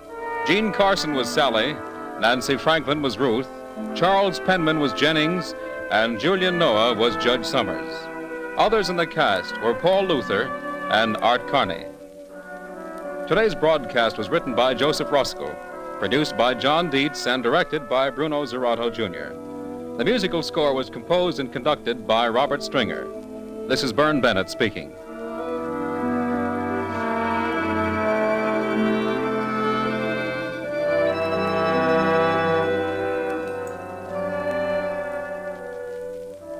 He may be a close neighbor of yours, or at least he lives quite near you. You go to the polls, you elect him, you bid him farewell, trusting him to represent you in Washington. From then on, what happens to your congressman in the nation's capital? What pressures are brought to bear on him? In how many hundreds of fields must he rapidly become an expert? Why does he vote as he does?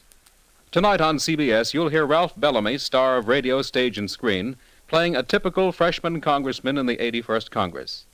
His story will be a drama taken from interviews and talks with many regular congressmen, with Washington experts, with politicians, with voters like yourselves. This CBS documentary unit drama, The People's Choice, starring Ralph Bellamy, will come to you tonight over most of these same CBS network stations. Now stay tuned for the Family Hour, starring Miss Ginger Rogers, which follows immediately over most of these stations. This is CBS, the Columbia Broadcasting System.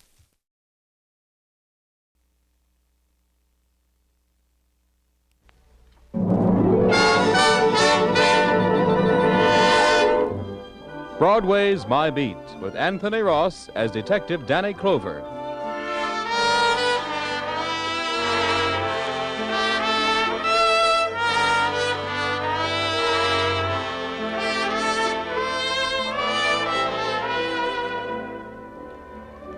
Broadway's my beat, from Times Square to Columbus Circle. The gaudiest, the most violent, the lonesomest mile in the world. That's the street I walk.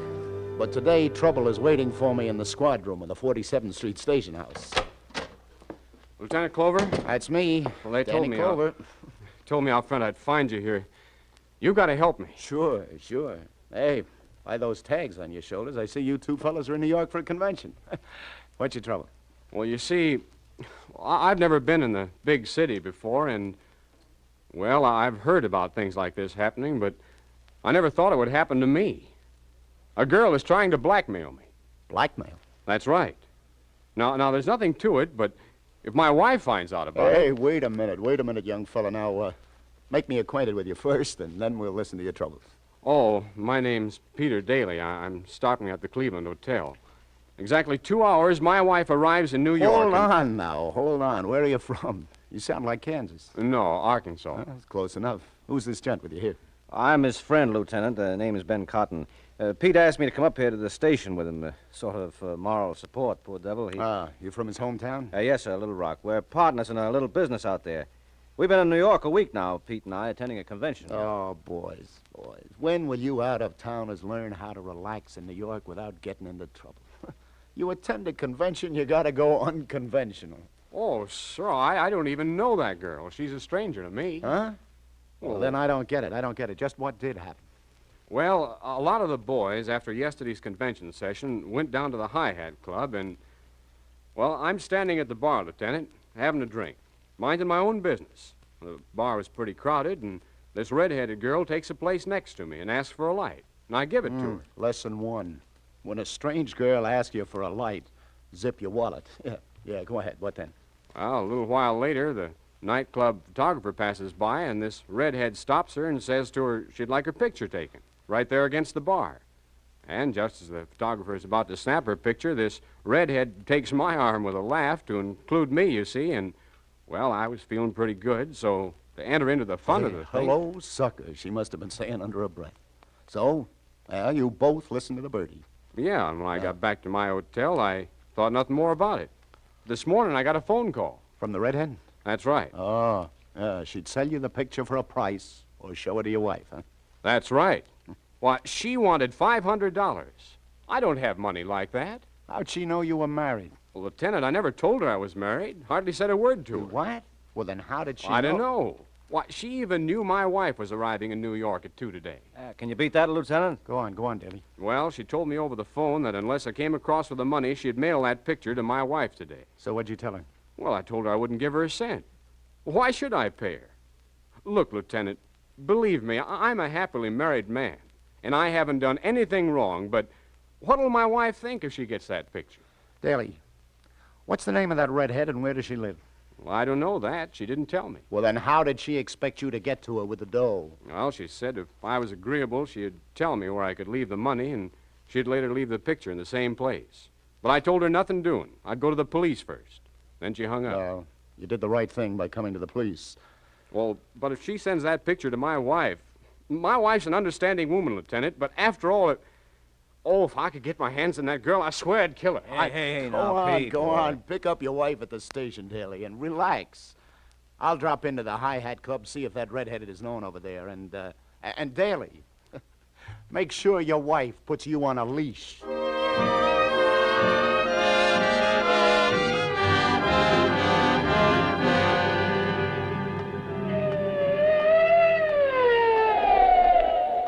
Lieutenant Clover. Yeah, Sergeant, what's up? Looking all over for you, Lieutenant. Broadway Towers. Detective Tom Donnelly's already up there, apartment 5E. Some dame there, found dead, Lieutenant. Looks like murder. How do you like that? Just when I was staring up at the skyscrapers wishing I was a pigeon. All right, let's go, son. Broadway Towers.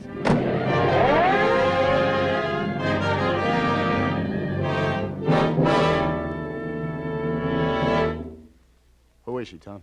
Name Rita Rondell, Danny, according to the building superintendent. Redhead, huh? Yeah. Fractured skull. Body was discovered by the super, hmm? Yeah. No witnesses. No one seen entering or leaving. Hey, look over that back room, Sarge. Right, Lieutenant. Say you found the phone off the hook, Tom? Yeah. Yeah. Well, it looks like the whole scuffle was over that phone. Yeah. Hey, what's this written on the calendar here, Danny? Bobo, 1 p.m. Yeah, let me see. Bobo. Could be some guy. Ask around the stem, Tom. Any characters named Bobo. Okay. You say Doc places a death about 1:10. Huh? Right.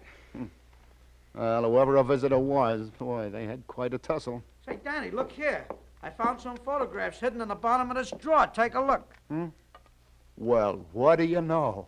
What's the matter, Danny? Hey, you remember that nice guy, Daly, from Little Rock, came in the station house this noon about a blackmailing redhead? Yeah? Yeah, this is him. With Rita Rondell. Taken against the bar at the Hi Hat Club. Look. Yeah. Yeah, how about that, huh? This must have been the dame who was trying to shake him down. And this is the frame-up picture she meant to sock him with. Yeah, so this is the redhead. And me, I'm looking all over for her. Open and shut. Remember, he said he'd like to kill her? Never can tell. He didn't look that mad. Ah, well. Like I always say, cherchez le motive and you got your man. Shall I bring him in? Hey, hold your horses, Tom. There's no evidence he had anything to do with this, but I better drop in on him and have a little chat. Question him, huh? Yeah. Anything else turns up, let me know. And check Bobo. Right. I'll keep in touch. Poor Daly, I feel sorry for him. And with a wife just arrived in town. Tom, this is going to be a heartbreaker. Especially if the little lady from Arkansas answers the door.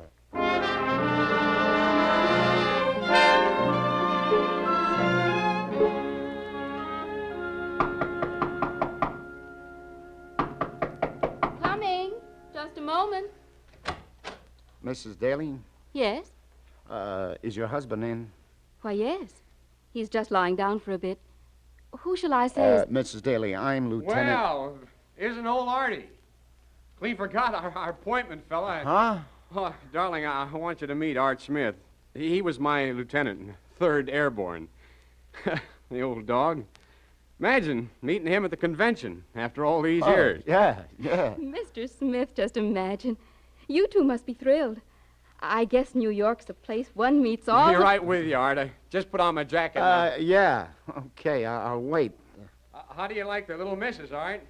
Oh, just fine. Pleased to meet you, ma'am. Step on it, Pete, huh? Won't take a minute, Art. Why? Where are you boys off to? Oh, Cookie, I forgot to tell you. I promised Art I'd have a cup of coffee with him. You know, catch up on the old gang. He leaves for Cincinnati in a little while. Mrs. Daly, does your husband often go to conventions alone? Oh, heavens, no. This is the first time we've ever been separated in the 3 years we've been married. I see. Ben Cotton, his partner, was going too, so there was nothing to worry about. Besides, I know that Peter wouldn't even look at anyone else. Oh, let's go, Art. All right, Peter. Let's go down to that coffee shop and have that little chat.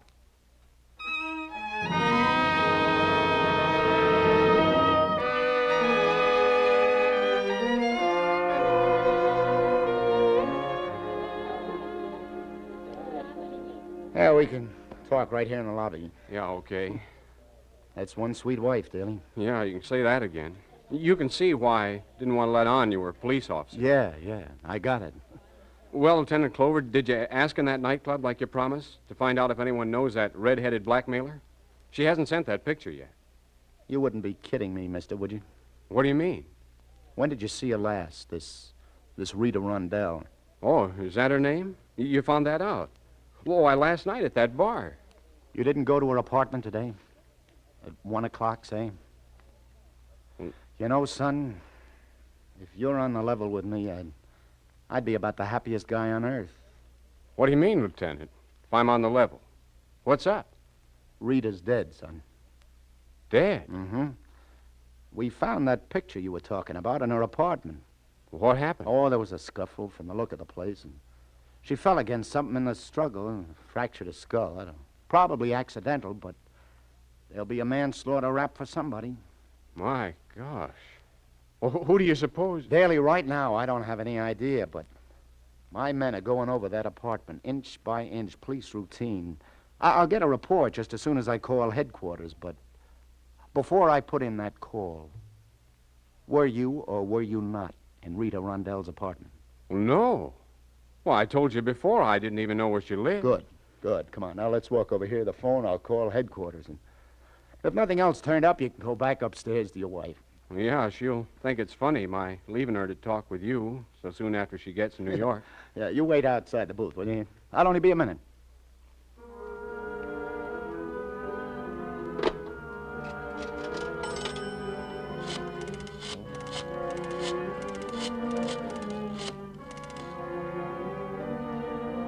Clover. Sergeant, anything turn up on the Rondell dame's place? Uh-huh. Yeah. I see you. No, you didn't. There's nothing else, huh? Out where? Oh, then he... I see. Thanks, Sergeant. Daly, where's your hat? My hat? Your hat. Well, I must have left it out in my room. Shall we go up and see? Well, I'm not sure. Maybe I lost it. That's right. You lost it at Rita Rondell's apartment. What are you driving at, Clover? It was found on her fire escape. Has your initials. Well, lots of people have initials. Okay. Then let your wife identify it. No. No, I'll leave my wife out of it. I'll tell you where I lost it. Come to think of it, I remember now. Yeah, at that bar last night where I met her. That's right. I missed it when I got back to the hotel. So either that girl or someone else picked it up and... Well, maybe that explains how... Brother, you kill me.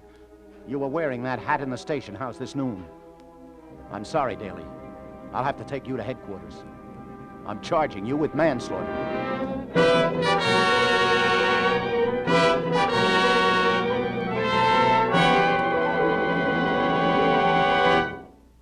You're listening to Broadway's My Beat. We'll continue in just a minute, but first, Sunday nights on CBS are famous for their top comedy with Jack Benny, Amos and Andy, and the other great comedians, for the splendid drama that Helen Hayes brings each week, and for the appearance of one of the greatest detectives in modern times, Sam Spade, created by Dashiell Hammett. Sam Spade's approach to crime detection has now become the pattern for many another sleuth. But none so well combines the hard-boiled view toward a fast dollar, the down-to-earth appreciation of a well-formed ankle, and the readiness with a wisecrack. A bestseller in the fiction field, Sam Spade's Adventures on the Air are now among the top-rating mystery shows. You will find here tonight and every Sunday night on most of these same stations, Sam Spade, ready for rough-and-tumble action and a battle of wits in the best Dashiell Hammett tradition.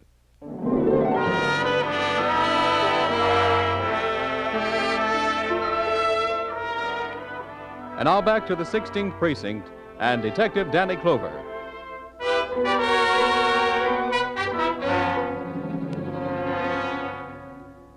Why, this is awful. Look, Lieutenant, I'm from Daly's hometown, and I've known him for years. Why, he couldn't have had anything to do with this. Mr. Cotton, I know you're Daly's friend, and I know how you feel. I simply phoned you, seeing as you're a friend of the family, to notify Mrs. Daly of her husband's arrest. Yes, of course. Well, she wasn't in her room when I stepped by, so I rushed down here as fast as I could. Those two are so much in love, Lieutenant, I just don't have the heart to tell her. Any luck this time, Tom? Nah. Try to persuade Daly again, but no soap, Danny. See, Mr. Cotton, we offered to allow your friend a few minutes to call his wife. Tell her himself about his arrest, but he says he can't do it. Yeah, that's right, Mr. Cotton. Says it'd kill him to tell her. Why don't you tell her? Oh, she's such a sweet kid. She's going to take this awful hard. You see, in a way, I feel kind of responsible for this, being here with Ben. I just don't believe I could face her. Tom? Unless it's an order, Lieutenant. I'd rather be included out. Okay. I guess a policeman's job can include almost anything. I'll get over there right now. Oh, Tom, come here a minute. Yes, Lieutenant? Yeah, Danny? You didn't find any guy anywhere named Bobo. No Bobo. No Bobo. All right, then, that's that. Okay, fellas, I'm on my way. Oh, believe me, this is going to be tough. Breaking the bad news to the little lady from Arkansas.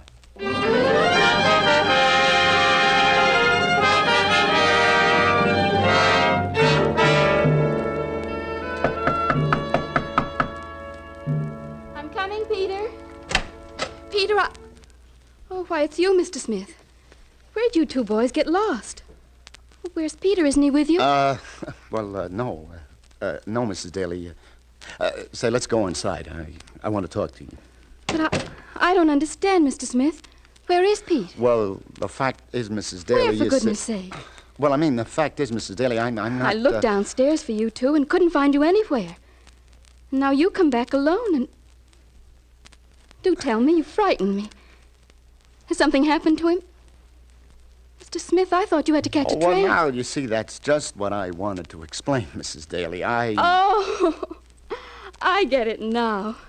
You went to a bar instead of the coffee shop, so you missed your train and he... Oh, Mr. Smith, why didn't you say so in the first place? You had me so worried. Oh, well, no, I'm sorry, ma'am. Where is but he? Is he in bad shape?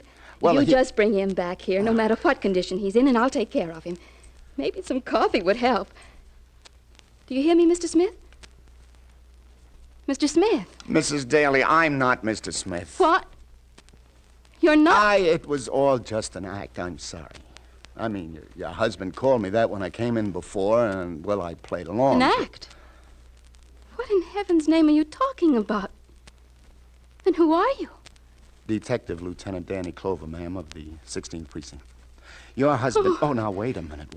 Here, let me help you. Hey, perhaps you better sit down. No, I'm all right. Please go on. Something happened to him. An accident or something. Is he hurt badly? No, he isn't hurt. Oh, that's good. Ma'am, your husband is under arrest. Under arrest?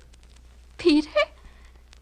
Nonsense, what for? Well, you see, it dates back to before you arrived, naturally. You see, last night he got into a jam at a nightclub. A jam? I mean, that is, there was a girl at the bar next to him. A girl? No, don't get me wrong there, ma'am. In that respect, I assure you, but it's something else that happened, and... now, Mrs. Daly, let me tell you the whole story from the beginning. He wouldn't do anything. No, but please don't get me wrong, ma'am. You mean he got mixed up with a girl, but he couldn't? Oh, no, it's not that. There was this redheaded... Oh, now, wait a minute. Wait. Oh, I'm no good at this sort of thing, Mrs. Daly. Go on. Well, look, it was all a framed-up thing. Your husband came up to the station this morning and told us the whole thing. Your husband was blackmailed. Blackmailed? But you said he was framed. Yeah, well, as far as the the girl is concerned, there's nothing to it. Oh, of course, I should have known. He was framed with a picture taken at a bar and, well, to protect you, to keep you from seeing that picture. Well, well, a picture. What would I have cared about an old picture? There's nothing to it. Everything's all right.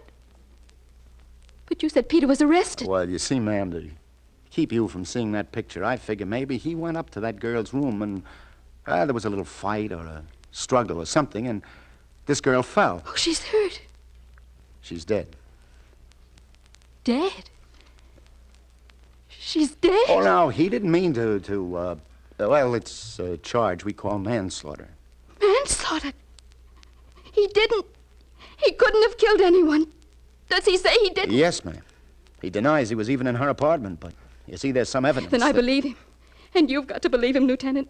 My husband's never told a lie in his life. He's incapable of lying. Ask anyone in Little Rock where he's loved and respected, and they'll tell you. But, Mrs. Daly, the evidence I don't care shows what that... evidence you say you've got. His word's good enough for Look, me. Mrs. Daly, And I'll tell you something else, sir. If he was guilty, he'd have told me so. In our whole married life, he's never held back one single little thing.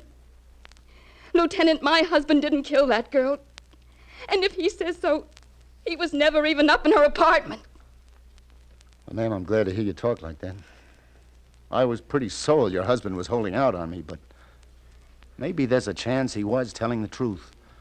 Could be he was framed again. I'll go back and have another talk with him.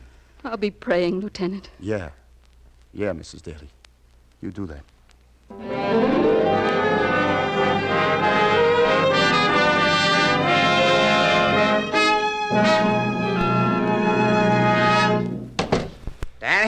Danny, Peter Daly's confessed. Confess? Oh, no. I just visited him again in his cell with his friend, Mr. Cotton here. Darned if Daly didn't say... Wait a minute, Detective Donnelly. Peter did not confess. At least not to killing that girl. He just admitted that he went up to her apartment and he saw her lying with her head in the kitchenette against a milk bottle. She was already dead. That's an old one, Danny, you know. She was already dead. Lieutenant, you got to believe him. I tell you what. I think I'll have a talk with him myself.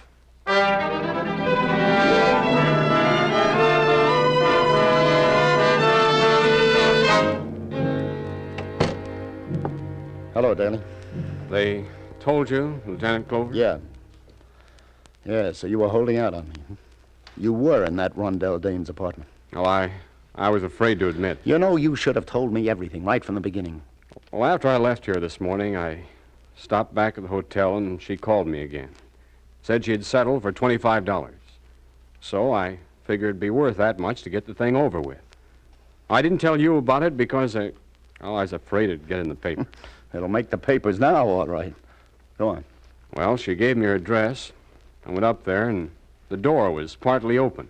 I didn't go in, but I could see through the open door, and she was lying on the floor. When you were talking to Donnelly and your friend just now, you told them she was lying with her head in the kitchenette. Oh, no, I couldn't see her head. Oh, I see. Then what'd you do? Well, then I heard someone coming. I got scared, so I ran down the fire escape. Oh, please believe me, Lieutenant. Poor Joan, she comes to New York for once in her life, and this has to happen. Daly, how long have you known this pal of yours? What's his name? Cotton? Yeah. Oh, way back from school days. How does he get along with your wife? Oh, fine. Oh, you see, Lieutenant, he and Joan were sort of engaged at one time. Before I met her, that is. Naturally, when Joan and I fell in love... Oh, so that's the way it goes, huh? Did he marry someone else? No. Ben's still a bachelor. Still a bachelor, huh? What's so strange about that? Well, what do you know?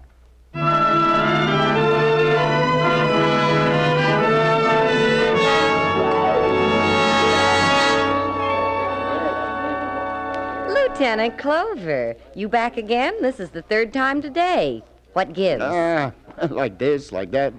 Hey, a couple of perfectos, lover. Did you come in here to see me, or did I see you keeping an open eye on that gentleman from 305 that just got on the elevator? Hey, you know him? Shouldn't I? He smokes cigars. His name's Ben Cotton from Little Rock. I think I'll go up and have a word.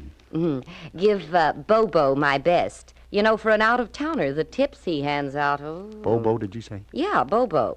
You know how it is at these conventions, the nicknames you pick up. I've heard some good ones, but Bobo, that kills me. Everyone around here calls him that. Oh, thanks, Sally. Thanks a lot. Thanks for what? Oh, nothing, lover. I'll be seeing you.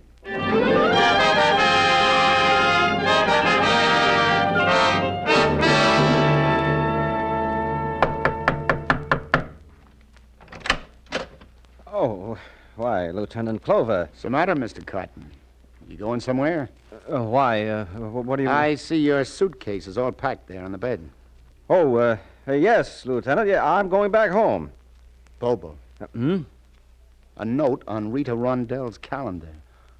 Probably expecting some guy named Bobo at 1 o'clock. You know any Bobo? Why, well, that happens to be sort of a nickname of mine. I picked it up here at the convention. Why? Well, you said you didn't even know the girl. You know the inside of Rita's apartment better than Peter did, Bobo. He didn't tell you her head was against a milk bottle. Oh, I never said... No, you arranged for Rita to bump into Peter like at that nightclub. Get a picture taken with him. And then she was to send it to his wife. I'll tell you why you arranged it, too. You were in love with his wife. You wanted her to think the worst, maybe, and throw him over for you. Come on, come clean, Bobo. All right. I was up to that double-crossing redhead's apartment, but I didn't mean to kill her. Let's have the story. Well, I told her yesterday I'd give her $100 if she could manage to get her picture taken with him and send it to his wife. Oh. And then this Rita pulled a fast one. Asked Daly for $500 for it. Yeah, that's right. But when Peter went to the police about it, I got scared. So you went up to her apartment today at 1, huh? Yes, I did. To make her call the whole thing off. And she demanded from you the price she was asking from Peter, $500. That's right. And when I refused... He threatened to expose you to your friend Daly. Began to phone him at his hotel. Yes. That's just the way it happened. I struggled with her for the phone. I gave her a push, and she fell... But I swear, Lieutenant, it was an accident. So that's that. Well, okay, Lieutenant, I'm ready to go to jail. But I don't know what got into me. Trying to do something like that to my best friend. The old triangle, huh? Well, you see, I've been in love with Joan for a long time. Longer than Peter. But he came along and she married him, and... Well, ever since, I've been hoping and waiting for a chance... Chance to break them up. Yeah, that's right. But I didn't mean to go so far. Once I got into it... You got into it, all right. Yeah, I guess I've been a real number 1 heel, huh? Mister, that's the greatest understatement since... come on.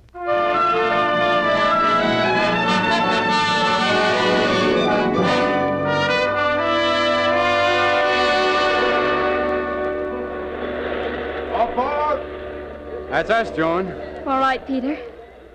Lieutenant Clover, I don't know how to say. We'll never be able to thank you for all you've done. Ah, skip it, Arkansas. Hey, just promise me one thing, will you? What's that? Well, I mean, you've come to New York. This is the first time for both of you, isn't it? That's right. You've had a pretty rough time. You got one impression of New York, the wrong one. Come back and give it another whirl, will you? That's a promise. I want to see you both again, you know. So, miss, I don't often meet somebody like you. Why, the faith, the trust you have in your husband is... Oh, you see, Lieutenant. We're in love.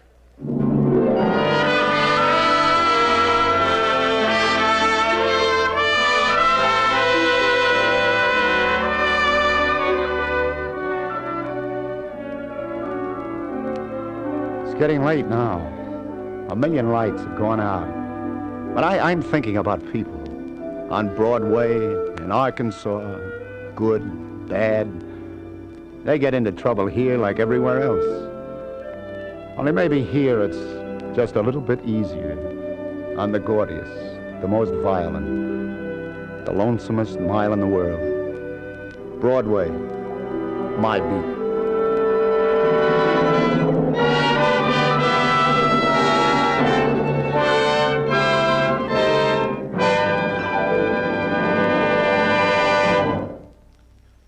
Columbia has just brought you Broadway's My Beat, with Anthony Ross as Detective Danny Clover.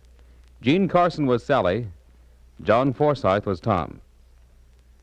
Today's broadcast was written by Joseph Roscoe and produced and directed by John Dietz. The musical score was composed and conducted by Robert Stringer. This is Bern Bennett speaking.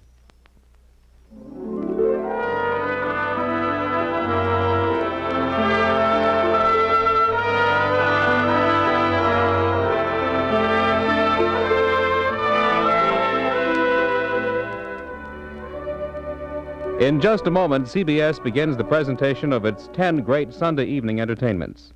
In order, tonight, you'll hear Barbara Stanwyck starring on the Prudential Hour, followed by the unsurpassed comedy of Ozzie and Harriet, Jack Benny, and Amos and Andy in succession.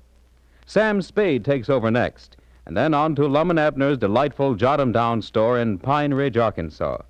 Then from Pine Ridge to England, as the First Lady of Broadway, Helen Hayes, brings you Noel Coward's famous motion picture, Brief Encounter. A solid hour and a half of laughs follow with Eve Arden as the ardent schoolmistress, our Miss Brooks, with J. Carroll Nash as Luigi, and the little Italian immigrant, with the geniuses on It Pays to Be Ignorant. They'll all be heard on most of these same CBS stations, with Jack Benny, of course, coming to you on all of them. So start your stay-tuned Sunday evening with CBS now, as Barbara Stanwyck stars on the Prudential Hour. This is CBS, the Columbia Broadcasting System.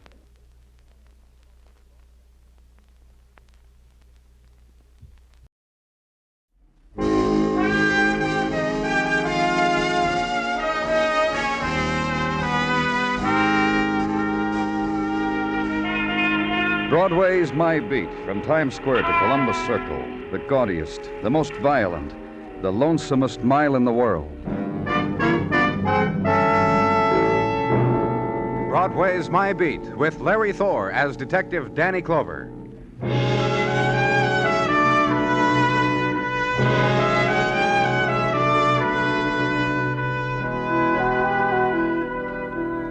When the rumor gets around that summer is almost here, Broadway is beside itself with glee. Somebody notices the moonlight of May, shouts about it to a girl who whispers about it to another guy, and the word gets round. It drifts across town, causes phenomena. Crew cuts, bare-legged girls with cheeks of tan, and the boy who runs down the street screaming, "I'm in love."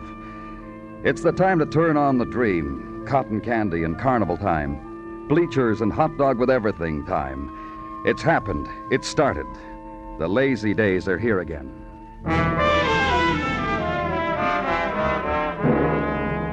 And where I was, private house converted to upstairs and downstairs apartment, 11 o'clock in the morning time. Policeman on duty, me, in answer to phone call in which the word violence had intruded. Doorway, upstairs apartment.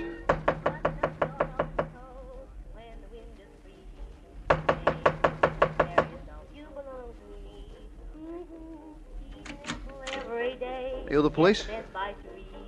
Come on in. Boy, you ought to see.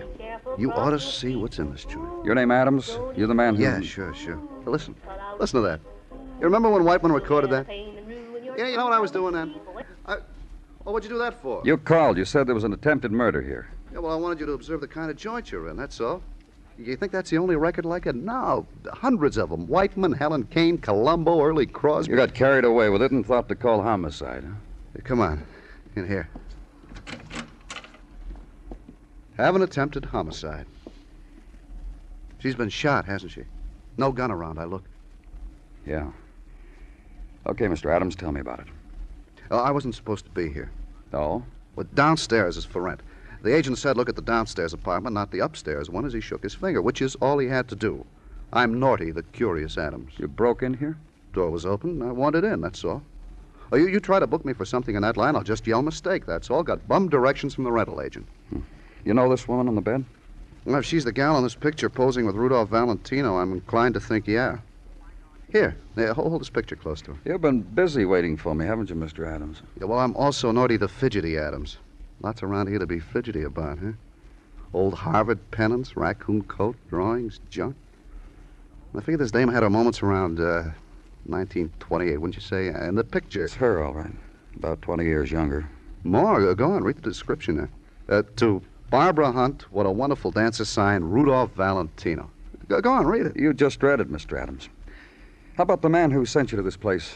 Oh, the rental agent, the broker, Mr. Tierney? Uh-huh. I want to talk to him. Sure. Here's the same card he gave me. Well, what shall I do now? Stick around for more questioning, Mr. Adams, when technical gets here. Find a chair and sit in it and don't move. Do that for me, will you, Mr. Adams? Silence, then. Languid dance of May sunlight through a world 25 years dead. Gold drift of light across eyelids on twisted contour of mouth of a wounded woman. Mottlings of shadow, scurry of dust across polished surfaces, swell of drape to sudden flare of May wind, response to summer and death, the well-preserved relics of a lost era, and the short wait then for today's harvesters of violence, their arrival, their briefing, and the leaving of them. The ride downtown and west across to Madison, and a building now where real estate brokers live and play the percentages and are helpful in the matter of a mortgage on the old homestead. Powered ascent to the 19th floor. Controls in the hands of a girl who has a bird tattooed on her shoulder. And the office then of John Tierney, real estate broker. Come here, quick.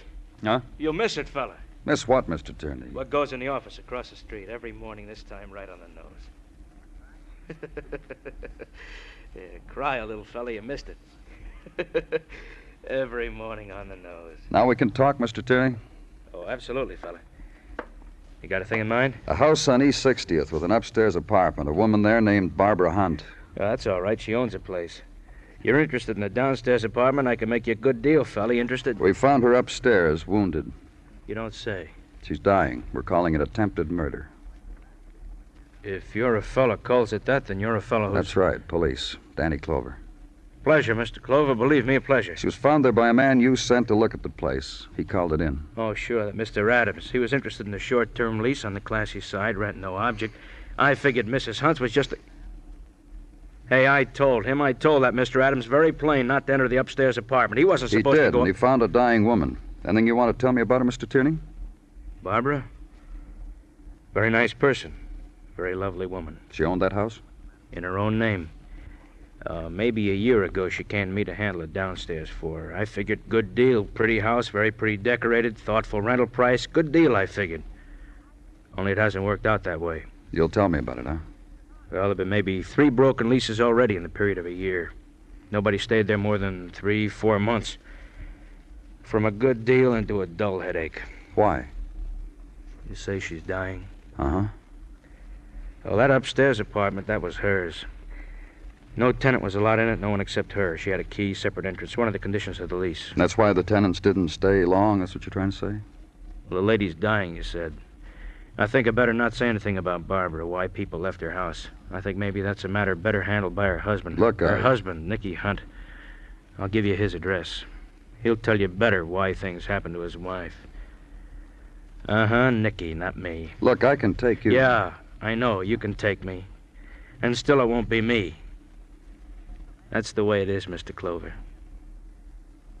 Goodbye, Mr. Clover.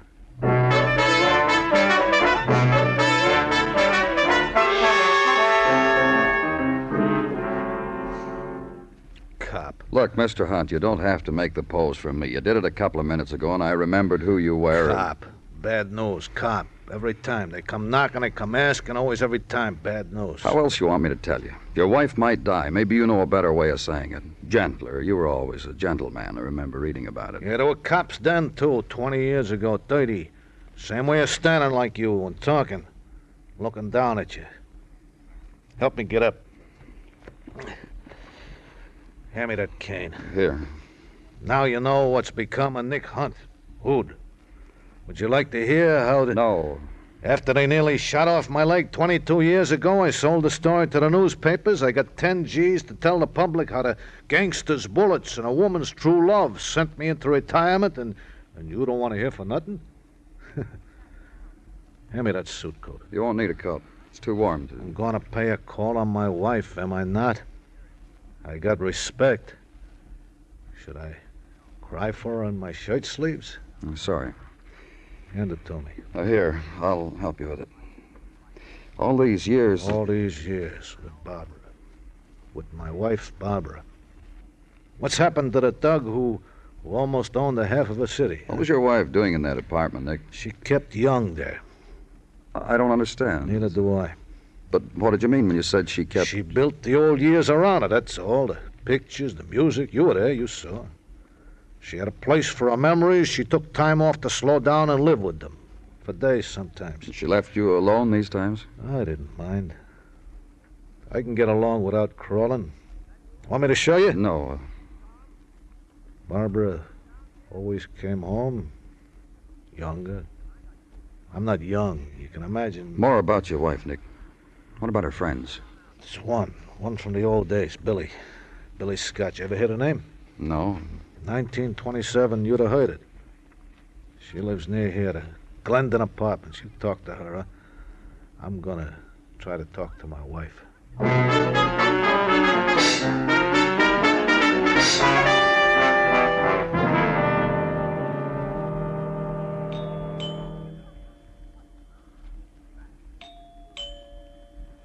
Yes, who is it? Police. You're from the police, and you wish to see me? If you're Mrs. Billy Scott, yes, Why? Because earlier today, someone tried to kill Barbara Hunt. She's a friend of yours, isn't she, Mrs. Scott? Yes, a friend. Will you come in, please? I am alone here. My husband and my son are traveling this summer in Italy, and I'm quite alone. Mrs. Scott. I'm trying to tell you something, and it has to do with Barbara and with myself. May I proceed, please? Yes. Thank you. You are not to misunderstand my emotion about being alone. I'm a woman of many interests. There's always a charity, and there's always a decent cause. And I welcome the respite my son and my husband give me every year. Gives me the time I need to give myself to the less fortunate. Well, let me put it that way, then. Right now, Barbara Hunt is less fortunate. She's dying. And the time I have proportioned for others have given me little time for Barbara. Much as I may have wished it otherwise, has given me little time for Barbara. Her husband told me you were very close friends. Yes, from the short time of youth. When there was the girls' school and rumble seats and the football games and the boys with homemade gin and the silver flasks. And the weekend speakeasies. Then we were great friends, Barbara and I. You haven't seen very much of her lately, is that what you're trying to say? Well, Barbara went her path. I went mine. I have a fine son and I have a lovely home. And my husband stands very little in my way. And what does Barbara have? Oh, Mrs. Scott. What does Barbara have? A man whose name is Nicky. A man who was shot up by gangsters. A man who was an invalid. That Barbara has. And something else. What? Well, I asked you. She has the unswerving belief that youth will never leave her. In the few times I've seen her in the past year, she has said that to me. Not me, Billy, she has said. No body wrinkles for me. And now consider her. She's dying. How? Where? In the upstairs apartment. Of course, there. Where else to Barbara? Please. What? I should like very much to see her. May I? Barbara and I, very old friends. And very dear. And I think now is the moment to be at her side. Please. May I? Yeah. Get your things, Mrs. Scott.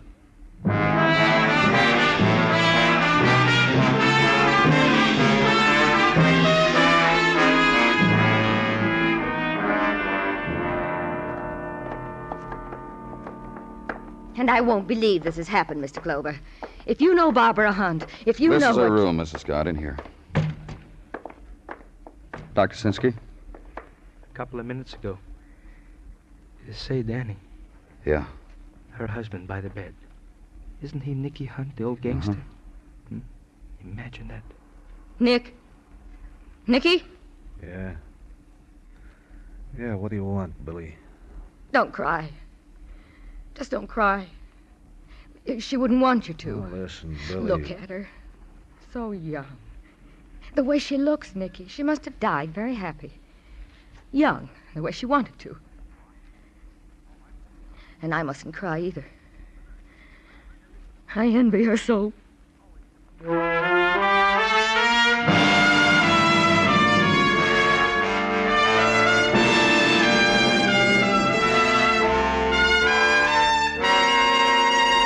You are listening to Broadway's My Beat, written by Morton Fine and David Friedkin, and starring Larry Thor as Detective Danny Clover.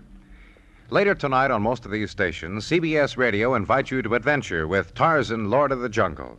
Also later tonight, listen for Gangbusters and The Case of the Crimson Seasoner, a fact crime story taken from the actual police records. Remember, on CBS Radio later this evening, Tarzan and Gangbusters for more thrills.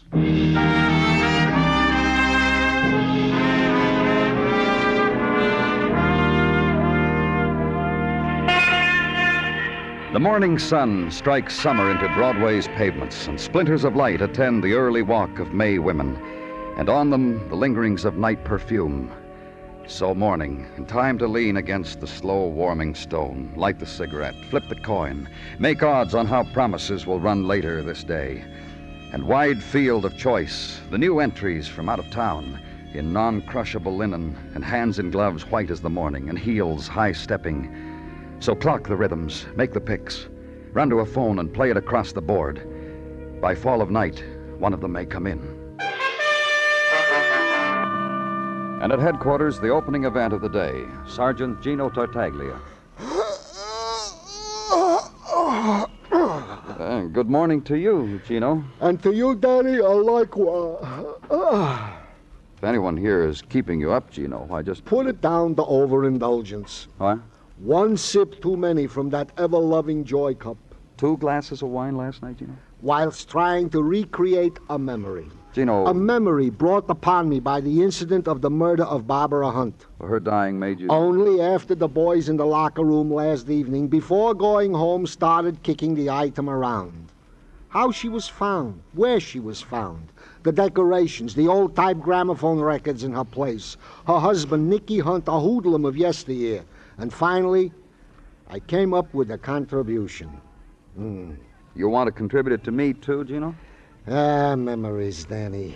Memories. The roaring 20s, and the weekly supplement articles on the doings of a Barbara and a Billy.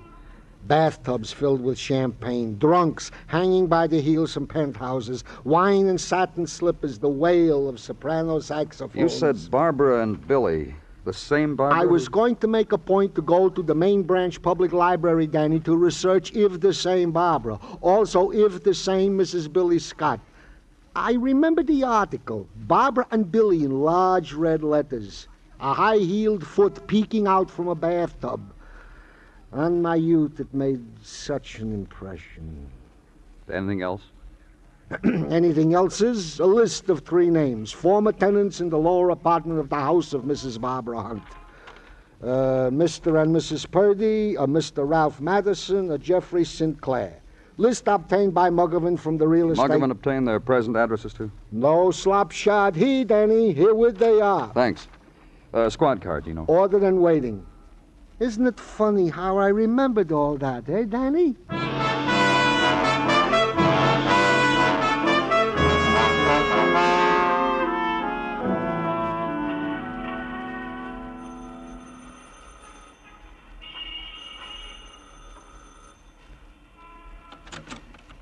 Yes? Is this the Purdy residence? I'm Mrs. Purdy. What is it? I'm from the police. Yes? Well, is the trumpet supposed to blow? What? It's about Barbara Hunt. You won't mind if I don't invite you in, do you? This is 5 minutes of sun I didn't expect to get. Let me get some of it, will you? Boy, man, oh, man. Boy. Let me know when you've got enough of it. Never get enough of that stuff. Just say when. Barbara Hunt, huh? That's right. Out of her mind. Oh? I lived downstairs from her, didn't I? I ought to know. Well, tell me about it. Vo-do-de-o-do. What? She thought it was still current. Vo-do-de-o-do and boop-boop-a-doo. When I lived under, that's all I got. By Rudy Valley yet. One night... Well... Well, what? Oh, she's dead now, you know. You really think I should? Yes, I think you should. Well... Most nights it was quiet because Barbara didn't really live there all the time. Just maybe a few nights a month or so. Did you know that? Just tell me about the night you... Oh, sure. You never heard such noise in all your life? Music, loud, bang, racket, woo-woo, loud, you know. Go on. So I went upstairs and knocked on her door to protest. Wouldn't you? Sure you would if you knew how loud. Sure I would. She opened the door, and there she was. Huh? There she was. Hair up in bangs with ribbon, flapper-type dress, roll-down hose, and lips painted in a bow. Looked about 20 years old. Then what happened? She was alone. Invited me and made me go down and get my husband. I did. Then we both told her, quiet, shh, no noise, hush, not so loud, quiet. She was too loaded to pay any attention. Grabbed my husband. Oh? For a Charleston. Sydney surprised. Indeed he did. Did the thing with the palms crossed over the knees like this. Mrs. Purdy. Only real good. I had to drag him out of there. Then I went back. Go on. Called her husband. Come get your drunken wife, I told him by phone. He told me to leave his wife alone, let her enjoy herself, and I don't like it, break the lease and move. Which I did. Well, here we are. And not having anything else at all to ask of Mrs. Purdy, leave her. And before the entrance into the squad car, turn briefly and steal one last glance. Mrs. Purdy, arms outstretched and upward, appreciating the day, making hymn to the sun. Leave. Cross town now to Riverside Drive and up. Second name on list of Mrs. Hunt's former tenants, Mr. Harvey Madison and his address.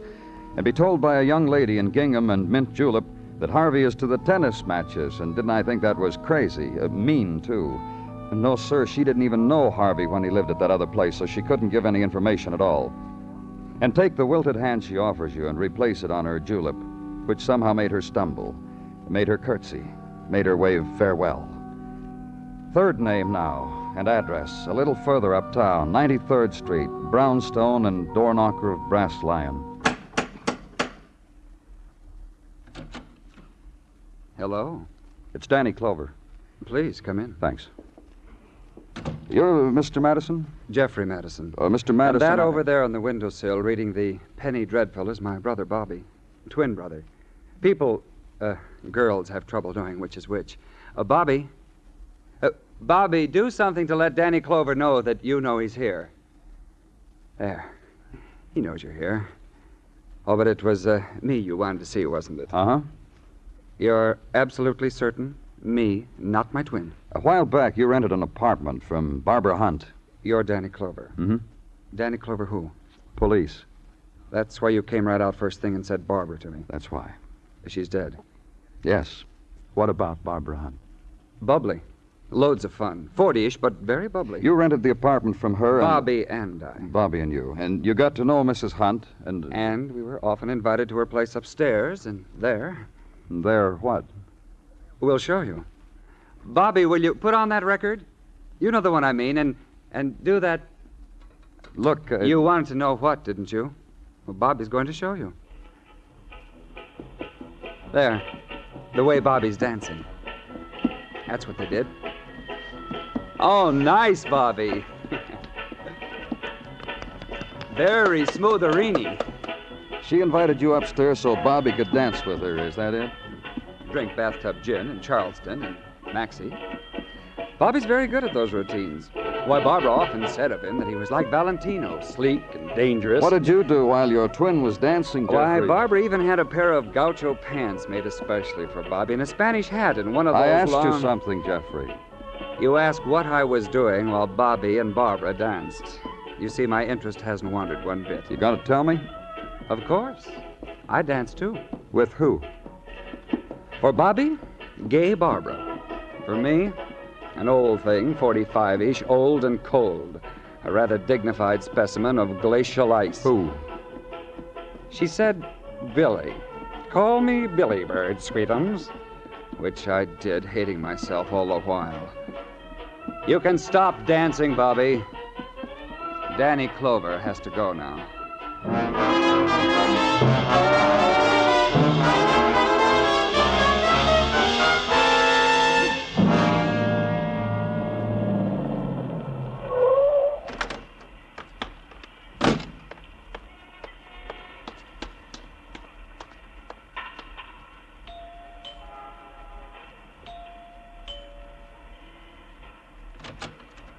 Oh. Hello, Mr. Clover. Good evening, Mrs. Scott. May I come in? If you'd like.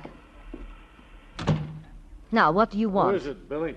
What do you want, Mr. Clover? That was Nicky Hunt's voice, wasn't it? I ask you. Billy, who is it? Let's go in and chat with Nick, shall we? Hello, Nick. It was the big secret, Billy. You could have told me it was Clover. It doesn't concern you, and you're upset, Nick. What are you doing here, Nick? I'm not crying. That's one thing I'm doing here. I brought him home, Mr. Clover. He's the husband of a friend of mine, and she's dead. And this is a man who loved her very much. And I'm not crying. Why? Billy's been talking to me from the hospital on that my wife died happy and my wife died young, so why cry? What are you doing here, Clover? You know about cops, Nick. You remember how they stand, why they pay visits, especially on homicide cases. What's it got to do with Billy? I said, especially on homicide cases, Nick. Billy? What, Nicky? Hey, Billy. You killed Barbara? You think I did, Nick? Well, he thinks so, don't you, Clover? It's a good bet. Clover don't look like the kind of man who bets very often, either. You kill her, Billy? Billy, you killed my wife? Oh, Nick. Oh, Nick. Oh, Nick. Billy. You're not going to understand. Well, then you tell me why. You better tell me why. Why'd you do that? I didn't say I did anything, Nick. Then you tell me, Clover. What went on in your wife's apartment, Nick? What you called her memory place? I never asked. Why not? I never asked. She'd come back fine. She'd get moody, she'd go there. She'd come back fine. Always alone. Always alone, wasn't she, Nick? Hey, why you here, Clover? You didn't expect to find me here. What kind of questions would you ask if you hadn't found me? I'd asked Mrs. Scott about the twins. What are you talking about? About Jeffrey and his twin, Bobby. What about them, Mrs. Scott? Nick. What? They were Barbara's friends. What difference does that make now? I still want to know why Clover's here. How often were you with Barbara in that place, Mrs. Scott? First, what? First, I want to tell you something. About me. About my life. Know what you are, Millie? Just listen to me. Now, phone it. Will you listen? Go on. I married a man who was in stocks and bonds. A very intelligent man. Respected. And I have a fine son. My son goes to the same private school that one of our vice presidents went to. Hey, you know what she used to do, Clover? Should I tell Clover you're right, Billy? And I have my charities, and I'm on several committees who do good work. For a girl who really couldn't dance, this was quite an And I'm act. proud of my stature in the community. And you hated yourself every time you came away from that place. She was crazy. Billy. Your wife was crazy, Nick. Well, you didn't have to kill her. Get me to come up here. And you know about me, Nick, and liquor. What happens to me? How I could never refuse a drink. You kept going back there. Oh, just to remember. But I keep getting drunk. And hating myself for it. Hating myself. I have a fine boy and a husband who is in stocks and bonds. And I have a name in the community. So you killed her. So you killed her, Billy. Yes. Nick. Oh, she's dead now. It don't matter. Nick. It don't matter. You remember how it was 20, 30 years ago? All the things...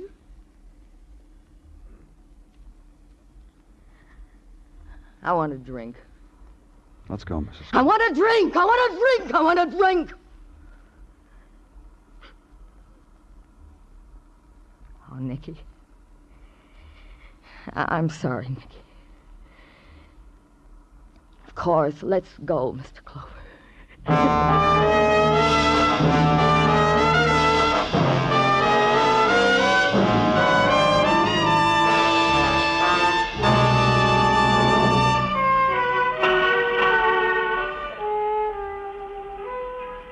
On Broadway, the night bursts open like a sudden flame. The crowd swarm appears, squeezed out from under the earth, roped off by the silhouettes of 1,000 buildings. They dance their fury away against the time of morning, till the sky soaks up the pain and turns it into dawn. It's Broadway, the gaudiest, the most violent, the lonesomest mile in the world. Broadway, my beat.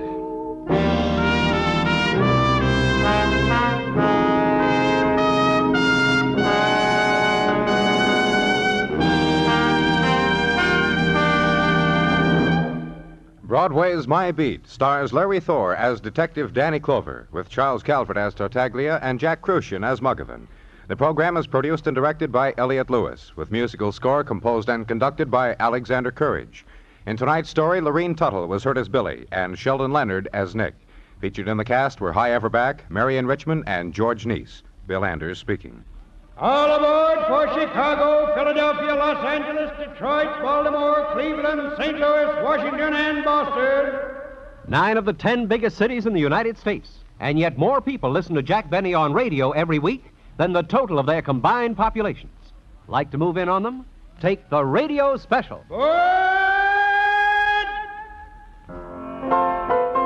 And remember, radio's outstanding theater of thrills, Suspense, is heard Monday evenings on the CBS Radio Network.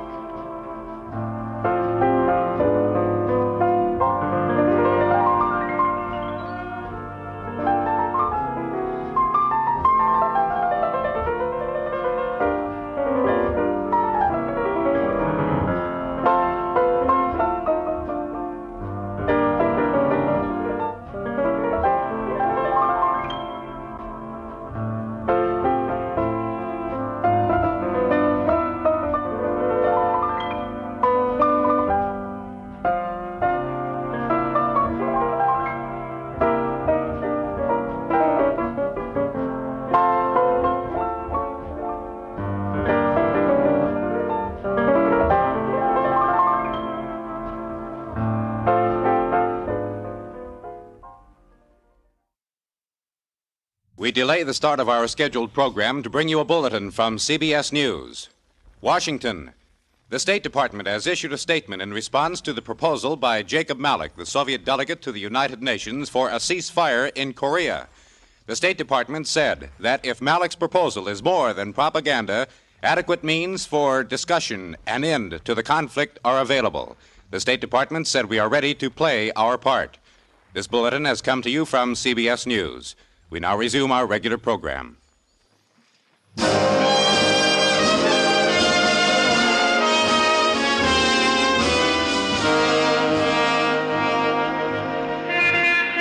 Broadway's My Beat. From Times Square to Columbus Circle, the gaudiest, the most violent, the lonesomest mile in the world.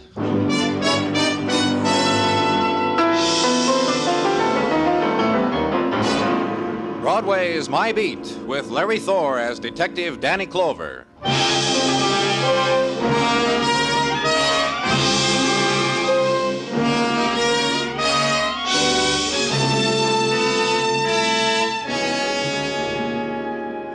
The nighttime starts at the river before it closes over Broadway.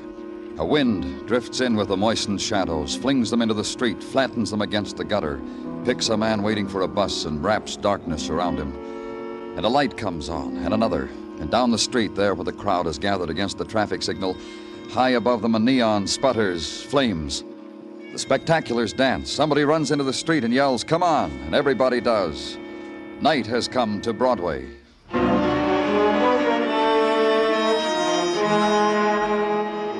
And where I was, there was a wind. The built-in wind, a thing composed of poor ventilation, tears, shed and unshed, and bottled chemicals. It was the basic ingredient of the city morgue, though not to be found on blueprints or bills of specifications. It was something new to the man walking beside me. This place? This place? Just take it easy, Mr. Larson. I'll tell you something. I guess it'll sound funny. I've read about places like this, and I've closed my mind to what I read. I guess I never wanted to visualize anything. Right here, Mr. Larson. What was your daughter wearing? Mrs. Larson wrote it down for me. You see, I wasn't home when Ruth went to the movies, so Mrs. Larson... Ruth was wearing a skirt and a blouse, pink bobby socks and saddle shoes. I guess you want to know this, too. She was 5'1". She was 14 in May. She had brown hair and brown eyes. And I want you to know, Mr. Clover, I guess all fathers feel the same way. My Ruth was... Well, our friend said she was a remarkable child. We're going to send it to... under that sheet. This girl was found in a vacant lot between your home and the theater your wife mentioned when she called. How... I mean... Look, you know what Beaten, fractured skull. I have to look, don't I? Yes. If it's your daughter. Ruth's a nice girl. She started to go to parties with boys, and she always gets home by 11 o'clock. She's going to be a dancer. When people come to the house, she dances for them. Mr. Larson. You see, as I told you before, Ruth? Ruthie? Oh, Ruthie. Who did it? What monster? Who did it to you? Who? Who?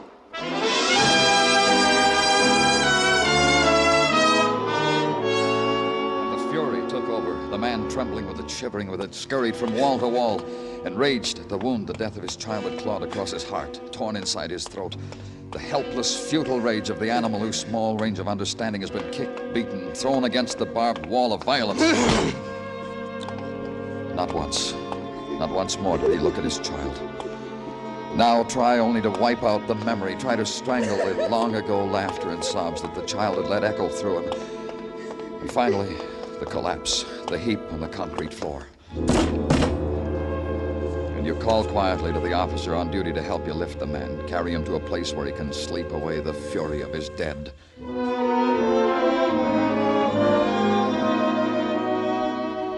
Then back to your office and close the door on it. Stand at the window, watching the squalls of the nighttime wash against it, beat against it, and then stare at the walls, and then hear the door open for it, to let it all in again. Danny? Danny? What do you want? Well, Dr. Sinsky's report. He was busy on another. He asked me to bring it to you, so... Leave it on my desk. All right. You're not going to look at it, Danny? Why? I know what's in it. Well, I thought I did, too, till I glanced it over on the way to your office. You better take a look at it. You're so eager, I don't want to spoil it for you. Tell me about it, Muggavan. Danny. You tell me, Muggavan. We've had other kids who... And this one's no different. That all, Muggavan? That's what I've been trying to tell you. This one is different. Just what you saw when you first found her. That's what's in the report. Beaten, skull fractured with the butt of a gun. Nothing else. Then give me a motive. Give me another motive why a 14-year-old child should...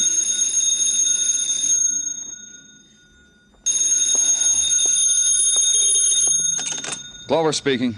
Sergeant Tartaglia at this end. Homicide, Danny. Woman in backyard of house at 1845 West 11. People named Murray. Upstairs wants you on it. Shall I tell him you're agreeable, Danny? Tell him I'm... Bring me a motive, Muggavan. Upstairs wants me to run an errand.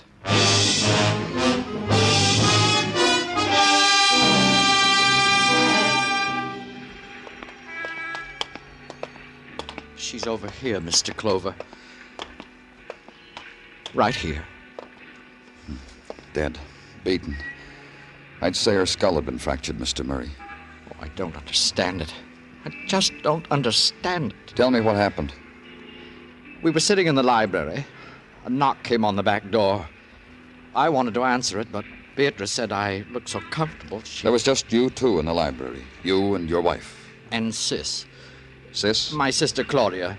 She can't hear anything. She's deaf. She never goes out of the house. I take care of her. Well, who's in the house with her now? Who's playing that organ? Oh, Sis plays. I see. Go ahead. Well, there was this knock on the door, and Beatrice went to the door, and I heard her talking to someone. At least I think I did. I want you to know I'm not sure about that. I kept reading, that's all. Sis was practicing. Didn't your wife scream? Didn't you hear any... No, I didn't. I happened to look up from my book a little later, after she went to the back door. How much later? Well, I don't know. I looked up, and she still wasn't there. She hadn't come back yet from answering that knock on the door. That's right. So I went out back. The back door was still open, but there wasn't anybody there. I called to her, and then I started toward the alley, and I stumbled. I stumbled over Beatrice lying... Then what did you do? Well, I called the police, and then I told Sis what had happened. You speak sign language? Yes, I learned it when I was very young so that I could speak with Sis. She's been with me all the time. Oh. How long have you been married? 14 years. Why? What's that got to do? Happily? Of course, happily. You have any children? No, that's something Beatrice and I agreed on. Sis needs taking care of, and Beatrice is always so busy. Busy doing what? Clubs and auxiliaries, you know. She was well-liked, got things done. She was admired and well-liked. Then who would want to kill her? Nobody would want to kill Beatrice. Nobody. Mr. Murray. She was a middle-aged woman, Mr. Clover. Everybody she knew was her friend. She did charity work. People came with troubles. Anybody. She'd help them. Why would anybody want to kill her? What motive would he have? What motive, Mr. Clover? It was there again. What motive? A 14-year-old girl, the loved child of a quiet, nameless family, until a killer had taken the butt end of a gun, beaten their name and their dead child's name into the newspapers that choked the trash bins supplied for the purpose by the Department of Sanitation. What motive for that? And for Mrs. Beatrice Murray, admired, liked, charitable, a woman to whom the trouble came, a childless woman who sat in the evening and sewed together the patchwork of her day while her husband read and his sister released the music she couldn't hear. What motive for that brutal death? Because you find no answer, share it with Dr. Sinsky. Ask the question of him. Burden the gentle doctor with it. You put me a question, Danny, that is not strictly in my department or in my education. Mind if I bum another cigarette? Oh, here. Help yourself. Thanks. You've been with us a long time, Doctor. Some of it must have rubbed off. Danny, I deal only in known quantities. You boys bring me the wounds you find, I wash them, bandage them. You bring me the dead, I perform autopsies. Known quantities, Danny. Like I know my name, your name, that this Mrs. Murray was murdered by the butt of the same gun that hammered away the life of the child Ruth. Why? Tell me why. I'll go out and buy my own pack of cigarettes. If I had gold, you could have it, Danny. No strings to it. No. For the question you ask, go consult a specialist. A man who puts the microscope of his training to the emotions. The department psychiatrist? Yes, to him. Perhaps he will agree with me, and I'm only an amateur, a dabbler, mind you, Danny, that this violence, this ugly, bestial violence, has been committed by what is called a paranoid. I've read about them. Had them screaming in my office. They dream up hates against themselves. For this they kill. An animal, a child, a woman. Excuse me, Danny. Come in, please. Looking for me, Gino? Yeah, Danny. Fresh homicide. Alley on West 10th. Buckerman's got a squad car. Let me finish my cigarette, Tartaglia. Well, sure, Danny. Well, sure, if you want. It's finished.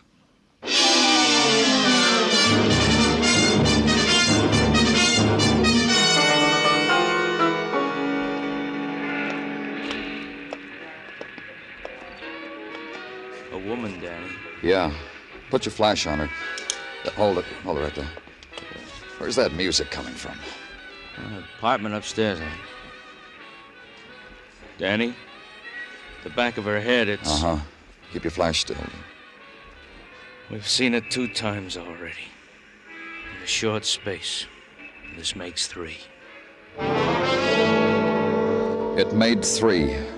The woman staring into the beam of the flashlight Muggavan held close to her face, staring in the final disbelief that this had happened to her in this place, in this time. She lay in awkwardness, her dress disarranged, her hand where it had frozen trying to straighten the wisp of blood-clotted hair under her black straw hat. The alley wind found the white lace at her throat, riffled it, and the murdered woman made 3.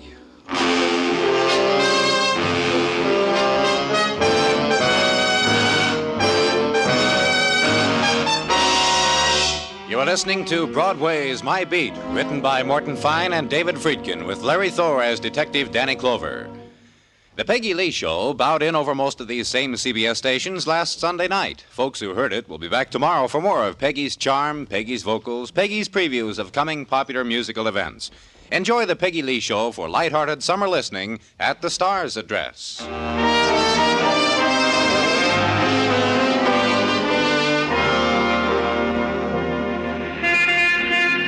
The night music of summer spills into Broadway from the scarred throats of the loudspeakers hanging over the record shops. And this summer's kids, in the off-the-shoulder cottons and the transparent California sports shirts, squeeze each other into the doorways and lap it up. And then someone shrills a new diversion in a new shop window on a new corner, and Broadway's youth rebops on down to it. It's an old ceremony on Broadway, this dancing in the streets, and the sweating barker with a fistful of passes to happy upstairs lands. Just the price of the amusement tax, kid. That's old, too.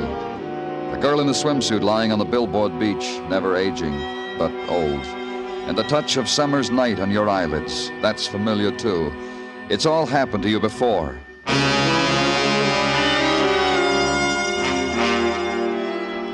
And where I was, where Muggavan was, it had happened before, too.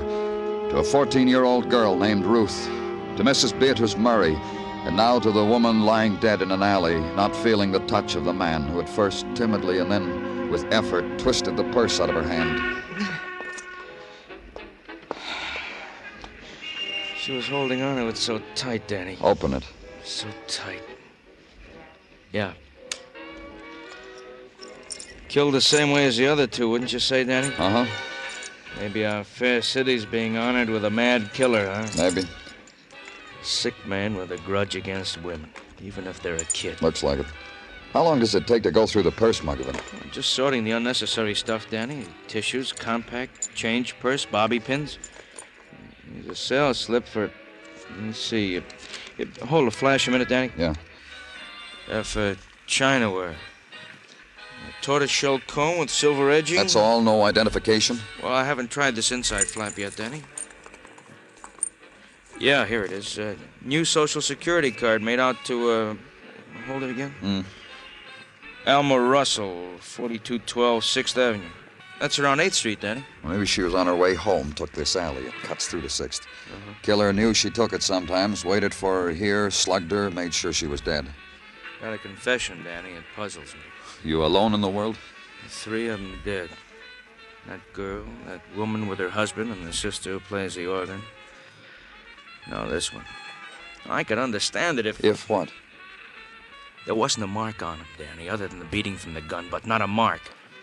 And this girl's young. About 25, I'd say. Pretty. Neat. Clean. I bet she was attractive. Sweet. What are you building, Muggavan? Well, we've had them before, Danny. The guys who wait in alleys, go to moving picture houses, talk to little girls, and the vacant lot. This kind we've had before. And in a way I could understand it. But the killer who... You said he was sick. Dr. Sinsky called him a paranoid. Whatever they call him, it scares me sick. I got a niece lives 3 blocks from me with my brother. She's... Funny. You're trying to talk about her like the girl's father did when... Go call them, Mort Muggavan. Danny, the thought that it could happen... Go call them. I'll wait for you.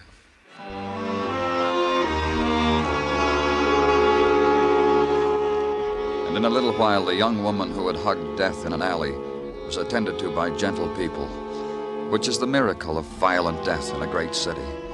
The intern, the stranger in the white jacket, knelt beside her and shook his head and thought a thought that included both of them. And an ambulance driver looked at her and bit his lip when he put her on the stretcher. Then the alley was no longer remarkable. It resolved back unto itself. Play of refuse, mewings, and the shortcut home.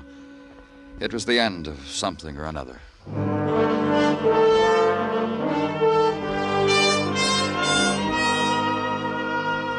For me, it was the end of the day. Home now in bed. Adjust the mind not to dream. This can be done by a policeman assigned to homicide. Sleep the night through and wake and have the coffee and read the paper and get to work. Go now to the address on 10th Street because a girl named Alma Russell once lived there. Ring the bell. And adjust your mind again to the fact that you're going to talk about the murder of a young woman at 8:30 in the morning. You from the police? Yes, I am. Well, come in. In here. The kitchen. Sit down. Thanks. What's your name? Danny Clover. Mine's Perdon. Ethel Perdon. I'm mine host to the boarders. Had your coffee yet, Danny? Uh-huh. Me too. You won't mind if I try making up this face of mine, do you? I say making up because that's the phrase that's used. How is it that you're expecting the police, Mrs. Perdon? Well, I read the morning papers, don't I? Alma got killed, didn't she? She lived here, didn't she? So, who should I expect? Humphrey Bogart? Yeah. How does the lipstick look, Danny? Kissable or otherwise? Otherwise, huh? Look, Mrs. Perdon, I want you to tell me everything you can about Alma Russell. Sure. Can you reach that mascara, Danny? Hmm? Yeah, right there on the shelf, see? Thanks. About Alma? A maid. Cleans, sweeps, dusts. $1 an hour. Who'd she work for? Well, she never said. Quit a job a couple of weeks ago. I think she got another one just the other day. Well, I guess that's the best I can do with my facial equipment. Mirror, mirror on the wall. What else about her? Well, I don't know what else. She paid board, kept to herself, was no trouble, didn't talk, except a how do you do and a very well, thank you. Nice table manners. Broke her bread and never left much crumbs. Nice girl. What about boyfriends? None here in my establishment. All ladies. What happens in the street, I wouldn't know. Help me with my coat, will you, Danny? You going someplace? Well, sure I am. I want to look at Alma's room. First landing, door on your right. You want to talk to me soon again, Danny? Maybe, after I look at Alma's room. I'll be easy to find. Your place, your morgue. I'm going down and cry for Alma Russell. Somebody's got to cry for her. Watch her leave for a session of weeping through mascaraed eyelashes. The pastime, the protest against her being bitter and lonely and unwanted. And then to the dead woman's room. Search it. Note its primness. Handle the modest belongings of a girl who had washed, dusted, arranged the belongings of other women in other, richer rooms. The pile of old magazines carefully saved on the closet shelf. And on the bedstand, the new ones. The fan magazines, the romances, truer than her own because they were printed on slick paper. The dresser, lined with a thin layer of inexpensive underclothes. The wardrobe of the bargain flowered prints. The starched maid's uniform, the cloth coat, and the moth-proof bag. And that was it, the sum of Alma Russell's life.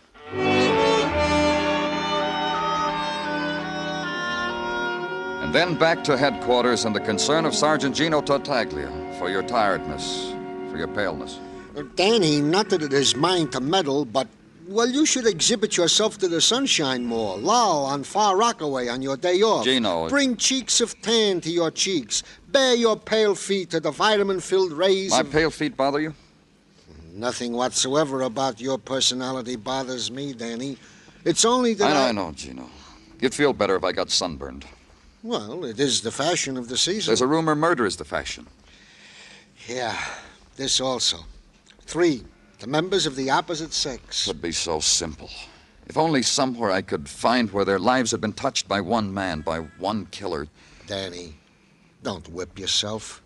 I put the boys working on it like you asked. They can't find it either. All they come up with is a reading on a sales slip. Huh? The sales slip you found in the purse of the deceased Alma Russell. It seems the girl bought a teapot from a place called Ivar's, paid $200 for it. And this makes a mishmash, upsets your colleagues in the department. $200 for a teapot bought by a girl who makes $1 an hour. Doesn't it upset you?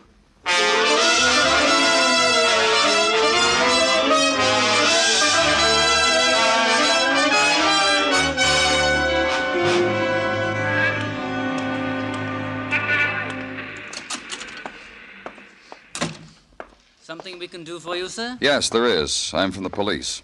Good. Are we interested in some chinaware today? Yes, we are. I want you to take a look at this. This sales slip. What is it? It's for a teapot, one that costs $200. I don't understand why we're lifting our eyebrows, sir. Of course it did. A Staffordshire teapot on the current market is worth at least that. This sales slip was found on a young lady that's been murdered. I see. The young lady happened to have purchased this teapot here. I see. Her name was Alma Russell. I see. How does $1 an hour maid buy a $200 piece of china? By paying $200 for it. Miss Russell paid exactly that much. Then you remember Miss Russell. Oh, indeed, yes. We sold it to her ourselves about 3 weeks ago. I remember the transaction well. She'd called the day before to price the teapot. The next day she came in with the money about midday on a Thursday. Unless it was her day off, she was in uniform. Didn't it seem strange that a housemaid... Yes, it did. I might as well tell you. Tell me what? The sales slip says $200. She didn't pay that for it. She paid $190 for it, tax included. We paid the difference out of our own pocket. In the trade, we are known as a sucker for hard luck stories about teapots, and Miss Russell had one. You want to tell me about it now or later? Miss Russell was dusting the china at the home of her employer, broke a Staffordshire teapot, hid the debris, bought another one before the accident was discovered as a replacement. Just one more thing. Did she say who this employer was? She did not. However, there are some regular clients of ours who eat off the stuff. Like who? The Llewellyns, for example, the Crandalls, second and third, the Murrays, the Westfalls. Which Murrays? On West 11th, the Paul Murrays. Are we being helpful? We'll never know how much.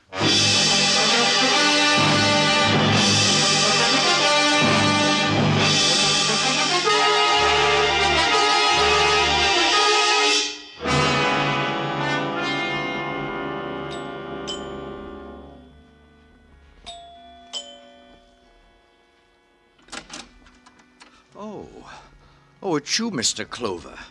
Please come in. Thanks. Mr. Murray... You want to talk to me, don't you? This way, down the hall. Oh, Claudia, that is Sis, is practicing. We don't want to disturb her. Through this door. In here, the library. Now, do you know the man who killed my wife? We know the kind of man who killed your wife. Yes? A paranoid. Paranoid? A person who's quick to find a reason to kill, and he doesn't need much of a reason. Just cross him. A crazy man? You could say that. Well, they tell me a lot of crazies are clever, but why come to tell me about it? You should be out looking for the man. I just thought I'd stop by and let you know how we were progressing. I'm busy. Oh? My hobby. Model trains. I was assembling this engine. It's a diesel. Oh. Careful work. Must take a lot of patience. Please, put it down. It's fragile. I don't allow anyone to touch it. All right. I said I stopped by to let you know how we were progressing. Come back when you can tell me the killer's name. And from what I've been reading, you'd better hurry up. 3 killings. Indiscriminately. By the same man. By the same man. The way we figured, Mr. Murray, is that the killer was really only interested in killing one person. He killed the other 2 to make it look like what you said, indiscriminate killings. I don't understand. To make it look like murder without a motive, without plan. But there was motive. What motive for killing a 14-year-old girl? None. Part of the plan. And that housemaid? None. But that was the killer's mistake. If he'd killed someone else, I wouldn't be here now. You don't know what you're talking about. Aren't you going to ask me why anyone should kill your wife? There was no motive, like the others. The killer had one. He had a wife who didn't want the burden of an afflicted sister-in-law. That's only a guess. Did your wife ever complain about your sister? Get out of here. You said your wife was a warm and open-hearted woman. She wanted children, didn't she? You're presumptuous. You're crude. Get out of here. You already had a child in your house. Sis, your sister. You never let her be anything but a child. I don't have to take these insults. And put that down. Put that train down. You're crazy. Crazy. You broke it deliberately. All that work and you...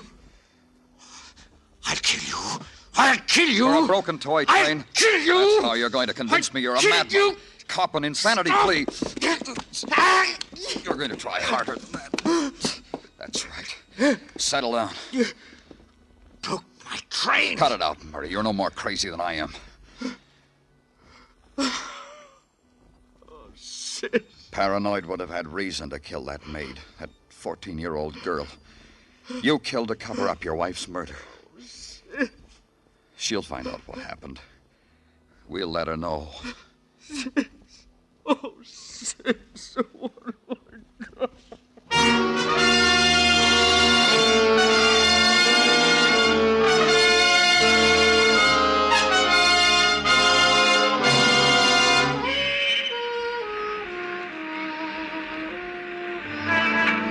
Broadway leaps against the night.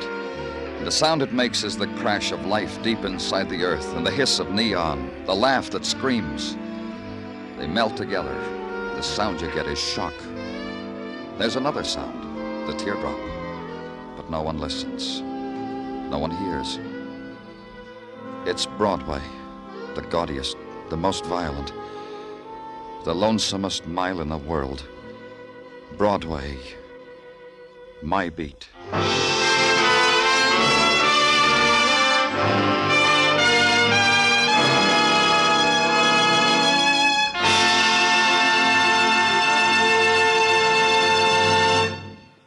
Broadway's My Beat stars Larry Thor as Detective Danny Clover with Charles Calvert as Tartaglia and Jack Crucian as Muggavan. The program was produced and directed by Elliott Lewis with musical score composed and conducted by Alexander Courage. In tonight's story, Joseph Kearns was heard as Paul Murray. Featured in the cast were Charles Davis, Martha Wentworth, and Harry Bartell. Two styles of music, both tops in popularity, are heard every Sunday over most of these same CBS stations. Guy Lombardo's Sweetest Music This Side of Heaven is one. The other's the singing style of Mario Lanza, new vocal sensation of the airwaves. Enjoy Guy Lombardo and his Royal Canadians and the Mario Lanza Show tomorrow night. Stay tuned now for Sing It Again, which follows immediately over most of these same CBS stations. Bill Anders speaking. This is CBS, where you meet adventure with Charlie Wilde on Sundays on the Columbia Broadcasting System.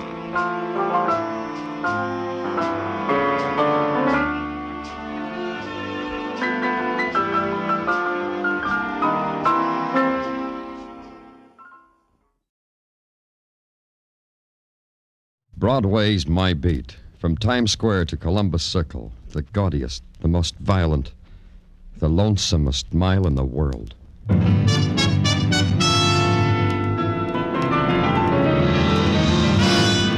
Broadway's My Beat, with Larry Thor as Detective Danny Clover.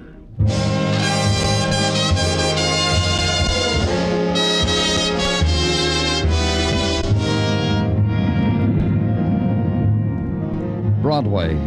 It's a tinseled wilderness of steel and of stone, and the foliage of darkness is thick and unyielding. You make circles and pretend you're not lost.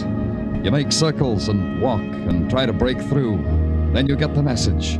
It can't be done. Because it's a cage, a big cage. The animal cries you heard were your own. It's Broadway, My Beat.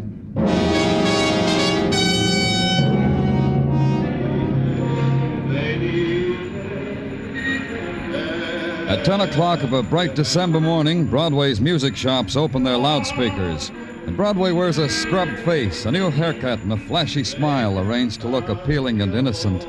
Because Broadway is on its way to con Santa Claus.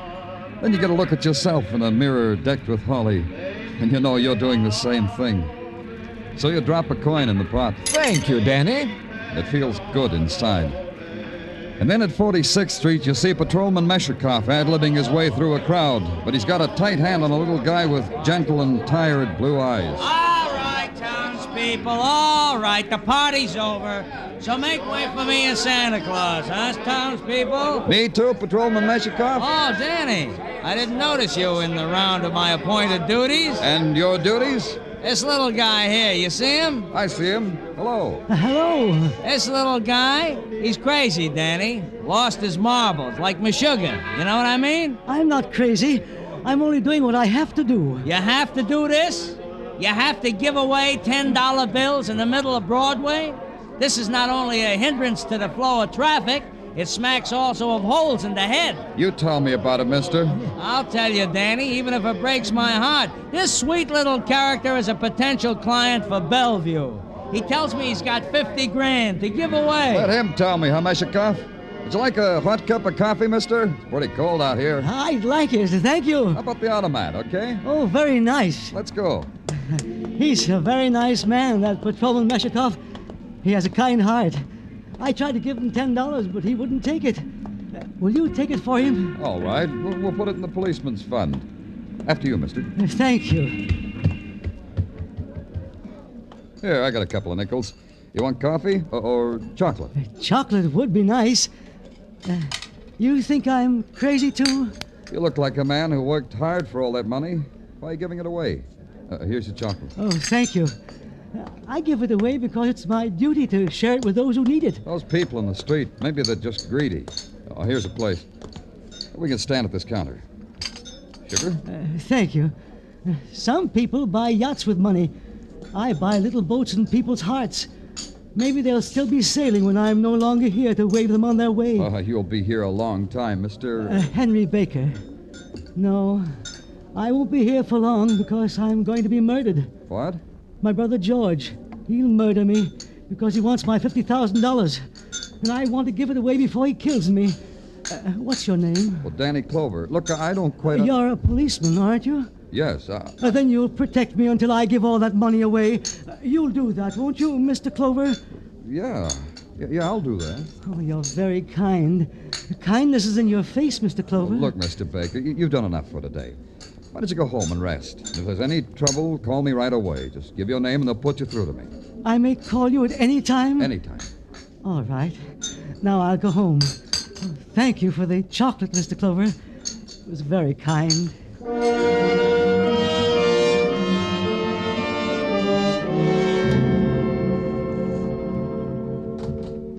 Danny, there's Mr. George Baker wants to see you. Oh, well, show him in. Okay, Danny. Right in here, Mr. Baker. Thank you. Lieutenant Clover? Yes. What can I do for you? Sit down. Thank you. I just learned you had a little talk with my brother. So? So this. I've come to ask you not to have him put away. You think he should be put away? Well, he's mad. Oh, I won't quibble with you. I just know that. Mr. Baker, I talked to your brother a long time. I think you can be proud of him. Proud? Hardly that. Making a fortune and giving it to drifters. Well, that's his own affair, I suppose. But it's the other thing. Which is? His insane delusion that I want to murder him. Yet you don't want him committed to an institution. Why? Well, I'm sorry for him. He means no harm. I try to help him. How? Well, I arranged that he be taken care of by a doctor. Oh, I'm glad you did. What doctor? An expensive one, Dr. Michael Sinclair. Dr. Michael Sinclair. I see. Oh, pardon me a minute. Yeah, surely. Danny Clover speaking. He tried again, Danny. He tried to kill me again. He did, Henry? When was this? Just now, just this instant. He shot at me, but he didn't get me. I'm glad to hear it, Henry. You'll have to do something, Danny. Promise me you'll do something. I promise. Where are you? 2150 East 20th Street. I'll be right down. Your brother, Mr. Baker. What did he want? You'll have to excuse me. I got to get down there. He says there's been another attempt on his life.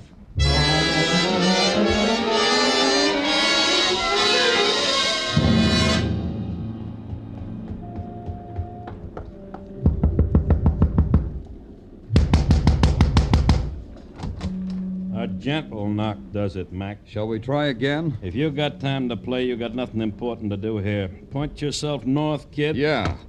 Now we stop rubbing noses, huh? Now we discuss our problem. You think so? I say we play some more. Copper. Huh? Blush to my shoes when I say it. I'm from the police. Oh, so I can't bang on you, huh? I gotta throw my hands back against the wall and drop my jaw and say, golly. I gotta do that because you're from the police. Do it. It'll make me feel important. Where are you from? From here. Landlord. I had cards printed once that said Ben Croft, landlord. They got sticky on a hot day and melted, but I ain't changed. You want to crumb your room? I want to see Henry Baker. Huh? I got a theory. You want to hear? I'll tell you. A cop puts in 8 hours a day with the city ordinances and a gun and phony muscle. That gives him 16 hours left to be a grabber. That's why you want to see Baker, grabber. You, an off-duty cop. Look, I'm working. I'm between card-punching time. So when I say a question, you say an answer. What's your interest in Henry Baker? I like him. Answer. Like why? Because sometimes I talk to him, then I can stand to look in the mirror. Answer. Try this. Why didn't you want to let me in? Because people come here, try to get the little guy's dough from him. Because he's got a crazy idea someone's going to walk in and kill him. Because... Maybe he isn't kidding. Let's go. In here. He did it again. He's trying to kill me. Who? Who was it? George, my brother. I saw him. He shot at me from the alley. Uh-huh. The shot came through the window, but there's no one out here now. He was waiting for me there outside in the alley. Then he took a shot at me. I see. You're sure it was your brother? I know my brother, don't I? Sure you do. Hey, what's this sticking out from under the bed? You mean my suitcase? No. Yeah, your suitcase. Open it, Mr. Clover. Sure.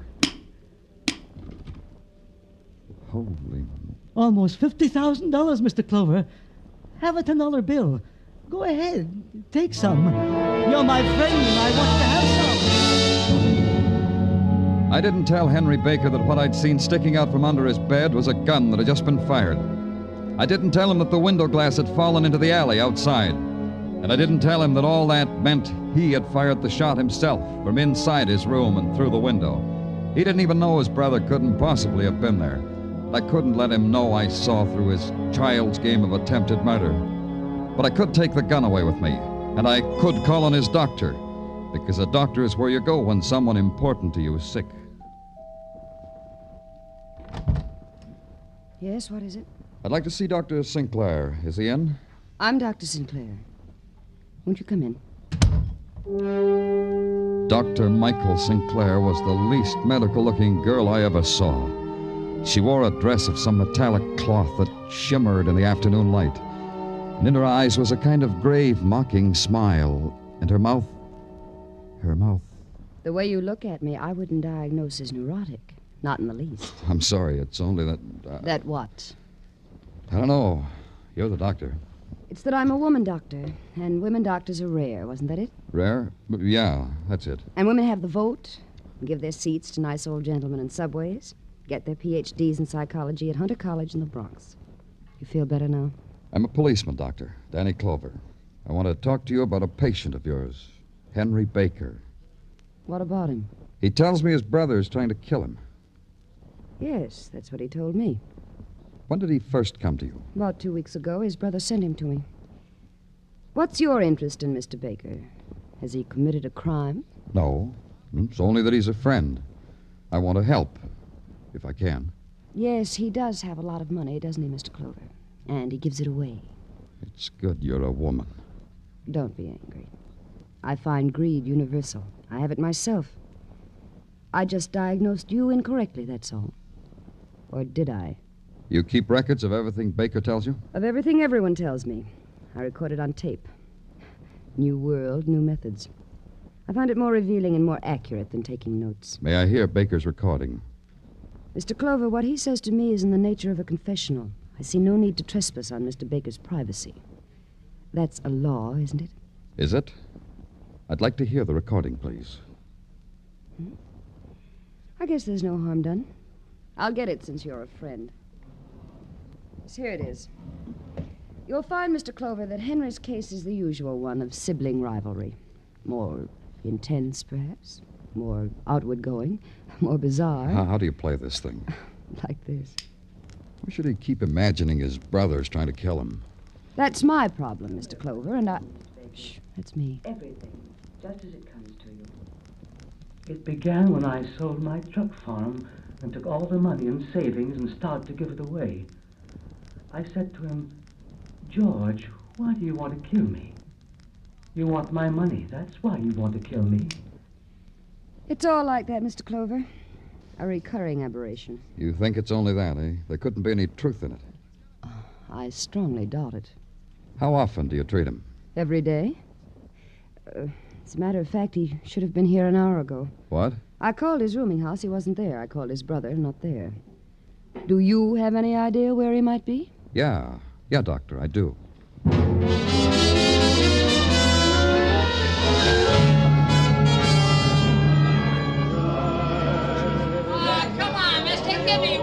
go away. I gave you $10 this morning. For me? I remember your face.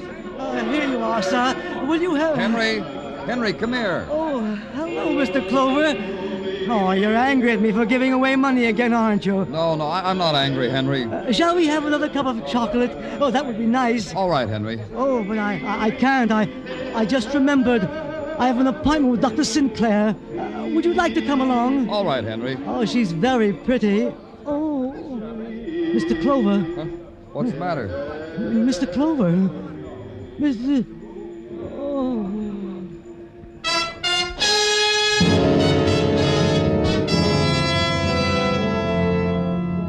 His body slumped to the pavement and his face stared up at me.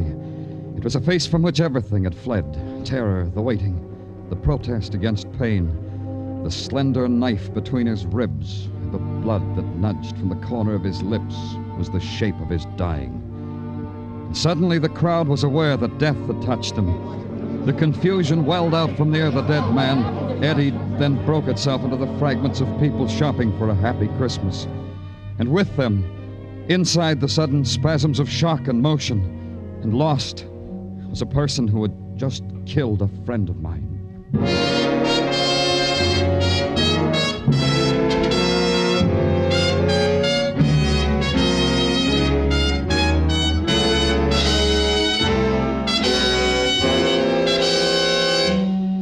You are listening to Broadway's My Beat, starring Larry Thor as Detective Danny Clover. Did you know it was Buster Keaton playing Sing It Again's phantom voice these last few weeks? Well, now there's a new phantom riding the airwaves on Sing It Again. For identifying him tonight, some CBS listener can win $50,000 in cash prizes, radio's largest jackpot. Phone calls go out from coast to coast. Be ready when Sing It Again comes your way over most of these same CBS stations later tonight.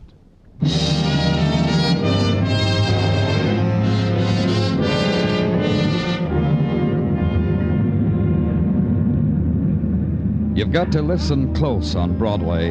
That's the only way you can tell if the sudden sound you just heard was laughter or anguish. Not that it makes a lot of difference. Broadway reacts to clowns and dead men in pretty nearly the same way. And the dead man you saw lying in the blood of his death on a holiday pavement, you tell your family about. How the policeman pushed you back, but you saw anyhow. But you didn't tell how somebody came and swirled a mop over the sidewalk, because somehow you knew that was his final recognition, the requiem for a man who had just died. But I saw it. I had to stay till the end, until Henry Baker was shrouded and carried away, until Henry Baker was made a matter of official concern. Then I left. I had to go to a place.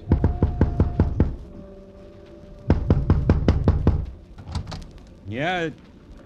Oh, it's you, the police fella. Yeah, Croft, me. Then come on in out of the snow and cold and the dismal elements. See, I'm doing the right thing by you. Stick around. I got a bowing and scraping act that'll tug your heartstring to pieces. Henry Baker is dead. Did you hear what I said, Croft? I heard only say it once more. Baker, dead. See, it don't pay. It don't pay at all. Good little guy with a good idea. Be nice. The world couldn't stomach him. Breaks you up, huh? Yeah, I don't show it good, do I? Because I don't know the words how to talk about it. To a high school graduate like you, I ain't being crushed enough. How did he die? The world slipped a knife in his back. A real one. I don't want to repeat myself this time, Croft. Who would want to kill him? I don't know you for a lifetime, Croft. So I'd say you might. Yeah, you'd have to say that. That's so you can smile when you draw your pay. You're being a keen police fella. Yeah, this keen. How come you got a hat and muffler on? The temperature's fine in here. I've been out. Smell my breath, you'll see. Around Broadway and 46th? Nowhere near there. Stick around, Croft. I'm going down to Baker's room. A matter of $50,000 in a suitcase. Keen police fella. Where's the light switch? Oh. Better. Under the bed. No suitcase. Maybe he found another hiding place. Oh,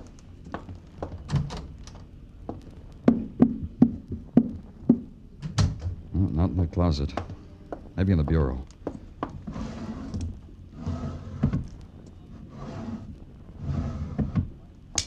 Hey, who turned out the light? Oh.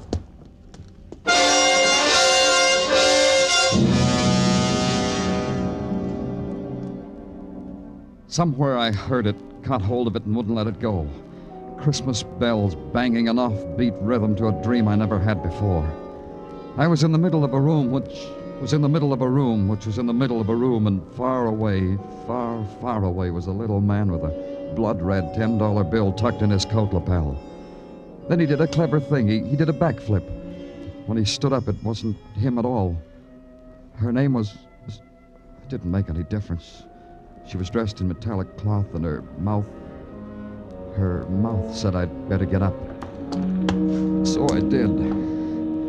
I looked for Ben Croft, and he wasn't there. So the thing for me to do was to get back to the office. So I did.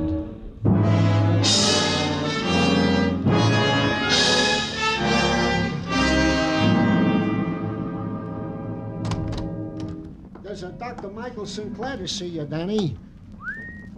Huh? Well, show her in, Tartaglia. Okay. You can go in, miss. Thank you, sir. Thank you for everything. Surprised to see me, Mr. Clover? Should I be? Yes. I'm a very busy doctor, and I know you're a busy, busy man, so I'll come right to the point. I want Henry Baker's money, all that was left of it. Oh? You're his widow? Henry never told me. Neither did you. Nothing quite so cheap as that, Mr. Clover. Henry promised me his money. Every visit to my office he promised me.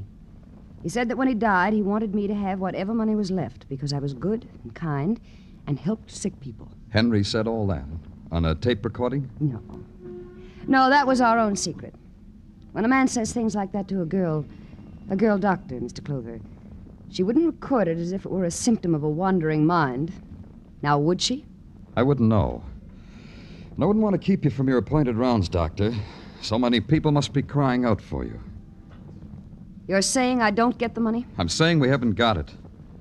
I'm saying a girl with a bright, shining mind like yours can make her own way in the world without robbing the dead.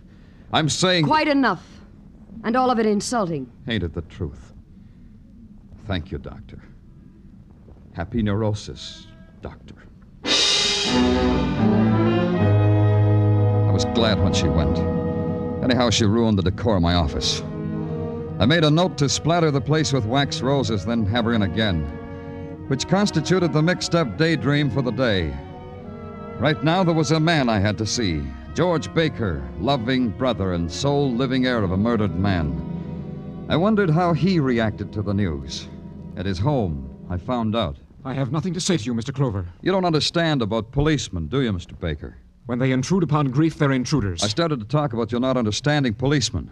We got a right to make a nuisance of ourselves, Mr. Baker. The public demands it. What do you want to know? You thought your brother was mad, didn't you? I told you that. Of course Henry was mad. He gave away money. Money? What money? Money that was in a suitcase under his bed. Do you have the suitcase? Me? You have it. I don't have it. Then find it. It's mine. I'm his only living relative. Take it easy. Take what easy? I want that money. It's mine. See what I mean, Mr. Baker? What? See what I mean? You want that money so badly, maybe you'd kill for it. Get out of here! You can't say that to the law without nudging me with your elbow and smiling. You know that, Mr. Baker. I'll post a suitable reward. Does that interest you, Mr. Clover? A reward? Wait a minute. I know men like you, Mr. Clover. You're greedy. You're holding out for a price. So I'll give it to you. I'll give you 20%. Baker! 25%! So help me, Baker. No, don't hit me. No, I wouldn't do that. I'll just throw you away. Ah! Dog! Pig! Filth! Scum!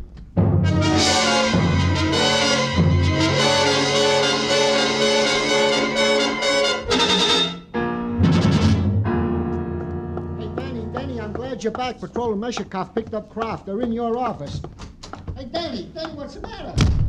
Oh, Danny, I picked up Croft here at the Eagle Tavern. He was spending money like a drunken sailor. Yeah, get out of here, Meshikoff. Okay, Danny.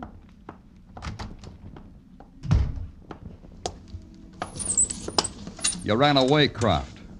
Tell me, bitter men like you always run away? Sometimes. Things leave a bad taste in your mouth sometimes, like you. You do that to me. Now you know. You slugged me, beat me up.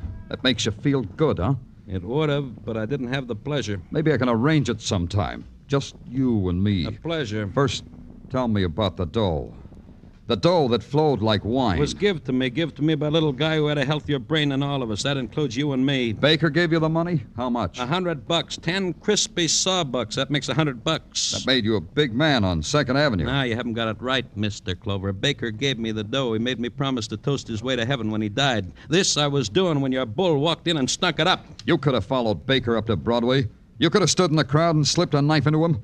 Then you could have taken his dough and hidden it. You want to know something, Clover? I'll bare my soul to you. None of that what you said could I do. It's a weakness with me how I'm in love with good people. Yeah. Baker sometime had callers in his room. Yeah? The callers. Who were they? You? Me. His brother? His brother. His doctor? His what? His doctor, a perfumed doctor with the body of a girl and the legs of a girl. Like how often? Like practically every day. It was a thing a man could look forward to. Her with her little black case and a smile that said, "Hey, policeman, where you going? I ain't finished with my confession."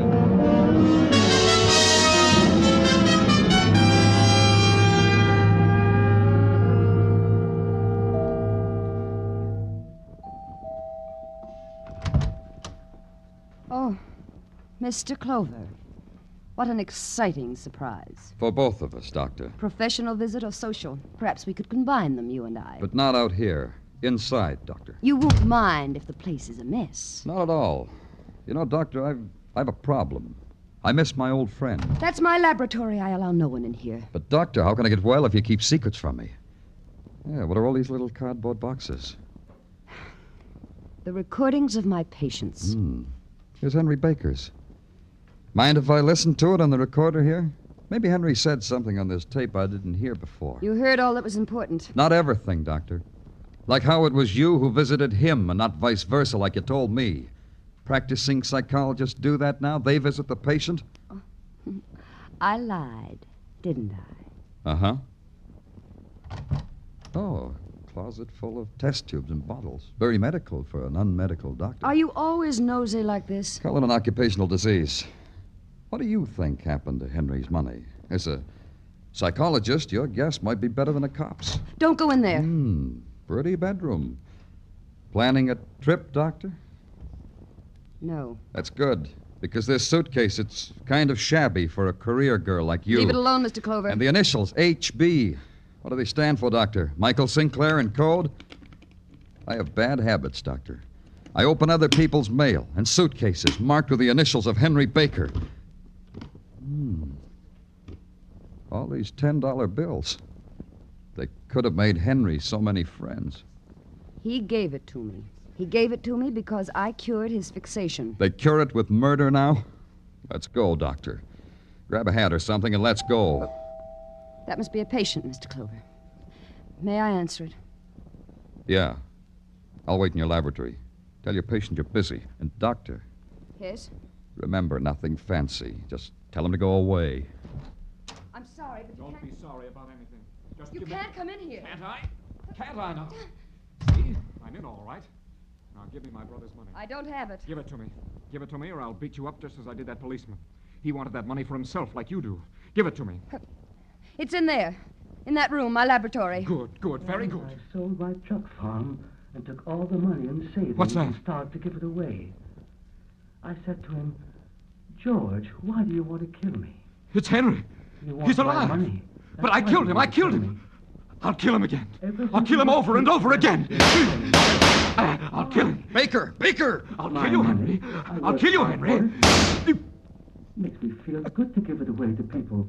I'll kill you, Baker. I'll kill you. He needs friends. That way, when you leave this world, you'll be remembered. What more could be a man ask? You should see their faces when I give it to them. Don't look like that, Danny. Happy. They look You had so to kill him. Happy. There was nothing else you could do. The money that's important. Yeah. It's just... Okay, Doctor. Get your hat.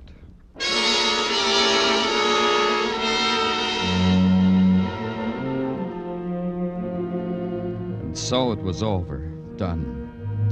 A little man had given away pieces of his heart in kindness until it was shattered finally by violence. And his murderer, his brother. 2 bullets had fixed the mask of greed on his face. Michael Sinclair? She had the money all the time. She cried when we took it away from her, but it didn't do her any good. Not a bit of good.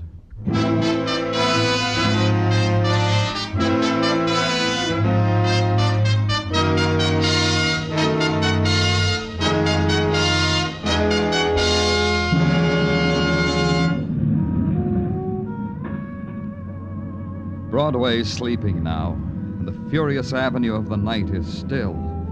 It stretches out in front of you, without beginning, without end. Only the sleepwalkers are there, the handful whose lust for a dream or reality is never through. The seekers, the sodden, the huggers close of nothing. It's Broadway, the gaudiest, the most violent, the lonesomest mile in the world. Broadway, my beat.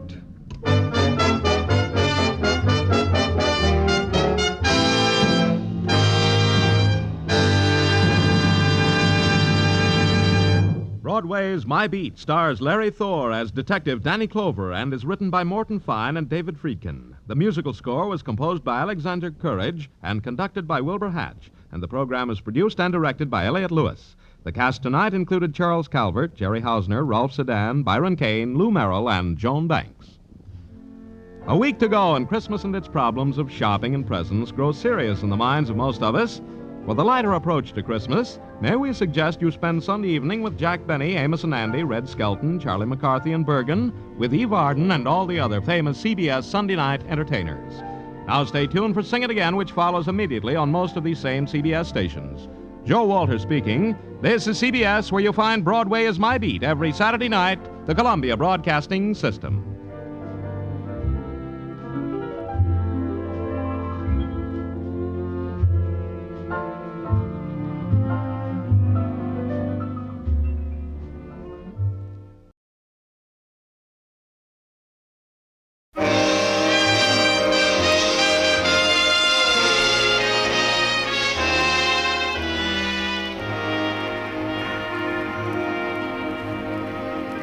Broadway's My Beat, from Times Square to Columbus Circle, the gaudiest, the most violent, the lonesomest mile in the world.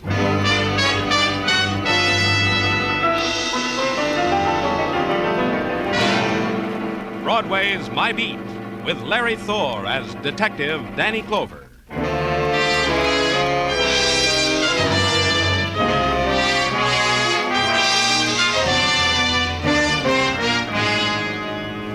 There's a time on Broadway when the fury dies. The revelers give up, and the street is an empty corner of a faraway world. It's 4 o'clock in the morning, the time of yesterday's newspaper drifting with the night wind, the time of the tired shadow and furtive sounds dimly heard. And you walk it because you're a policeman and your day's just over. You turn a corner because it's the way home. And some of the shadows melt into a man, and you're glad because it's a man you know. Hi, Danny. John, how are you? Fine. You? Good. You got your transfer, huh? Yeah, and I like it. I guess I'll always be pounding a beat and shaking doors. But I like doing it better here. What's new, Danny? I don't know, John. The same, I guess. Hey. From down the street, probably just... Help me! Help me! Come on.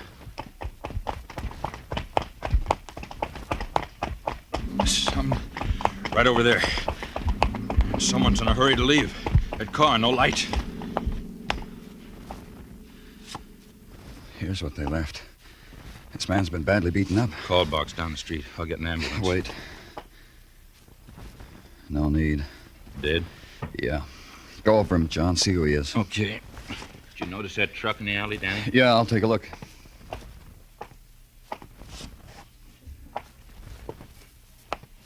Find anything? No wallet. Looks like he was beaten for it. You? The truck's a bakery truck, the Felder Bakery. It's not far from here, on First Avenue near 39th.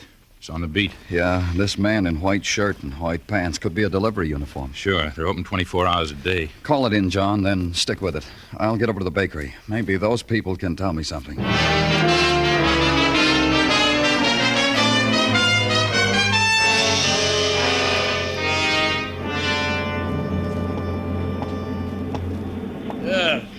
told me a man wanted to see me. You the man? Yes, Mr. Felder? Uh-huh, Louis Felder. Look, friend, I'm sorry I can't help you. I got older men I need to handle what I got. I suggest you try the Bakers Union. Try the union. I'm from the police, Mr. Felder. Oh, I'm sorry. No disrespect intended. Just that so many men come in asking me for work. If there's been a complaint, our product, one of my employees... Truck 12. Who drives it? 12? You mean tonight? Tonight. Yeah, I'll find out. Hey! Who was on 12 tonight? What do you want? Who drove 12 tonight? Well, just a minute. Morris had it tonight. Of course. Morris Bernstein, a good man. Certainly, Morris has... He's dead.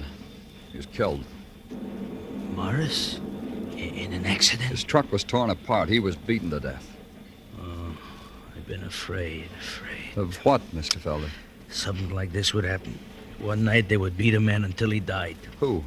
Hoodlums, rat pack, we don't know.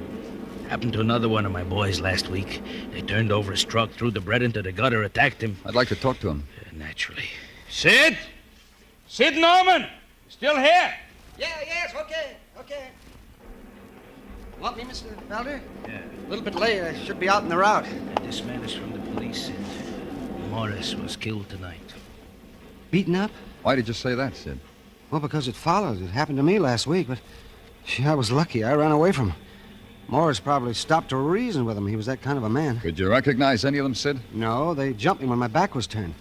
I was gathering up loaves of bread, sweet rolls, things like that, and something hit me in the back of the head.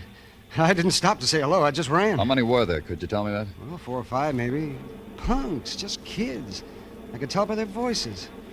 Gee, the kids nowadays. They gather in rat packs and kill. Mr. Felder, any reason this should happen to your trucks, your men? I don't know. Maybe it's because my men are out alone at 4 o'clock in the morning. I don't remember ever doing anything wrong. Excuse me, please. Stop the machines! Stop the ovens! Don't work anymore today. Go home. The den men didn't look happy. They looked worried. It was as if suddenly the scene were taking place in slow motion. The tentative movements, the glances, one man detaching himself from the rest, walking over to Louis Felder, then the rest forming a questioning circle around him. But Mr. Felder just shook his head and walked through the door. It was 4:30, and I went home.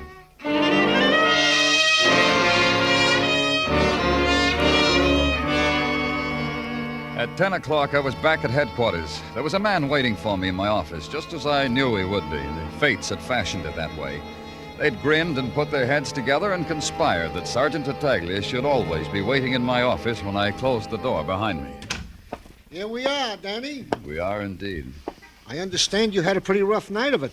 You're going to brighten up what otherwise might be a drab day, is that it? My utter best, Danny. Thanks. What do you got?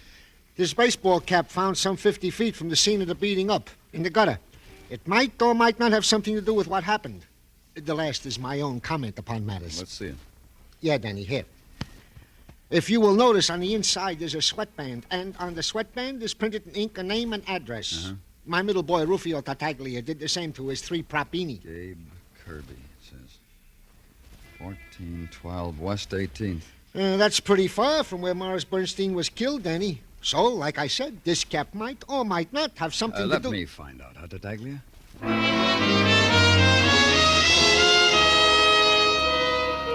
The address printed neatly in the baseball cap was a cold water tenement, a scar, an open wound fashioned of peeling brownstone, of litter, of something that scurried under your feet, then darted into a hole. It watched you with bloodshot eyes as you walked up the stairs. Then at the landing, you heard it come out again. You knocked at a door, and a woman, haggard, resigned, told you her son Gabe was at school, the 16th Street Vocational School. And at the school, a man sighed, shrugged, walked away from you, came back with Gabe Kirby. He said you could use his office. He was used to it. Then he left you alone with Gabe. The principal pulled me away from something very interesting. The secret life of a drain pipe. Plumbing 2-way. Why did he do that? Sit down, Gabe. Oh, the courteous approach. I've been making a catalog how you guys approach us guys. Yours is a courtesy type. Glad to add it to my collection. You've been in trouble before, Gabe. Lots of times, huh? I wouldn't say lots. I'm only 18 years old. My share, though. Yeah, I had my share. Yeah. This baseball cap belong to you? Hey, you're a blue ribbon retriever. I've been missing that cap for a month now. How about that? I never dreamed I'd see that cap again. Gabe. I'm sorry, pal. I can't offer you a reward, but I'll even it up for you someday when conditions are better. Gabe. I thank you from the bottom of me heart for bringing back me cap. It's a good luck charm. My batting average... Sit down, Gabe. I said sit down. Okay. The approach changes. Huh, Mr. Policeman? Where were you last night, Gabe? Somebody broke into a grocery store last night? Where were you? I slept on an iron cot all night. Not at home, Gabe. Your mother told me you went home last night. Oh, the old lady told you that. Thank her for me. Where were you? In a room over a garage. We call it a club room. I belong to a club, the Titans. Last night I slept there. We take turns sleeping there, we boys, to watch over a lot of things we wish we had. You were there all night? All night. From 8 o'clock on. You can check with Richie. Richie? Who's he? You don't know Richie? Mr. Richard Peel? An important man. He's the athletic director of the Titans. Volunteered for the job. He sets us boys a good example. The other Titans, where were they? Who knows? I was sleepy, so I went to sleep. Check with Mr. Peel. Gabe, your cap was found 50 feet from where a man was killed. Beaten up and killed by a gang. A man named Morris Bernstein. Morris Bernstein. And my cap was there, huh? Well, how about that? Check with Mr. Peel, Mr. Policeman. Over the Conway Garage on 20th. And now I hear Plumbing 2A calling me. You'll excuse me?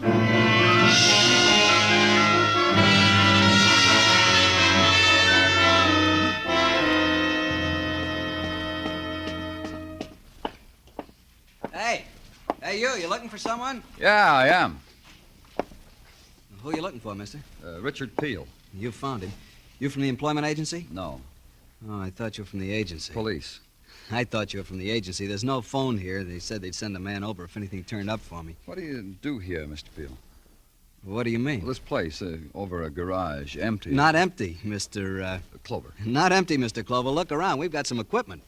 Barbells, wall exercises. Enough for now. This is where the Titans meet, huh? That's right. We'll get it fixed up. I still don't understand. What do you do here? I thought you'd know by now.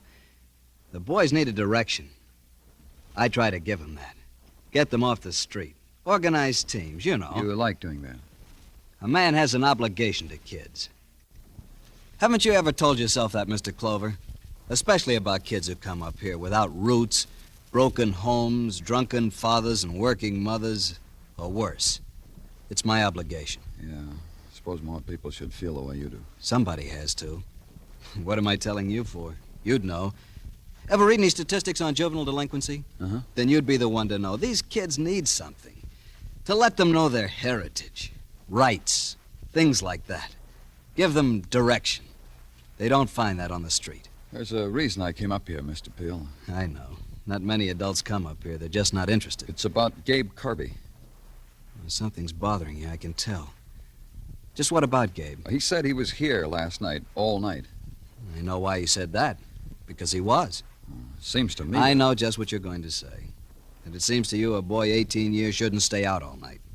All right, suppose Gabe went home. What'd be there for him? The drunken father I told you about. You'd swear he was here all night. On that cot over there. And I slept on the other one. I assure you, Mr. Clover, if some young man got into trouble last night, it wasn't Gabe Kirby. You have my 100% word on that. Mr. Peel found my hand, shook it, looked me straight in the eye 100%, and invited me to address a meeting of the Titans. The boys would appreciate friendly advice from a friendly policeman, he assured me. I mumbled something and got out.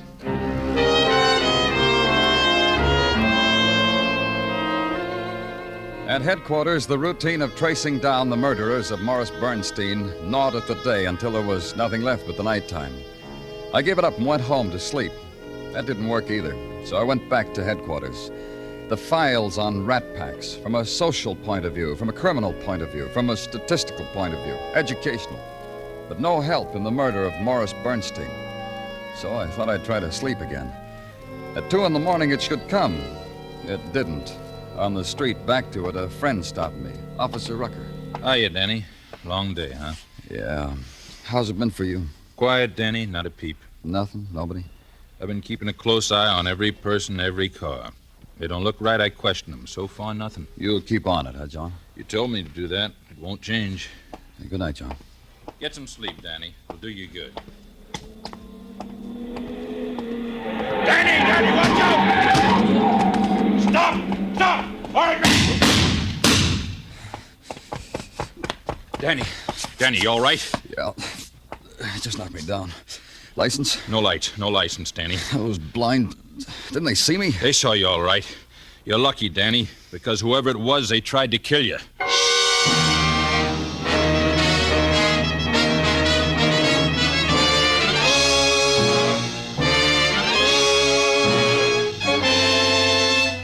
You are listening to Broadway's My Beat, written by Morton Fine and David Friedkin, and starring Larry Thor as Detective Danny Clover. Every Saturday evening, two top music makers bring CBS listeners an hour of great entertainment. Vaughn Monroe is on hand with his famous band playing the 5 top tunes of the week as chosen by Variety. Gene Autry then comes along with a half hour of ranch ballads and round-up comedy. The Vaughn Monroe Caravan and the Gene Autry Show are regular Saturday evening features on most of these same CBS stations. Hear them both this Saturday.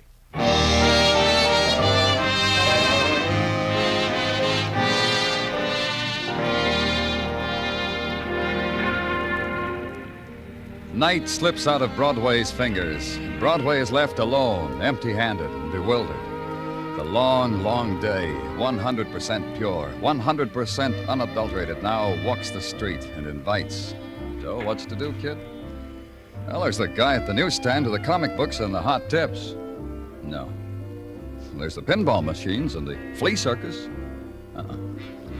Well, there's the trash baskets with the morning papers. Try that. Day-old murder of a bakery driver warmed over for this morning's commuters. Nothing.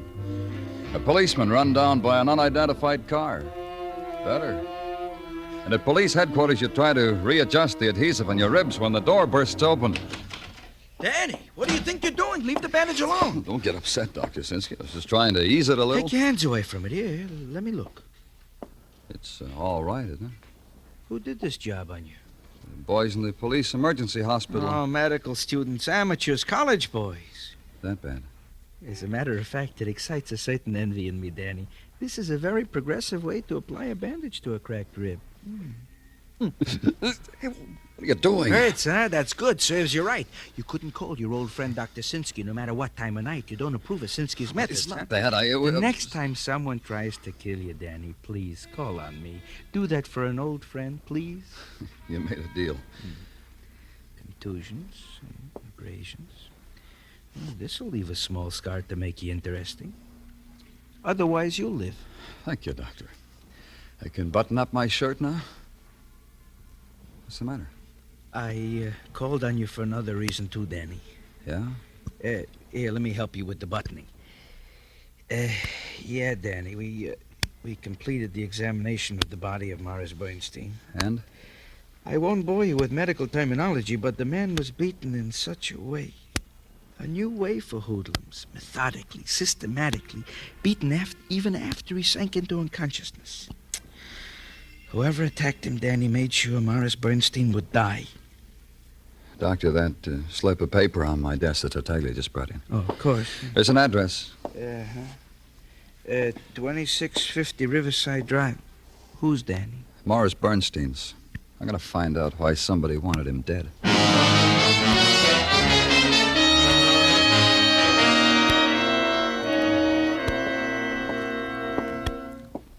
I beg your pardon, are you the... Whatever you want me to be, that's what I am. In this place... Oh, pardon me. Russell speaking. Again? Look, Mrs. Braverman, just tell Mr. Braverman to pull down the blinds. That's my only advice to you. How do you like that? Somebody wanted to look at Mr. Braverman. Now, what is your complaint? My name's Clover, from the police. Here are my wrists. Slip the handcuffs on them. Take me far away. Arrange solitaire. You don't look like a criminal, Mr. Russell. You been working here long? I'm a new boy. I'm just breaking in 1 month. Did you know Morris Bernstein?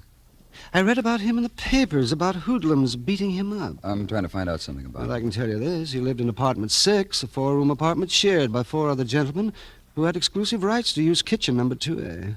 Otherwise, it's a nice day, yes, isn't it, between Mr. Bernstein and me. Anyone up there in his apartment now? Any of the 4 gentlemen? I curtsied them all out on their way to work this morning. I'll want to talk to them later. About 7 o'clock, I think. That's when they'll all be home from the world. Another pardon, please. Russell speaking. Yes, Mr. Scarn, the mail is in. How do I know whether you've got anything? I haven't put it up yet. Well, all right, then. We'll wait for a moment. It's a rebel, Mr. Clover. He wants me to see if he has any mail before I put it in his box. I'll wait. Thank you. Let me see. Jordana, Westfall, Valentine. Look, Mr. Clover. What? A letter for Morris Bernstein. Let me have it. Surely.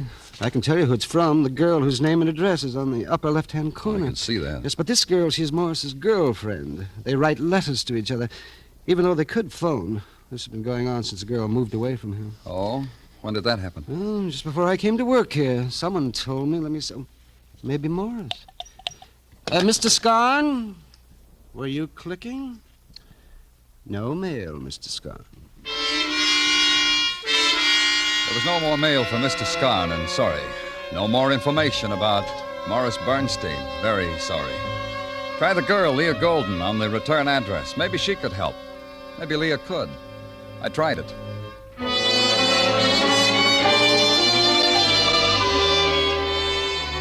At a rooming house on West 76th, a woman shook a mop out a window and told me Leah Golden had moved to another rooming house on West 90th, 2346 West 90th. It took 10 minutes. No Leah Golden moved to a furnished room in a flat on 116th Street. A kid told me Miss Golden was a nice lady, gave him bubble gum, but was gone now. Moved. Don't ask nobody where, mister, because nobody knows.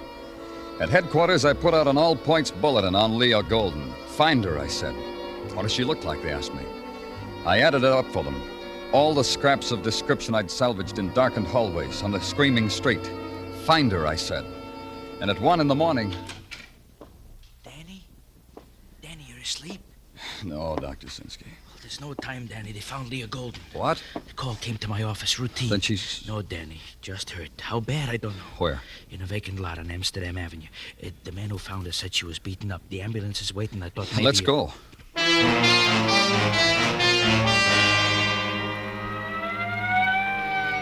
From somewhere out of the alleys, detaching themselves from the shadowed streets, from the unlit doorways, breaking away from the night whispering, they'd come.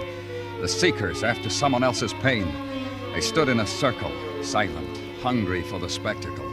Stood on tiptoe, strained for a look at the girl lying broken in a patch of weeds. The policeman held them back, and they murmured their seething protest. And in the building standing at the edge of the lot, windows had been flung open, heads poked out of them, and the gallery seats were filled. Dr. Sinsky pushed a way open for us, and they retreated from his fury. Then he kneeled at the girl's side. My case, Danny, a bottle. Give it to me. This one? Yeah, quickly. Oh, so much blood. Miss Golden. Not now, Danny, not now. I'm sorry. In the morning you can question her. In the morning, maybe. What's all the excitement? The garbage man will move her. Who was that? You up there in that building. Who was that? Danny, I need help with the girl. Gently. Very gently. I nodded another officer into the building to look out for who had yelled down to us. To bring him to me. I'd be at headquarters. Then I helped Dr. Sinsky. Back at headquarters, I waited. The officer came in, reported no one in the building knew who it was that yelled. Then later, a couple of hours later, word came down from Dr. Sinsky that I could talk to the girl.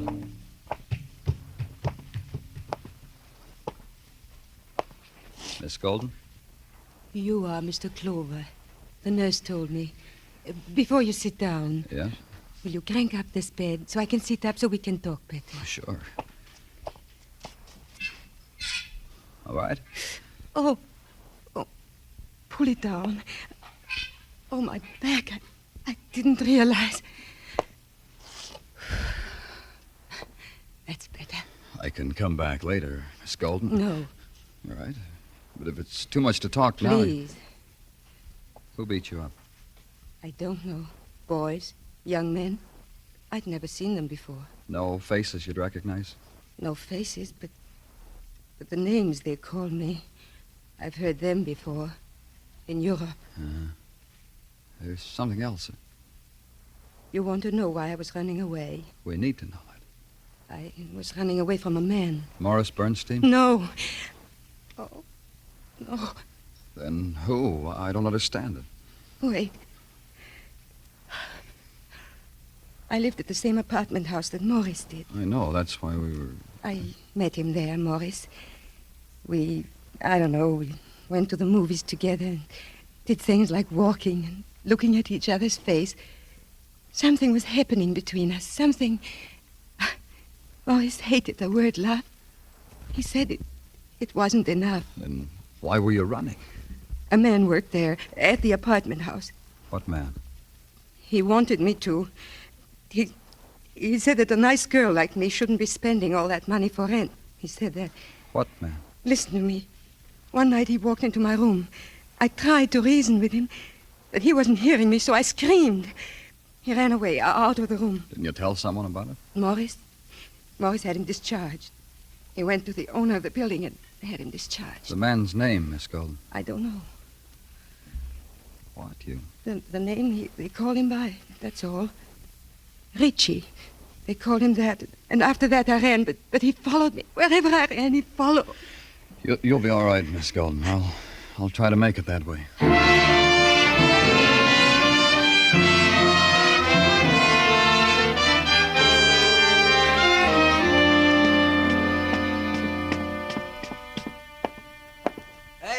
Hey there, Mr. Clover. Come back to the clubhouse to look for me? Yeah, I am. How you feeling, Mr. Peel? I'll feel better after this. Nothing like a workout on the barbells to make a man feel good. Uh-huh. You caught me in the middle of some repetition presses, Mr. Clover. Press away. I'll wait. Thanks.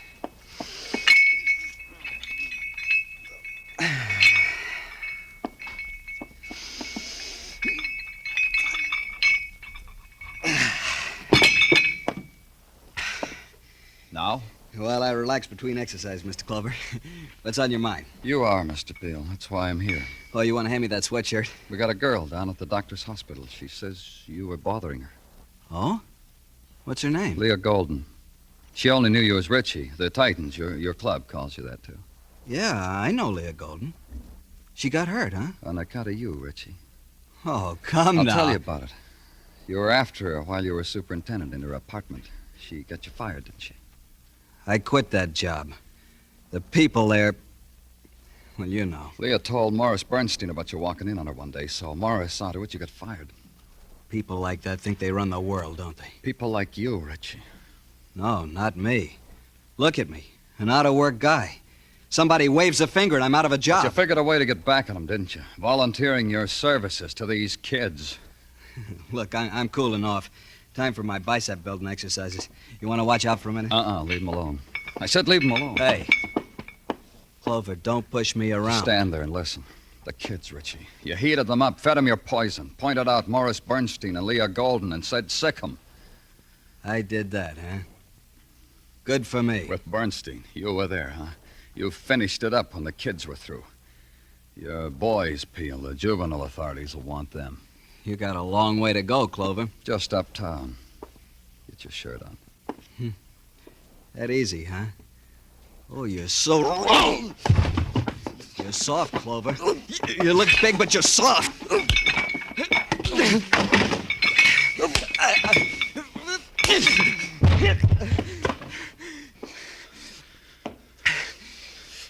Like I said, Peel. Uptown.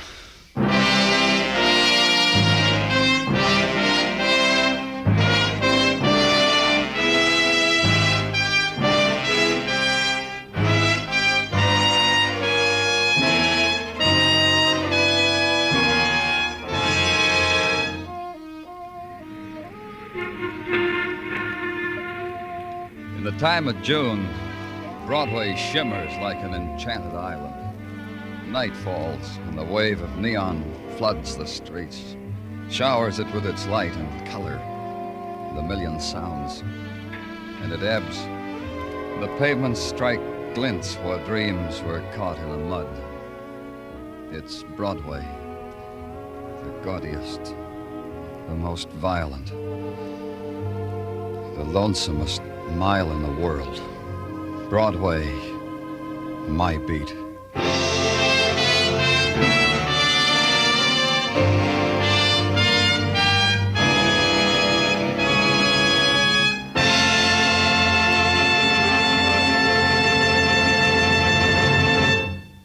Broadway Is My Beat stars Larry Thor as Detective Danny Clover with Charles Calvert as Tartaglia. The program was produced and directed by Elliott Lewis. The musical score was composed and conducted by Alexander Courage. Included in tonight's cast were Harry Bartell, Maria Palmer, Barney Phillips, Jack Crucian, Billy Hallop, and Howard McNear.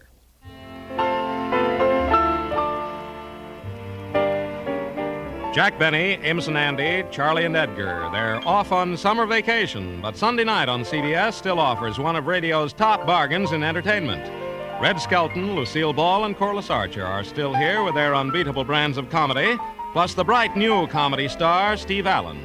There's superb music with Dick Hames and Joe Stafford on The Contented Hour, with Guy Lombardo and his sweetest music this side of heaven, with Percy Faith, his orchestra, and his guest stars.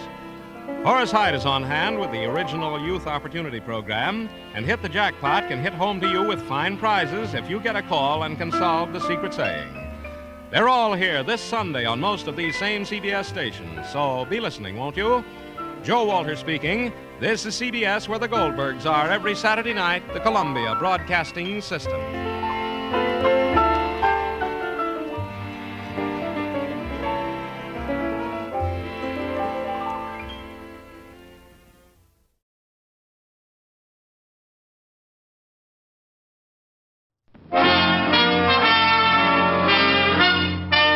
Listen while the makers of Rexall drug products and 10,000 independent Rexall family druggists bring you Dick Powell as Richard Diamond, private detective.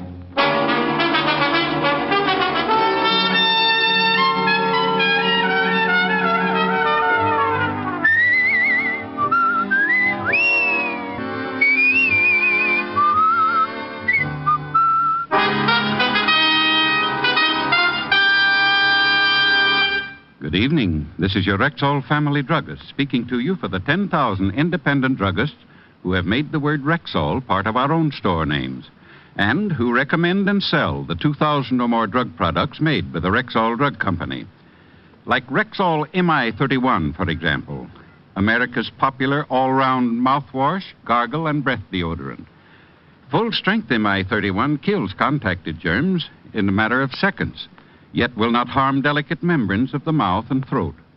What's more, Rexall gives you a full pint of MI31 at the same price as smaller quantities of other leading brands. Ask for Rexall MI31 at Rexall drugstores everywhere. And remember, you can depend on any drug product that bears the name Rexall. Good health to all from Rexall. And now your Rexall family druggist brings you transcribed another exciting half hour with Richard Diamond, private detective, starring Dick Powell.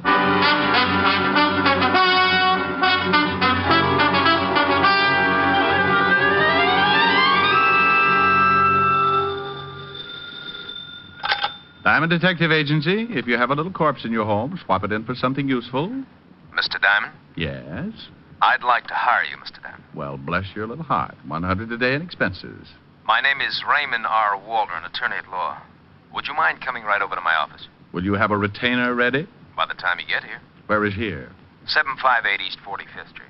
Just sign the check and I'll stamp in the amount with my track shoes. Then I can expect you. You can even clock me. Who knows? You may witness the first 4-minute mile. I quickly bounded over to the sink, pulled out a bundle of soaking laundry, grabbed a straight razor that looked like it had been used to hack out shrapnel, applied the Brillo to my overnight beard, and 20 bloody strokes later, I observed myself in the mirror. Wounded, sire, but not dead. By 11 o'clock, I was standing in the reception office of Raymond R. Waldron, attorney at law. I looked for the secretary, but none was to be seen. Then the door of Mr. Waldron's inner office opened, and a man about 6 feet tall, sporting a heavy black beard and thick horn-rimmed glasses, stood facing me. I suppose you're Mr. Waldron. Yes. Take this chair, if you will. Thank you. Now, what's your trouble? Oh, not mine. My client's. You see, I'm supposed to give you $100 as a retainer until you speak with my client this evening. Before you wave the bills around, tell me something about your client. My ethics get so double-jointed when someone shows me money. My client is a she. Well, you certainly present the beginning of an interesting argument. Her name is Miss Mary Bellman. Miss? 28, blonde, showgirl, very attractive. So she killed 30 members of the volunteer fire department. I like tough cases. She's in fear of her life, Mr. Diamond, and since I'm her attorney, she called me and asked me to hire a good detective. You said Miss Bellman was in fear of her life. Somebody trying to kill her? I think it best to let Miss Bellman tell you. She has all the facts. Here's her address, and here's your retainer. She expects you at 8.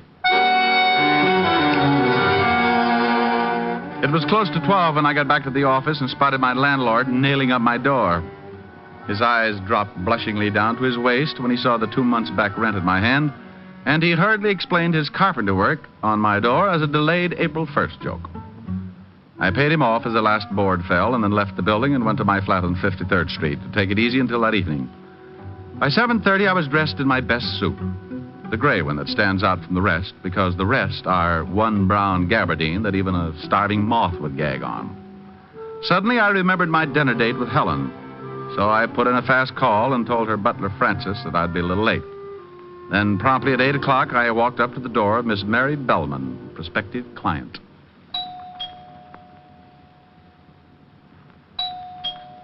Yes? Who is it? Richard Diamond. Oh. Come in. Have you got it? Well, I don't know. Got what? Look, how about the envelope, huh? Envelope? John said it would be in an envelope. But if you don't have it in an envelope, just kindly give it to me. Then I'll fix us a drink. Well, maybe you better fix the drink first. This is some kind of a joke. Oh, What's the matter? what are you doing here? Who? Oh!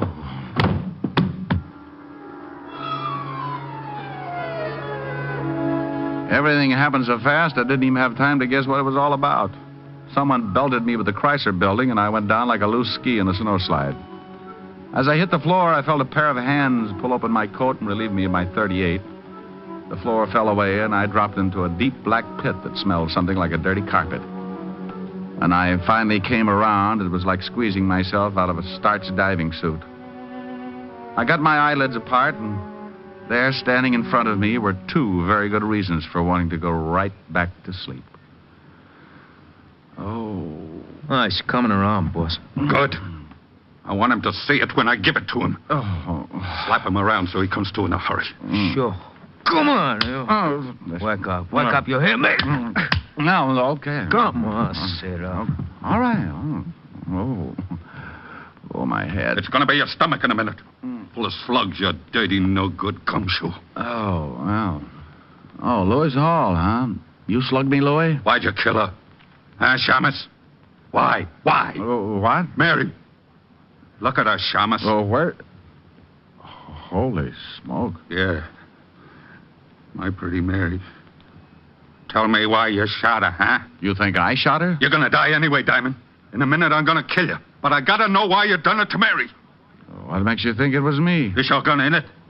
You got an empty shoulder holster. Well, that's your gun, ain't it? Yeah. Sure. Well, this is a gun which shot Mary. One slug gone. See, the slug's in her. Oh, you got the wrong boy, Hall. Oh, knock him off, boss. He's lying. He done it. Shut up. Oh, sure. I killed the girl, then slugged myself, hoping that someone would come in and pin it on me. Boss, I think you're the... Yeah. Anybody in there? What's that? The U.S. Marines. Keep it quiet. Okay, Otis, use your pass key. If that doesn't work, use your head. Okay, Lieutenant. The cops. Come on, Tony. We're getting out of here. Great, but what about the Shamus? I don't want to knock you off if you didn't do it, Diamond. But I'm going to find out. Then maybe we talk more. Well, let's go. Right, out the back way. You mallet head, you've tried everything but your button hook. Well, I guess maybe we better bust it in, huh? Okay, give me a hand. Put your shoulder against the door. Now, 1, 2... Hello, Walter. Diamond, what are you doing here? I came to see a client. We got a report on a homicide. Where is it? In the other room. Take a look, Otis. Yes, sir. How did you get mixed up in this, Rick? That's a pretty good question. Lieutenant, Yeah? it's a dame. It's the dress and high heels. He spotted them right away. Who is she? Name's Mary Bellman.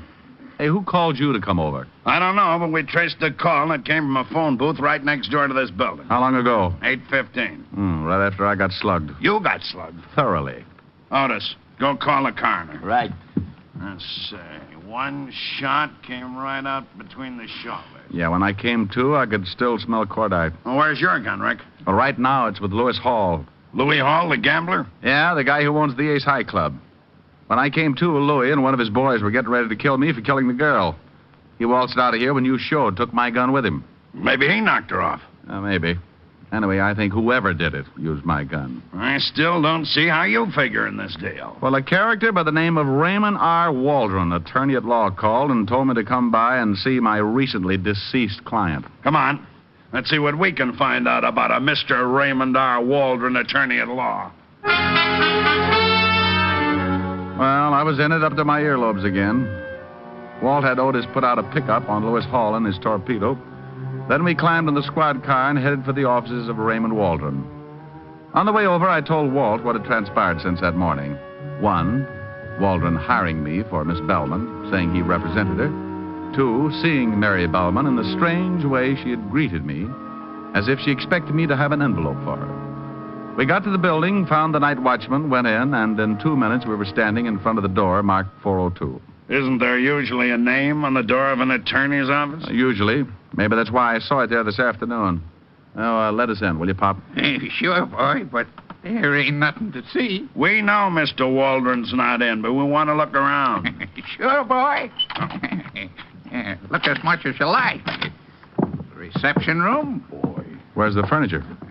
Pretty dull looking, huh, boy? What about the inner office?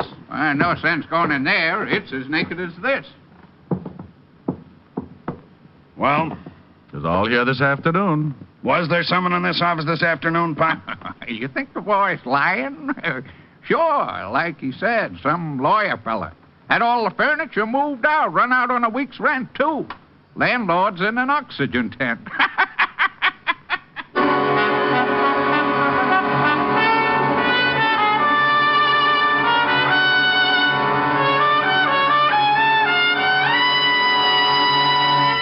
You're listening to Richard Diamond, Private Detective, brought to you by the makers of Rexall Drug Products and your Rexall family druggist. Right now, here's a lady with a problem for him.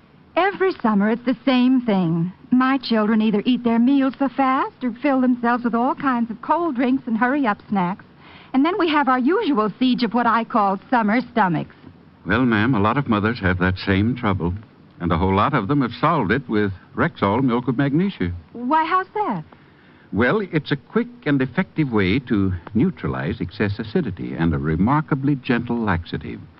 What's more, because of its special formula and exceptional purity, Rexall milk of magnesia has almost none of that unpleasant, earthy taste. Would say the children will like that. And because it's Rexall, ma'am, you know it's laboratory tested. All you have to do is follow the tested instructions on the label. Well, from now on, I'm asking for Rexall milk of magnesia. At Rexall drugstores everywhere. And remember, you can depend on any drug product that bears the name Rexall.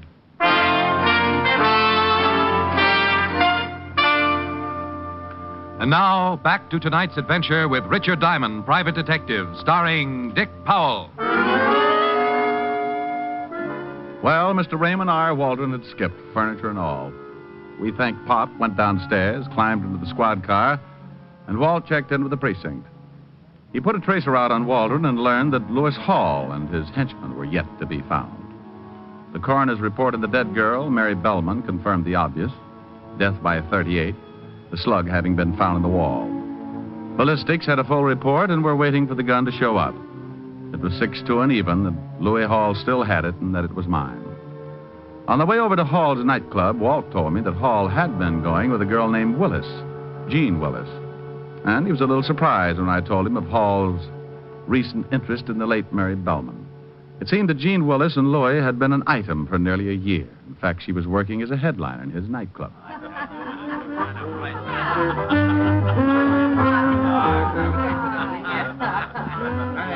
What a dive. Yeah. Better not leave the doors open too long. The smoke will run out and the walls will fall down. I'm going to see what I can find out about Louis Hall, Rick. You want to try looking up Gene Willis? Meet you back at the bar. Rick, I'm on duty. Well, who said you got a drink? You've got on shoes, but you're not walking. Oh. A table, sir? No, thanks. Now, where can I find Gene Willis? Your friend? I might be.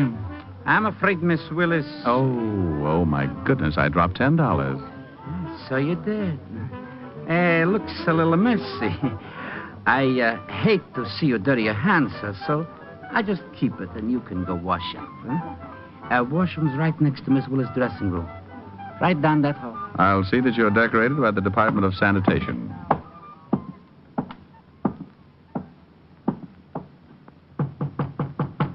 Who is it?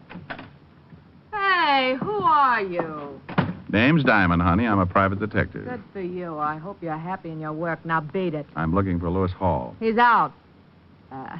Down the street somewhere. Having your initials tattooed on the soles of his feet, no doubt. Look, wiseacre, blow or I'll yell and have a couple of boys show you the fastest way out of here. Honey, before you do, I think there's something you ought to know. Yeah? What? You open that pretty mouth of yours and you may end up swallowing a fist. Oh, yeah? You know a Mary Bellman? What? Know her? Yeah, she works here. She ain't showed up tonight. Something happened to her? What makes you say that? Wishful thinking. Oh. You used to be Louis Hall's girl, didn't you? Yeah, until she came along. Now, look, what is this? What's going on? What do you want Louis for? You really don't like Mary Bellman much, do you? Yeah. She's all right. What would you say if I told you someone put a bullet in her tonight? What? Where's Louis, Jean? Somebody took care of the little... Well, what do you know? Good. If Louis did it, I'm real happy. Because he found out what kind of a... No. I don't know where Louis is, and if I did, I wouldn't tell you. Now get out of here. Okay. But the law may be around to see you. Dandy. Now beat it. Do me just one favor, will you, Jenny? What is it? Don't move. I want to remember you just as you are. Why, you crummy... You moved. Well, I went back to the bar just in time to see Walt look around the room like a shoplifter on bargain day. Then he slipped the bartender a bill and donned a stiff belt with the speed of an alcoholic 30 seconds before prohibition was to set in. Good evening, Lieutenant. That was a dirty trick. I just saw the girl got nothing but a fast shuffle. I couldn't find out anything about Hall or his boy either. Now, get your breath and let's get back down to the station and think about this thing. Let's go.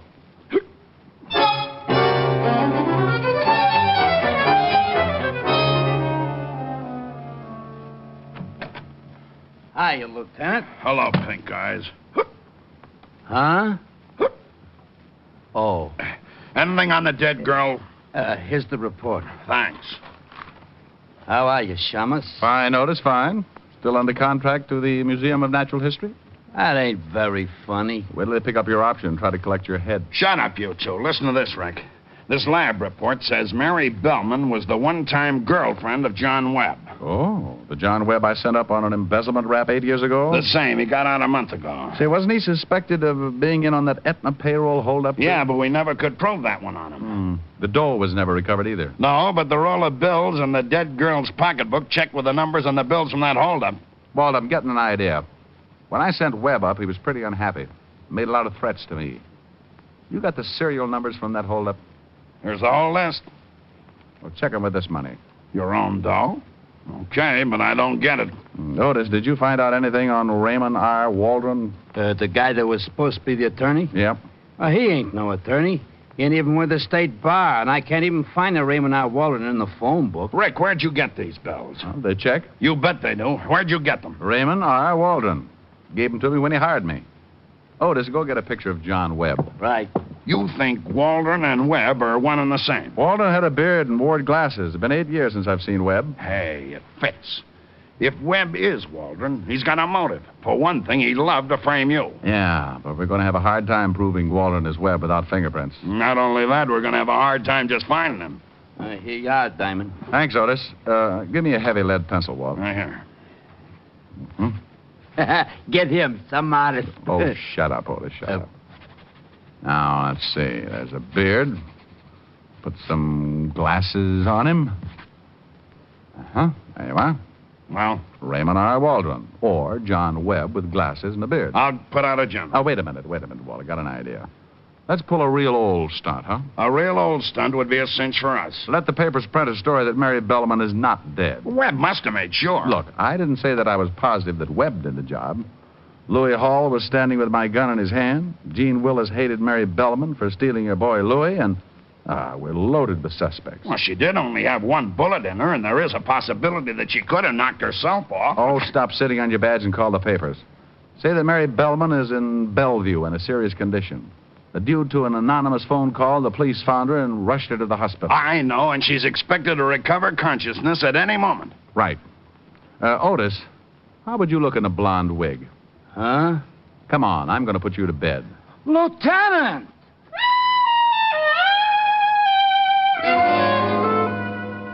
Walt called in the reporters on the police beat and gave them the story. Then went over to Bellevue and set it up with the staff. All the rooms in one section of the second floor were emptied, and we took over 207. The boys came over from the station with the blonde wig, and Walt and I slapped it on Otis and tucked him away to go Betty by. A screen was put up in the back of the room, and Walt and I sat down behind it to wait. I've got 6 of our boys dressed as interns on this floor and a policewoman on the switchboard. McCarthy is making like the night physician. If anyone tries to see Mary... Bless her little heart. He's to show them up. Tell them they can't stay long. The minute anyone shows, they'll call us on... Oh, that might be it. Yeah? A girl, Lieutenant. Nice looking. Wearing a big mink and carrying a handbag. Right. Girl. Gene Willis. Might be. Be here in a second. Keep well behind this screen. You can only stay a minute. I'll be outside. Thank you, Doctor.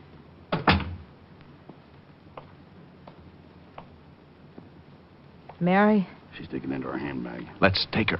Let's have the bag, sister. Take your hands off of me. Hang on to her, Walt. What's the meaning of this? Ah, you always carry a gun, Jeannie? She was gonna kill me. Who's that? That ain't Mary.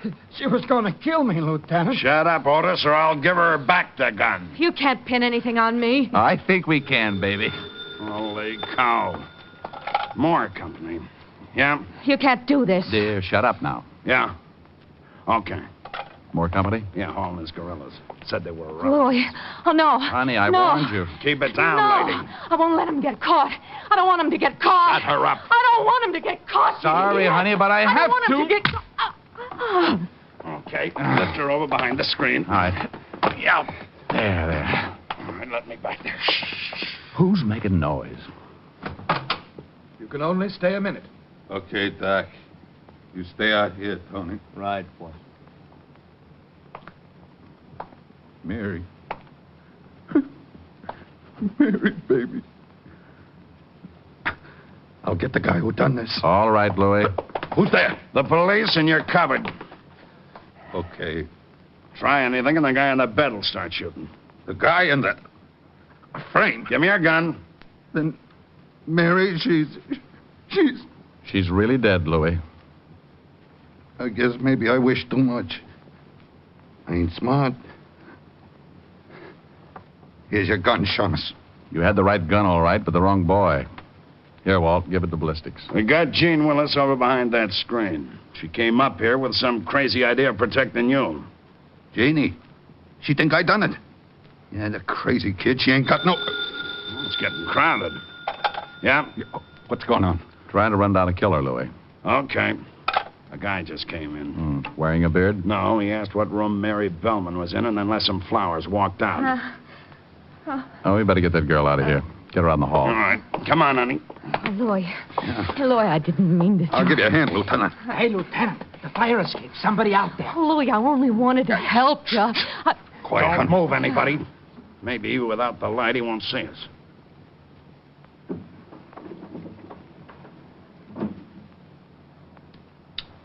Look out. He's going to shoot from there. Get the light. Who got him? I didn't even have time to get my gun out. I didn't. I was too scared. Well, I thought he'd at least get in the room. Lieutenant, you okay? Yeah, keep everybody out of here. Where'd you get the other gun, Louis? I only give you yours. Remember, Shamus? Let's have that one, Louis. I done what I said I was gonna do. I don't know who the guy is, but I guess he's the one that killed Mary. Can you see the guy, Rick? Is it Webb? Yeah. Alias Raymond R. Waldron, attorney at law and very dead.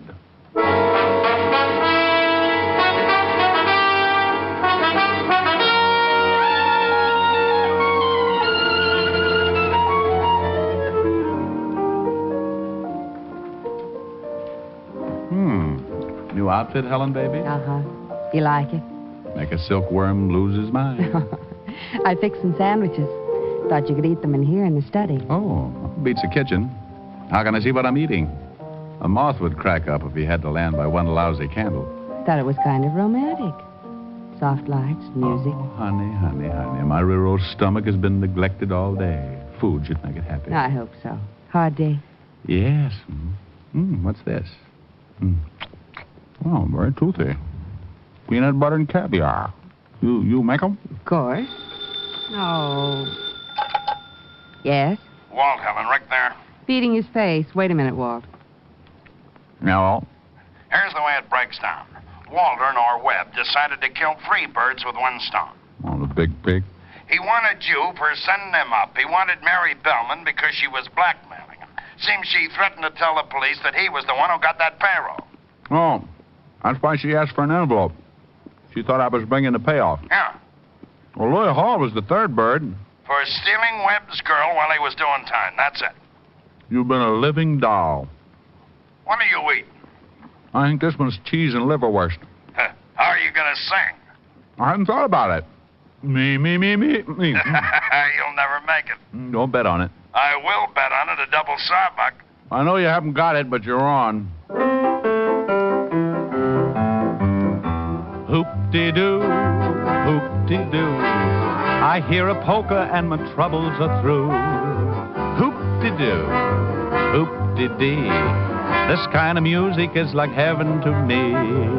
Hoop-de-doo, hoop-de-doo. It's got me higher than a kite. Hand me down my soup and fish. I am gonna get my wish. Hoop-de-doo in it tonight. When there's a trombone playing, I get a thrill. I always will. When there's a concertina, I always smile, 'cause that's my style. When there's a fiddle in the middle and it really is a riddle, plays the tune so sweet that I could die. Lead me to the floor and hear me yell for more, 'cause I'm a hoop-de-dooing kind of guy. Hoop-de-doo, hoop-de-doo. I hear a polka and my troubles are through. Hoop-de-doo, hoop-de-dee. This kind of music is like heaven to me. Hoop-de-doo, hoop-de-doo. It's got me higher than a kite. Hand me down my soup and fish. I am gonna get my wish. Hoop-de-doo in it tonight. Honey, go to that phone. All right, Fatty, what do you got to say now? Didn't think I could sing with a mouthful of liverwurst. It was worth the 20. I bet you feel awful. No, but I'm sure glad I wasn't eating spaghetti. Why? Well, I strained so much on that last note, I would have knitted a T-shirt for my tonsils.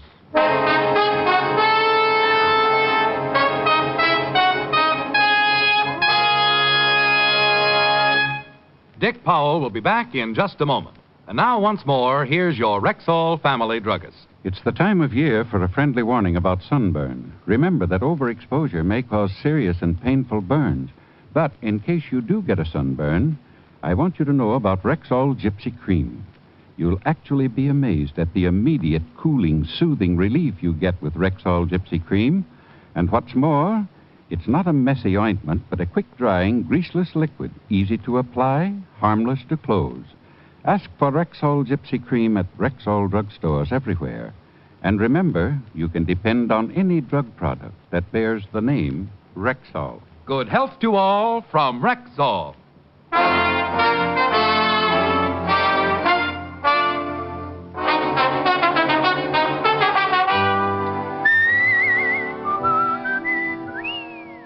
Ladies and gentlemen, last year, a great part of America's security went up in smoke. When traveling this summer, You can guard against forest fires by following these few simple rules. Crush out all cigarette, cigar, and pipe ashes. Break matches in two before throwing them away. Drown all campfires twice before leaving them. And always find out the law before using fire in wooded areas. Remember, only you can prevent forest fires. Good night, everyone. This program was transcribed. This is Bill Foreman inviting you to be with us next Wednesday at this same time when we will again bring you Dick Powell as Richard Diamond, private detective.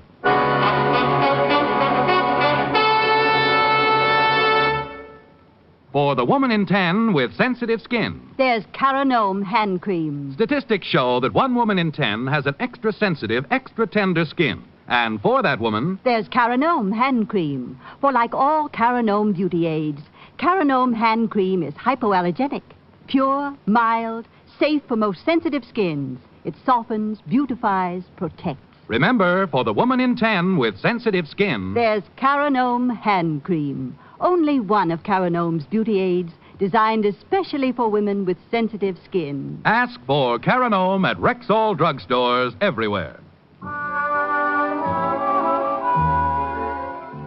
Hear Juvenile Menace on Dragnet tomorrow night on NBC.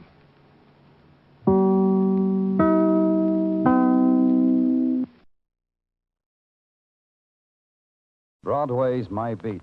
From Times Square to Columbus Circle, the gaudiest, the most violent, the lonesomest mile in the world.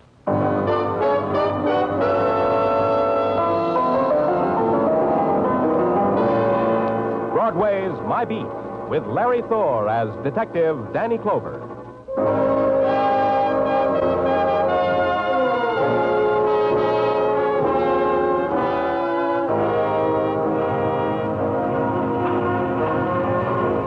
Broadway, it's an enchanted island or a prison cut off from the rest of the world.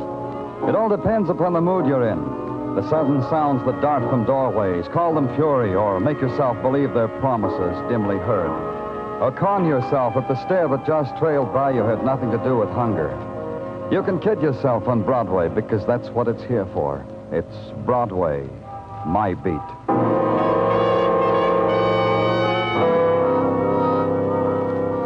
To a policeman, a telephone is an instrument of mayhem. It carries the after images of violent death with the speed of sound. The telephone told me there'd been a murder. It told me just now. It told me where. It told me to climb 6 flights of steps at the Ramsey Apartments, and I'd find death waiting for me in an elevator near the head of the stairs. Right over here, Danny. Hi, Muggavan. In here, in the elevator. There he is, Danny, on the floor. Who is he? No identification. Person unknown shot to death by person unknown. Whereabouts of the shooting is a moot point. This man's too well dressed to go around without a wallet or some kind of identification. Maybe he was heisted. Who are you? Elevator man. Yeah, Danny, he runs the elevator. He called in the precinct. I got the call. Maybe the guy's wallet was heisted. Robbery, huh? With a deadly weapon. You? Funny man. What's your name, elevator man? Eddie Amboy, 1212 East 54th. You walk up 2, turn right, turn left, then walk up a half till there's nothing but a door. Eddie Amboy, my place. Okay, Eddie. Tell me about it. About what? Book him, Muggavan. I'm tired. Oh, about the guy here? I already did that. Ask this Muggavan here. I did the story to him. Mr. Clover's tired. Do the story again. Yeah. The guy pushes a buzz on the first floor. Where were you? In the sub-basement. Little thing's wrong with this elevator. I was fixing it. I'm conscientious. Go ahead. The guy buzzes, I bring the car up, I open the door. This guy gets in. He's holding his tummy like it aches him. He says, 6th floor, please. I close the door. I turn the handle. We ride. Now comes the 6th floor. We stop. I open the door. I look around. The guy's on the floor, dead. Tummy ache turns out to be caused by bullet. The story he told you, Muggavan? The same. If it gets too complicated, I'll be glad to do it again. Start all over in the sub-basement. You did good. Thanks. Can I have my elevator back now? It's not yours anymore, kid. When a man gets murdered on an elevator, the elevator suddenly belongs to the world. A man's dying takes many shapes, occurs in many places. It's rare that he has a choice. But the unknown, unnamed man whose face was now gaunt against the pressure of his cheekbones, whose eyes held no reflection of the light shining into them, seemed to have made one. He chose not to die in the street, but to crawl within the metal walls of an elevator, and the plain, the prosaic words, the dying words on his lips, he must have chosen too, because for him they had meaning. It was my job to find out their meaning.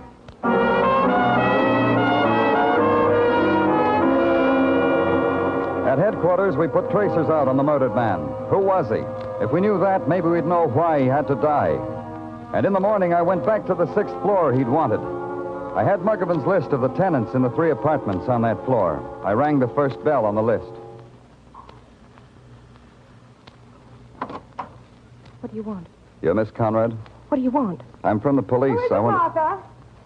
Who is it? Don't you think you'd better tell her? Martha, how dare you not answer me? Who is it? And don't tell me it's no one, because I heard you whispering. Who is it, Martha? It's the police. Oh, how wonderful, the police.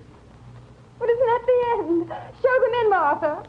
No, wait, darling. First I want to paint my face. Come in. But I... It's all right. She's already done her face. Come in. Down this hole, please. No, don't come any closer. I want you both to stand right where you are. Especially you, policeman. You're Miss Conrad? Mary Conrad. You may call me Mary, because Mary's a grand old name. Martha. Yes? Martha, get the policeman and me something. A libation, a morning martini, anything the policeman wants. Don't go away, Martha. You afraid to be left alone with me, policeman? Miss Conrad, a man was murdered in this building last night. Murder? In this building? That's the end. Martha, did you hear what the beautiful man said? He got in the elevator and asked for the 6th floor. Was it you he wanted to see, Miss Conrad? The policeman must want a drink. No, Mary, he wants to... Do as I say, Martha. Don't be angry with me, darling. Just always do as I say. Now, where were we?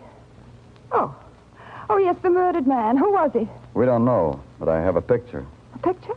How wonderful. Gimme. Here.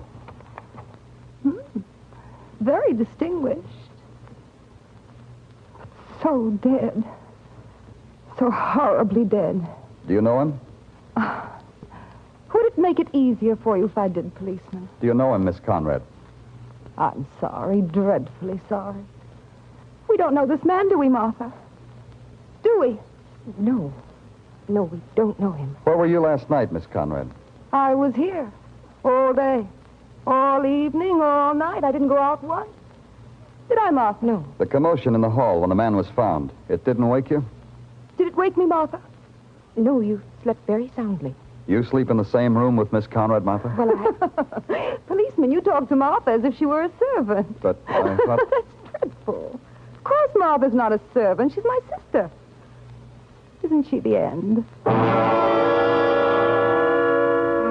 Maybe I said something after that. I don't remember. What I do remember is waving my jaw a few times and trying to smile and give the impression of course she's your sister. What else? Then I left. The apartment door across the hall had a nameplate that said Jonathan Quill and was equipped with a door knocker, a brass dragon sticking his tongue out at me. I lifted him up and pushed his face against the door. And then it happened. The door swung open. I stepped inside. How was I to know I was standing in the middle of a train crossing? Jump over it, boy. Jump over it if you want to get hit by a train. Oh, yeah. You sure had a narrow squeak now, didn't you? Could have taken off a toe. Yeah. Hey, what goes on? Look at her go. Oh, an exact replica of the Super Chief. And almost as fast. Oh, always wanted to be a brakeman, boy. Became a millionaire instead. What did you want to become? A millionaire. I got to be a policeman instead. Glad you came. Never had a policeman watch for trains. Never thought about asking one. Well, now that you're delighted, Mr. Quill, I hope I won't do anything to break up your fun. I'm a policeman come to see about a murder. Yeah, murder? Wait till I throw the switch, boy. Wait till I throw the switch here. Just wait till I throw it. Did you see a murder? You mean the one down the hall? The elevator murder? I didn't do it, and I'll prove it to you. Mr. Quill. You bet I'll prove it to you. You want an alibi, don't you? That's why you came here. I know all about policemen. You want alibis. Harold! Harold! Yeah? Come in there. Harold, that's a policeman. You know what to do, Harold. Right over there. That's a policeman right there. Hello. My name's Harold Blake, Jonathan's partner. Danny Clover. You seem to have gotten Jonathan excited. Jonathan gets excited. Tell him, Harold. Tell him. You know what to do now. Tell him. Well, ever since the elevator boy was in here last night... Eddie Amboy? He didn't say anything about that. I didn't know he came in the apartment. Well, he reported the murder from here. You mean he used your phone to call the police? Yes, that's right, to call the police. I was here visiting with Jonathan. I live in the next apartment, you see. I see. Pretty late for visiting, wasn't it? By some standards. By some standards? Frankly, Mr. Clover, and you've probably never gotten an alibi like this in your life. We wanted to watch the trains on what we call the milk run. That's our alibi. Tell him what else, Harold. Go ahead. Oh, I don't think that's necessary. Go ahead. Tell me what else. Well, it's about the elevator operator, about Eddie. Jonathan thinks Eddie is the murderer. That's what I think. Oh? Why? Because Eddie is mean and spiteful and tried every which way to make an honest dollar. He's the type that murders other types. What else? Need there be anything else? Eddie is the killer. It's a hunch I have. I have made $1 million with my hunches. You see how it is, Mr. Clover? No, I don't see. But I'm going to try. Where there's peace, gentlemen, and quiet. Away from trains, gentlemen.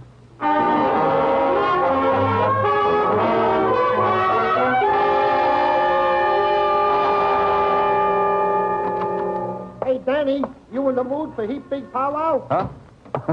Say that again, Tartaglia. Powwow, that's Indian talk, a throwback. Try me once more, Tartaglia. Well, a throwback to last night. Every night I play Cowboys and Indians with Mrs. Tartaglia and my 6 boys. Yeah, and I am always an Indian. Hey, you should see my teepee, Danny. Surplus army blanket. There must be a string of beads around here somewhere, Tartaglia. Go play someplace else. Danny, please, be serious. We got work to do. Oh. Well, who makes medicine first, you or me? Huh? Oh, me, Danny, me. Now, this is a very grave matter. The technical boys say the signal system on the elevator where deceased unknown was found murdered... you follow me? Mm-hmm. They say said signal system was disconnected when they went over it. So? So, what makes the mystery into a big pile is that somewhere there is a discrepancy. Like what? Like a discrepancy in time. Detective Muggovan received the murder call at his precinct at 2:55 in the a.m. He noted it down. So? So, Dr. Sinsky says, after examination of said unknown deceased, that said unknown deceased was deceased for at least 2 hours when found, which would place the time of his murder, considering the here and there of police routine, at about 1 in the morning, not at 2:55 as was called in by the elevator operator. Now, this means the boy cut off the signal system. He should not be disturbed. Danny, I ain't finished. I can never get a word out edgewise. Danny!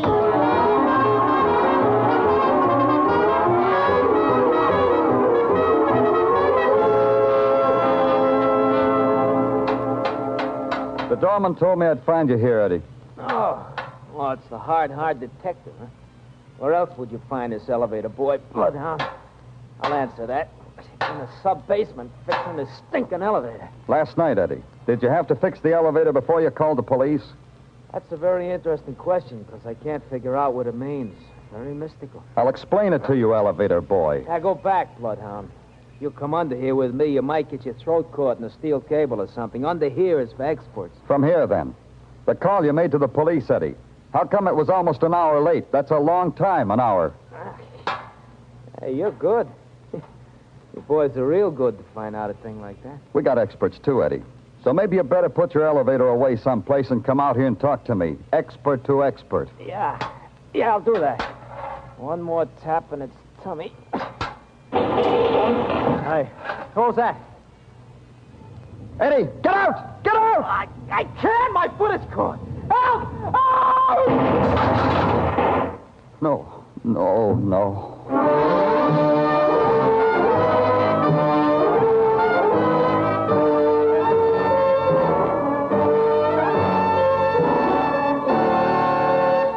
You are listening to Broadway's My Beat, written by Morton Fine and David Friedkin, and starring Larry Thor as Detective Danny Clover.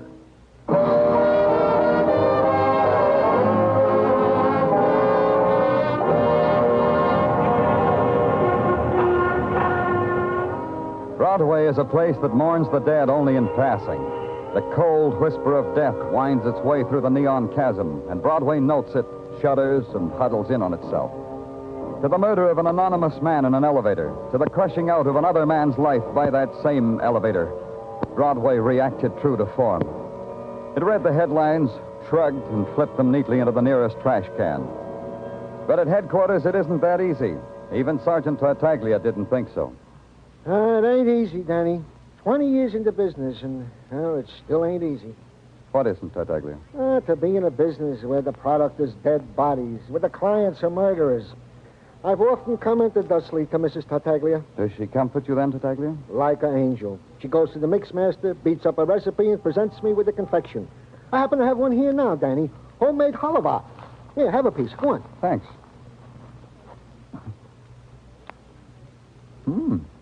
Good. Okay, Tartaglia, brief me. Oh, this halva. For her, it's like chewing on a dream, huh, Danny? My compliments to the missus. Brief me, Tartaglia. Yeah. Well, item. The unknown man found dead in the elevator of the first part is still, to all intents and purposes, unknown. Yeah, but you'll keep after it, Tartaglia. Oh, like an old hound dog. Item, the death of the elevator operator, Eddie Amboy. The boys in technical concur with your opinion that he was indubitably murdered. Well, it's generous of them. Yeah, they thought so. They said the hacksaw you found on the roof of the apartment building, plus the evidence that the elevator cable had been sawed through, this made it murder. What else, Tartaglia? Well, we have checked on the background of Eddie Amboy. Found he ran an elevator, and in his room had a wife, Mrs. Eddie Amboy. She there now? Oh, yeah, Danny, yeah. The boys are even now, keeping tabs on her. Tartaglia, give me the rest of that halva. I may need it for comfort.